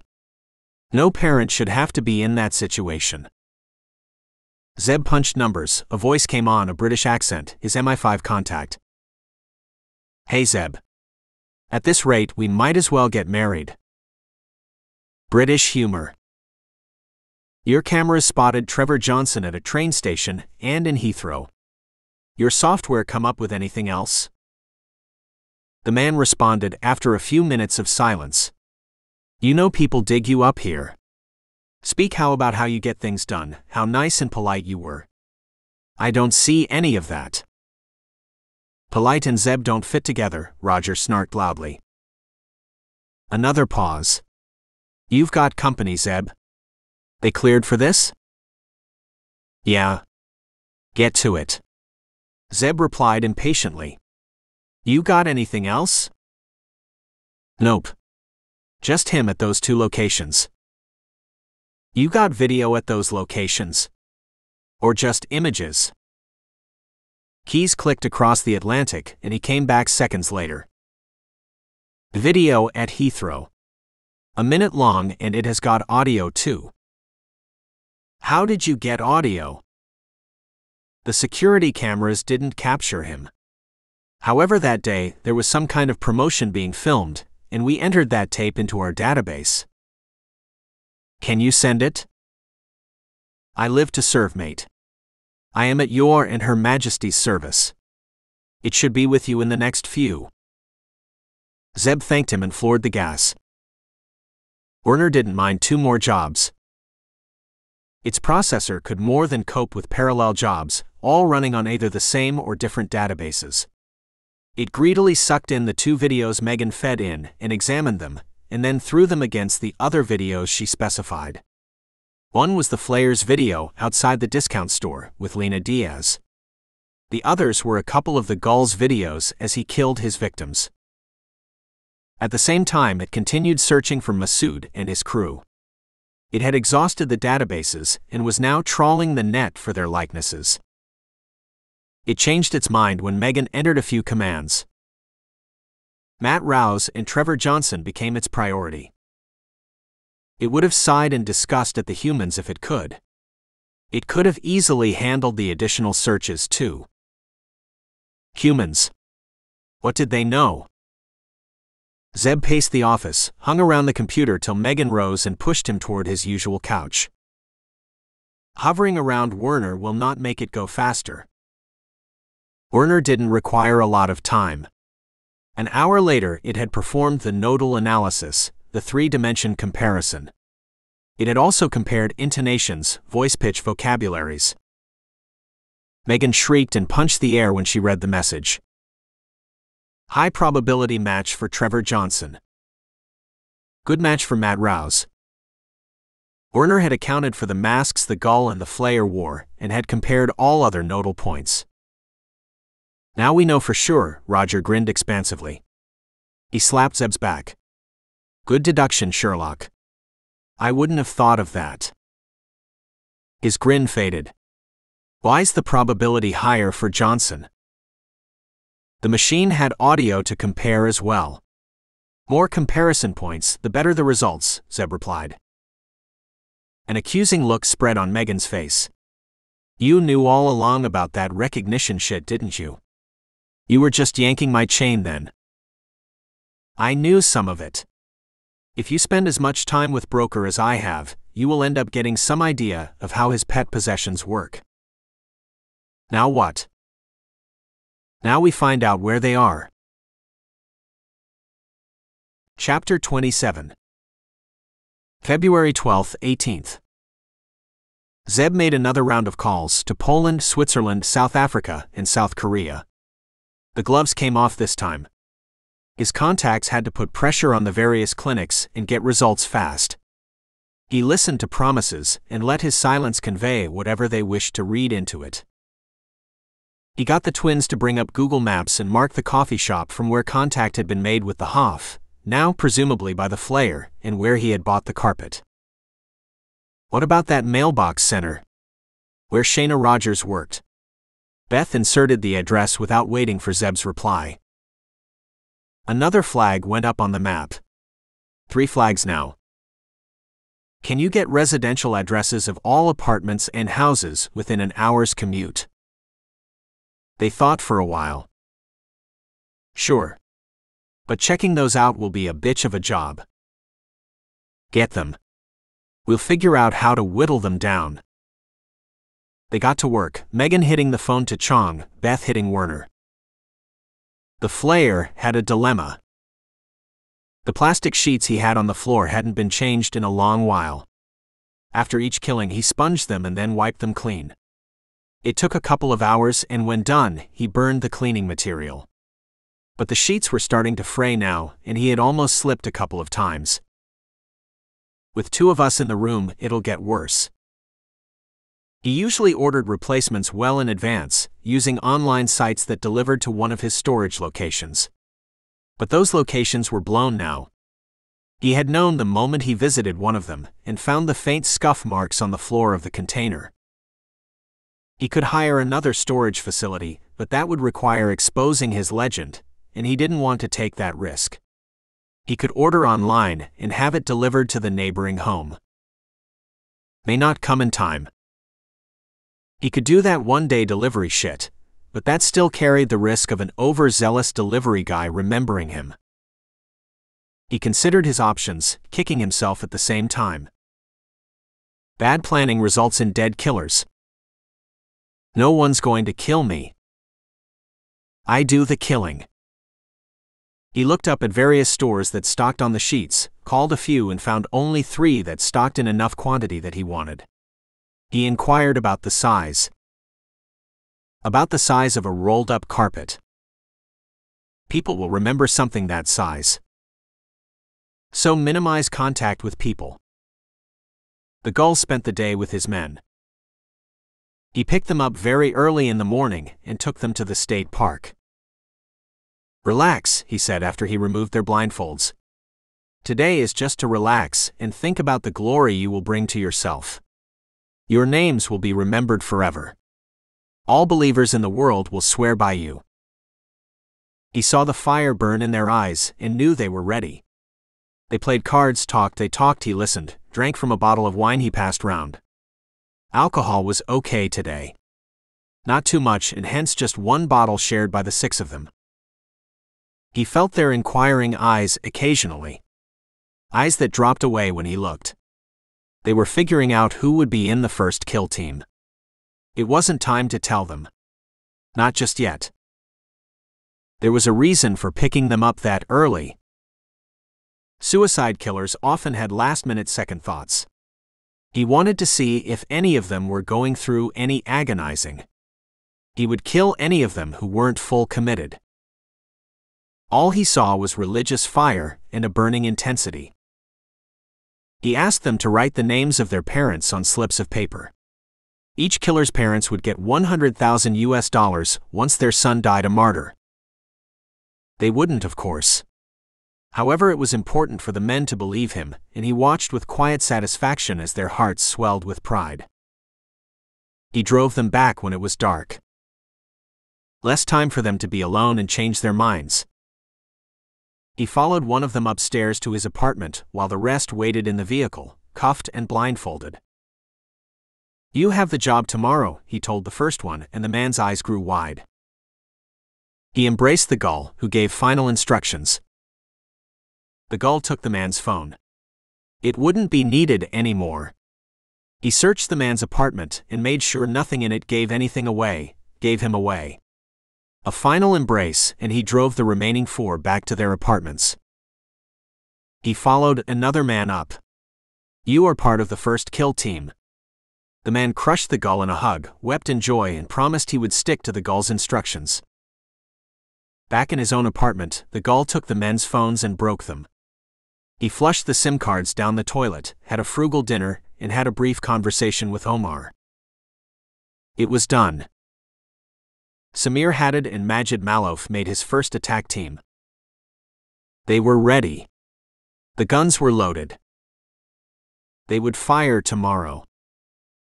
Poland responded finally. An email. Short, brief, and negative. It also had a query. Did Zeb think his man would have gone to smaller outfits? Zeb knew what that meant. Would Matt Rouse have gone to shady clinics? Those who worked on a cash-only basis and didn't ask questions? Exactly the kind of place he would have gone. Megan exclaimed. Beth agreed. Zeb shook his head. Wrong. They are also the kind to sell your identity to scammers and criminals. Your identity doesn't remain private for very long. But they are in the looks business, Beth protested. Which is part of identity. Gotcha. It sometimes takes some time for stuff to filter through her. Megan gave a withering stare at her twin and replied to Poland. No. South Korea's response came just as dark fell. An emphatic no. Matt Rouse hadn't been operated on in their registered clinics. South Africa's response followed soon after and made Beth laugh as she read it aloud. You started smoking pot, my friend? Or something more potent? You know that a hit can be ordered for just a few $1,000s in this country, and no one will be the wiser. I cannot confirm that your man was operated here. Neither can I say he wasn't. Some friends you have, Zeb, she commented drawly. I was expecting that reply. Let's see what Switzerland has to say. February the 13th dawned like any other wintry day. Cloudy, gray, and overcast with the promise of more snow and gusting winds. Zeb went on his 5 a.m. run and was joined by 4 other shadows in the thick mist, the rest of his crew. They were back in their respective apartments by 7:30, and after a quick shower Zeb headed to 1PP for his regular meeting with the commissioner. Sheer dumb luck played its role sometimes. It either threw a wrench in the works or led to something miraculous. Alexander Fleming's discovery of penicillin fell in the latter category. He was growing bacteria on agar, a jelly-like substance, and he then left for his vacation but forgot to shut the windows of his lab. When he returned, he found mold on the agar, but also areas where the bacteria had been killed. Thus penicillin was discovered. What happened to Majid Malouf was the wrench. The Gull's instructions to the two were clear. Take separate routes. Rendezvous at Grand Central at 8:30. Get into position by 8:45. Malouf on the west balcony, Haddad on the main concourse near the east side. Make sure no one is within 10 feet, no one who is close enough to negate the assault rifles and overpower the men. Start firing at 9 a.m. Malouf downward from the balcony, Haddad in the direction of the central clock. If cops approach, fire in their direction. Keep firing till the 2 men are killed by cops or whoever else. Malouf reached his position on time. Haddad wasn't there. The Gull's instructions were explicit. Wait for the other. 2 people should fire at the same time for maximum impact. Unfortunately, the Gull hadn't factored random chance, and neither had he given them a plan B. Haddad was stuck in the subway station because a man had fallen on the tracks of the Lexington Avenue Pelham local service, and that had created a logjam. Haddad had no way of contacting Malouf. He didn't have a phone. He couldn't take a bus because he had just enough money with him to buy a single subway ticket. The Gull had emptied their pockets the previous night and had handed them just enough money for a one-way ticket. Sweat beaded on his forehead as he shifted weight, the rifle a heavy burden in the large sack he carried on his back. People jostled against him as the crowd thickened and tempers frayed. He pushed backward and hugged the tiled wall. His glorious mission would end before it even started if someone bumped into him and grew suspicious of the hard lines and angles in his sack. He glanced at his watch. He was already late by 10 minutes. Malouf hung around on the balcony, breathed deeply and calmed his nerves. His initial rush of adrenaline was being gnawed away by nervousness and fear. 8:40 and no sign of his fellow killer. He leaned against the balcony's sides and squinted at the far end. No one who looked like Haddad. No one carrying a sack like his. He breathed shallowly and wiped the perspiration that was dotting his forehead. As discreetly as he could, using his right sleeve against his face. He paced, and when the clock moved forward inexorably by another 5 minutes, panic mushroomed into him. It was sheer dumb luck that Zeb was just idling on Madison Avenue, outside a Starbucks, just a few minutes away from Grand Central. The sheer weight of traffic meant that he was running late, and Bawana and Roger wanted to coffee up. He waited for them impatiently, looked inside the store, saw Bwana hulking over the rest of the line while Roger charmed his way ahead. Malouf. 8:25. Caught on the approach from Vanderbilt Avenue. The message buzzed Zeb's phone, and he swung the door open without conscious thought and dropped to the street. He was moving even as Megan's voice came over his earpiece. She confirmed Werner had a live match and was waiting for additional confirmation from other cameras. 2 meters forward, and through the side of his eye he glimpsed his companions break away from the line and hurtle toward the exit. Through people, sometimes over them, no time for apologies. Screw the vehicle. Screw it getting towed away. Ducking under an awning, hearing curses behind as the giant that was Bwana scattered people like a force of nature. A roar. Roger. Get out of the way. Police. Through their earpieces, Megan maintained her commentary, patrol cars racing toward the station, Chong and Pazaka following. ESU units a block away. The entrance loomed 300 meters away. He slipped in a puddle of water, his Vibram soles found purchase. Sirens grew louder. Far ahead of him, he saw flashing lights. Blue. Red. Malouf shifted his weight impatiently and scanned the crowd below on the concourse. He would wait for exactly 5 more minutes, and then he would start firing himself. People thronged around him, crowded him, and he made a decision on the spot. The west side balcony not only had access to Vanderbilt Avenue, but also to restaurants, tables, tourists, and travelers. The balcony had been an attractive spot during the reconnaissance run, but not now. Too many people around him, they were too close to him. They could easily overpower him.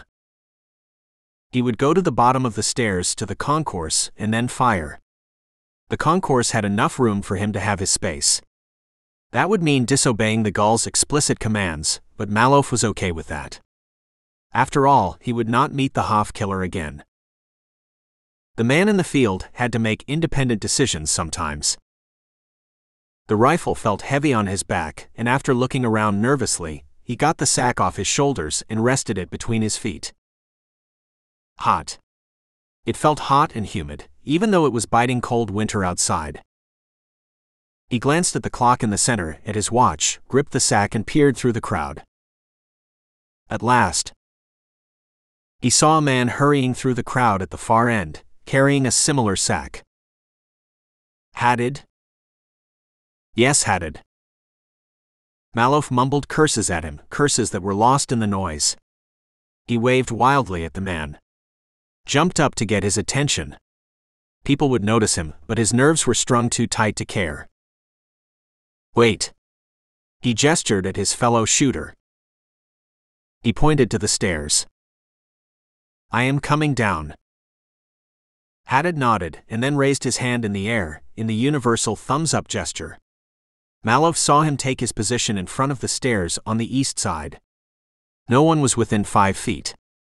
Within 10 feet was impossible. The two men lost sight of one another once Malouf reached the concourse.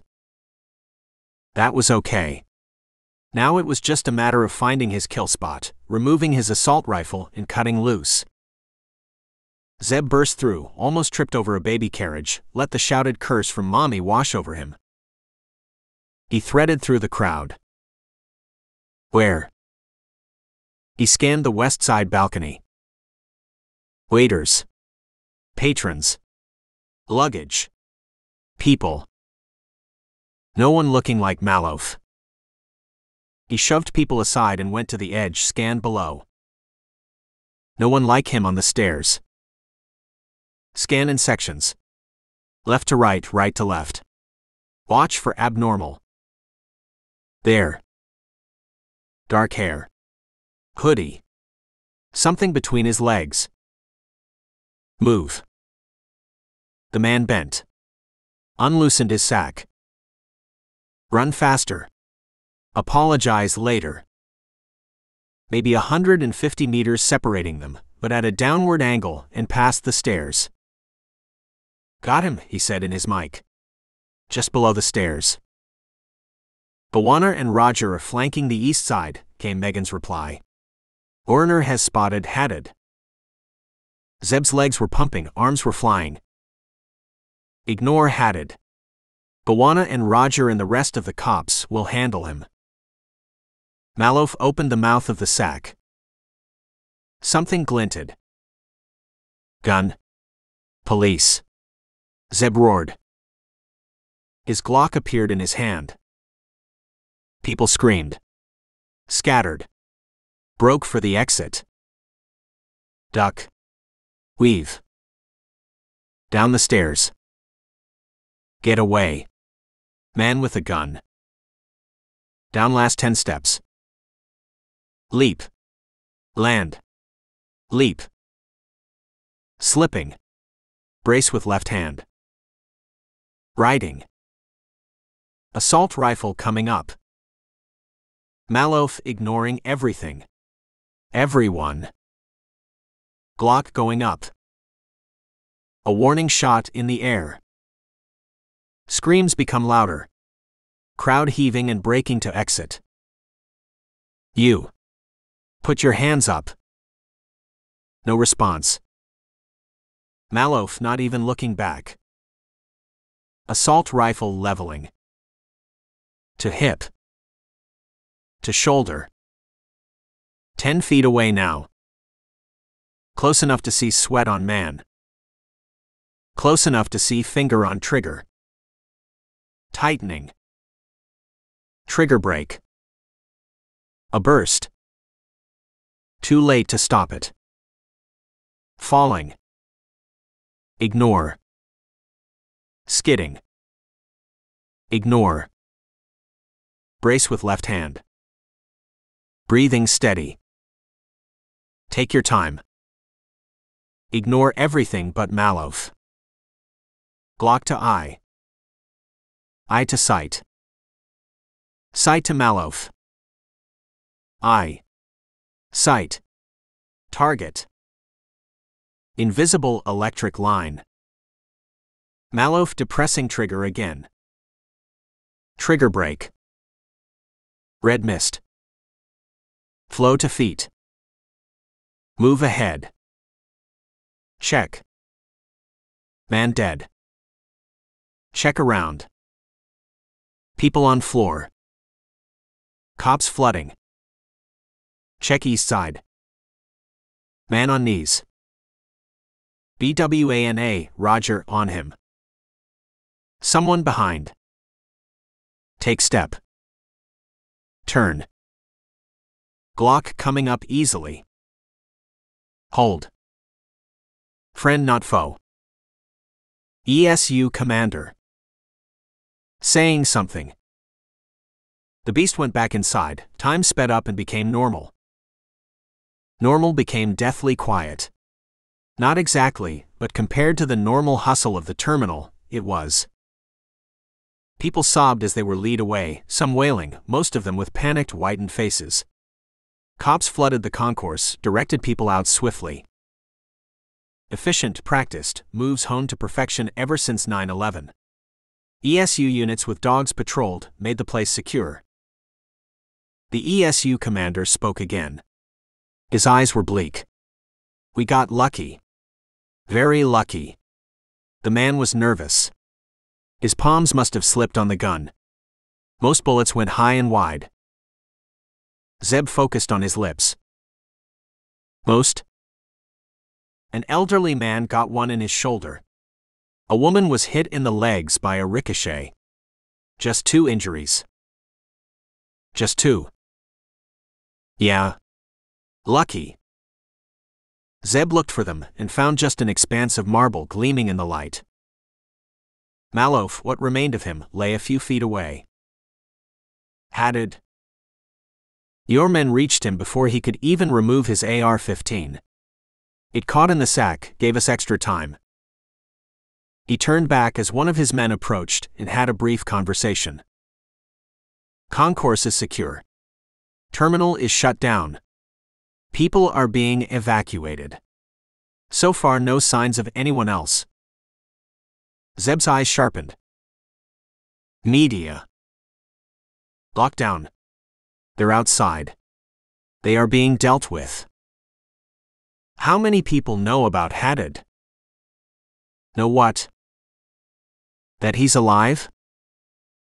A few others. How many exactly? The commander counted. 5. Why not more? The place is flooded with cops and emergency responders. The commander pointed to the east side. Bawana and Roger were no longer present. Your men had them there a few minutes ago, and then they hustled him away. I have no idea where. Most of my men don't even know there was a second shooter. You tell me where he is. Pazaka and Chong came up. Zeb stepped back to have all three in his vision. He's dead. Chapter 28. February 12th to 18th. The injured toll was higher than initially stated by the ESU commander. 15, of which one was serious, a woman, a mother of 2 who caught a bullet in her neck. She was rushed to Mount Sinai Hospital where she was operated on, and while her condition was still critical, doctors were cautiously optimistic about a full recovery. The terminal was locked down for the better part of the day. Every nook and crevice was examined for more shooters and bombs.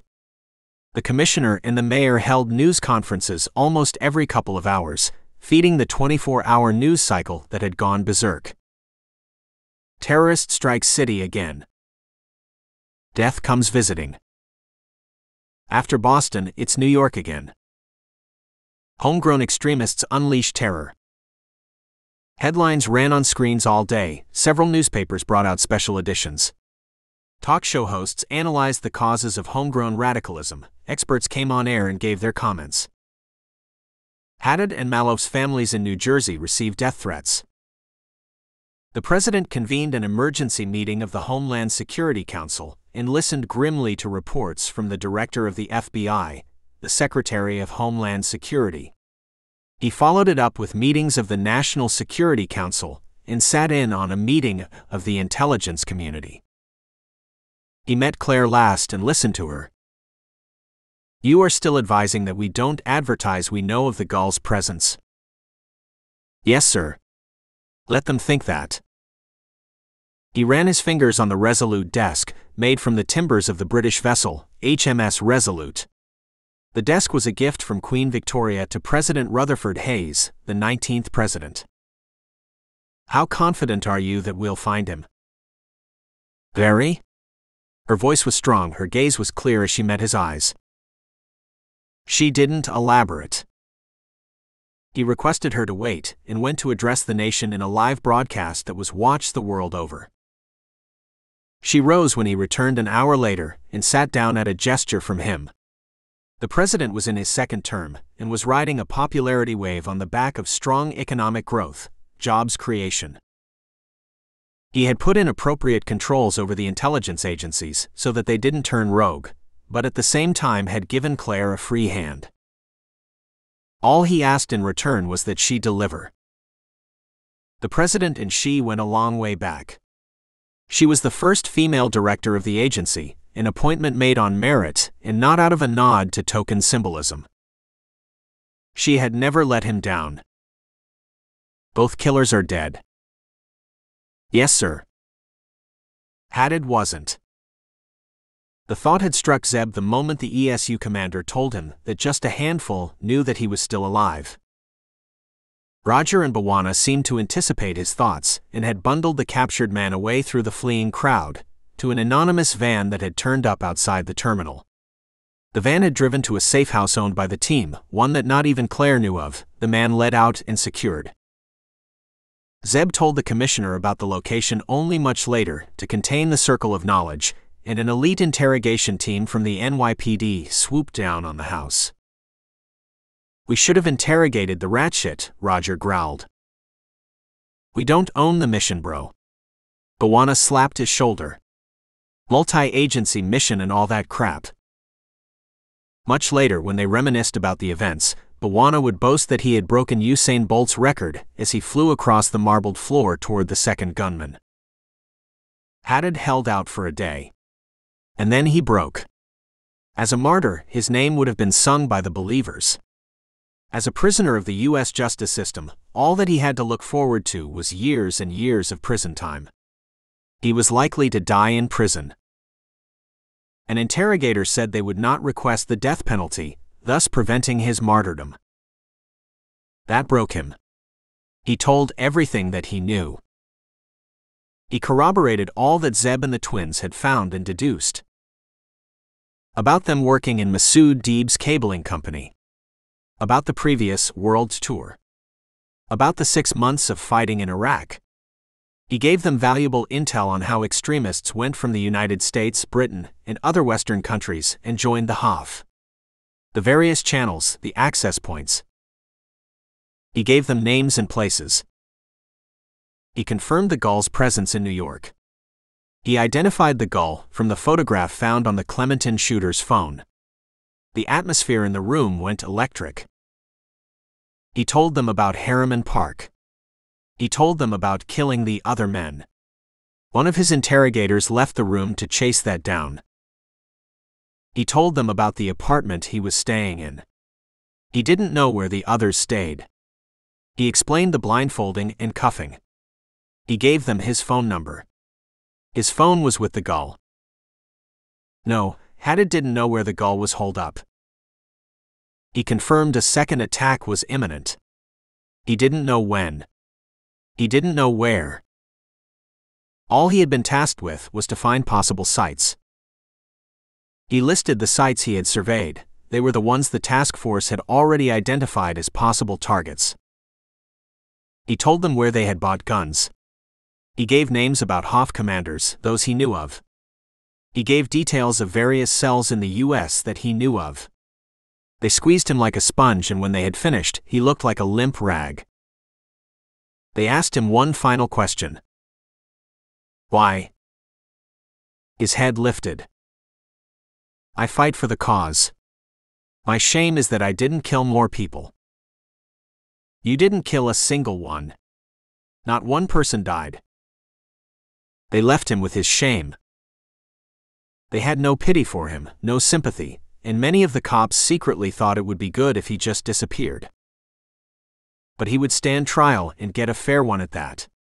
That was what separated them from the animal they had just interrogated.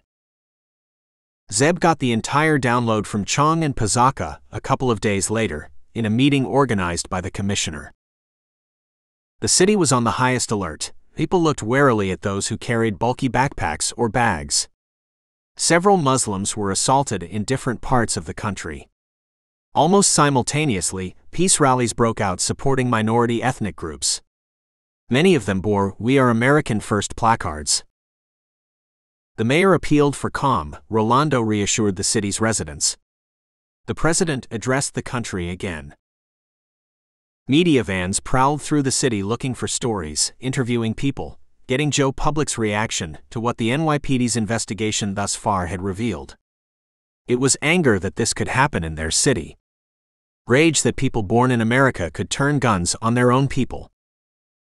Several vans camped outside Zeb's Columbus Avenue office, and lenses trained on the glass doors whenever someone exited. Zeb used a concealed exit to give them the slip and drove his team to 1PP. Present in the meeting were Justice Crew and Luis Murphy, his deputy for counter-terrorism.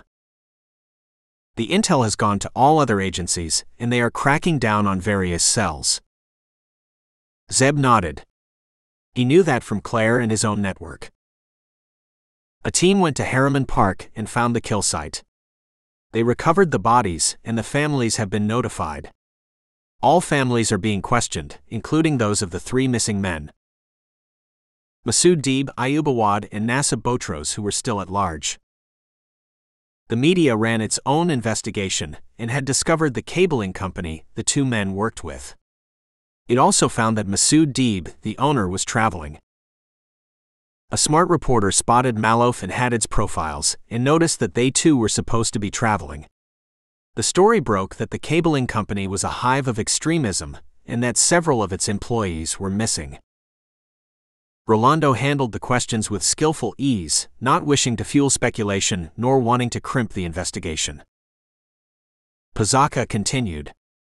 We tracked where Haddad and Malouf were holed up, their apartments. The 2 apartments were rented in advance, paid in cash for 6 months.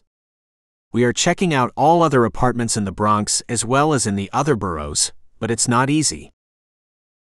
This was a taste, Zeb said. The main event is yet to come.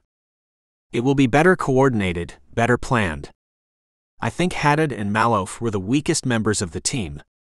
The Gull used them not just to execute this first mission, but also to see how ready his cell was. He got his answer, Murphy replied. These guys are ready to die. Their cell phones. Someone's checking to see when they were last active, where calls were made from and received. He didn't have anything on him. He had just enough fare to come to the terminal, Pizzacca interjected. Yeah, I know. But these days most phones are smartphones. They have GPS locators in them. Did he reveal his phone number during the interrogation? Chong and Pizzacca looked at each other. Zeb read the glance, the two had missed that. But maybe one of the intelligence agencies was pursuing that avenue. Chong left the room to find out. Rolando dismissed Murphy once they had finished discussing the terrorists. He reached out for a folder and smiled thinly at the twins. Good work.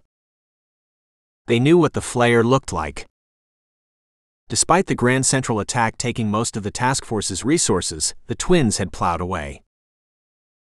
Switzerland had come back and said Matt Rouse hadn't been operated in their country. However, another message had come to Megan. A clinic in California had apologized and admitted that it had operated on Matt Rouse all those years back. An administrative tangle was why it had not discovered this in the first instance. It wasn't us. Zeb leaned on all of them again a few days back. Threatened them. Hellfire and brimstone.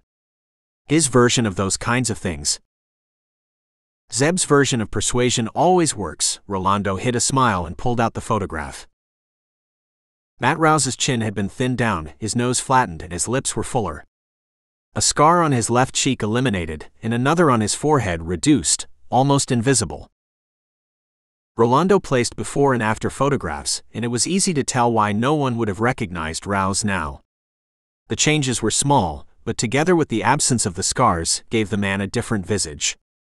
Even those who knew him well before the accident would be hesitant about naming him as Matt Rouse. The after photograph came nowhere near the computer simulations that the NYPD had come up with. He's no doubt sporting a different hairstyle now. Rolando slid the photographs in the folder and handed it back to Beth. You said he was a personal trainer? She nodded. Once they had his new look, she and Megan had revisited all the victims' families. Todd Stark vaguely remembered having seen the man but could not remember in which context. No other family remembered him till they visited Grandma. Regina Honecker thought she had seen him, but it was Liz McCallum who placed him.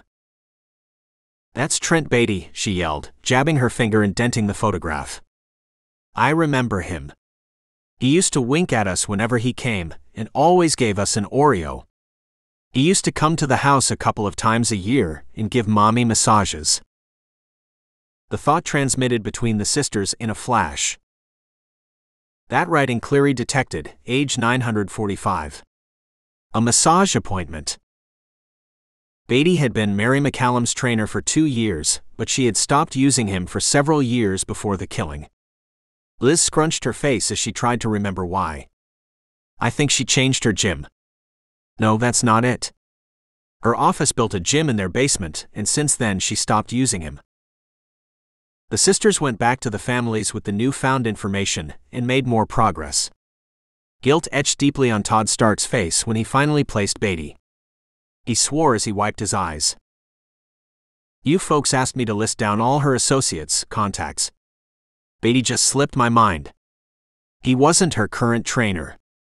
She used his services several years back. All the victims had used Beatty's services in the past. Diaz's husband thought he owned a gym she used to frequent years back, which was how she knew him. The twins dug deeper, worked with the task force, made calls, and when that didn't turn anything, they resorted to the harder way. They, along with the task force, sectioned the city and visited gyms, those whose clientele fit the demographic profile of the victims. They finally struck gold at a downtown gym, frequented by Wall Street bankers, lawyers, and advertising professionals. Lena Diaz had been a member. Beatty had worked there. The other victims had used its facilities too. Infrequently, but regularly enough for Beatty to strike a rapport with them. Its location had made it ideal for all of them. Beatty developed a professional relationship with all the victims and ended up as their personal trainer, Beth explained. He worked there for 3 years, presumably making contacts, and then bought a majority stake in the gym. He then dropped out of the gym and let the former owner manage it. However, he continued his personal trainer services. The twins and the task force team went hard on the manager.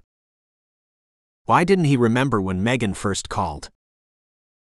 Beatty wasn't the name he used. He went by Joel Moore, had documents to prove his identity. Nope, Beatty never visited the gym. It was a well-run business, growing, the manager ran it efficiently, and Beatty received his share of the profits. He didn't see this as strange? He shrugged. This was New York. Home of strange. Maybe now that he was boss, he didn't want to mingle with clients. Calls? Sure, they spoke maybe once or twice a month. He had a number for Beatty. The number turned out to be an answering service. One of those that could be set up anonymously. The task force questioned him for a long while, but the man was clean. They ran Joel Moore's address. It didn't exist. Beatty's driver's license was fake. So we know who he is, but not where he is?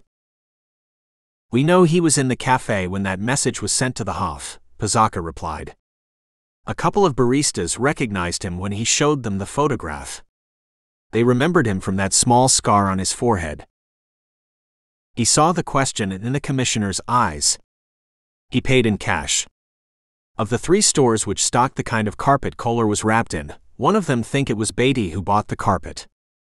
Again paid in cash. A knock on the door interrupted them.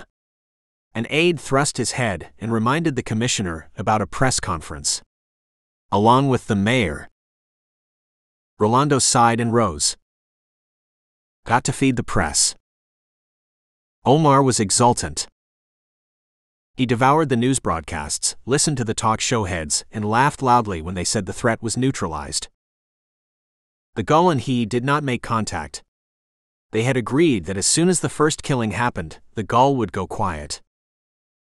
Security came first. He called a meeting of the commanders and preened in front of them. The Gull had struck in the great Satan's heartland. He savored the amazement on the men's faces.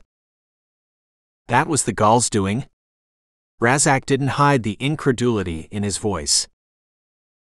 Omar didn't restrain the pride in his voice. None other. He has been planning this attack for a long time. Why haven't we taken credit then? Fire flashed in Omar's eyes. And get everyone hunting for him.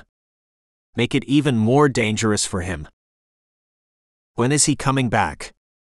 Taib asked, attempting to calm the 2 men down. His job is not yet done. You will see him when he's back. What's the point if we cannot take credit for this attack? And no one died. Just a few infidels injured. This does nothing to help our cause. Razak couldn't resist the snide jab. Omar clamped down on the urge to lash out at the man. To tell him that the next attack next week would have so many dead infidels that the great Satan would never laugh again. But no. Razak didn't need to know. Chain of command and need to know had to be strictly observed. He dismissed the men, went to convey the news to the Supreme Leader, and returned an angry man. The Supreme Leader had listened silently, had stroked his chin, and then the eagle eyes had rested on Omar. No one died other than our men.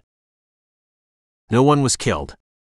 Dude, I thought your men were going to mow people down.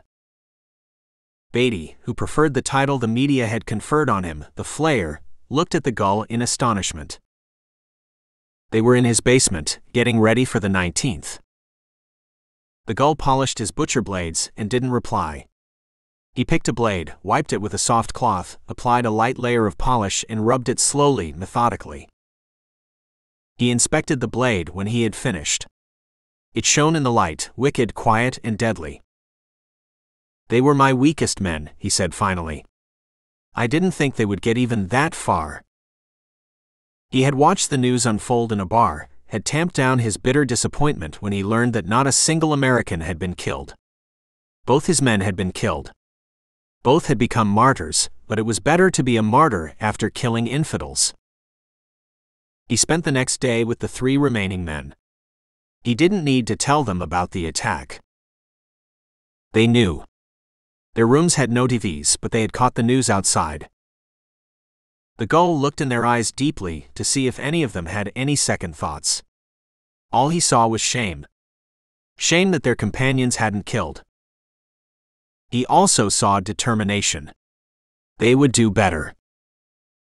They would make up for the lack of deaths. Chapter 29. February 12th, 18th. Their families' phones and emails are being monitored? All that Facebook and Twitter stuff too. Zeb asked for confirmation from Chong as the 2 cops showed him out. Yeah. Those 5 men's families are being watched electronically. Every communication is being monitored. So far there's no contact from the 3 men. Zeb looked at the women beside him. Werner is plugged in. Yep. If a text message or an email or a Facebook update or whatever even squeaks through, Werner will know. We have also got teams tracking down the gun purchases and the apartment Haddad was staying in. We might get lucky. Zeb nodded, but he didn't believe the gull would have been that careless. Despite having apprehended Haddad, they were no closer to the gull. The killer remained a ghost. Just like the Flayer. And the butcher. Remind me again. Why aren't you confirming that the 3 men are suspects? And that the gull is in the city? Pazaka sighed and did the running hand through hair thing. We debated this for hours. Us, the FBI, various acronymed agencies. The upshot was that if we confirm, we run the risk of the men going underground, and maybe planning an attack at a later date. Now at the very least we know who they are and the likely targets. With all those cameras actively monitoring the sites, we have a good chance of nabbing them. Besides, their names are already out there. Their photographs are splashed on all screens and papers. Every uniformed officer and patrol car is already keeping an eye out for them. It's only the gull that no one's aware of. Zeb saw his reflection in the man's shades as they remained steady on him. That's a mighty big chance. You could end up having a bloodbath on your hands before you nail them down. Yeah. But is there any guarantee they will not just open up randomly in a street? If someone wants to cause damage and they are determined to see it through, they will. How would you have handled it? Chong blinked curiously at him as he stifled a yawn. A reluctant smile flashed on Zeb's face and disappeared quickly. I gave the very same recommendation to the commissioner. I was checking if you guys were on board. We don't want leaks. The circle of those in the know is pretty wide now, and the media are sniffing hungrily. Our nightmare situation is if the press flash pictures of the men and they go underground. The 2 cops agreed silently. It was something they had emphasized in the starkest of terms to the task force. Zeb paused in the parking lot while the twins slid inside their ride. Let's split the task force into smaller teams. He explained his idea to Chong and Pazaka, who took only a moment to decide. One team would work with Beth and run down all the residential addresses in the zone Zeb thought the Flayer hung out in. The twins had already started working on this but had found it hard going. The weight of the NYPD would speed the discovery. Get the ISPs to share the search histories at those addresses. That should help winnow the addresses down considerably. Wonder why we didn't think of that, Chong mumbled apologetically. Another team would go through all the members of the gym, question the women, and discreetly warn them. They would also check out if there were any other gyms the Flayer was associated with, and warn the female members. A third team would hunt the gull and the three men. They had got the GPS locations of the last messages and calls received on Haddad's phone. The phone had spent the most time in a neighborhood in the Bronx. All roads seemed to lead to that borough. Chong stretched and twisted his neck to remove the crimps in it. They were all running on adrenaline fumes and bad coffee. You think Beatty and the gull are holed up together? Possible, but I am not convinced. Killers are usually solitary animals, and I just can't see the gull in the same house as Beatty. You are sure a second attack is imminent? Zeb's eyes were bleak, his voice was grim. Yeah. Not only that, I am guessing the gull will join in. Malouf and Haddad failed. The body count was 0. These guys like nothing more than rows of bodies. The 18th of February saw bursts of snowfall. The powder didn't settle but left the city in a slushy mess that stuck to shoes and trousers. Wheels whipped it up and sprayed on sidewalks. The gull didn't see any grayness. He had spent the night in a deep sleep, had woken up, prayed, and had gone to a coffee shop for a sandwich and a beverage. His breakfast. He watched the TV screen above the counter, the president's address, the throng of people outside Mount Sinai. Glenda Jackson, the mother of 2, was making a good recovery. The gull gripped his coffee mug tightly and looked away, but the incessant droning of the talking head drew him back to the coverage. The screen cut to the Grand Central, to the balconies where a couple of breathless commentators rehashed the attack and the takedown. They interviewed staff and commuters, all of who praised the bravery and swift action of the NYPD. The mayor came on air and promised to hunt down any terrorists who dared to attack the city. The commissioner followed. He was more circumspect, said the NYPD was investigating motives and links. The gull snorted and covered it up with a cough when he saw a pair of eyes turn his way. Motives? Killing as many infidels as possible was the motive. It wasn't more complicated than that. A rolling caption caught his eye. Haddad and Malouf's families were under siege. They hadn't left their homes ever since the news broke out. Media vans, reporters, and the curious public surrounded their houses. Questions inevitably turned to why. Why did a son born in the country turn against that land?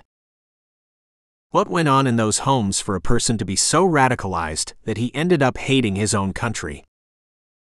Patrol cars were stationed to protect them if the mob turned angry. There were smaller crowds outside Masood Deeb's parents' home. A signboard asked, "Where's your son? Is he a terrorist?" In the immediate aftermath of the shooting, the gull changed his routine for picking them up. Before Grand Central, he picked them up during peak hours, but after the event, he asked them to lie low and not venture out of their apartments. The men stayed cooped up for 3 full days.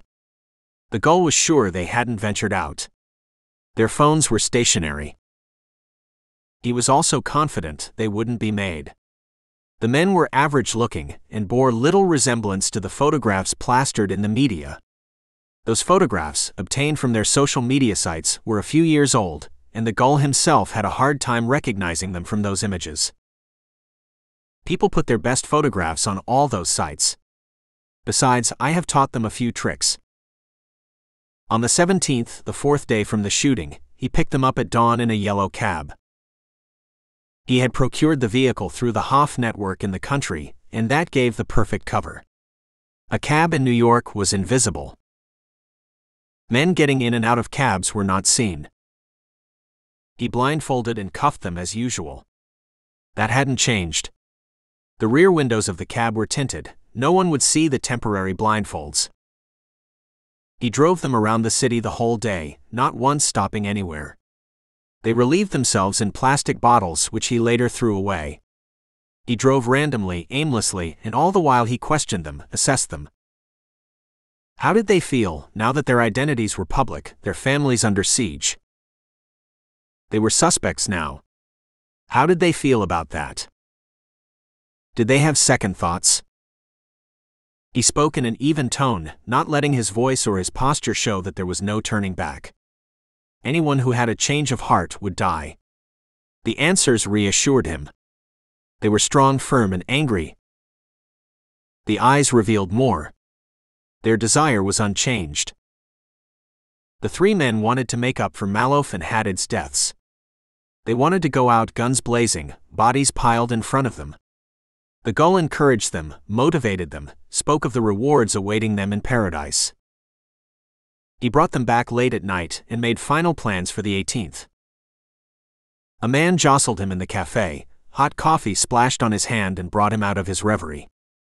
The man mumbled an absent apology, his face riveted on the screen. Bastards. The scum should be killed. We should bring back the death penalty. The gull agreed. They all should be killed. He went back to his apartment, packed his meager belongings and checked out. He would spend the night in another apartment, rented under a different name. When night fell, he walked for half an hour in the Bronx, sticking to the shadows, and retrieved the cab. He popped the trunk, raised the mat and extracted a pair of plates. He screwed the dummy plates on the cab, pasted different numbers on the sides and set off. He drove to the first apartment and picked up Masood Deeb, and then went to the remaining two and collected Ayub Awad and Nasib Botros. The men came silently, dressed in long overcoats, clear-eyed and clean-shaven. Their weapons were strapped on their shoulders, under the coats. AR-15s with spare magazines. Enough ammo to reduce Penn Station to rivers of blood. He drove them over Brooklyn Bridge in silence, felt them look at the statue, then onto Wall Street where greed began. Through Broadway, Times Square, through throngs of tourists. They passed Penn Station, and only then he broke the silence. He asked them to go through their plan. Masood ran through it again. They looked for holes, didn't find any. He asked them what could have gone wrong with Haddad and Malouf's plan. The response was immediate. Poor coordination. No backup. So what was their backup? None was needed. But if at all any of them couldn't fire at the fixed time, the others would open up. Firing at 9 a.m. was important. Peak hours. Crowd congestion. Don't wait for the other. But ideally keep eye contact with one another. Coordinate and lay out a triangle of fire. They absorbed his instructions. He turned back to Penn Station. Parked behind a row of vehicles. Doused the headlights and looked around. There wasn't anyone watching. He held his hand out silently. 3 phones slapped into his palm. Their wallets and all their possessions followed, everything except for small sums of money with each of them.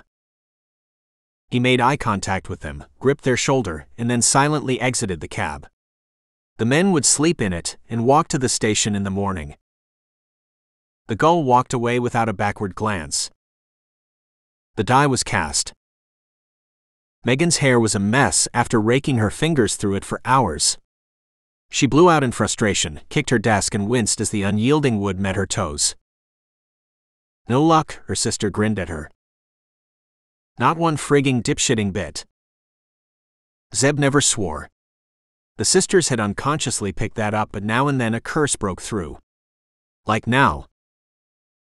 She was tracking down the addresses in the Bronx, and hundreds of Google searches and calls later, all she got was suburban families, single parents, and students.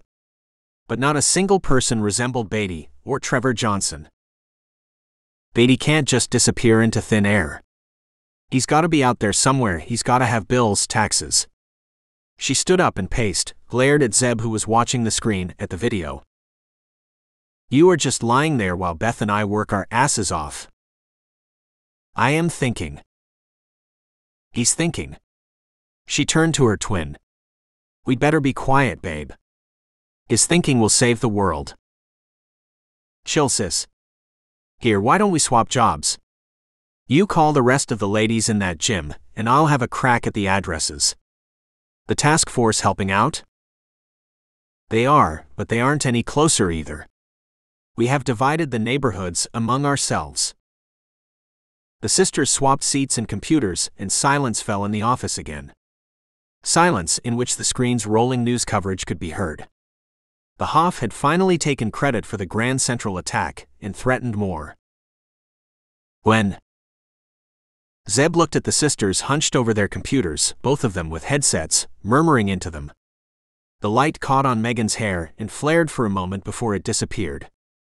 She felt his gaze on her and flipped him the bird. They're all right. Salt of the earth. Bud Peterson raised them well. Bud Peterson's daughters called it a night at 9. All the female gym members had been tracked down and warned. All but one. Megan would chase her the next day. They left Zeb behind and stumbled to their apartments. An hour later, Bawana and Roger poked their heads through, flashed grins at Zeb and headed to theirs. Zeb drifted to sleep himself with the TV still running in the background. Something woke him at about 12. He lay still and scanned the office without moving his head. Seems to be clear. The gun slid easily in his hand, and he rose noiselessly and checked out the bubble, the pantry, and the washrooms. All clear. It was 12 a.m. Witching hour. Very light traffic played on the avenue below. A blinking light caught his eye. That's what woke me up. A text message. It was from Werner. It looked like Masood Deeb was ready to kill. But not everyone. He had sent a message to his sister at 11:30 in the night. A message that the electronic surveillance had picked up and relayed to Zeb. Don't catch the train tomorrow. Chapter 30. February 19th, 25th. Masood woke his men at 7 on the morning of the 19th. It was bitterly cold and the cab was stuffy and stank with the sweat and body odor of 3 men. They had maneuvered for some time to get into the right sleeping position for each one of them, and had finally drifted off at about 10 the previous night. At 10:45, his eyes had snapped open when he remembered. Neha Deeb, his sister, caught the train from Penn to go to Philly a couple of times a month. The 19th was one of those times. Masood warred with himself, reprimanded himself, and finally, when he couldn't hold it back anymore, he crawled out of the cab stealthily and went in search of a phone. One of those that had an internet connection. He had found spare change in one of the cab's pockets that the gull had missed. He returned 45 minutes later, and his last waking thought was a prayer for forgiveness for breaking security. The men stood around for a few minutes, hugging themselves and stamping their feet to get their blood going. Masood got behind the wheel and beckoned impatiently at the other two. They had to keep moving till the time neared. He drove away trailing thick white fumes and stopped at an all-night diner that catered to shift workers. Each one of them disappeared inside in turns, refreshed themselves and returned. It was 8 by then. He hit the street one last time, wound through the morning traffic that was already an endless flare of brake lights. He parked the cab in the same spot, and they silently embraced one another and set off on foot. They entered the station separately, heads bowed, hurrying, blending in the foot traffic rushing inside the station. The station served Boston, Washington, D.C., and Philadelphia, and was operated by Amtrak. Commuter trains were run by Long Island Railroad and New Jersey Transit. The station served the subway, as well as the bus services. It served more than 500,000 travelers a day, and the Gull had chosen it for just that reason. Masood made his way to the enormous departure boards and positioned himself just beneath them. The boards always had thickly knotted bunches of people staring at it. Awad headed to the Amtrak waiting area, which had rows of seats on which passengers slumped, slept, and waited. Botros positioned himself near the bank of ticket counters. Lines of people stood patiently waiting to buy their tickets and get away from the city. Masood tried to keep eye contact on the other two but gave up soon. There were just too many people, the station was vast. He looked around him carefully. There was a police booth in the station, but none of the three men were anywhere close to it. A pair of cops strolled by once. Neither of them gave Masood a second glance. The three had agreed that if any of them were accosted by a cop, he would open up. The two others would join as soon as they heard shots. A drunk was lying about 10 feet away. A ball cap covered his face, a stained brown coat covered his body. He stank of urine and alcohol, and people gave him a wide berth. Masood flicked his eyes away. Infidel. He saw families, couples embracing, teenagers texting furiously on their phones. Office workers, old men and women. Office workers, he hoped Nihad had gotten his message. He wiped the thought and focused on the task on hand. 8:45. Deep breathing. He went to a ticketing machine and bought a ticket to the first destination on the screen. The two others would be buying similar tickets.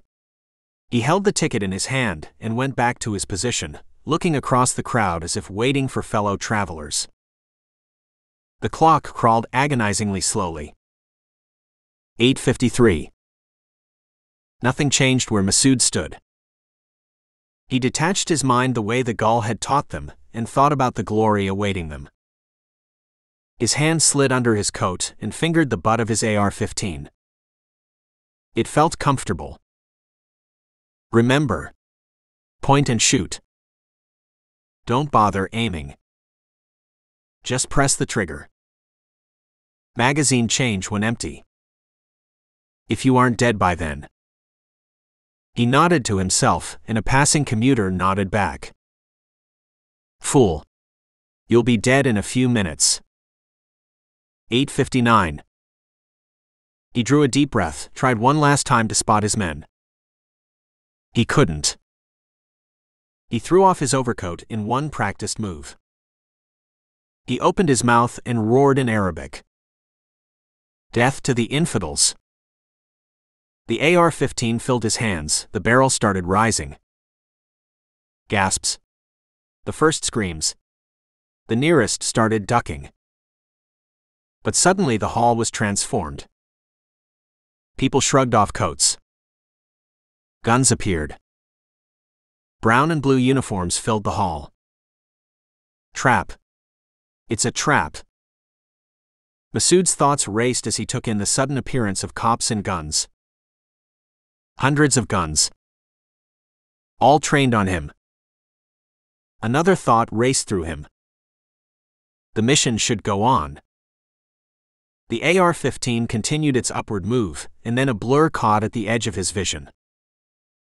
He ignored it. The blur became bigger. He turned, just as his finger crept over the trigger. The blur became the drunk. Minus the cap, the coat. Minus the sprawl. A lean machine flying at him. Masood started depressing the trigger. Then he was falling.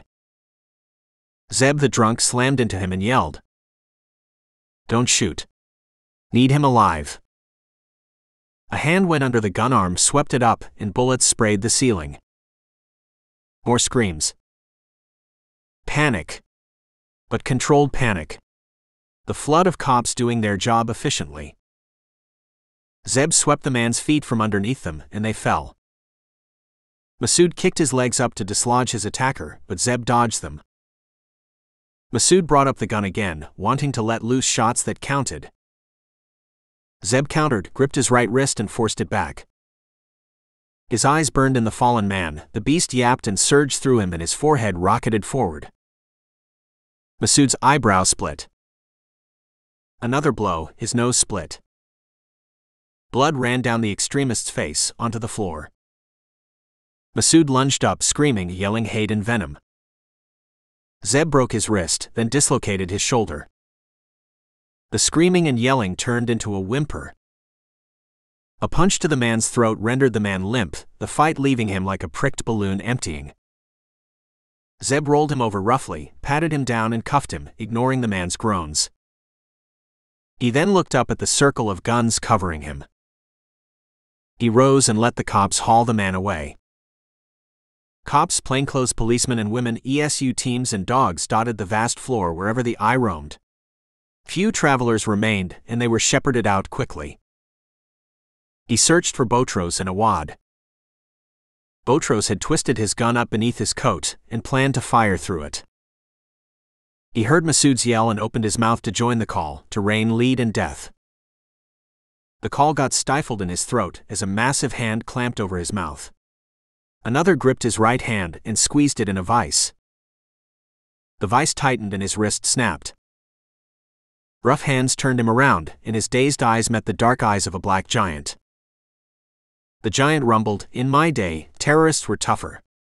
A fist the size of a baseball mitt headed his way, and his world went dark. Awad couldn't even get his gun up. The moment his hand darted under his coat, hundreds of guns emerged and trained on him. Dark round barrels pointed his way, waited for his next move. "Go on. Make our day," a voice drawled. A good-looking man came into his vision and slapped his hands away, and the cops cuffed him. Zeb reached Bawana and Roger, silently bumped fists, and turned to the ESU commander urgently. "Where's the gull?" The gull was with the Flayer. The Flayer had picked him up at a red light on East Fordham Road in the Bronx at 7 a.m. He peered outside as the Hoff killer slid inside and seated himself.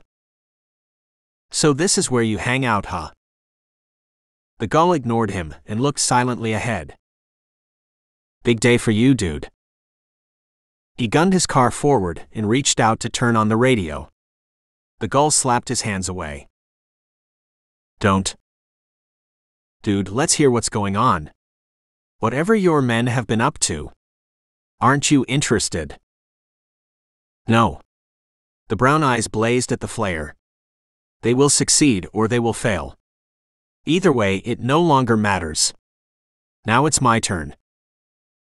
The Flayer chuckled softly. "I like your attitude, man. Focus. Mission. That kind of shit is sweet to hear.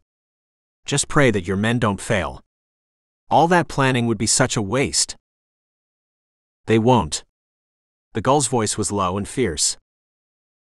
The Flayer lifted his shoulders in a have-it-your-way shrug and drove in silence. They had initially planned to be at the station where the Flayer would grab Sarah Howell and the gull, another victim. They changed the plan once the first set of attacks failed. The Flayer told the gull about his new plan and got an approving nod. It was simpler, less risky. Was less theatrical for sure, but the video of the double killing would suck in all the eyeballs on the planet. The Flayer watched his passenger from the corner of his eyes a few times. The gull remained silent, looked out the window, a pair of shades covering his face. "You got some balls, buddy." He broke the silence finally. "The whole city is looking for your men, and yet you sent them bold as brass to the shooting. I dunno where they were holed up, but surely you ran the risk of someone detecting them." The gull looked at him in disbelief. "I have been planning this for years." The risk was very low. The photos these guys had out there were old, about 8 years old. They have changed since then. On top of that, I made them wear cheek pads and contacts. It doesn't take much to fool people. Surely you know that. No one spotted you. The Flayer chuckled. The chuckle became a rich laugh. "Yeah. People are dumb, aren't they? You know the majority of those wanted photos the cops circulate, hardly anyone recognizes them." The gull turned to watching the city flash past. He had carefully chosen the apartments for the 5 men. All of them were in blocks that saw transient population, short-term rentals. Students, traveling businessmen, company apartments. They were in neighborhoods where people minded their own business. Friendships weren't struck. That was a reason why he had gone along with the Flayer. Why he had latched onto the killer's basement as the kill site. The Flayer didn't have immediate neighbors. The distant ones were never seen. He had boasted that he went months without seeing his nearest neighbor and didn't remember what the man looked like. The gull believed him when he saw the layout of the row houses on the street. The car slowed and the gull came back to the present. A cruiser flashed past and then another, 3 more, lights flashing, sirens ringing. The Flayer drove without change in speed, overtook cars, and in each of them the gull saw the same expressions. Shock. Drivers with mouths open, reaching out to turn the volume up. Looks like whatever you planned went down well, buddy, the Flayer said in satisfaction. You sure you don't want to hear? No. Traffic bunched and far ahead they could see diversions, turning the snake-like lines away from routes that would have led to Penn. The Flayer flashed his blinker, hung a right, and swung away. 15 minutes of driving, more urgency now, focused on the present. They entered Greenwich Village. She might cancel her trip. She won't. The Flayer was confident. She takes the bus from the Port Authority terminal if the trains aren't running. She never cancels. Her business is her life. She never drives. She can work on the train or the bus. He idled 2 houses away, their eyes on Howell's door. It swung open at 8:30 promptly, and Sarah Howell rushed out, her daughter behind her. She locked the door, spoke something to her daughter, walked to street level and looked around. For a cab. The Flayer slid out smoothly as if he had been driving along, slowed when he saw the pair of women, and rolled down his windows. Hiya, Miss Howell. How are you doing? She paused for a split second to process his face, and her face brightened. Hey, Trent. Fancy seeing you here. How have you been? Her eyes flicked to the gull. He works with me, ma'am. I was in the neighborhood. Thought I spotted you. Hi, Kirsten. The teenager flashed a brief smile at them and went back to her texting. Howell exchanged a few more pleasantries, looked distracted as she ran her eyes either side of the street. You're looking for a cab. Yeah. You heard what's happened, didn't you? Cabs are in short supply. The trains aren't running from Penn either. I'll have to take a bus to Trenton. Hop in, ma'am. I'll be happy to drop you off. You too, Kirsten, I'll let you off at the subway. Sarah Howell's face brightened, the warmth deepened in her voice. You sure, Trent? I wouldn't want to inconvenience you. It's nothing, ma'am. It would be my pleasure. The gull got out, held the door open for them, and when they were seated, the Flayer moved off. It's as easy as that when people trust you. Sarah Howell met his eyes in the mirror. You heard what happened, Trent. These evil people will stop at nothing. He flashed an easy grin. There are some folks like that, ma'am. You're with 2 of them. Beatty wasn't at Penn. Neither was the gull. The NYPD searched the terminal thoroughly, and when Chong and Pazaka returned, Zeb read the news in their faces. Not here, Pazaka said grimly. Masood's mail to his sister had been sent from a payphone, several blocks from Penn. Werner had detected the incoming packet of data, had read it, and had flagged Zeb and his team. It alerted the task force. Patrol cars surrounded the booth but found it empty. They searched a few blocks but found no Masood or no groups of men. Plans were put in place swiftly, and within 2 hours of the mail, ESU units and counter-terrorism teams approached the terminal discreetly. Plainclothes policemen and women disguised themselves as commuters, flooded the inside. Zeb, Bawana and Roger joined them, Zeb as a drunk. The security cameras spotted Masood, Botros, Awad, and Werner took a few minutes to run the algorithms. When it was sure, it sent an alert and tracked the 3 men with the available cameras. Zeb convinced the Pazaka and Chong to hold off taking down the men till the last possible minute. He wanted to see if the gull and Beatty would show up. They were the key. Zeb squeezed the sick feeling inside and shoved it back inside. His mind began racing. If the gull's missing, will he be with the Flayer? Are they planning something else? Nothing on the men? No. Clean. Other than the tickets they bought and some change. They never intended to travel.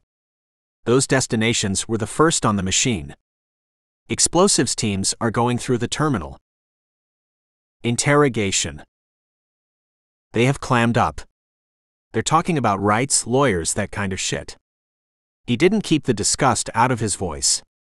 It'll take a while to get anything worthwhile out of them. Zeb nodded. He would have questioned them his way, but this time they didn't have the element of surprise. Can you run the recognition program on all the cameras? Maybe the gull dropped them off. Maybe we can get a plate for their ride. Chong made calls. The commissioner came, and with that, the media juggernaut came into its own. Zeb drifted away thinking furiously.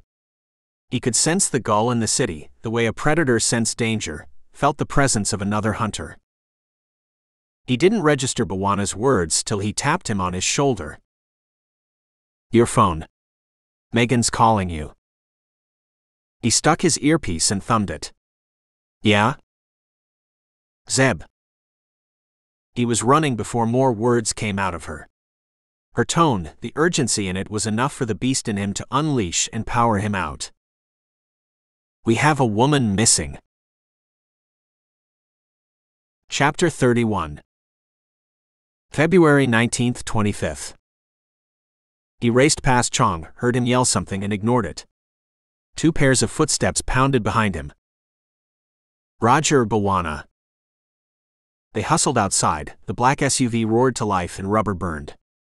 He punched buttons and took the call over the SUV speakers. Who? Remember I said we had made contact with the gym's female clientele? All but one? We tried contacting the last one today. She's missing. Her voice became a staccato burst of facts. Sarah Howell. On her way to Trenton. Normally took the train from Penn, but messaged her coworkers and said she would take a bus. She uses a BlackBerry, and the last message from her was at 8:50. Last location was just outside her home. 10:30 now. He breathed deeply. Once, twice, the beast went back to the dark corner. It paced. Her voice came back again. More urgent. Her teenage daughter is missing too. She catches the subway and meets friends. Her buddies tried Mom's phone, and when they got no reply, they called Howell's office. Zeb? She asked when he made no reply. I'm here. Where are you heading? The Bronx. You think Beatty got her? Sure of it. Her daughter too. This is what the gull and he were leading to. This was what he meant in that last video message. Check the internet sites. We are. Nothing on it. Her voice was fearful. We don't have an address. We might be too late. What have you done so far? Roger reached out and punched coordinates in the satnav, asked the system to choose the quickest route. Zeb inclined his head in thanks and listened to Megan. Bills, taxes, employers, driving licenses, medical records, internet history. We have even called the homes directly.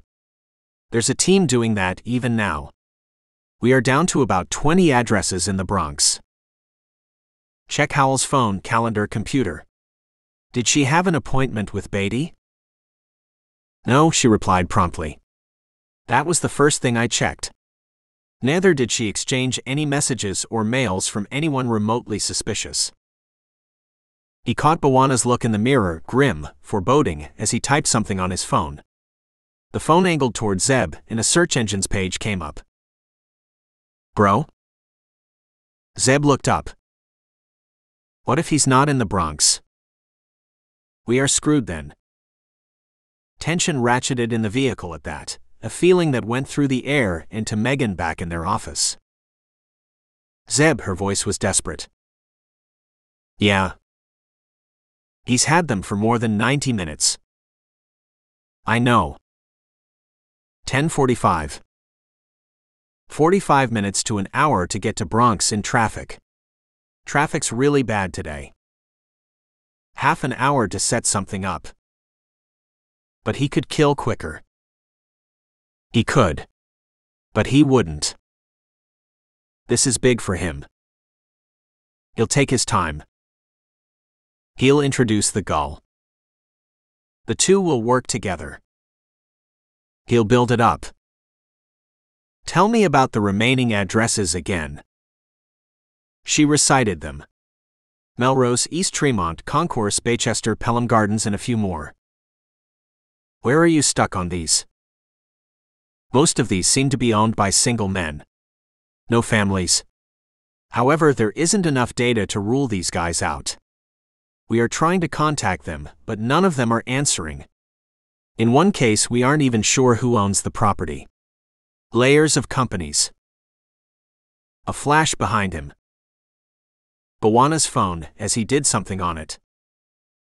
Phone. Search engine. ISP. He shouted. He felt two pairs of eyes on him. Go back to the ISP search records. Look up for Sarah Howell. He turned his attention to tarmac, to 10th Avenue, merged into Amsterdam Avenue, and got stuck at a light. Looked left, right, and blasted past. Ignored the pickup truck that nearly careened into him, the driver shouting obscenities as he braked hard, and blew anger and horns filled the air. Bawana placed a hand on his shoulder. Calm down. Zeb was calm. The beast wasn't. It paced and raged with impotence. And then a thought struck Zeb, and the beast went quiet. Another finger jab, Megan's voice came. Thin and strained. We're checking. Got nothing yet. That address with untraceable owners. Where's it? The gull had turned back the moment the Flayer joined traffic and locked the doors. He pointed a gun at the women. I'll take your phones. They looked at him blankly, and then their eyes widened. Trent, what's this? Howell shouted. Beatty grinned widely, but brought out an apologetic tone. Ma'am, those people you mentioned. Unfortunately, we are two of that kind. He glanced behind quickly, and the grin split his face at the dawning horror on her face. Kirsten suddenly kicked out and grabbed the door handle. Let us out, she screamed. Mom, try the other door. The gull watched them silently as they jabbed buttons and twisted handles. They are locked. You can't escape. He reared back as Kirsten reached out with her nails, her intent clear. The gunshot sounded loud, and sudden silence fell in the car. Sarah Howell looked unbelievingly at the hole in the seat between them, and back at him. The next bullet goes in her knees if you don't behave. The older woman looked stricken, licked her dry lips, and appealed to Beatty. Trent, why are you doing this? Let us off, please. We'll never tell anyone. The Flayer kept quiet. She tried again, her voice breaking. There'll be people looking for us. My co-workers. Her friends. They'll find you, ma'am. But not right away. He hit a clear patch of pavement and settled easier. You see, ma'am. You both are required for a show we are putting up. He could see the question in her eyes. He could see she didn't want to ask, didn't want to hear the answer. You might have heard of a couple of such shows, ma'am. He shifted in his seat, tried to contain the rising tide of euphoria. One show by the Flayer dude, the other by this guy, the gull. He chuckled as one of them moaned, and the other one screamed. That's right, ma'am. My friend's the gull. I am the Flayer.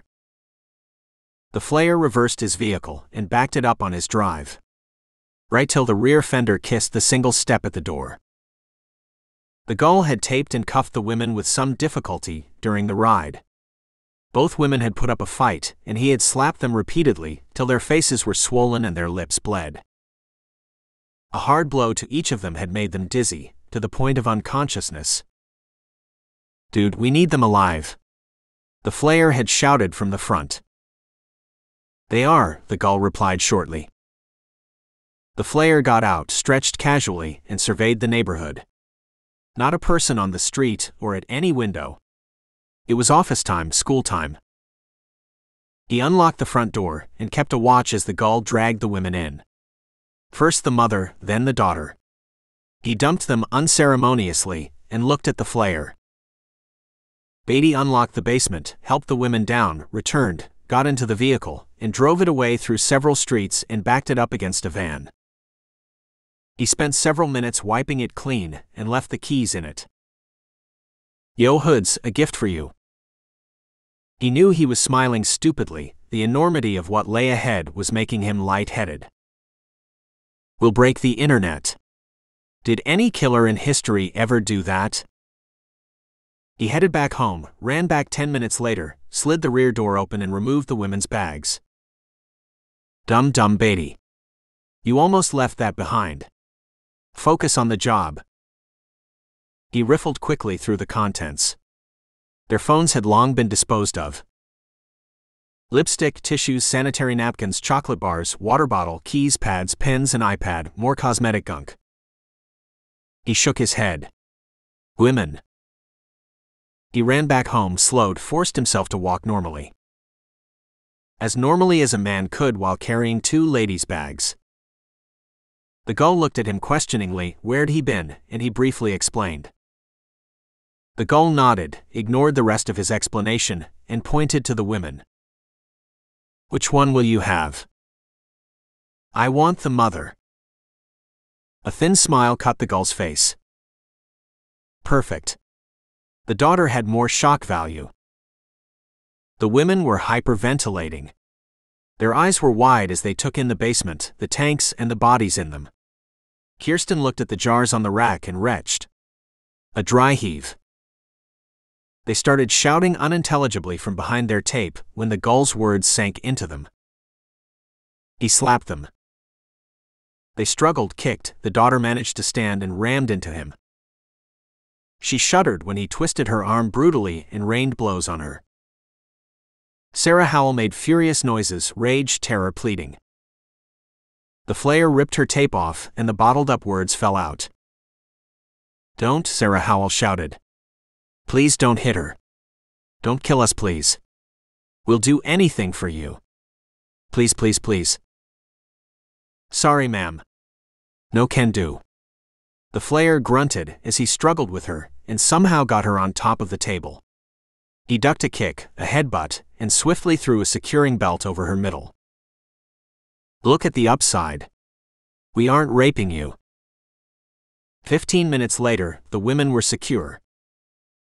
Sarah Howell on the operating table, her legs and arms spread out and belted down. Her middle tightly bound. They yelled intermittently, hoarse sounds that echoed in the room and died. The Flayer ripped the mother's clothes off, to the accompaniment of louder sounds of rage and terror.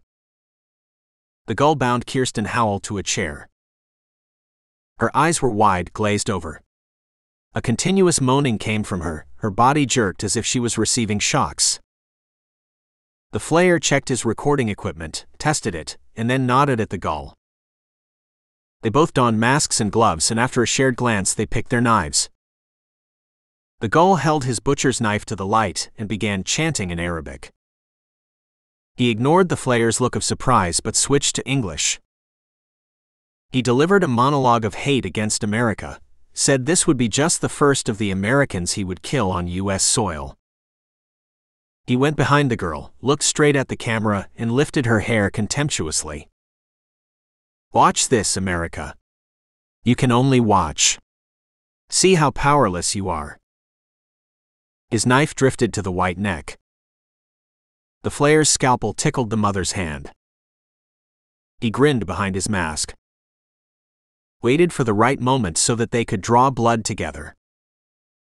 And then the roof collapsed. Chapter 32. February 19th, th 25th. The gull watched open-mouthed as a portion of the roof above the descending stairs caved in a loud explosion. Dust filled the basement, something moved in it, a ghostly figure. The figure approached, resolved into a man wearing a black combat suit. Brown-haired. Dark-eyed. A man pointing a gun straight at him. The dark eyes cut through the dust particles in the air, scattered them, and lasered the gull. Shock turned to rage. Blinding rage that made him tremble and see red. So close. I was so close. I will not be captured. I will go through him. Stop right there. I will kill her. He roared. Throw your gun down. The anger mushroomed when he noticed the second man, his gun trained on the Flayer, who was open-mouthed and appeared to be dazed. Both of you. Now. The gull screamed, and his knife pressed against the girl's throat. She moaned in terror. The first man approached, close enough for the gull to read his eyes. They were pinpoints of light, no expression in them. The man hesitated, moved slowly, and threw his gun away. The gull reacted instantly.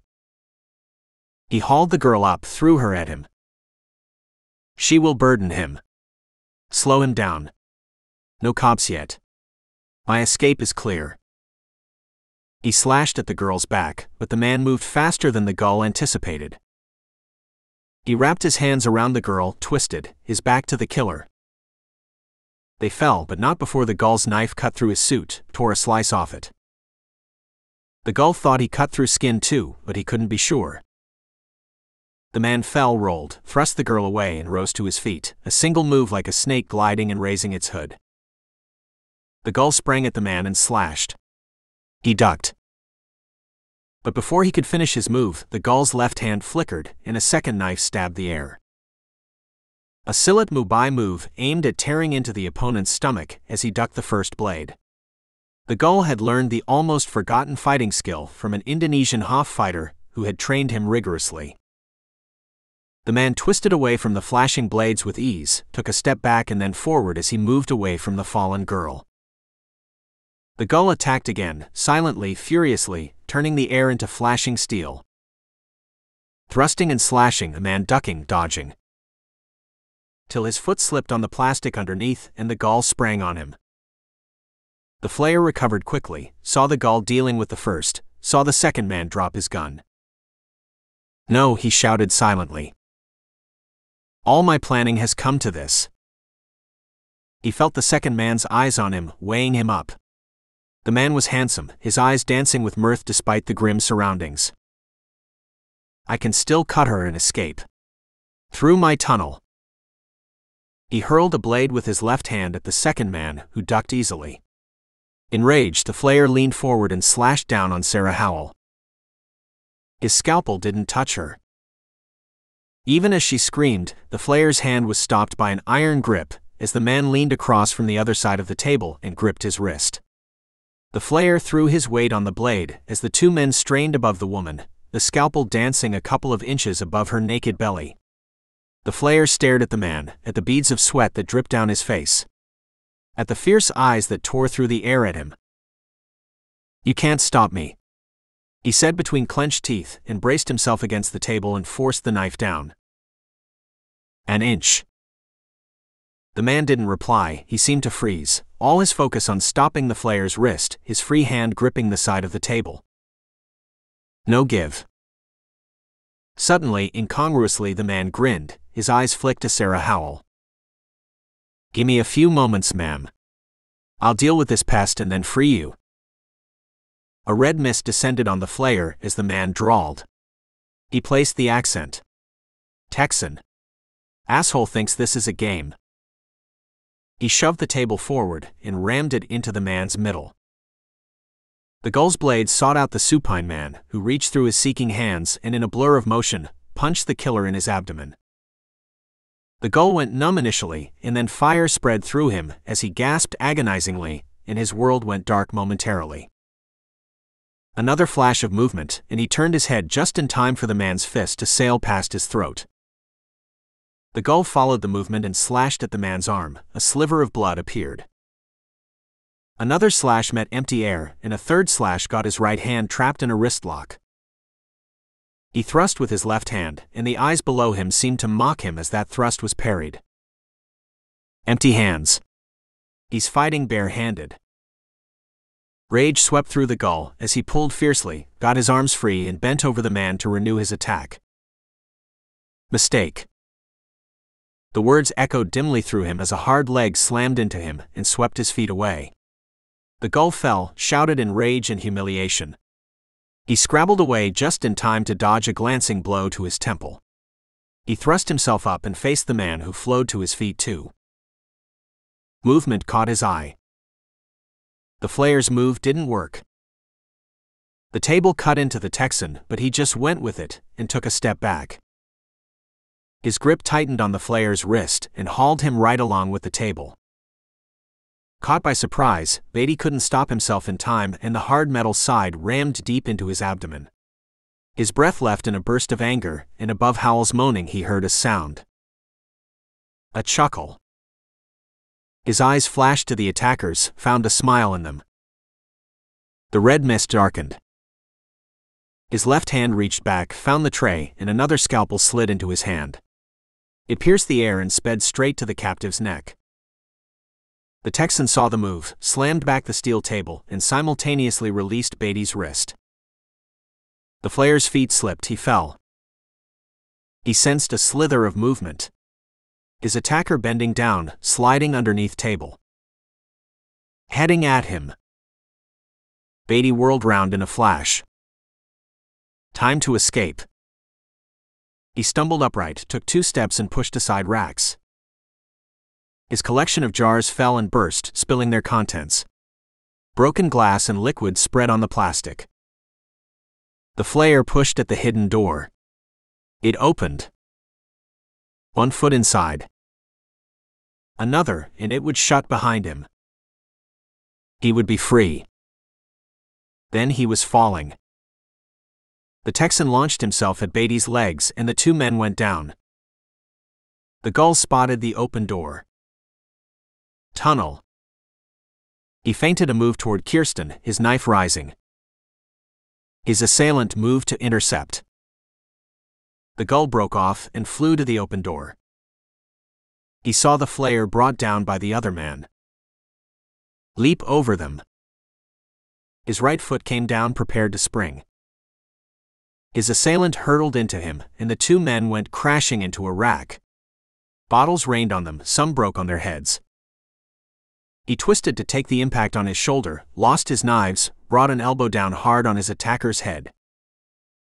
A grunt, but the grip around the gull's waist didn't loosen. Another blow. Another grunt. The man trapped his right wrist, twisted it, and bent it back. Fire and ice raced through the gull. He looked around wildly, his eyes lighted on a glass jar. His left hand reached out. Glass broke over the attacker's head. The Flayer kicked out at the hands grasping his ankle. He was sprawled across the entrance to the tunnel, half in, half out of the tunnel, the Texan's hands on his legs. The tunnel was 3 feet wide, 7 feet high, enough room for 1 person to run through, but not enough space for a fight. That worked to his advantage. But only if he was free. He kicked back savagely and caught his attacker in his face. The Texan grunted, but his grip didn't loosen. The Flayer reared and rained blows on the man's head and neck, the pointy ends of his elbows digging deep. He felt the attacker's grip loosen. 2 figures went crashing down next to them. The Flayer ignored them, scrabbled on the cold concrete for purchase, moved forward a foot, and then another, almost crying with the effort. The hands around his legs fell off and he crawled forward swiftly and when fully inside, turned back to shut the door. A hand blocked it firmly, the same chuckling sound emerged from the Texan. The Flayer cried with rage and frustration, lashed out at the man with his feet. Mistake. A hand caught his leg, dragged him outside inexorably. Then the Flayer remembered the knife in a scabbard around his waist. The gull's lips thinned in satisfaction as his aggressor's wristlock eased. He appeared to be dazed as blood poured over the man's face, a shard of glass protruding over his right eyebrow. The gull punched him in the throat, on his neck, on his eyes, swift, hard punches that had felled many an infidel. The man's head rocked back. A groan burst from him as one of the blows dug the glass deeper in his eyebrow. The gull shook himself free, eyed the tunnel and the Flayer and the second man struggling a couple of feet away. He eyed the rack of instruments next to the table. He darted, picked a blade 5 inches long. 3 thrusts for 3 men and I am free. The Flayer's hand raced to his waist, the knife came out and he struck savagely. The Texan ducked and swerved back when the Flayer reversed the thrust. Blade met neck, a trickle of blood flowed from the attacker. Before the Flayer could deepen the cut, steel trapped his hand, forced it back inch by inch. Beatty breathed hoarsely as he forced the blade back, his left hand reaching out to gouge the man's eyes. His attacker ignored the seeking hand, ignored the blood pouring from his neck, bent Beatty's wrist further back. Muscles strained and bunched, teeth clenched, harsh breathing filled the air. The Flayer's wrist snapped, the knife clattered, pain blossomed through him, a shriek burst through him. Desperation blew through him like an icy wind. He ignored his broken wrist, dug his fingers in the man's face. The Texan didn't flinch. He seemed to bunch himself and suddenly struck forward, catching the Flayer deep in the abdomen. Darkness spread through the Flayer. Another blow caught him in the throat. His world turned dizzy. His breath wheezed. A third blow on his temple. He fell back and then the man was on top of him, grinning. The last sound the Flayer heard was another crack as his shoulder dislocated. The gull kicked his assailant savagely in the stomach, stamped one hand and bent down, the knife racing toward the man's heart. The knife deflected. The gull froze for a second as the man seemed to revive to life. His free hand reached inside the thrust and turned it away. Then the gull was falling as the man brought him down. The man's knees sought his groin.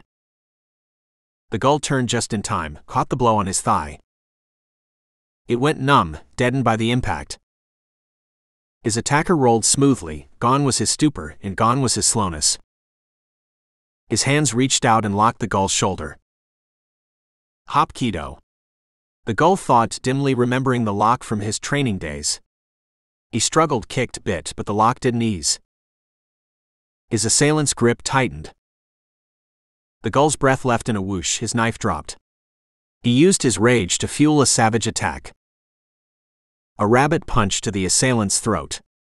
Another to the man's eyes. The blows lacked power. His assailant soaked them up. Shrugged them off. The man counter-attacked. The gull's right side went numb. He felt something pierce inside. A broken rib. The man struck again, the gull's knife hand became liquid. The same hand that had wielded a butcher's knife and had beheaded many. Dark eyes burnt the air above the gull.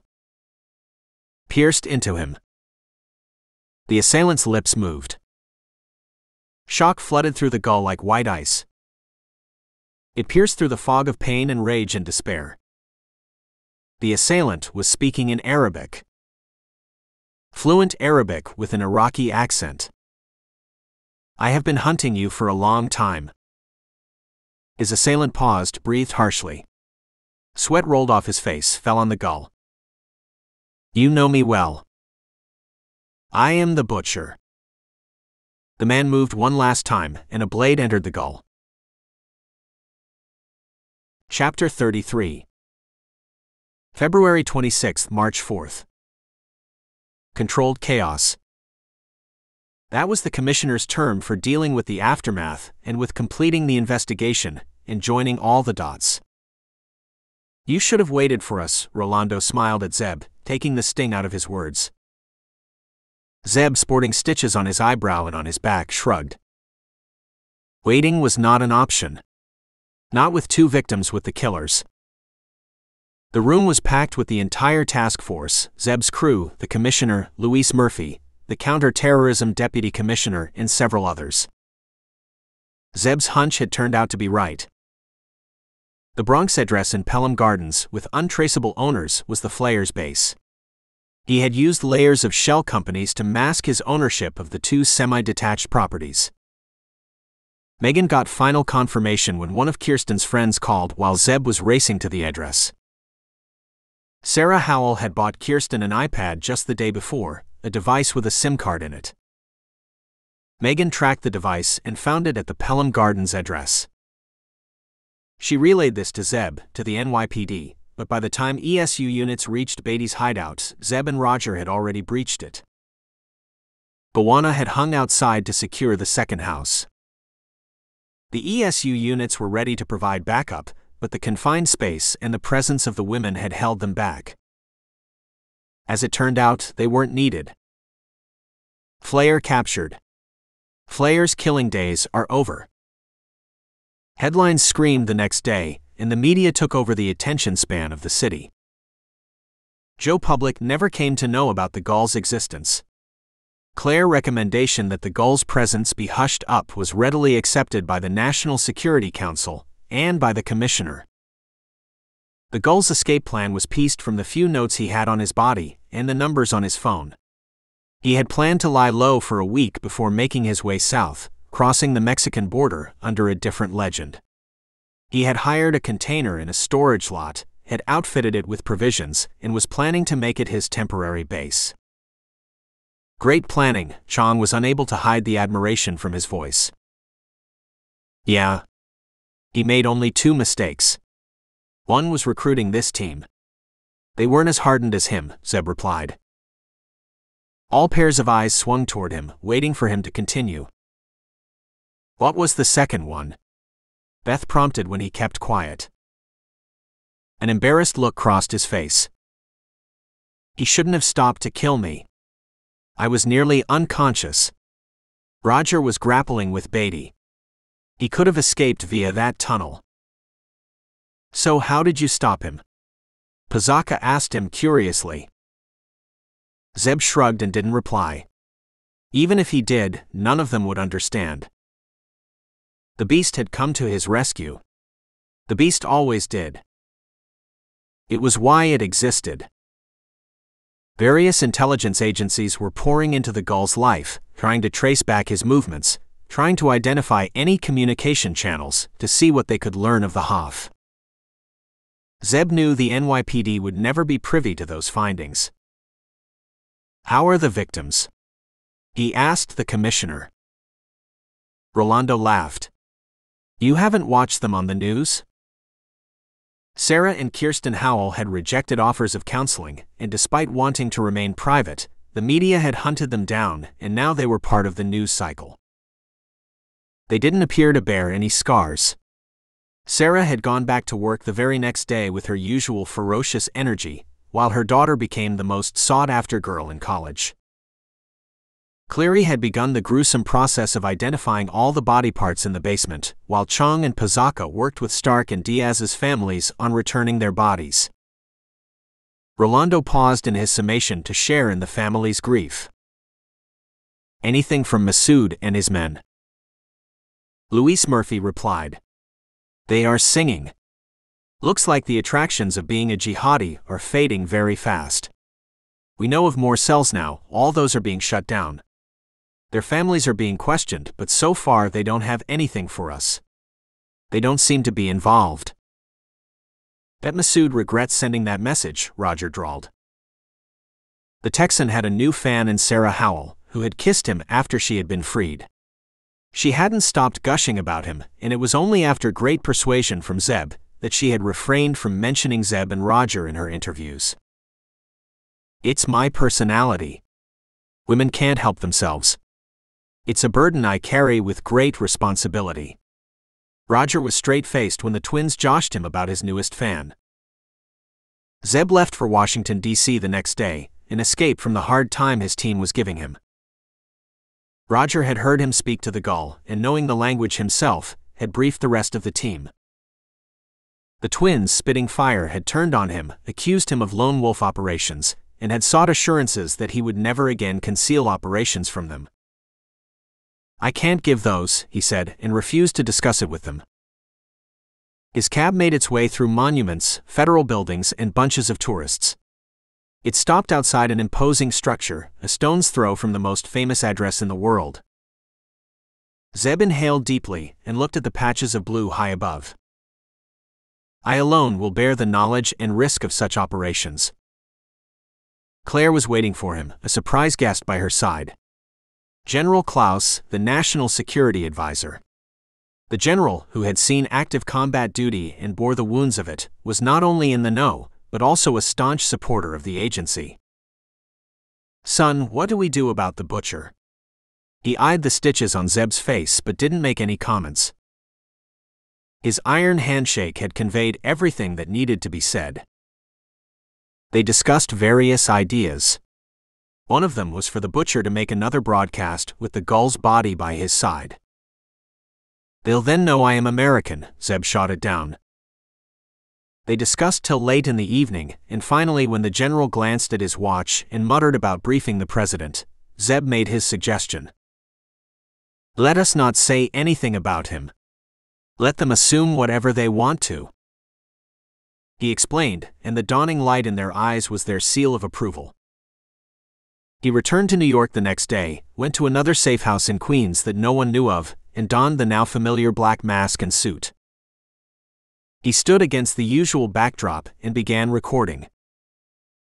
Omar watched the butcher's video in mounting rage, but he controlled himself. The three commanders were openly critical of him for the first time. They had forced Omar to reveal the gull's plan, and when they heard it, the condemnation was thick, loud and fast. The gull had failed. His operation had failed. Not a single American had been killed in the gull's operation. On top of that, 3 men had been captured, who this very minute might be singing their heads off to the Americans. The gull had vanished, but Omar didn't tell that to his commanders. He just said he was in hiding and would be back soon. Omar had a deep sense of foreboding that the killer was dead. But if he was, why weren't the Americans crowing about it? Even the butcher seemed to have no knowledge of the killer.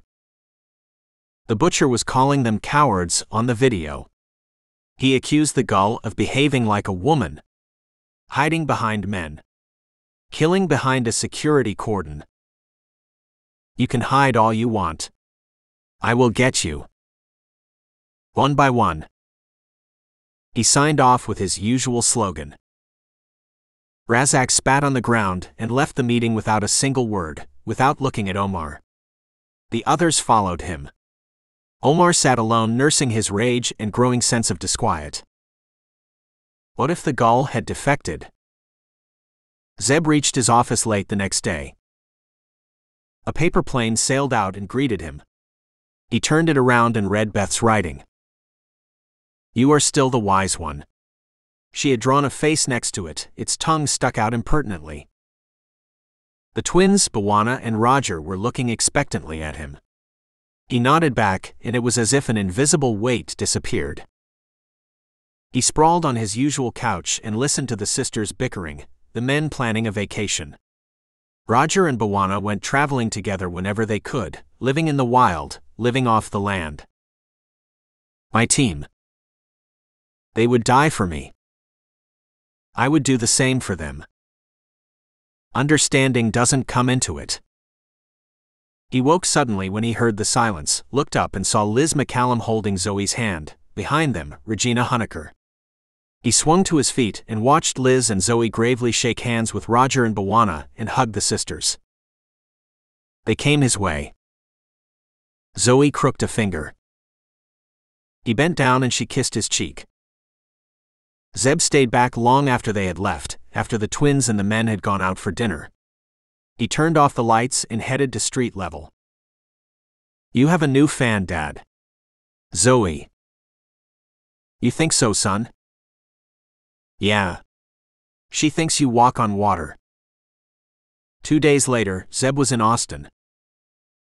The sun shone, blue skies as vast as the land looked down at him as he searched for the man. It wasn't a big town, not as big as New York, but it still took him the better part of 2 days to find his man. The man had moved away from East Austin, had stopped frequenting food gardens, and that added to the difficulty.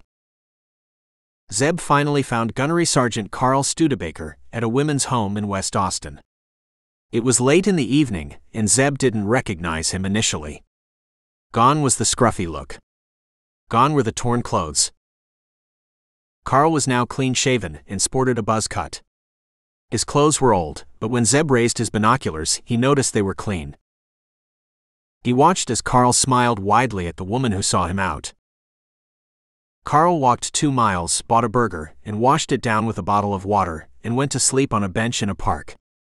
He returned to the home the next day, disappeared inside, and presently came out with his arms full of tools and a paint bucket. Zeb watched him hammer boards back in place, apply a coat of paint to the sides of the home and repair windows. A burrito for lunch, and then back to the paint job. Dusk fell, but Carl carried on. A voice called out. He didn't reply. A woman came out, spotted him, and laughed. She helped him carry the paint can and tools inside, and by the time Carl headed out, it was dark. The woman kissed him on the cheek, and the door shut behind him. Carl picked up his old backpack. Paused. He hefted it, felt its weight in his hand, and walked to the side of the home. He opened his pack under a lighted window, rummaged inside, and came up with a bundle. A thick wad of bills. Something gleaming on top. A cross. Carl fingered the bills and then picked the cross up. The Navy Cross. Gunnery Sergeant Carl Studebaker had been awarded that honor for rescuing 4 wounded Marines, despite aggressive enemy fire in Fallujah, many years back. The award had been stolen from him when he had fallen on hard times. Carl looked down for a long time, then his back straightened and he moved out of the light. He turned around, stood ramrod straight, and stared right across the street. He nodded once. It was both a salute and an acknowledgement. Zeb, invisible in his vehicle, nodded back. He had looked up Carl's life and once he knew, had made several calls. What was Juice for?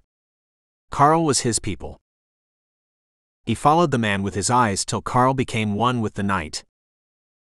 This was important to you, wasn't it, Dad? Yes, son. All that some people need is a little help. The eyes lost their seriousness, danced in mischief.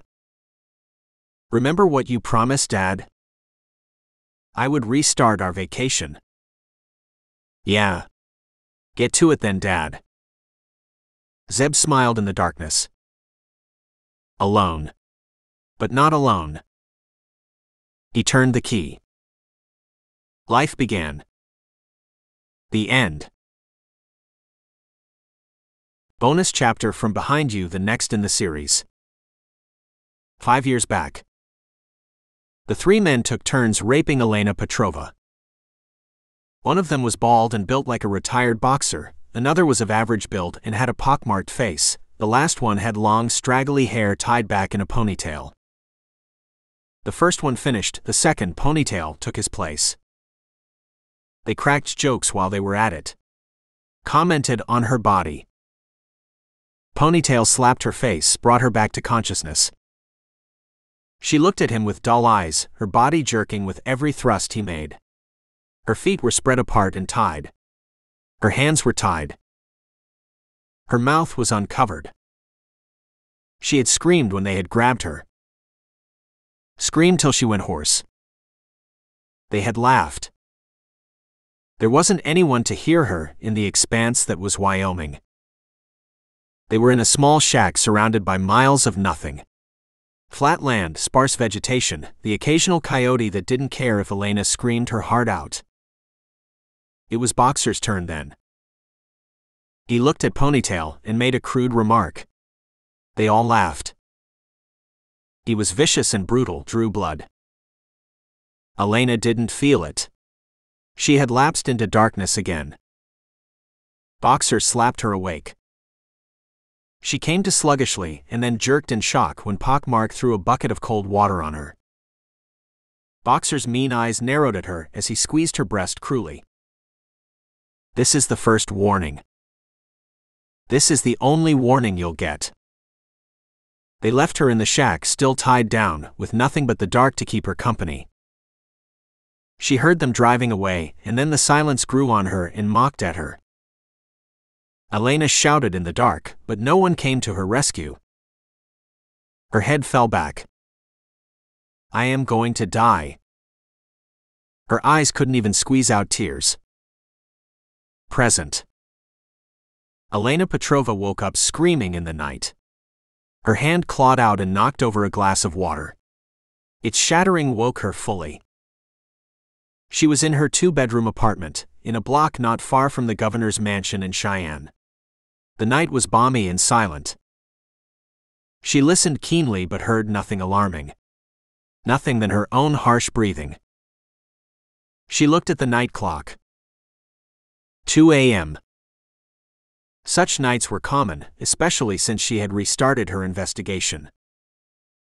She got out of bed, gingerly stepped around the shards of glass, went to the bathroom and washed her face.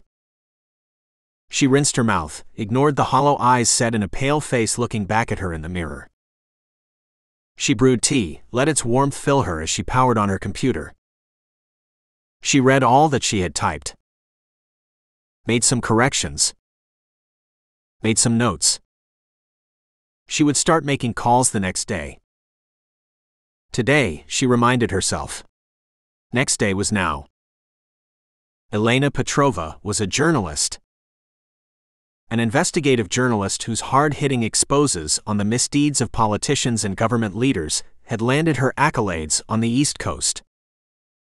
After working for more than 3 decades with the country's biggest papers in New York and Washington, D.C., she had retired 8 years back to her family home in Wyoming, from where she freelanced.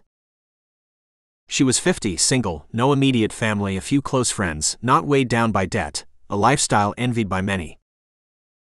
Her articles were sought out by the big publishers both sides of the coast.